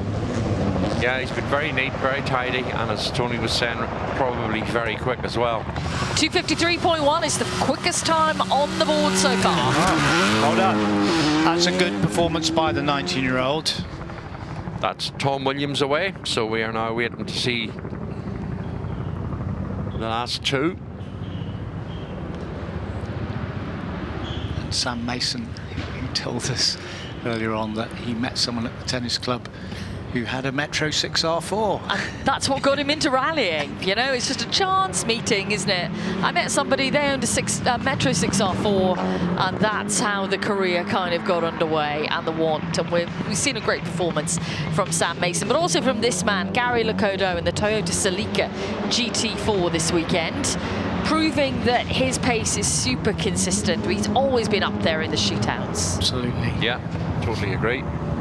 And he's been here over many years, and he's always been in the top 5, the top 6 with that car. It's not a purely economic driving style. It's a very fast, neat driving style.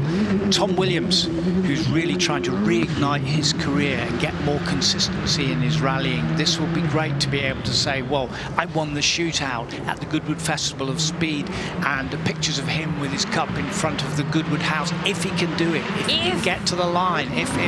Yeah, lots of big ifs. He has to make it through this stage, of course. You're just with David Wright here.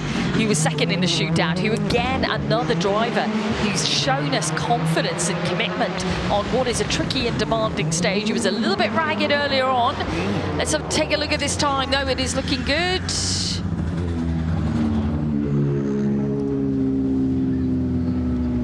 Time then we'll wait for. It'll flash up in just a few moments for us for David Wright, who's just completed. We go back into the dusty forest to find Tom Williams on the Delta Donut, drifting through it beautifully. Nicely done. Almost similar to yesterday.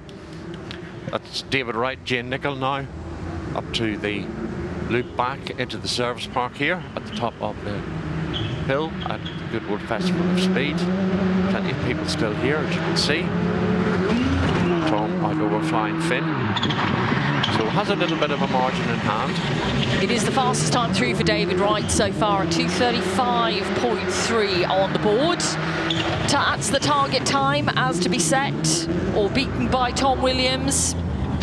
2:36.1 is 0.8 of a second slower than that fastest time through. So second fastest to David Wright on what is the final run of the shootout for this weekend. It has been an incredible performance from Tom Williams across all 4 days of competition.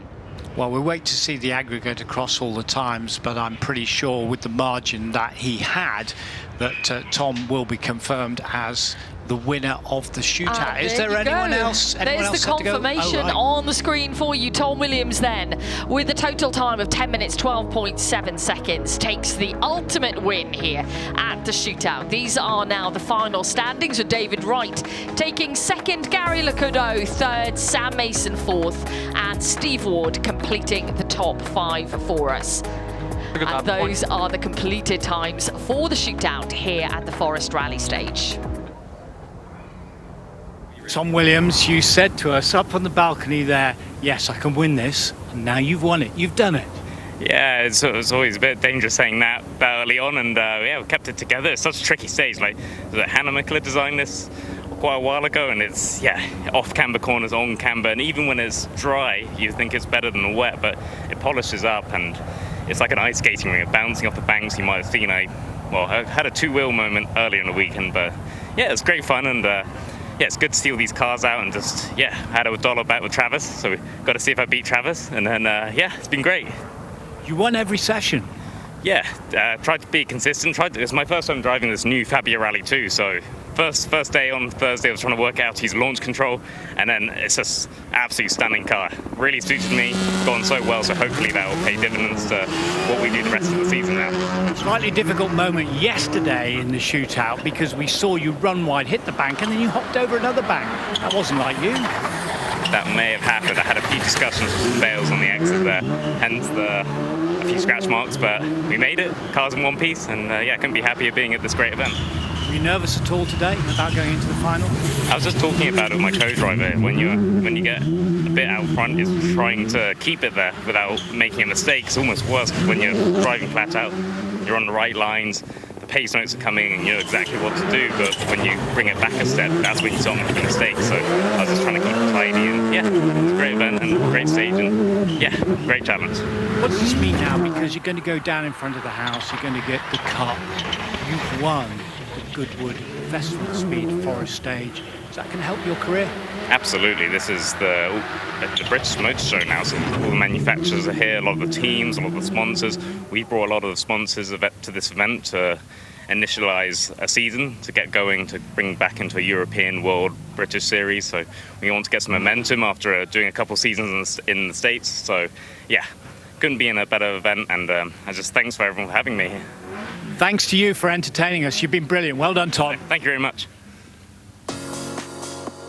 Well, the sun still beats down, and congratulations to Tom Williams with that fantastic victory at the top of the hill. But so far today, as in all 4 days, the drifters have done us proud. Fans applauding their dexterity, the sheer amount of tyre smoke, the sounds they make, and just their showmanship. Absolutely part of the establishment now. They'd hate me to say that here at the Festival of Speed. And the tricolour flew out, the red arrows came over, a tribute to Alain Prost. And there he was, coming in front of the house. He was the star of the balcony moment in that exquisite McLaren MP44. It just looked right, and he was very touched indeed. All the affection that came up his way from the fans. The car still looking super crisp, designed of course by Gordon Murray, someone else we've been celebrating here. What a wonderful afternoon.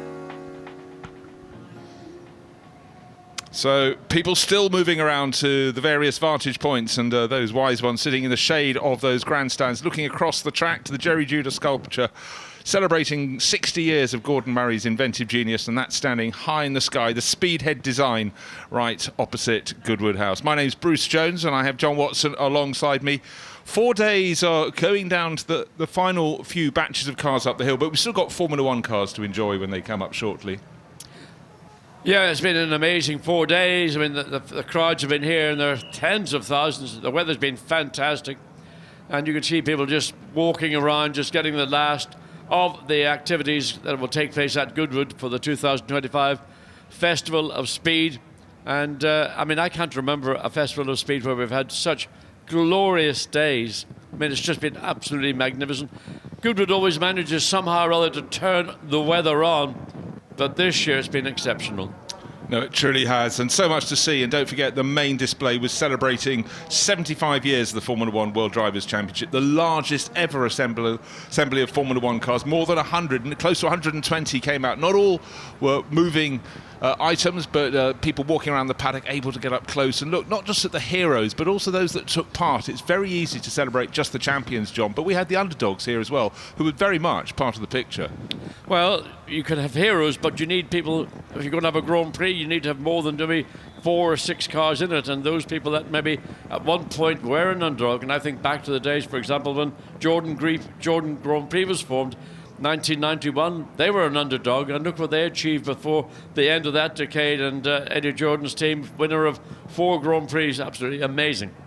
Now, there's one team that didn't look as though it was going to continue into 2009. Honda closed its team, but Ross Brawn found £1 in his pocket, and he created Brawn GP. And Karun Chandok, how prescient is this, is aboard a Brawn GP. This was the car that stormed the first half of the 2009 season and had enough points in the bank for Jenson Button and Rubens Barrichello to go on to take the title. It was an extraordinary season, but they were underdogs. Then, of course, at the end of the season, it was renamed again. The team moved on, but Ross saved that team, and what an extraordinary year. And we're going to take a little look at a video about Brawn GP.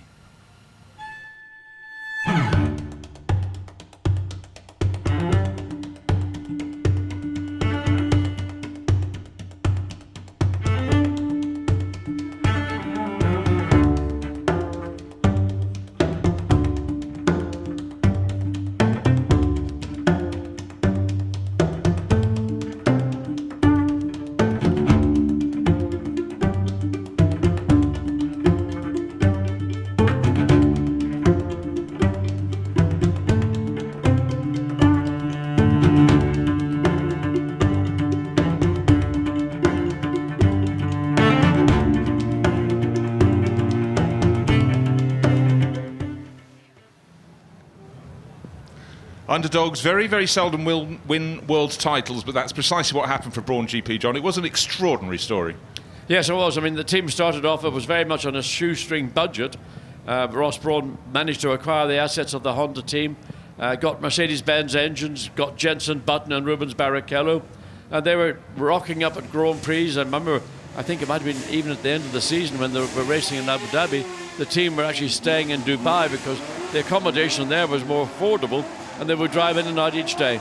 But I mean, what Ross Brawn did, and particularly with the blown diffuser, which is what gave Brawn a massive advantage, and that's where all the points were scored. The first half of the season, they won virtually everything. It was a battle at the end, but nevertheless, they did win the Manufacturers and Drivers' Championship. Right, the car's already on the hill. Another team that was definitely an underdog was the Hesketh team. They took one victory only. No one thought they'd even get that, but the stars aligned at Zandvoort, 1975, James Hunt. A few years later, the team was starting to struggle a little bit, but 308, good car, but it wasn't the pick of the bunch. And that moving on up the hill, Callum Lockie has got aboard that. Actually, different helmet, maybe it's not Callum, but anyhow, the 308E. But the team would soon dwindle away, but white, no sponsorship, the red and blue stripes. This was the party team, John. What did you consider the Lord Hesketh team when it hit the stage? Well, they came to Monaco in 1973, and it was as if the characters out of Brideshead Revisited all rocked up in Monaco, except instead of being in the countryside, they were in the harbour at Monaco. And I mean, it was just take a London Society magazine, Vanity Fair or anything like that, you'd see all the names in that magazine appear. Oh, something's dropped off the back of the Hesketh. It's like a water bottle actually fell out. So all those characters were there in Monaco on boats, behaving outrageously, but wonderfully. It couldn't happen now, it wouldn't happen now, but obviously that famous win just put a smile on the face of Alexander Hesketh. And again, James Hunt went on to McLaren, and guess what? The following season in 76, he took the world title. Now, Ken Tyrrell, such a backbone of Formula One for so many years, but the days of Jackie Stewart moved on. The six-wheelers moved on, and then we had different shapes, but they never really had the glory again to the same extent. I think the era for Jackie Stewart was the pivotal driver, both in Formula One, but in the Tyrrell team was a particular period. There was the end of the 60s into the early 70s. Things were then moving forward, and then eventually, as we got into the late 70s, of course, aerodynamics became the focal point of chassis design. And of course then Chapman introduced the Lotus 79, which was a game changer, not just for Lotus, but for Formula One in general. Yeah, talking of Colin Chapman, at the start of the 1960s, he had an idea, and an idea was to make a monocoque chassis, and this is what came out the other end. The Lotus 25, absolutely exquisite, so much more rigidity than the space frame cars he'd had before. And in Jim Clark, he had a fantastic ally, and it led to the championship victory in 1963. But it was another case in which Colin Chapman and Lotus rewrote the history of Formula One technology. Yeah, the Lotus 25, again, a game changer within Formula One. The majority, not all Formula One cars at that point had been a tubular frame construction. An aluminium and steel monocoque changed all that, gave more rigidity, and just made a car more effectively a safer car for the driver. Likewise, but lightweight, stiffness, torsional rigidity, Lotus 25, Coventry Climax V8, Jim Clark, job done, Bosch. Now, 1991, Benetton, there or thereabouts, and then they suddenly had a vacancy. Bertrand Gachot was indisposed after a little incident on Hyde Park corner with CS Gas and a taxi driver, but anyhow, he was disposed, and Michael Schumacher, who was plying his craft in Japan, suddenly was called into the team, arrived at the Belgian Grand Prix, slotted into a B191, and oh boy, that was the first step of a remarkable F1 career. Well, Michael actually stepped into the Jordan in the Belgian Grand Prix. Sorry, and then moved across at the following race. And then a bit of Machiavellian wheeling and dealing went on, because one particular person spotted, here's a German driver who could be a world champion. And at the same time, the whole concept was, how can we get German television to come into Formula One and give us proper television coverage in Germany? So let's take Michael Schumacher out of the Jordan, put him into a competitive Formula One team, i.e. Benetton, and all of a sudden Michael Schumacher went from being a one-off driver in Jordan in the Belgian Grand Prix to a fully signed-up Benetton driver in the Italian Grand Prix, and on it went up until the end of 95, and Michael then left to sign up for Ferrari for the 1996 season. Yeah, sorry, complete heat of the cockpit in the commentary box got me wrong there about Jordan, but yes, that was the debut. Tyrrell, a few years later, in 1989, the first year of the 3.5-litre Formula One engine, and Harvey Postlethwaite, don't forget we've seen the Heskeths a bit earlier, he used his design pen to create this 018 Tyrrell. The best result was Michele Alboreto, third in the Mexican Grand Prix. But at this stage, this was the time that McLaren was very much at the top of the tree, very much in its pomp, with Senna and Prost fighting together. But earlier in Tyrrell's life, their first car they produced out of their own was the 001. Adam Tyrrell, son of Ken, driving it now. They started the season with a March, like a lot of other people, customer cars from the fast expanding British constructor, but they needed one of their own. Derek Gardner produced this, and by the following season it looked slightly different. We went into the 02 and 03, and the success began to come for Tyrrell, and particularly for Jackie Stewart. Yes, the first of the Tyrrells had that high nose on the front, then the later incarnations went for full nose width. And here's a car, again, it was always a very visually attractive car. The Shadow, sponsored by European American Petroleum Company, driven by Jackie Oliver, who went on with other members of the Shadow team to form the Arrows Formula One team. And co-driver for Jackie Oliver was American, Can-Am, Trans-Am, whatever Am you like, George Fulmer, a great all-around American race driver.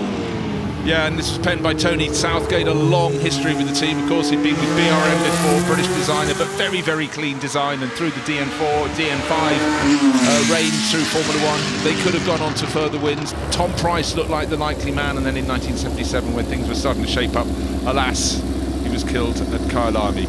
Now, whenever talking about the history of Formula One, one has to include Cooper, because the gang from Surbiton in Surrey were already imbued in having the engine behind the driver, sort of mid-engine in so many ways. But think about the Ferraris at the time, the great big long noses, the engine up front, the Aston Martin likewise. But the little Cooper Climax came out and showed how it could be done, small and nimble, but also light on its tyres, and that was the absolute reason that Stirling Moss achieved one of the outstanding wins in Formula One history. Yes, 58 Argentine Grand Prix. When you place this little Cooper Climax alongside a Ferrari 246 or a Maserati 250F, it looks like a little toy racing car. And the paddock at that time was run by more autocratic team owners, and they looked down their noses at this car and thought, what are these British garagistas doing? And this car isn't a race car. It should be front engine. It should be traditional Formula One sort of layout. But this Rob Walker-entered car won the race largely at the behest Sterling Moss. He looked after, as you pointed out, Bruce, he looked after his tyres, and at the end of the race he basically had no rubber left. But all his principal competitors had to stop and change tyres, and that was part of the reason, if not the whole reason, why the face of Formula One changed as a result of that victory in 1958. Now in the mid-1950s, the Maserati 250F hit the stage, 1954 effectively, but it was running competitively all the way, pretty much to the start of the 1960s. But in 1957, Juan Manuel Fangio took the 5th and final World Championship of his career in one of these. The car just looked neat, tidy, beautiful, sounds sensational, and an awful lot of them were run by privateer teams when the works team had moved them on. But John, to my eyes, still one of the absolutely outstanding Formula One shapes. If you want a Formula One shape, the 250F Maserati is maybe the classic. Another one here, the Alfetta 158, both designed, manufactured, built in Italy. The 250F was at the end of the 50s era. This came at the beginning of the 50s era. Both in their own field were just magnificent. Straight 8 supercharged engine, 1.5 litres, about 420 horsepower. The Maserati, the 250F, less powerful, but a much more advanced chassis, much more sophisticated car, about 280 horsepower. But both, in their day, absolute classics. Yeah, and whenever you look at photographs of that first ever World Championship round at Silverstone in 1950, the front row dominated by these Alfettas, and what you see is the cars are dark red, but they have the different kind of stripes around the nose, so they can tell which car is which. Some of the teams bother with that. Right now, Karun Chanduk, hungry for success, and he's going around the first couple of corners. We were talking, this is the underdogs class. It looked as though the Honda team, when it folded, would go no further, but it became Brawn, and what a start to the season. Blue skies over Goodwood, and Karun racing his way up the hill, but the car, it worked. A double diffuser, the others followed suit, but the lead built up after the first 6 Grand Prix in this most remarkable story of what took them to the title.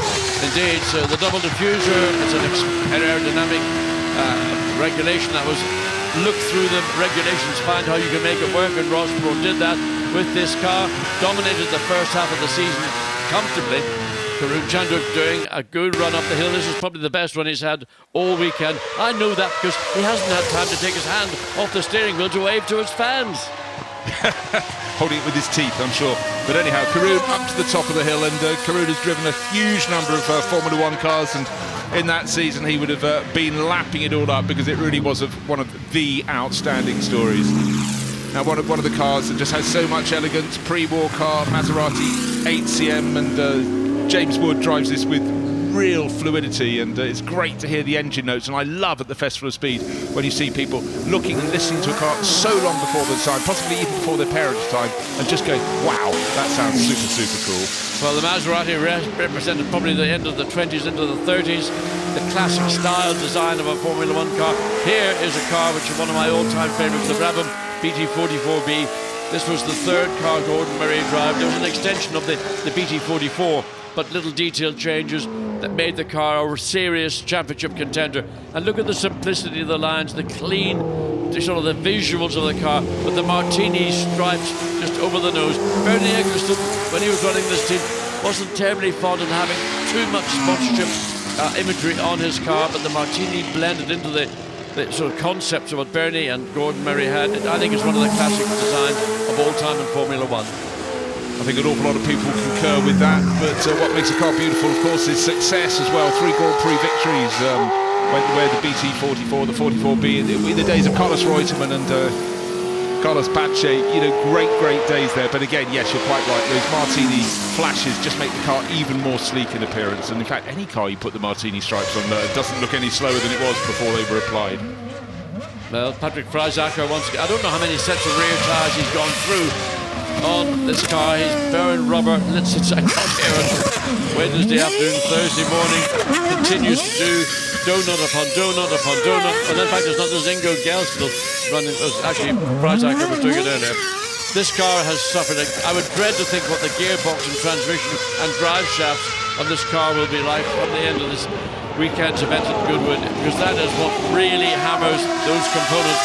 Donuts are for the public, they're great, but they come into the cost for a team.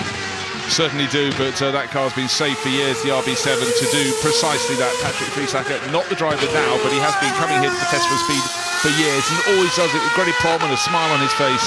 And that is the last car in the batch, and that means that is it for Formula One cars of the World Championship period here. It's been a phenomenal celebration. 75 years since that British Grand Prix, 1950 at Silverstone. So many stories have been knitted into all of that, but with the dust from the rally stage settling at the top of the hill, people moving around the grounds of the house, starting perhaps to go home. They would have had an outstanding day, 2, 3, or possibly even 4 days. So much to do at the Festival of Speed, and it's been a really, really special celebration this year. I think it's been a magnificent Festival of Speed. I think the crowds have come in their tens of thousands, and it's just been, magic. Well, let's take a look. This was the class that just covered all of Formula One, from a Hesketh to kick it off, to a Tyrrell, to a Benetton. That's the Schumacher Piquet car from 1991. And then Tyrrell very much in the mix with their later cars. This was the 018. But right back to the very first Tyrrell, this is the 001 with Mark Stewart driving it, son of Jackie. And then the first of the Shadow Formula One cars, the DN1. And great to see that out and about in its all black livery. But the car that changed the face of Formula One by putting the engine behind the shoulders, not up front like in the Alfettas and the 250S, was the little Cooper, and the rest was history. And history was also made by a man who spent £1. Ross Brawn. He bought the Honda team, became Brawn, and they took victory. But we've been celebrating Gordon Murray's genius this weekend, so it was only right we'd have one of his most beautiful cars, the BT44B. And to end the show in the Formula One batch, it was time to have some burnouts from Red Bull. Ingo Gerstel doing a fantastic job in front of the house. He was the final roar up the hill. It's been a fantastic display of cars and a moving history lesson, not just in terms of the appearance. It was getting the sounds, it was getting the colours, it was getting the drivers moving from car to car. It's been a very, very special celebration. 75 years of the Formula One World Drivers' Championship, and we saw so many cars. What a wonderful, wonderful occasion.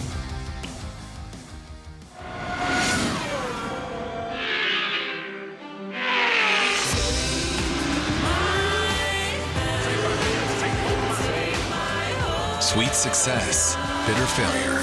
We've tasted it all. Honda will keep pushing limits to the extreme. This dream, now ours, will endure forever. The power of dreams, how we move you.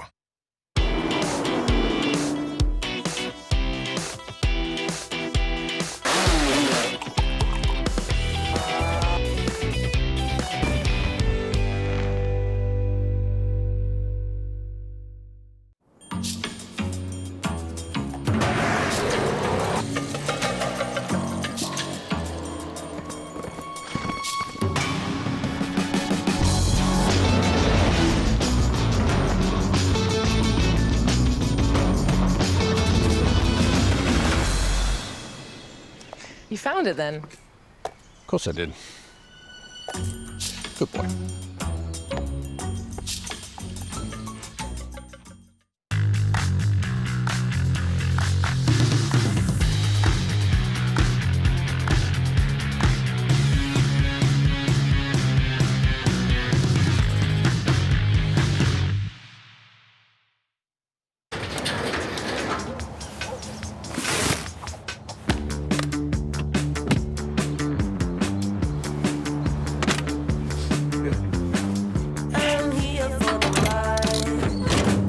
With eBay Assured Fit, find the right parts for your car just by entering your reg.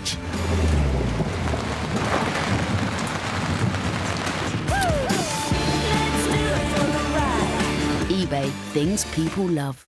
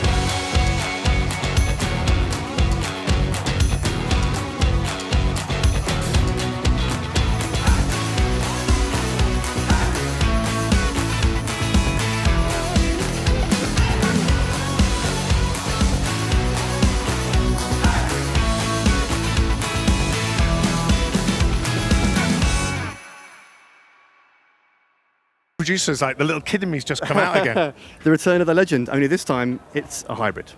So combining a little bit of tech and know-how from Type R, so same suspension, same dampers, same Brembo brakes, but this time the more everyday usability of that full hybrid powertrain. And I hear we've got shifts. Yeah, so it's got this unique S Plus shift system which simulates gear changes. So even though it's a hybrid, it feels like you're using a dual clutch transmission. It looks great, and I think everybody's so excited here to see this name coming back, this famous name of Prelude. I've been here all weekend, and there's so many people just thrilled to see a two-door coupe this good looking back in the UK market. Fantastic, and the set itself's really good. It's not just the Prelude. We've got the 0 Series SUV here, the concept. That's getting a lot of attention, isn't it? Yeah, so this is the 0 Series. So this is Honda going back to the beginning from 0, and this is the first model from the 0 Series, the SUV prototype. And the front has got a really interesting design. Yeah, so this is our new H logo, so this will appear on all 0 Series models going forwards. And what's the general theme? I mean, obviously it's about clean sheet of paper and designing the new chapter, if you like, for Honda's design language, but it seems to be all about the space as well. Exactly that. If you look at the rear, you can just see this oversized rear end here. It's all about maximizing the interior space. This car was designed using the philosophy of being thin, light and wise, and that's all about maximizing the interior space, both for the occupants and in the back. It's really unusual looking. It will get people talking, whether they like it or not, and that's exactly what we want to achieve with this car. We want people to have a feeling about this car. Now, often concepts are sort of like ideas that we don't ever see on the road, but I hear this is going to be pretty true to what we'll see on the production line in a year or so? I can't give too much away, but I would say this is very representative of what the production car will look like. So we're expecting this will arrive in America first next year, and then into Europe early in 2027. And having fun on the Honda set here at the Festival of Speed? Yeah, I love it. I love it. So many people have just come here and they're so excited to see both this and the Prelude. I love getting that feedback and that interaction. So I've heard it's been described as the products of the props and the guests here are the stars of the film. Yeah, exactly that. Yeah. Well, enjoy the rest of your weekend. Thank you very much. Well, I am now joined by the 1992 Formula One World Champ, Nigel Mansell. Thank you so much for taking the time, Nigel. I've been here since Wednesday, walking around. There is so much to see, but Mansell Mania is properly out in full force. I mean, how special is it to come back here? It's incredibly special, and I said to His Grace, Lord March, I mean, most amazing job is done here. I mean, every year you come back, it gets bigger and better, and the fans make it for me, and there's so many fans here this year. It's incredible. I mean, and Formula One is the talk of the town. Huge celebration, 75 years. How do you look back on it all? Well, I mean, you have to pinch yourself, because when you get in these cars and, you know, you're frequented with the cars you raced, especially FW11B, one of my favourite cars, and FW14, you feel like you've transposed yourself back 35, 40 years, and you know, you're ready to go again, and then you realise how old you are, so perhaps not quite yet, but it's incredible. What is it like, though, being reunited with those cars, the FW11, the FW14? Does it all come rushing back as soon as you're back in the cockpit? It's memories, and the fans, and you know, the memorabilia that they bring for you to sign, and their well-wishing, and it's just tremendous. And to see some of the other drivers, it's a joy. I mean, Riccardo Patrese is my teammate, and he was here and driving for Williams as well. So big thank you to Williams and Honda Japan. I mean, the cars are just mighty. Yeah, they really are mighty, and nowhere does it quite like here at the Goodwood Festival of Speed to get so up close and personal, all the way from 1950, pre-war as well, but right up to the modern day. And you know, we're seeing obviously a great advance in technology and the way the cars work now, but how do you look at the modern day Formula One? Do you think there's anything we're missing, anything we can learn from the past? I mean, the incredible thing is just how reliable the cars are. I mean, and the technical advancement from safety point of view, the driver's feet back from the front axle, and the tracks, the way they've evolved since obviously that terrible fateful day in '94 at Imola. Yeah, I mean, Formula One is really, really safe now, and it's a fantastic spectacle. You obviously race with some prestigious teams, McLaren, Williams, huge achievements.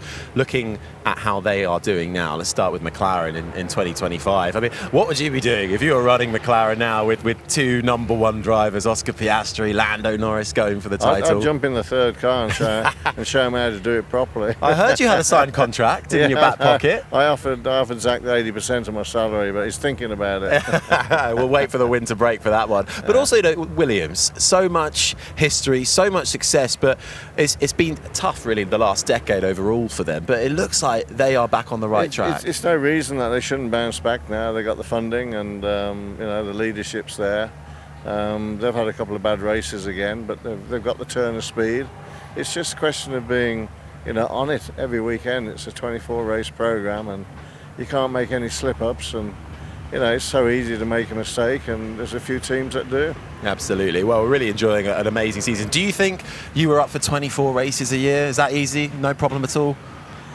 Well, we talked about this earlier today. We did not have simulators, so although we had 17, 18 races, we went around the world testing as well as racing. I'm not sure they do the same amount of travelling we used to do, because we used to do an incredible amount of testing pre-season all over the world, and then testing before we went to the races. So, yeah, smoke's good, isn't it? Well, that's a characteristic of Goodwood. Smoke, dust, burning rubber in the air as well. What has been your overall highlight so far of this fantastic 2025 Festival of Speed? I think the opportunity, as Grace gives everybody, to get together to do something special, and to include the fans, that they can touchy feel everything and get up close. That's been lost. You said, what's the one thing that's been lost? I raced in Formula One where, you know, the fans used to be in the pits with us and could touch the cars, and you know, you're talking to your engineer and they come and stand next to you.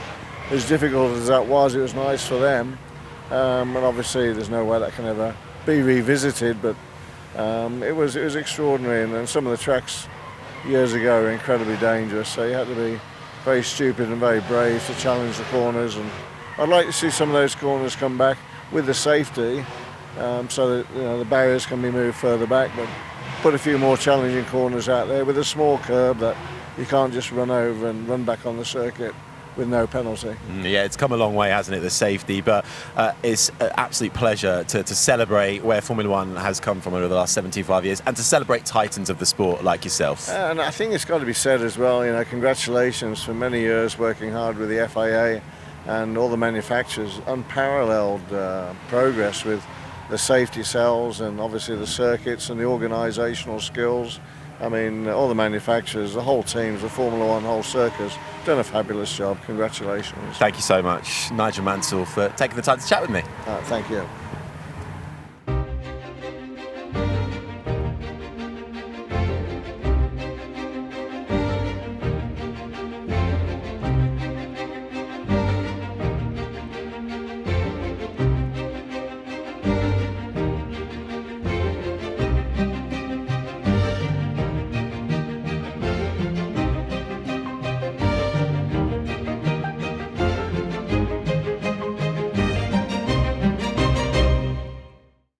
This is an event like no other. Welcome to Goodwood.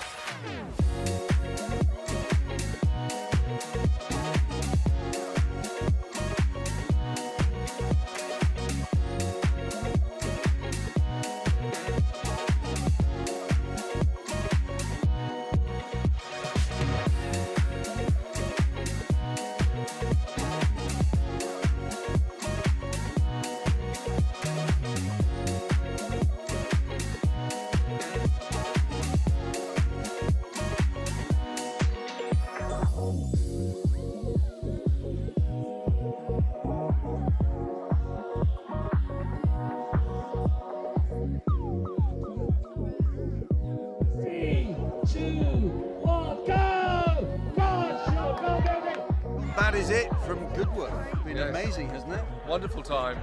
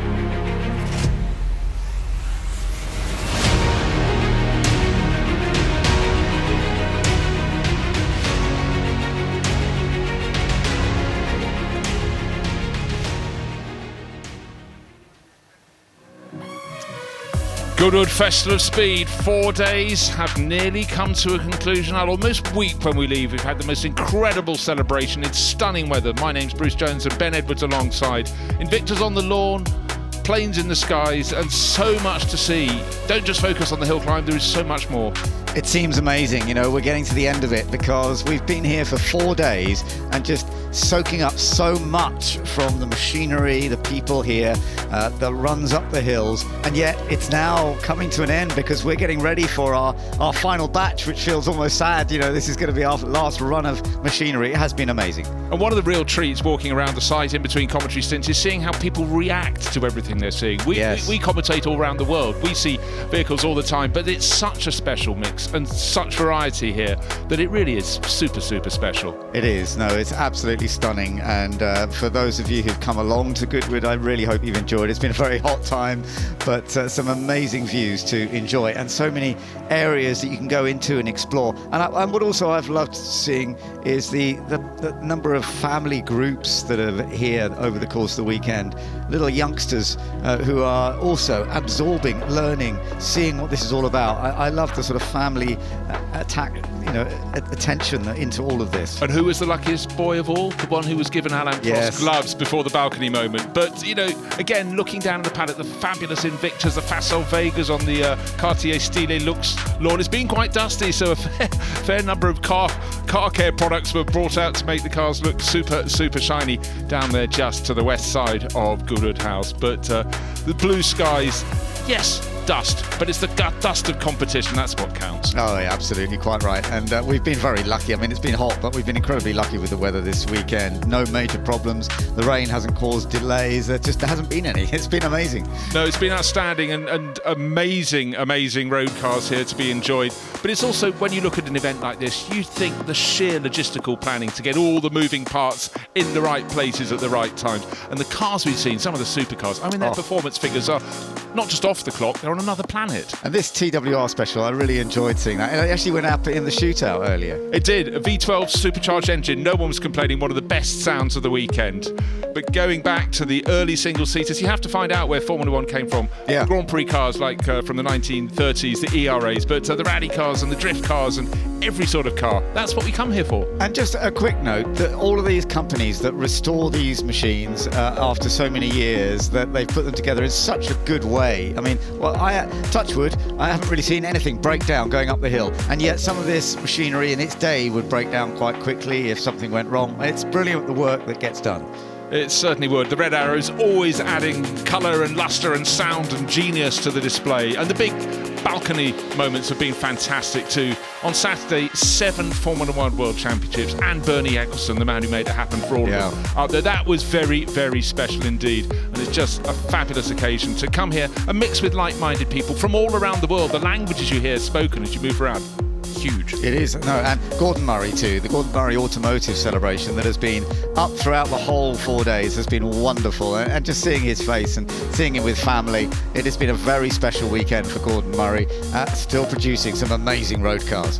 Yeah, it's quite a thought, isn't it? 60 and the celebration in front of the house, in front of the speedhead, Gordon Murray dedicated sculpture. It's something very, very special, but we're not finished yet. The sun is still shining and we have more cars to go up the hill. We hope everybody has enjoyed everything we've seen before. And coming up, the final batch. Look at this. They're taking the Ford Supertruck up towards the balcony to celebrate having won the shootout. Well, if you ever wondered how strong a rear wing would be, you can see it's strong enough to support 4 strapping gentlemen who are pretending they're rowing it in. But this is a car, what was the final time? 43.2 seconds, was it, up the hill? Faster than it was last year. This is the F-150 Lightning Supertruck from Ford, and the man who just doesn't matter how big a hill climb is, if you've got the right car, he's got the focus. Romain Dumas, victory again for him. Yeah, no, it was wonderfully done by Romain. He's so 4th win for him up here, and that's impressive. In the past it was with VW, and now it's very much with Ford. It is. And it's a short hill, of course. A lot of his success comes in the giant hill climb, the mountain climb, if you will, Pikes Peak in the Rockies in Colorado in the States. But again, it doesn't matter how long the hill climb is, you've got to get it right from the very second you leave the start line. And of course, he had 2,000 horsepower to use of those 4 electric motors, 4-wheel drive, but he still needed to get it around the corners. It is incredible. I mean, these modern electric motors and how fast they are off the line as well. That immense amount of torque from an electric vehicle, and they're just so rapid. But it's got to go through the corners as well, as you say, and he did it beautifully. It was very neat, very tidy, and he absolutely deserved the victory.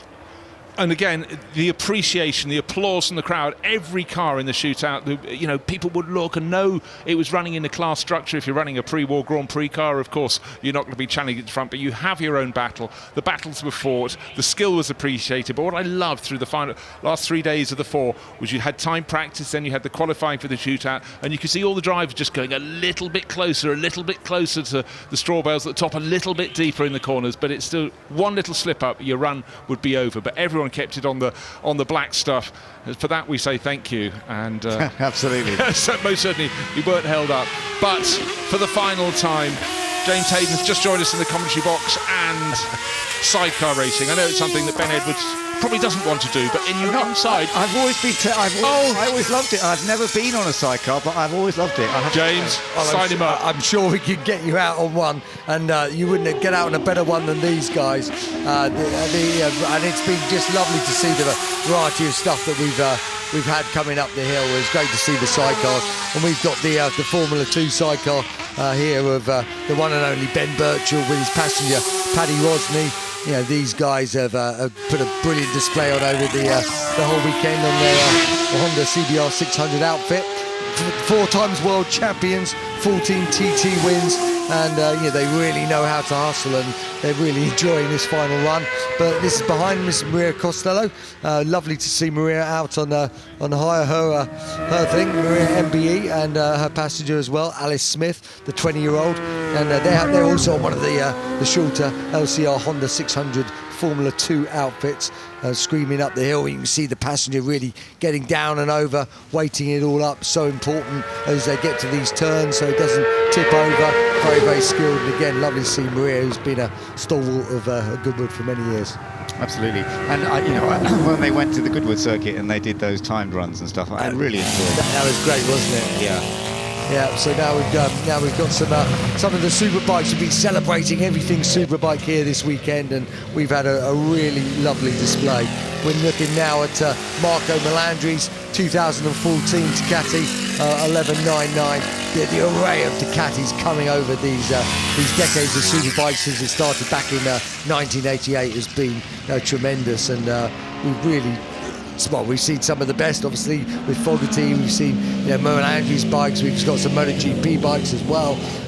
It's been a wonderful display. We've had some factory Kawasaki, factory Aprilia, numerous factory Ducatis. Obviously, we've had some factory Hondas and riders from all around the world. And talking of it, this is Tom Sykes on his 2010 Kawasaki ZX-10R, and what a rider Tom has been over the years. Obviously, world champion as well. He won the World 2013 World Championship, and he was the super pole king as well. 51 poles. No one's had more poles in World Superbikes than Tom Sykes. He really could put a lap together when those tyres were fresh and sticky. He really could do it. And we were spoken about the MotoGP machine. It's lovely to get some of that variety, and this is exactly what we've got here.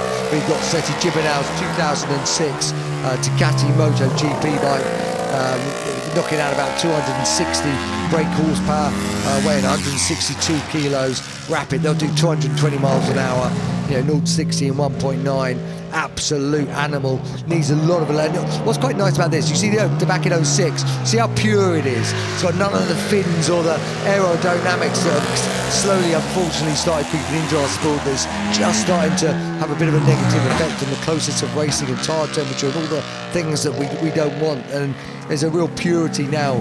When you look back on these, it's not that old, obviously, 2006, and yet, 19 years ago, it is old, but yet it looks so vastly different. But it's the same, we're looking back over the history of Formula One, the cars from the very late 1980s, no barge balls, nothing. Again, really clean aerodynamics. I wouldn't complain if we went back that way. Me too, because it allows close racing, and a lot of it doesn't have an exact effect to road cars, because no one's running a downforce tail like that, and no one's able to corner 180 miles an hour, and we understand how things progress, but certainly when it starts to affect the racing and affect closeness, then it doesn't sit quite so well with me. And now we're going back in time. We're going back to 1981, and we're having a look at the Honda CB750 AMA racer. We're talking about celebrating superbikes. This was the start of superbikes.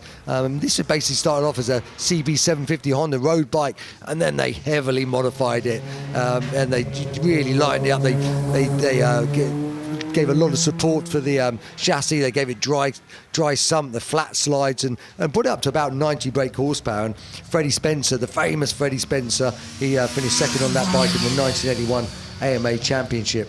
And now we're going back to the early sort of noughties, and we're looking at, he's been celebrating Carl Fogarty as a rider. He also did run the World Superbike team for Petronas, and this is one of the 150 road bikes that we used to homologate it.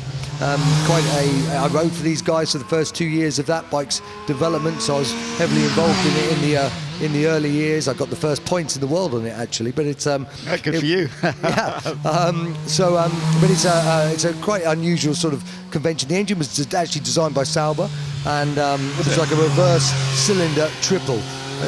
So he had a few. Unfortunately, the rules had kind of morphed a little bit by the time it kind of came into fruition, so it was never really truly competitive, but it's lovely to see them here and hear that scout. And what is very unusual is this is a one-off. This is the Norton Nemesis. It's got a 1.5 litre V8 in it. Wow. 1.5. Yeah. Someone's car is sitting without power. Yeah, so it's got about 280 brake horsepower. It revs to 14,000 RPM, and this was released in the 1990s, trying to get some interest in Norton and their engineering prowess, but unfortunately it didn't really go much further. Now we're looking at the double Dakar champion, the American ace, Ricky Brabec, and it's a nice little wheelie bang on cue. And these guys, what they do on the Dakar, we've seen some of the Dakar type cars and trucks sort of running here, but these guys as well, days end on end of rocks, mountains, dunes, rivers, whatever. These guys cross it, and as you can see, they're not just trials riders or stunt riders, or they've got to do a little bit of everything, and they do it beautifully well. He's obviously on the Honda CRF 450, which is a big liquid cooled, single cylinder, double overhead cam. Fuel injection, 6-speed, and it really is such a robust motorcycle. And after quite a long while being absent from the podium in this last 5-6 years, Honda have really dominated it again, and they're very proud that this motorcycle has been a huge part of that. It's a lovely display too, the way he's doing it. It's great, isn't it? Yeah, exactly. Yeah, just these little effortless wheelies. Yeah. He like waves to the crowd, and it's actually not a bad bike to be going up on with the big wide bars on a day like today. The problem is the novelty tires aren't great on tarmac, but it's actually quite a nice thing to dominate as you kind of come up through the hill. And obviously he's got a big peak on his head, so he can also, as he goes through the shade or the sun, he can actually control that probably a bit better than some of the guys just in your open face or your visor helmet. But they're a really, really good bike, and a bike that's really top of the form right now. But it's when you look at something like that, you have to think the purpose, the endurance, the physicality of doing something like the Dakar on this. It's one thing going up a hill for 1 little bit miles here in West Sussex. However, yeah, no, very much so. And this is going back to where it all started, the 1985 Dakar winning BMW, the R8 GS there that started the whole big trailer thing, and has caused, it's taken a storm. We've seen the new one of these that they've launched here in first glance this weekend. We've been lucky enough, and we're also seeing the classic 1985 bike, which is sort of lovely to see. I mean, we just saw the Honda, which is obviously the latest. You can see the difference in, they obviously they've got to you can still see the bloodline, as it were. But the big twin boxer that is just synonymous with BMW, but also how more sort of diminutive and smaller they have become. Obviously, they're a lot more fuel efficient. And now we go to touring cars. Yeah, celebrating touring cars, and Ben and I would very, very much have been pounding around the British scene at the time when the British Touring Car Championship was unbelievably pugilistic. Cars like the Vauxhall Cavalier looked remarkably standard. Every one of the cars in the championship was standard, but with tip-top drivers. Nobody came home with door mirrors, numbers on their doors. It was absolutely pugilistic. John Cleland, who we are representing here with this lovely machine, he was such a star. He was, and I mean, the post-race interviews used to be like someone had let the firecrackers off. It was everyone had something to say, but it was brilliant racing. And we look today at the top stars like Simon Hill, Tom Ingram, Ash Sutton. They want to try and reenact those days, but you don't have as many main players. Yeah, well, Jake Hill's actually out in the next car too. He's out in the Shadow, the Chevrolet, which is fun to see. Yeah, there you are. You're just seeing it. And he's been out in this before, hasn't he? Because he did it at the Goodwood circuit. Look, he's obviously been told, you go and have a play. Jake Hill, British Touring Car Champion, he loves driving anything, but I know he really enjoyed this. And your feet have to be pretty much horizontal in that because it's so low at the front. No, I tell you what they have to be size 7 or under. His father Simon was telling me that the other day, because obviously trying to be aerodynamic, but I mean, how many cars in competition have had an engine sitting so high above? Yeah. The bodywork is so low, and then you've even got radiators mounted in the rear. We can see a bit of flame out there as he backed it off coming into the brick wall, the flip wall. But with Jake, he loves historic racing. He brought up with car pictures all around the house. His father, Simon, a racer too, but he really has taken to it. And I think we'd be so super lucky if we could see these shadows. Absolutely. He did a good job in the shootout earlier on today as well, of course. And it's lovely seeing him in this machine and doing that rotation. That's so clever. These Can-Am from Shadow, they were superb. And this was one of their first designs, very cleverly put together. Okay, it didn't dominate everything, but they learned a lot from it. Don't get more exquisite shape than the old 904, do you? Oh, this is a lovely shape. I was talking about that earlier, actually, and how it sort of set the scene for so many other modern supercars when you see this 904. And this was in the early 1960s. Yeah.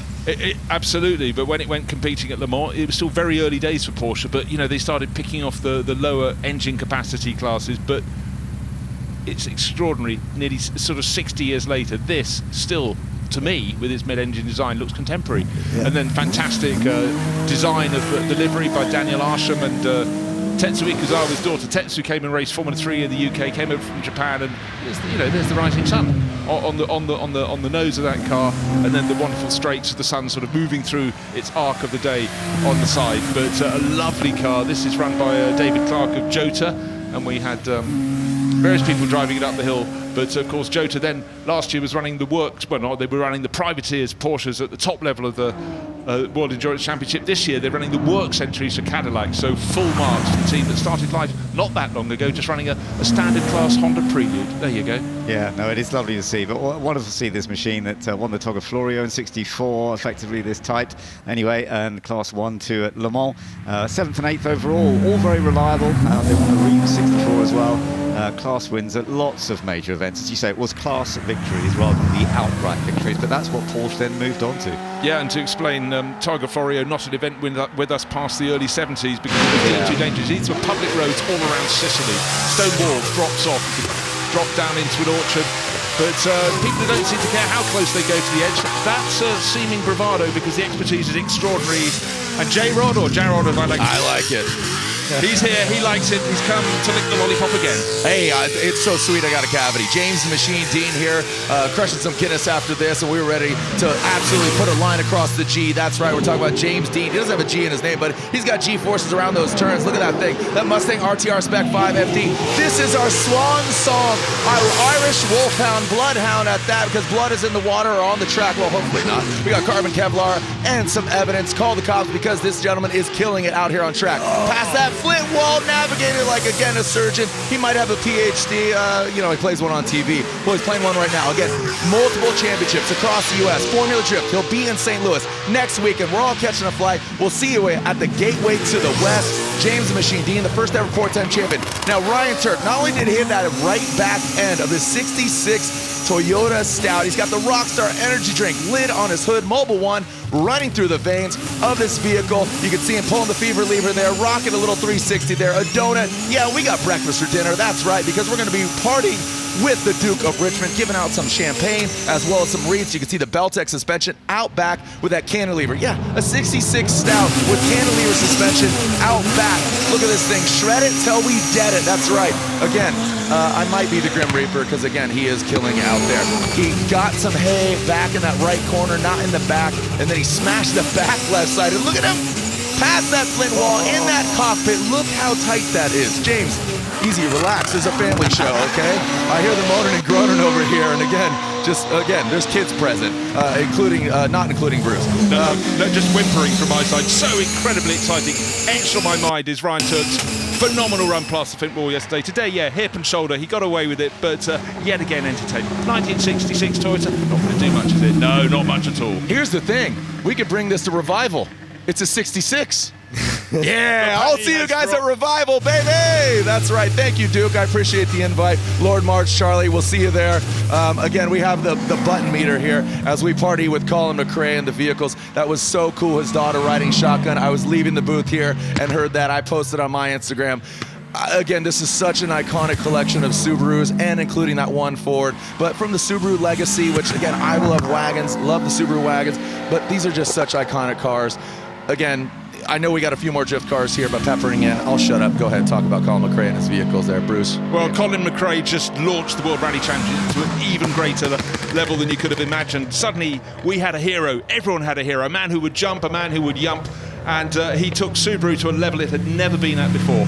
And it was extraordinary. The world title was going to come, but he travelled the world, he took in minor events, he gathered more and more things, and then that title in 1995, super reward.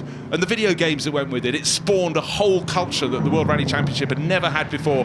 And I had grown friends who even got up in the morning early so they could play Colin McRae Rally before going off to work in the morning.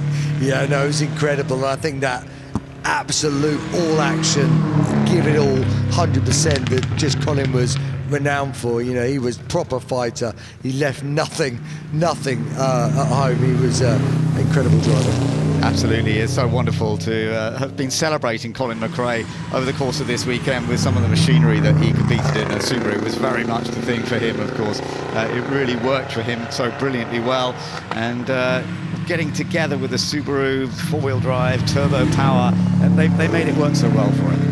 They did, and it was very transferable to the road car range. And, you know, loads of people did their own engineering on them and made their car look like Colin. He was their hero. Hopefully they didn't jump as high as he did, because I always think of the great rallies. I think of the RAC rally as it was at the time, but particularly the 1,000 Lakes in Finland, where there was plenty of jumping.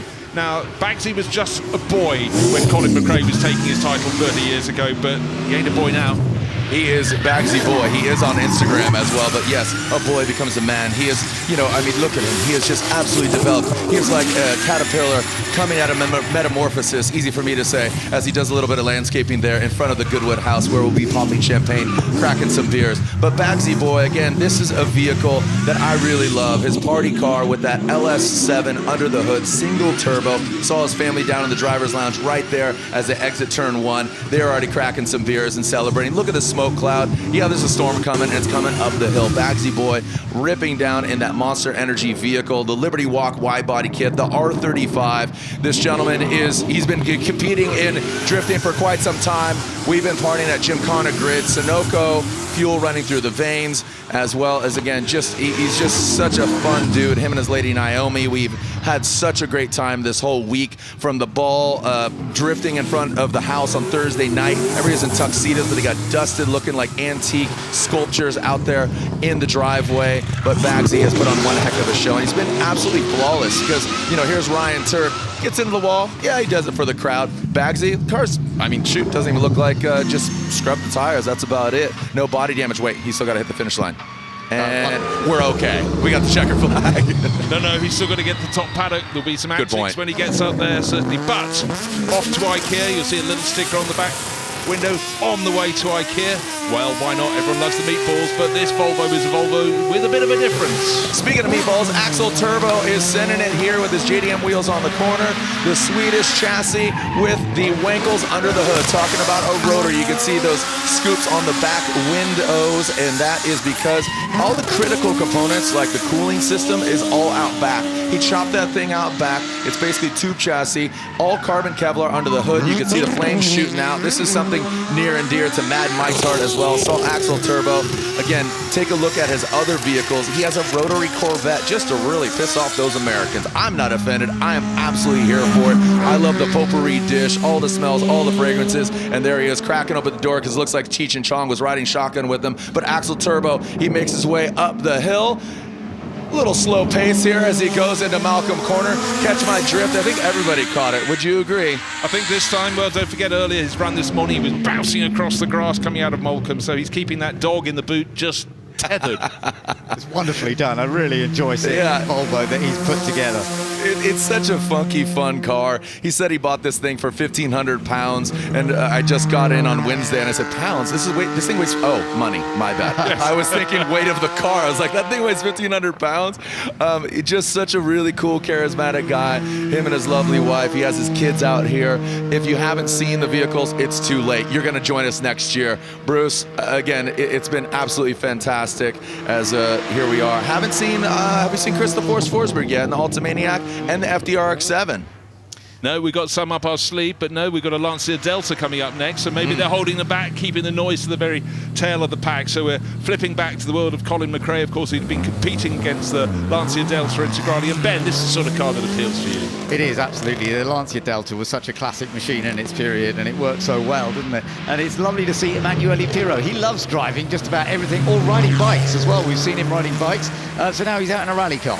Yeah, it's not just Emanuele, some of the younger Pirros going as well, but you know, he absolutely adores his historic racing and something different. And hey, tell me a man from Rome is not going to like a car from northern Italy. And certainly when he was doing his Formula 3000, stepping up into Formula 1, he would have been keeping an eye on how the Martini Lancias were doing. Well, we all were. And just such a great, boxy little car. Absolutely, no, it's a gorgeous little machine, and so the livery on it was so lovely too, and it's great to see it heading up the hill. And I think, yes, we're just going to see him come up right over to the top, but we are going to see another drift machine heading out in a moment. So Emanuele Pirro, take it a little bit more cautiously. He's not a drift man, but it's still a great rally car. Well, he should go fast because the car behind him is a stealth car and it's got loads of power. The silent assassin. You walk through the paddock now, just walking over the house, and you hear, whoa, you hear the gravel, as opposed, again, our audio guy covered his ears earlier. I'm like, what? It's just the squealing of the tires.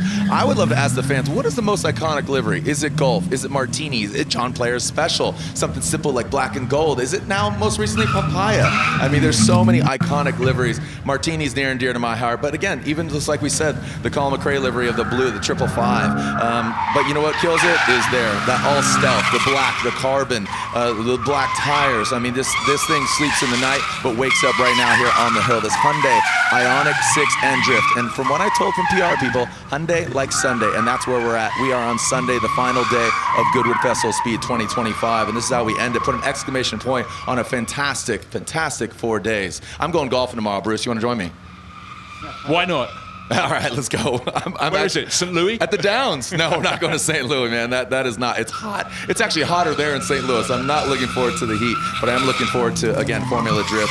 And I'm looking forward to seeing what EV can bring to the stage of drifting. Again, no replacement for displacement, literage, all that. But again, let's get some volts going. Let's get some EV, a compliment. Just like the phones and the computers in our pocket, I think it's just a compliment, and to see where this is going to go. We talk about yesteryear, but, like I say, make today a good old day. We look back, oh man, I haven't been here since 2019, 2025. We'll look back at this, that was a good old day. Make today a good old day, baby. Yeah, we're making building steps, building blocks going forward, but looking backwards at the same time. And in the case of drifters, looking out the sides as well. It's been a fantastic show. Yeah, it's funny, and ironically you say that, they do run Hans devices on their vehicle, but the development and advancement, they do have those because, I mean, the wheel speed might be 150. They might be going only 80, 90 miles per hour, 70. My buddy just did a 150 mile per hour entry in a 4-rotor all-new Toyota Supra. over in the States. It was pretty sweet. So I had an OMP in the States. But again, there it is, a silent assassin. This is an engineer, from what I understand. He drifts in Korea as well as China. We have a red flag at the side, so it's not his fault. Mate, don't tell me it's more flaming straw bales. Nah. Yeah, the extinguishers are there. So. And is it the EVs that always start it, which is so ironic, right? Like I said, just the silent assassin. Why not end with the bang? Well, we had this a couple of mornings ago. Just sparks off the under tray of a car when it was bottoming, and it's been hot and dry here, and a great spot from the marshals. This might be the final batch of cars on the final day of 4 at the Festival of Speed, but we need to know that's out. Yeah, absolutely. They've got to it very quickly this time, so they may well have been able to sort it out without having to replace the bales. That's what happened last time, isn't it? Yeah, they have some spare bales tucked aside, but it's not the work of a moment to winch one out, put another one in. But again, all provisions, all the logistics you need to have at an event like this. Just such a multifunctional event. You know, it's myriad what you have to do. Bruce and Ben, after this, for those that don't know, I have friends I just saw from Pacific Northwest, Michael and his son. What kind of festivities happen after this, for those that don't know? I know we go in front of the house, they saw Pastrana rip by, the Peak Porsche, but what can people expect after we go off air? Because, you know, there's champagne, there's some Reese, the Duke speaks a little bit, right? Yeah, I mean, it's the same as the entirety of the Festival of Speed. Expect the unexpected, and it will be magnificent. You know, you never know what you're going to bump into. A bit of Brownian motion, you move around. It's the faces, and you pick them out, people you don't know, people you bump into, just walk around and soak it up. We don't have days like this very often. It's been absolutely beautiful. I was just talking to our fellow peers up here in the box, and I know a couple of years ago, or even just as recent as last year, it's a bit wet. So I'd rather be sweaty and ready versus wet and just grimy. So I think we've absolutely scored, because I think it's going to be a little bit wet even coming on Tuesday. So I think we dodged a bullet as far as weather-wise. Again, sweaty and ready. Yeah, we take what comes our way, but it's been an absolute blessing today, and the last 3 days as well, and the memories will be seared into my mind, but particularly your pal, Ryan Turk. Once a decade, maybe something comes up and it just, bam, it's like a Polaroid comes out the camera, and it's there, it's encapsulated. His moves, his left, his right, past the ball. Oh my golly. Yeah, he learns from the best. Mick Jagger was giving him driving lessons, right? Have you gone down and actually tried to fit in that car? Because we need to grease you up before you get in. It is a tiny little hatchback, man, and it is a very unique car. I'd love for you to come down in front of the house after this. We'll share a pint, and would love for you to check out the truck, because I really hope the Duke acknowledges that, because I know, you know, in years past, Ken Block, KB forever, of course, Colin McRae forever, but he's acknowledged that, and I really hope the Duke has his eyes and ears and heart has pitter-pattered for Ryan Turk. I think it will. Alas, I go straight onto a radio show after this, so you may still be down there. You may be on your second drink by the time I've visited, but I'll go and take a look. Hey, bro, you just do your thing, and I'll do mine, okay? Just kidding. Oh, it's lovely stuff, guys. Really good stuff. But up at the top of the hill, one of the stars of this weekend, and always one of the stars, is Jake Hill, and Ed Foster's with him. Jake, you've obviously been impressing in the shootout, but all weekend you've been driving this Can-Am car. I mean, is it as scary as it looks? What do you think, Ed? Look at it. I mean, it's it's 850 horsepower, a big block Chevy. The car weighs about 800 kilos, you know, and it's a real monster, but a privilege to drive, you know. So a huge thank you to Jim Bartell and, of course, Goodwood for allowing me to do this once again. And look, we're nearing the end of the day on Sunday. How's the weekend been? It's been amazing, Ed. You know, I mean, I've just loved it. It always makes me sad doing the last run, because you just don't want it to end. You know, it's such a privilege to do this, and you know, hopefully we'll put a good show on as always, and do my best, and we come back and we do it all again next year. We look forward to it. Cheers, Jake. Thank you so much. Yeah, well, great to hear from Jake. He always loves being here, of course. He absolutely gets it, and the more things he can drive, the better. But he's now starting to forge a career in GTs, but yes, he always wants a historic career alongside, because he simply loves it, and he's one of the stars of the revival. But let's go back to Ed Foster up in the top paddock, because he's been absolutely voracious. Well, thanks, Bruce. Yes, it's all nice and calm up here. There's a few battle-scarred drift cars. James, I'll just come to you first. What a show you guys have put on. How was your weekend? It's been absolutely unbelievable. It feels like we're not in England. It feels like we're in Spain, doing a hill climb in Spain. It's wild. The weather has been unbelievable. I feel like it's probably one of the busiest Goodwoods I've experienced. And feedback from the fans all weekend was just amazing. Driving a Ford Mustang RTR up the hill for the first time was a a dream of mine, and to do it with such good lads with us, I feel like we had a really good group of drift drivers and cool cars here this year. It was sick. Bagsy, drifting, I'll tell you what, I'll squeeze around here. It's Bagsy, drifting's come on a long way at Goodwood, but it must be amazing to see the reaction of the crowd and just how packed this top paddock is when you arrive up here. Yeah, it's been absolutely amazing. The response every time the drift cars go up the hill is mega, and we can hear it inside the cars, and we appreciate everyone who cheers us on going up the hill. You know, it's a tricky track for us. There's not a lot of tarmac, but we're trying to put on the best show we possibly can. And as James said, we've got a great bunch of drivers here. Over the last 4 days, we've had a mega time, and what an event it's been. It's been absolutely incredible. Well, look, cheers for the show. Axel, I want to talk to you about Volvos. Amazing It's amazing car. I've been following this on social, and it looked very unfinished even a few weeks ago. And I thought, well, this must be delayed social post, but it wasn't. I mean, this was literally finished for the event. Literally about 2 days before I set off to bring the car here, we finished it. We had it in bare chassis a week before I got here, and we pulled all-nighters to get it done. And yeah, we did it was going really well all throughout the weekend. It flies, and we did put a little bump on at the end of the wall run there, but I think James and Bagsy just fixed it for me, so I'm sure it'll go again. It's nice to have such cheap mechanics. Yeah. Axel, thank you. Thank you, guys. It's been awesome. Thank you. Right, let's go back to the comments box. Thank you very much, Ed, and it's a real treat to have one man of 6'7" speaking to another of exactly the same height up at the top of the hill. James Dean and Ed Foster, the tall men of the sport.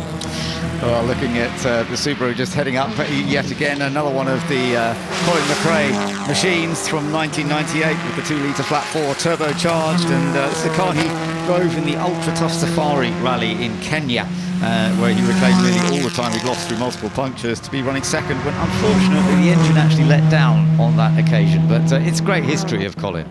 Yeah, absolutely so, and actually engines failing on rally cars are quite rare. The list of retirement options are far greater, involving other approaches to the wall, the dust, the bumps, and of course in Kenya in the old days in the Safari Rally you had to get the right speed to run across the corrugated iron, the cotton sod as it was called. He had a special technique. Talking of special techniques, called a taxi. This is the Ultimaniac. 4 seats, more smiles for more miles. He bashed in that front right corner, but put a little bit of bar across that arm. He welded it up. Thank you to one of the rally guys. He brought his welder, sat up there for Cam and Jackson. They welded it, no mass. That's how raw dog these guys are. So the Ultimaniac sans that front right fender. Again, this is all 3D printed body kit. This is one of one. Chris the Force Forsberg, XCOM Performance Tires, Optimum Batteries, providing the spark. Dan the Tire Man watching on. Larry Chan Peeker in the corner. I know my boy Larry Chan and Lewis are out there shooting some photos. The content that Larry Chan and Lewis are creating is absolutely amazing. Saw him last night. He's like, Instagram needs more 100 photos. Look at this thing navigate. Again, he competes in an all-new Nissan Z. This car is 5 feet. 5 feet. I did not stutter longer than his comp car. And it's probably 5 feet on top of the Stout. The Momo wheel goes around here. Again, Alistair McRae driving this, the 555 Subaru Impreza. And oh, wonderful to see. But watching now, celebrating Colin McRae, it's lovely to see Alistair out there in one of his cars. Brother of Colin, son, of course, of the 5-time British champion Jimmy, all part of the family celebration. We do miss Colin, but it's so lovely to actually celebrate his career, what he managed to do.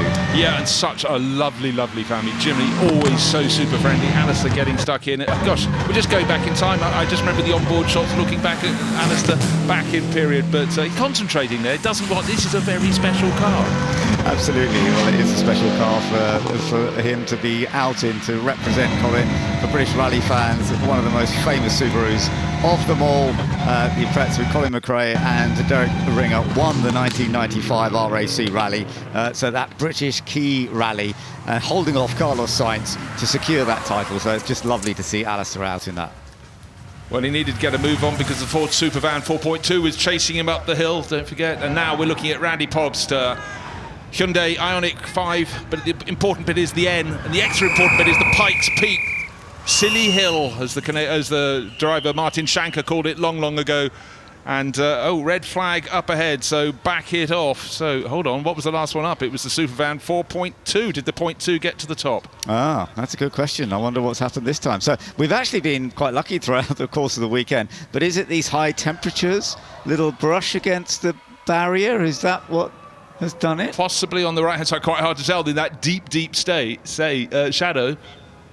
Yeah, whether that caused a problem, it's a difficult one to see right now, but clearly they've decided to stop anybody else going up there just yet. They want to check something out. Well, it's been a remarkable 4 days. I mean, over the years, over the decades, we've had things clipping the straw bales and so on and so forth, but this weekend has been remarkable. I mean, literally got away with a couple of damaged bales. Down at the start line, we've got the Hertz Team Jota car. They're competing down in Sao Paulo this weekend, Interlagos, latest round of the World Endurance Championship, but this was the Action Express car from the Le Mans 24 Hours, rebadged for them. But again, someone just on the approach to the Flint wall, just probably going from sunshine into the deep shade. You were pointing out, Ben, earlier, the shade is much deeper in the afternoon because the trees are much thicker on the far side, whereas in the morning the light comes from the left-hand side of the screen there and gives them light. But and I think that's tricky. all they're doing, actually. I think he's just kicked off a lot of the bale. But yeah, touching as you say, I think he just turned in a fraction too early, and it's kicked off a load of the bale. They're just brushing it out of the way so that so you don't get too much problem driving over it with the next car. Yeah, you don't want to say, sorry, Hertz Team Jota, your car is now sort of slightly stripy on one side. But anyhow, the sensible thing to do, and American racer Ricky Taylor, one of the two racing sons of Wayne, sits aboard the Cadillac Hertz Team Jota V Series R down on the start line. We're getting towards the end of the final batch. Almost makes me weep after 4 days, but importance of just having a track that's not going to be sort of booby-trapped for them. Absolutely, and in fact it has been remarkably clean. Yes, we've had a couple of red flags in this particular session, but we've been fortunate throughout the year. But it's fun, actually. We've been celebrating on Formula One so much this weekend, but isn't it fun to look at Le Mans style cars as well, modern Le Mans cars, whether it's the Cadillac or whether it's the Aston Martin that's about to come out as well. Well, it is. You can see the damage, minor damage to the front. A little bit of straw has come out from the wheel arch. It's obviously got shunted in, but a little bit of a rub. I think, will the car hire company notice that? I don't know. But anyhow, it's gone the whole way down. But again, it was a kiss more than anything worse than that. But just going back to the World Endurance Championship, it's in the most astonishing phase of its rich history, with all the manufacturers coming in. Only recently it's been announced McLaren are coming to join the show as well. Ford will be there too. And almost not going to be enough space on the grid, but Aston Martin got their toe in the door and they're going better by the round. And their V12 engine Valkyrie, it just sounds brilliant. It does sound wonderful. The organisation of Modern World Endurance Championship, where effectively they are run and told how they can run these cars so that they make them as even as possible across the grid.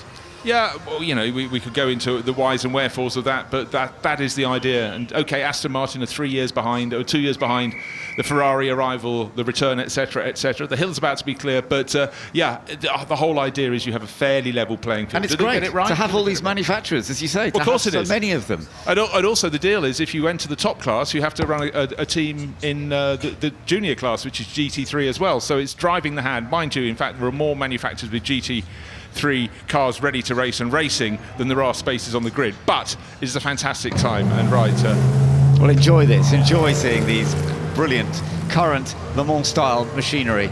We've seen some of the older versions here at Goodwood this weekend, but to see the latest up the hill as well, and you might be being a little bit cautious, although no, he's going to spin up a little bit as well and give us some fun. He certainly will. And for the Le Mans 24 Hours, which is the jewel in the crown of the World Endurance Championship, around 400,000 people go there across the day, and someone has called it for many years, it's a British race held in France. There are so many Brits that go down. Thank you very much for hosting it, but over a century old, the Le Mans 24 Hours, and the prize seems to be more and more valuable with every year. There have been times when it's been down low, but it's absolutely in the zenith. So this year, when Ferrari made it 3 on the bounce. That's amazing, isn't it? That Ferrari have been so successful at Le Mans in recent years. It's just incredible, because they'd been out of racing Le Mans for so long and then came back, and they have done an amazing job there, I have to say. Yeah, they have. Ironically, for the first 2 years, they took victory both times and didn't win a single other race. But this year, they've been putting wins in before they got to Le Mans, and then the privateer car, the yellow one with the red stripe, as opposed to the red with the yellow, took victory. And I was particularly delighted for Robert Kubica, whose Formula 1 career was cut short, but he was the driver. Do you remember that Lewis Hamilton was asked, who do you fear most? And he went, Robert Kubica. They'd come up together in karts. It really, it was heart-touching for me that he won for that Le Mans, because I'd seen him in Formula 1, talked about it and to see him come back and win Le Mans was just so mega, absolutely fantastic. Well done to him. Now, just looking at the Aston Martin we're talking about, the Valkyrie Hypercar, new to the scene this year, but as you say, it's developing well. They've still got more to find and to move up the order, but it is just such a beautiful looking machine and sounds wonderful. I hope if you're still here at the Festival of Speed, enjoying these last few moments, you're hearing a lovely machine. Yeah, I certainly think the engine notes that a V12 make is something very special. In the road car and track-induced cars, the Pagani Huayra, that's got a V12. We had the TWR Supercar that made us both smile, looking like a sort of Jaguar on steroids from the mid-1980s. Yeah. But for this, and particularly in the night when it becomes a little quieter at Le Mans, for the Aston Martin fans, they just had to listen out for a few minutes. Yeah, our cars are still in the race. I think that's cool. That is very cool, actually. That is lovely to hear. I remember when it was a rotary with Johnny Herbert racing at Le Mans many years ago. The noise of that was so loud. Yeah, and they used to race rotary touring cars as well. The Dutch pair of drivers, Van den Beek and Coronel, father of Tim and Tom.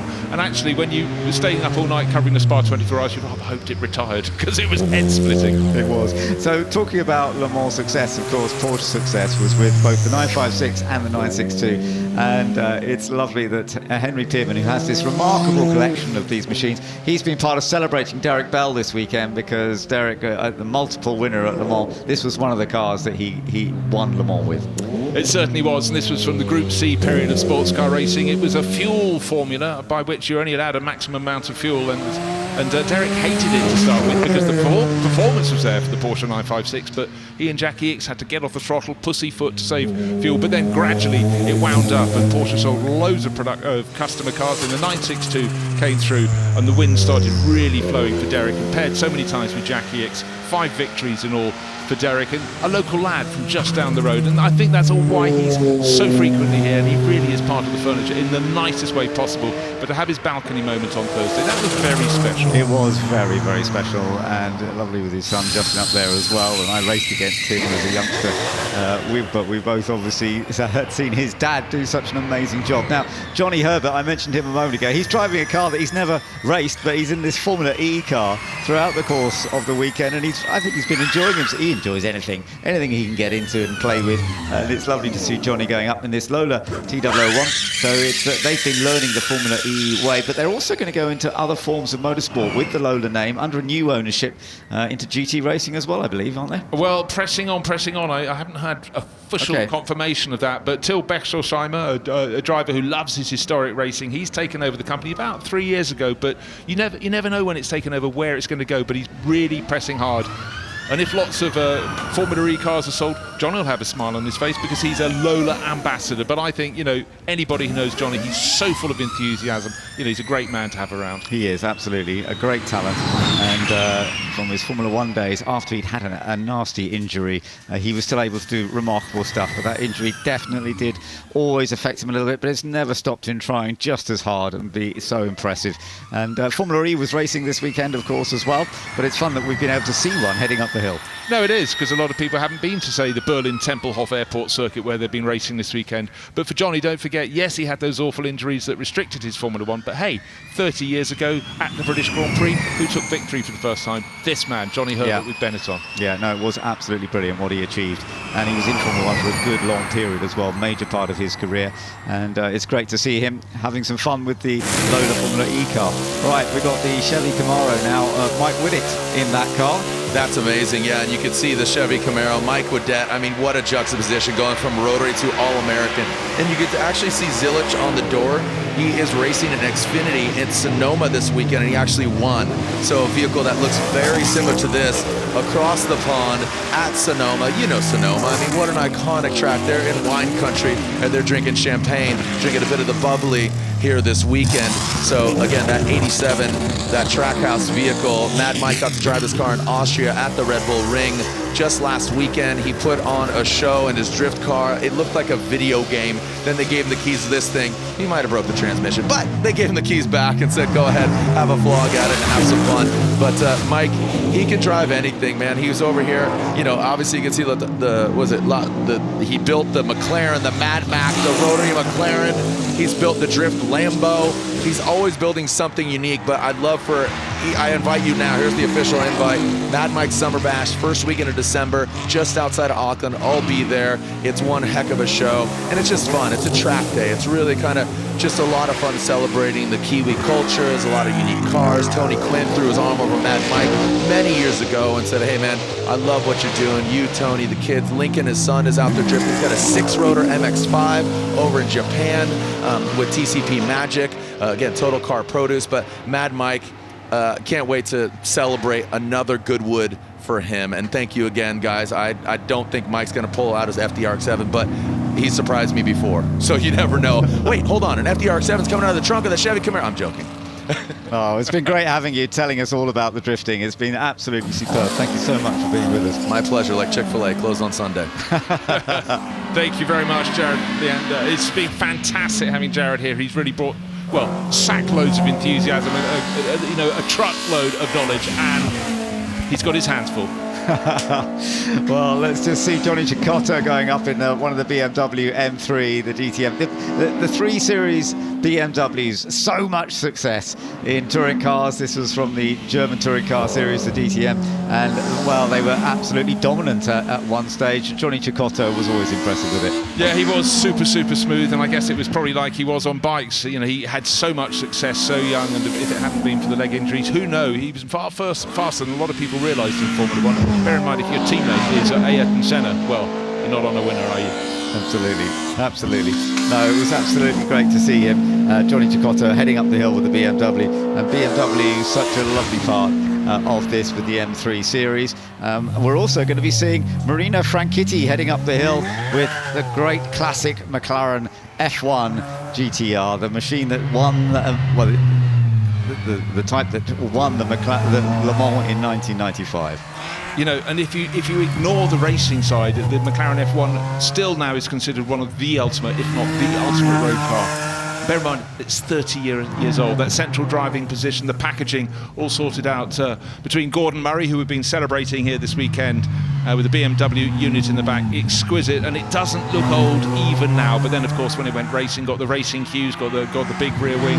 You know, it went on. The teams were all around the world were trying to get their hands on this to go racing. This is one entered by Team Bugatti. You know, ran for years touring cars in Italy and across Europe. But they were all tilting to see if they could get their hands on the Le Mans Trophy in 1996. It didn't happen, but bear in mind that win in 1995 was done beating the best of the prototypes, and it was just the most extraordinary results, and certainly for JJ Leto, one of the hero drives in the history of Le Mans, running through that race 18 hours out of the 24 in driving rain. He was the star. Right, we go right back to the beginning of this year's Festival of Speed. Yes. 2 cars that you could hardly make out. Of course, with the camo livery, we could spot that it was a Toyota of 2 types, one with the wing, one without, and this is the GT concept, and it's been winning fans, but they have been super tight. We thought they'd have cracked by now and told us what's under the hood. We do not know even now. No, they're going to keep it quiet for us. They're not letting it know, but it is something that you can keep an eye on, watch to see what they do develop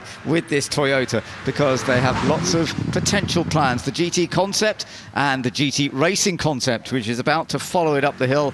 Tatsuya Cataviola is driving this one, and we've got Nayu Famu in the other one, and we will see them develop and no doubt race at a very high level.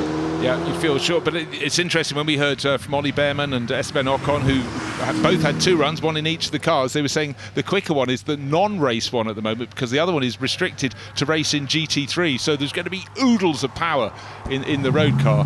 And talking of power, you know, we've looked around the paddock, looked at the figures from all the supercars. You don't know where this is going to fit in, but it's going to be having just all the tricks in the trade under the bodywork. It is, absolutely, and it's just so good to see what they are managing to achieve with all of this. The fact that we've got Nayu Famu driving this one at the moment, and he is part of the team that is driving these different machines over the course of the weekend. But how this goes with the GT racing in the future, we shall find out. It is all being developed based on the GT concept, and they're going to be then taking it into a form of motorsport, which could be very fascinating to see. And it's not as though it's something they've done overnight. Hearing some of the engineers, development drivers, who still wouldn't give anything away, but they said this has been a project 4 years in the making. So you don't have to expect this to come in at the back and work its way forward. I reckon this is going to come in right at the front of the field. So now we're into their rally scene, of course, and the Toyota WRC1 GR Yaris. This is the Rally 1 car built by Toyota Gazoo Racing WRT. It's been so successful in the World Rally Championships since 2022, and we've seen Kalle Rovanperä twice win the championship with it.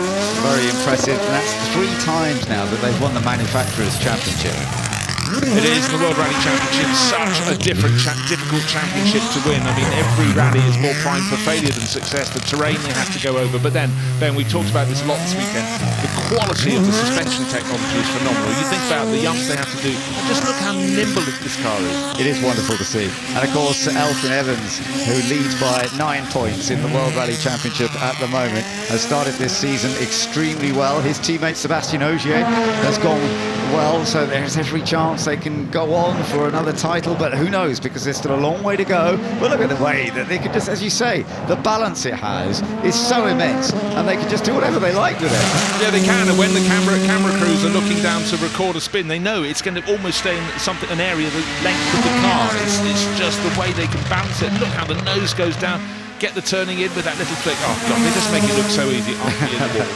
But the rapidness of it as well. I mean, they don't have huge engines, and they're not hybrid anymore. That was part of the World Rally Championship, but they've changed that rule for this year. But they're not as super powerful as some of the electric cars we've seen going up the hill. But I'm so impressed with their acceleration and their speed. Yeah, and I'm just incredibly impressed with the way they can change direction just so swiftly. Now we go down to the WRC2.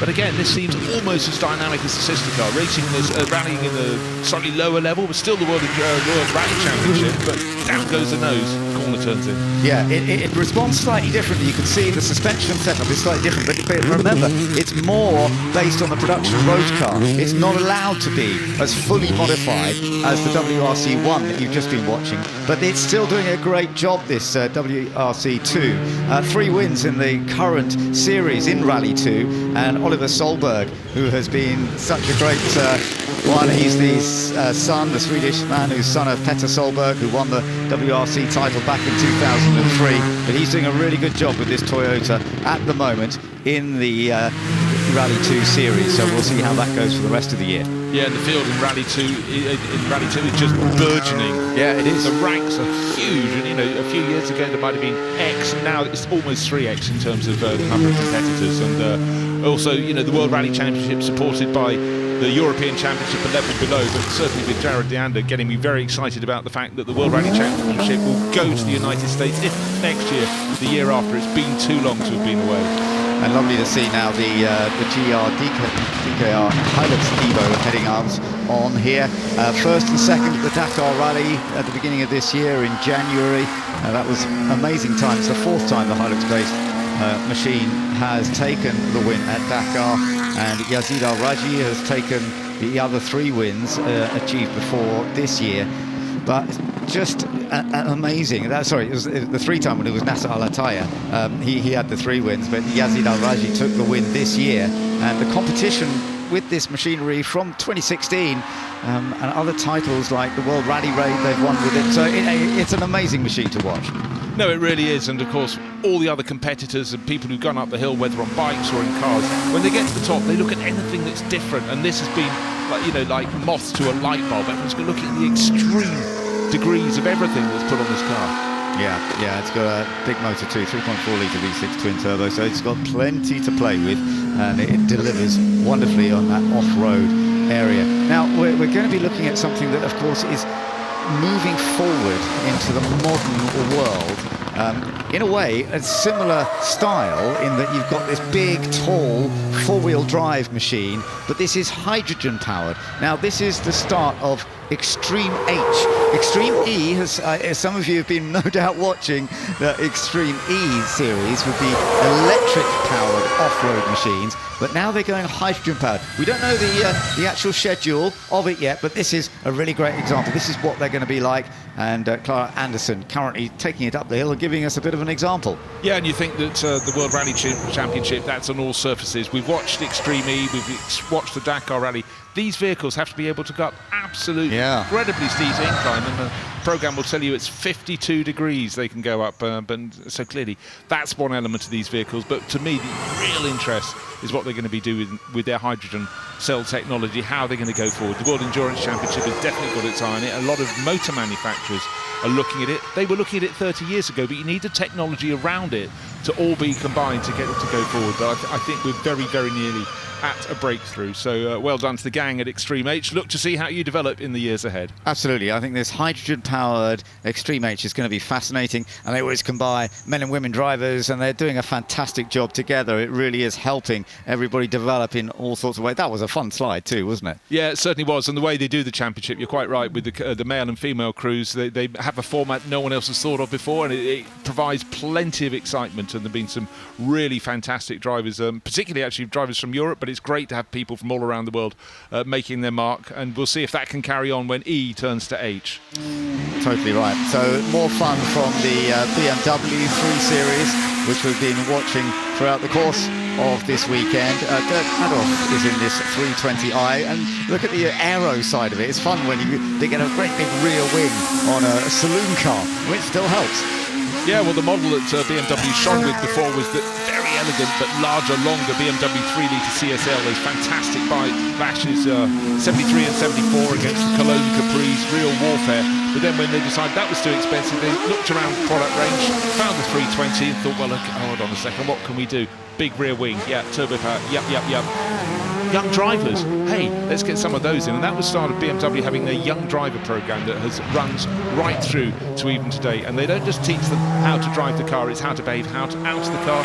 My dear late friend, Ronan Ratsberger, he phoned me up and said, I've got to go and have a look. They may want to look at me. He said, how do I hold my knife and fork? He was far more cultured than that, but he wanted every detail to be known to see if he could get the drive. And you know what? He did. Oh, amazing. God, he was an amazing guy. You're looking at another of the Colin McRae rally cars right now, the Ford Focus World Rally machine, built in 2001. And his success with Ford improved during the time with the team. He didn't manage to take a title with Ford, but he did get some very good results, taking 3 victories, and he only narrowly actually lost the title to Richard Burns that year with the Ford Focus. So it's lovely to see yet another of the Colin McRae machines heading up the hill. Yeah, and it certainly was quite a time for British rally drivers in the World Championship to have 2 fighting for the title, when for so many years before it had been the Scandinavians fighting at the top, but not just Colin McRae but Richard Burns too. We missed them both enormously. But Thierry Neuville, a bit of a slow burner in so many ways, Ben, in the World Rally Championship. Always fast, but the results didn't always come his way. But it's actually just so heartwarming to find he's got there at last. Absolutely, so nice that he won last year's World Rally Championship, and you've got him here, Thierry Neuville, the reigning champion effectively. The season hasn't gone quite so well for him yet this year, but to have taken the title, as you say, after being runner-up a number of times, actually was back as far as 2013 he was runner-up, having started in the year before in World Rally Championship, and yet it's taken him some 12 years of trying to get to the title, but he did it. I'm so pleased for him. Yeah, and also pleased, Hyundai just put so much effort into it. It's not just their World Rally Championship. They've stuck at it, but it's what we've seen here this weekend. Drift car version, something I thought I'd never see. And just all their competition vehicles and all their road vehicles, and they really are pushing, but I love the fact they have such a definitive performance arm with the powder blue livery that goes across the range. They've nailed their colours to that. It's a bit like Alpine have the metallic blue as their competition livery. Yellow for Renault, etc., etc. But Hyundai, they really have pushed, and last year they got their reward. They did, absolutely, fully deserved. Wonderful to see, and really great, and well, so much to enjoy throughout the course. And just look, Ed Foster's about to head down, and look what he's in.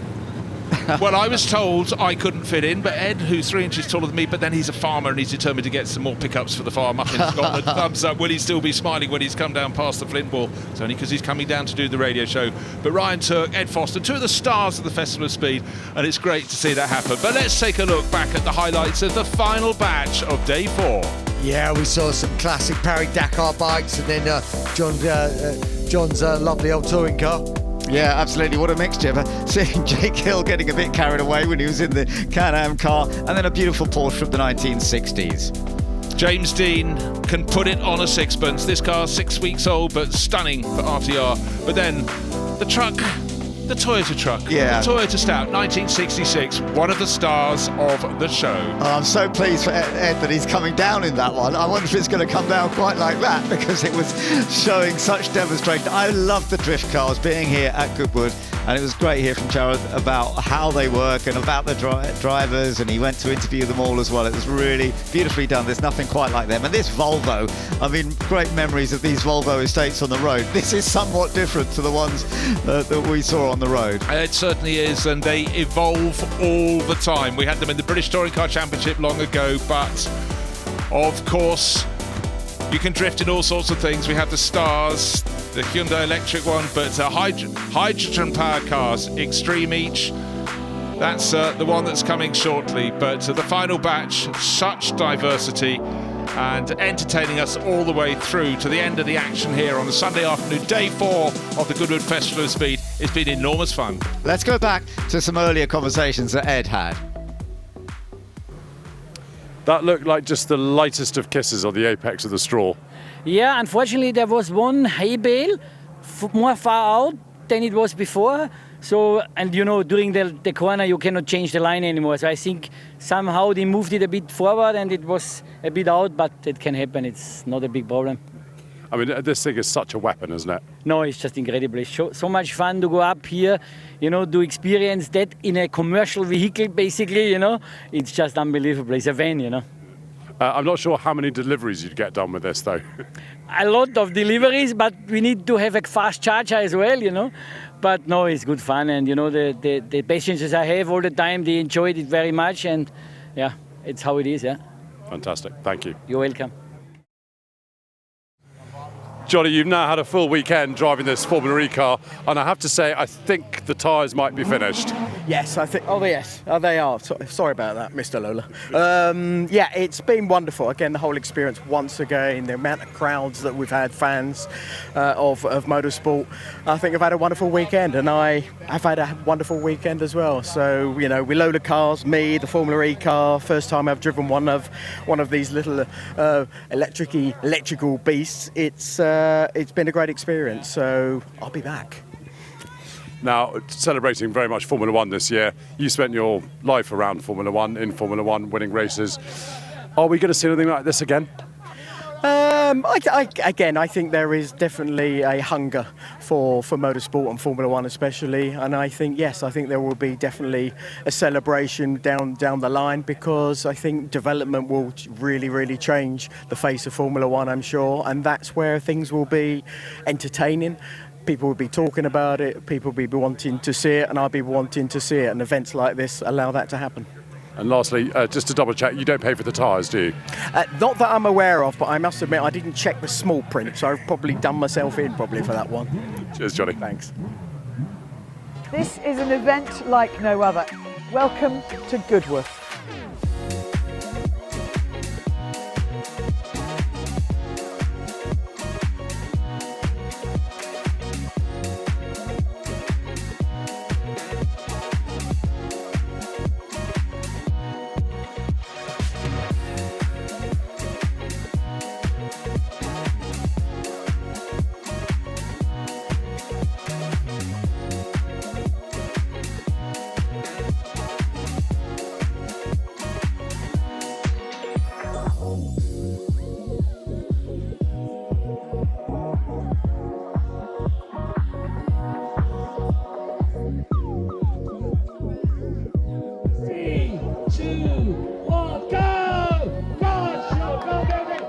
That is it from Goodwood. It's been amazing, hasn't it? Wonderful time.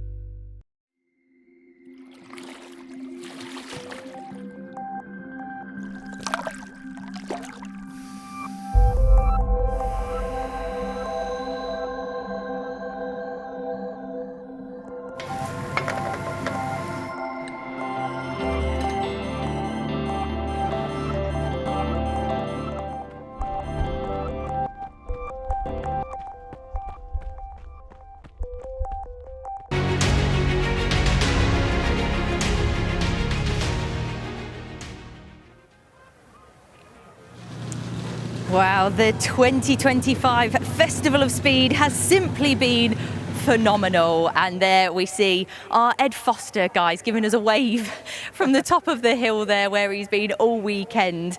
I'm sure you guys will agree, but this year's festival has just had that legendary feel to it. All of the array of iconic cars, machinery, names, exhibits, all kissed under this beautiful sunshine has just been brilliant, and it's actually encouraged many of our team to get out on the hill themselves. And David, you set that trend earlier in the weekend as you went out in that beautiful Aston Martin Valhalla. Absolutely. Well, I think I set quite a high bar, and I can't believe Aston Martin let me do this. I'm still quite confused about that. But they let me in their brand new baby, the Aston Martin Valhalla, their first mid-engined production supercar. I mean, the only other person who's drove this is Fernando Alonso at the Monaco Grand Prix. So for me to be able to jump in that £850,000 car was both privileged, but also a little bit scary. But yeah, we can it's tell all in that one you've got piece. tight grip on the wheel there, David. You need to loosen your hands a little bit. I'll give you some tips later on, Alice. Well, Fernando Alonso They didn't and let David you up the Green. hill. No, they didn't. They didn't. That's one for next year, though, Alice, isn't it? But you're now on the list of those iconic names that has driven that car now, David. But I obviously wasn't the only one to go up the hill. Grace, you managed to get the leathers on? Yes, but I was on two wheels, so you did set the trend, and I was very lucky to take one of Royal Enfield's shotgun 650 bikes up the hill. But this was a one-off bike, a fully customised bike by Icon Motorcycles. So they've had a play around with the appearance. Look how cool it is with that stars and stripes design. They're an American-based company, and they've had a play around with the geometry to make it a bit more of a drag-style bike. So it was definitely really cool to go flat out past the house. You look like you got your head down. You look like you're trying there, Grace. Yeah, I was trying to channel that drag style, you know. Speaking of cool, our Harry Benjamin went out in a car as well. There's been a few comments from the team, Harry, but we'll let you have your say. Well, look, Grace, you look cool, but I think I looked a lot cooler. I got the chance to go up in the MG EX4 concept. I mean, look, if that doesn't make me look like the coolest guy going, I don't know what is. You almost don't see that I'm sat next to a British Touring Car Championship winner. I would like to add the glasses are not mine. They are there for recording purposes, but this is a cool car from MG. It pays homage to the 1980s Group B rally MG. This, though, is fast and furious, and Daniel Rowbottom was going probably, I think, the hardest that he had gone up the hill up to this point. Now, you may be wondering, what am I doing with my hands? And I'll tell you, you want to be in control when you're in the passenger seat, and that's where the steering wheel should be. And so I think next year I've got to come back and make the case to be in the driving seat, really. But look, Grace, you look cool, but some people are just natural at it. I thought you looked very cool, Harry. Thanks, I am slightly worried.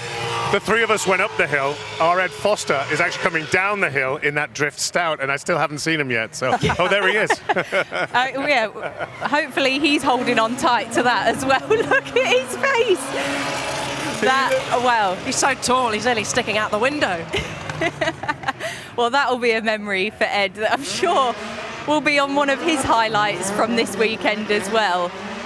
He's just outside the Goodwood house now. Oh, here he is. He's fallen out of it. He's that dizzy from the donuts. He's fallen out of the Toyota. Oh. Give us a wave, Ed Foster. Come on, give us a wave.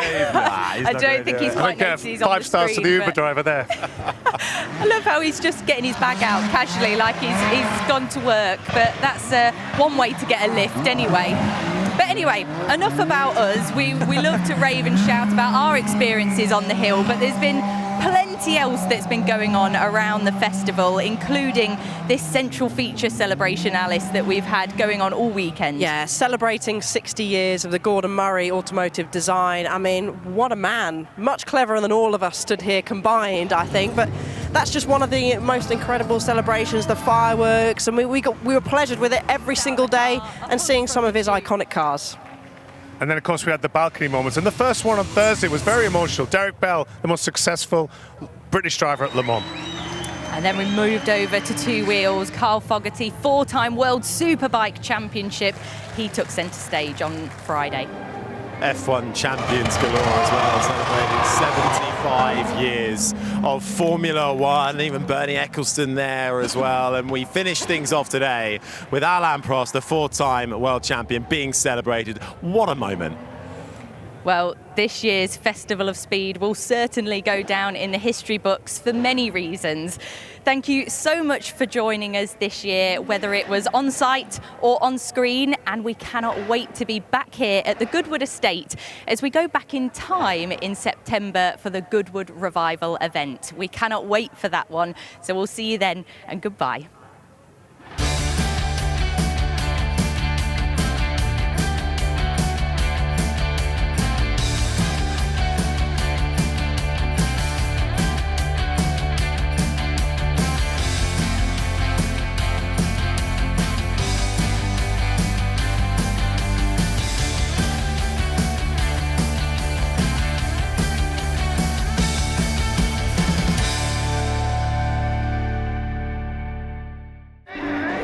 Wow, just wow.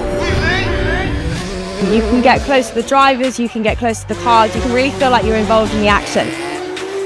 It's a fun fair, but with cars.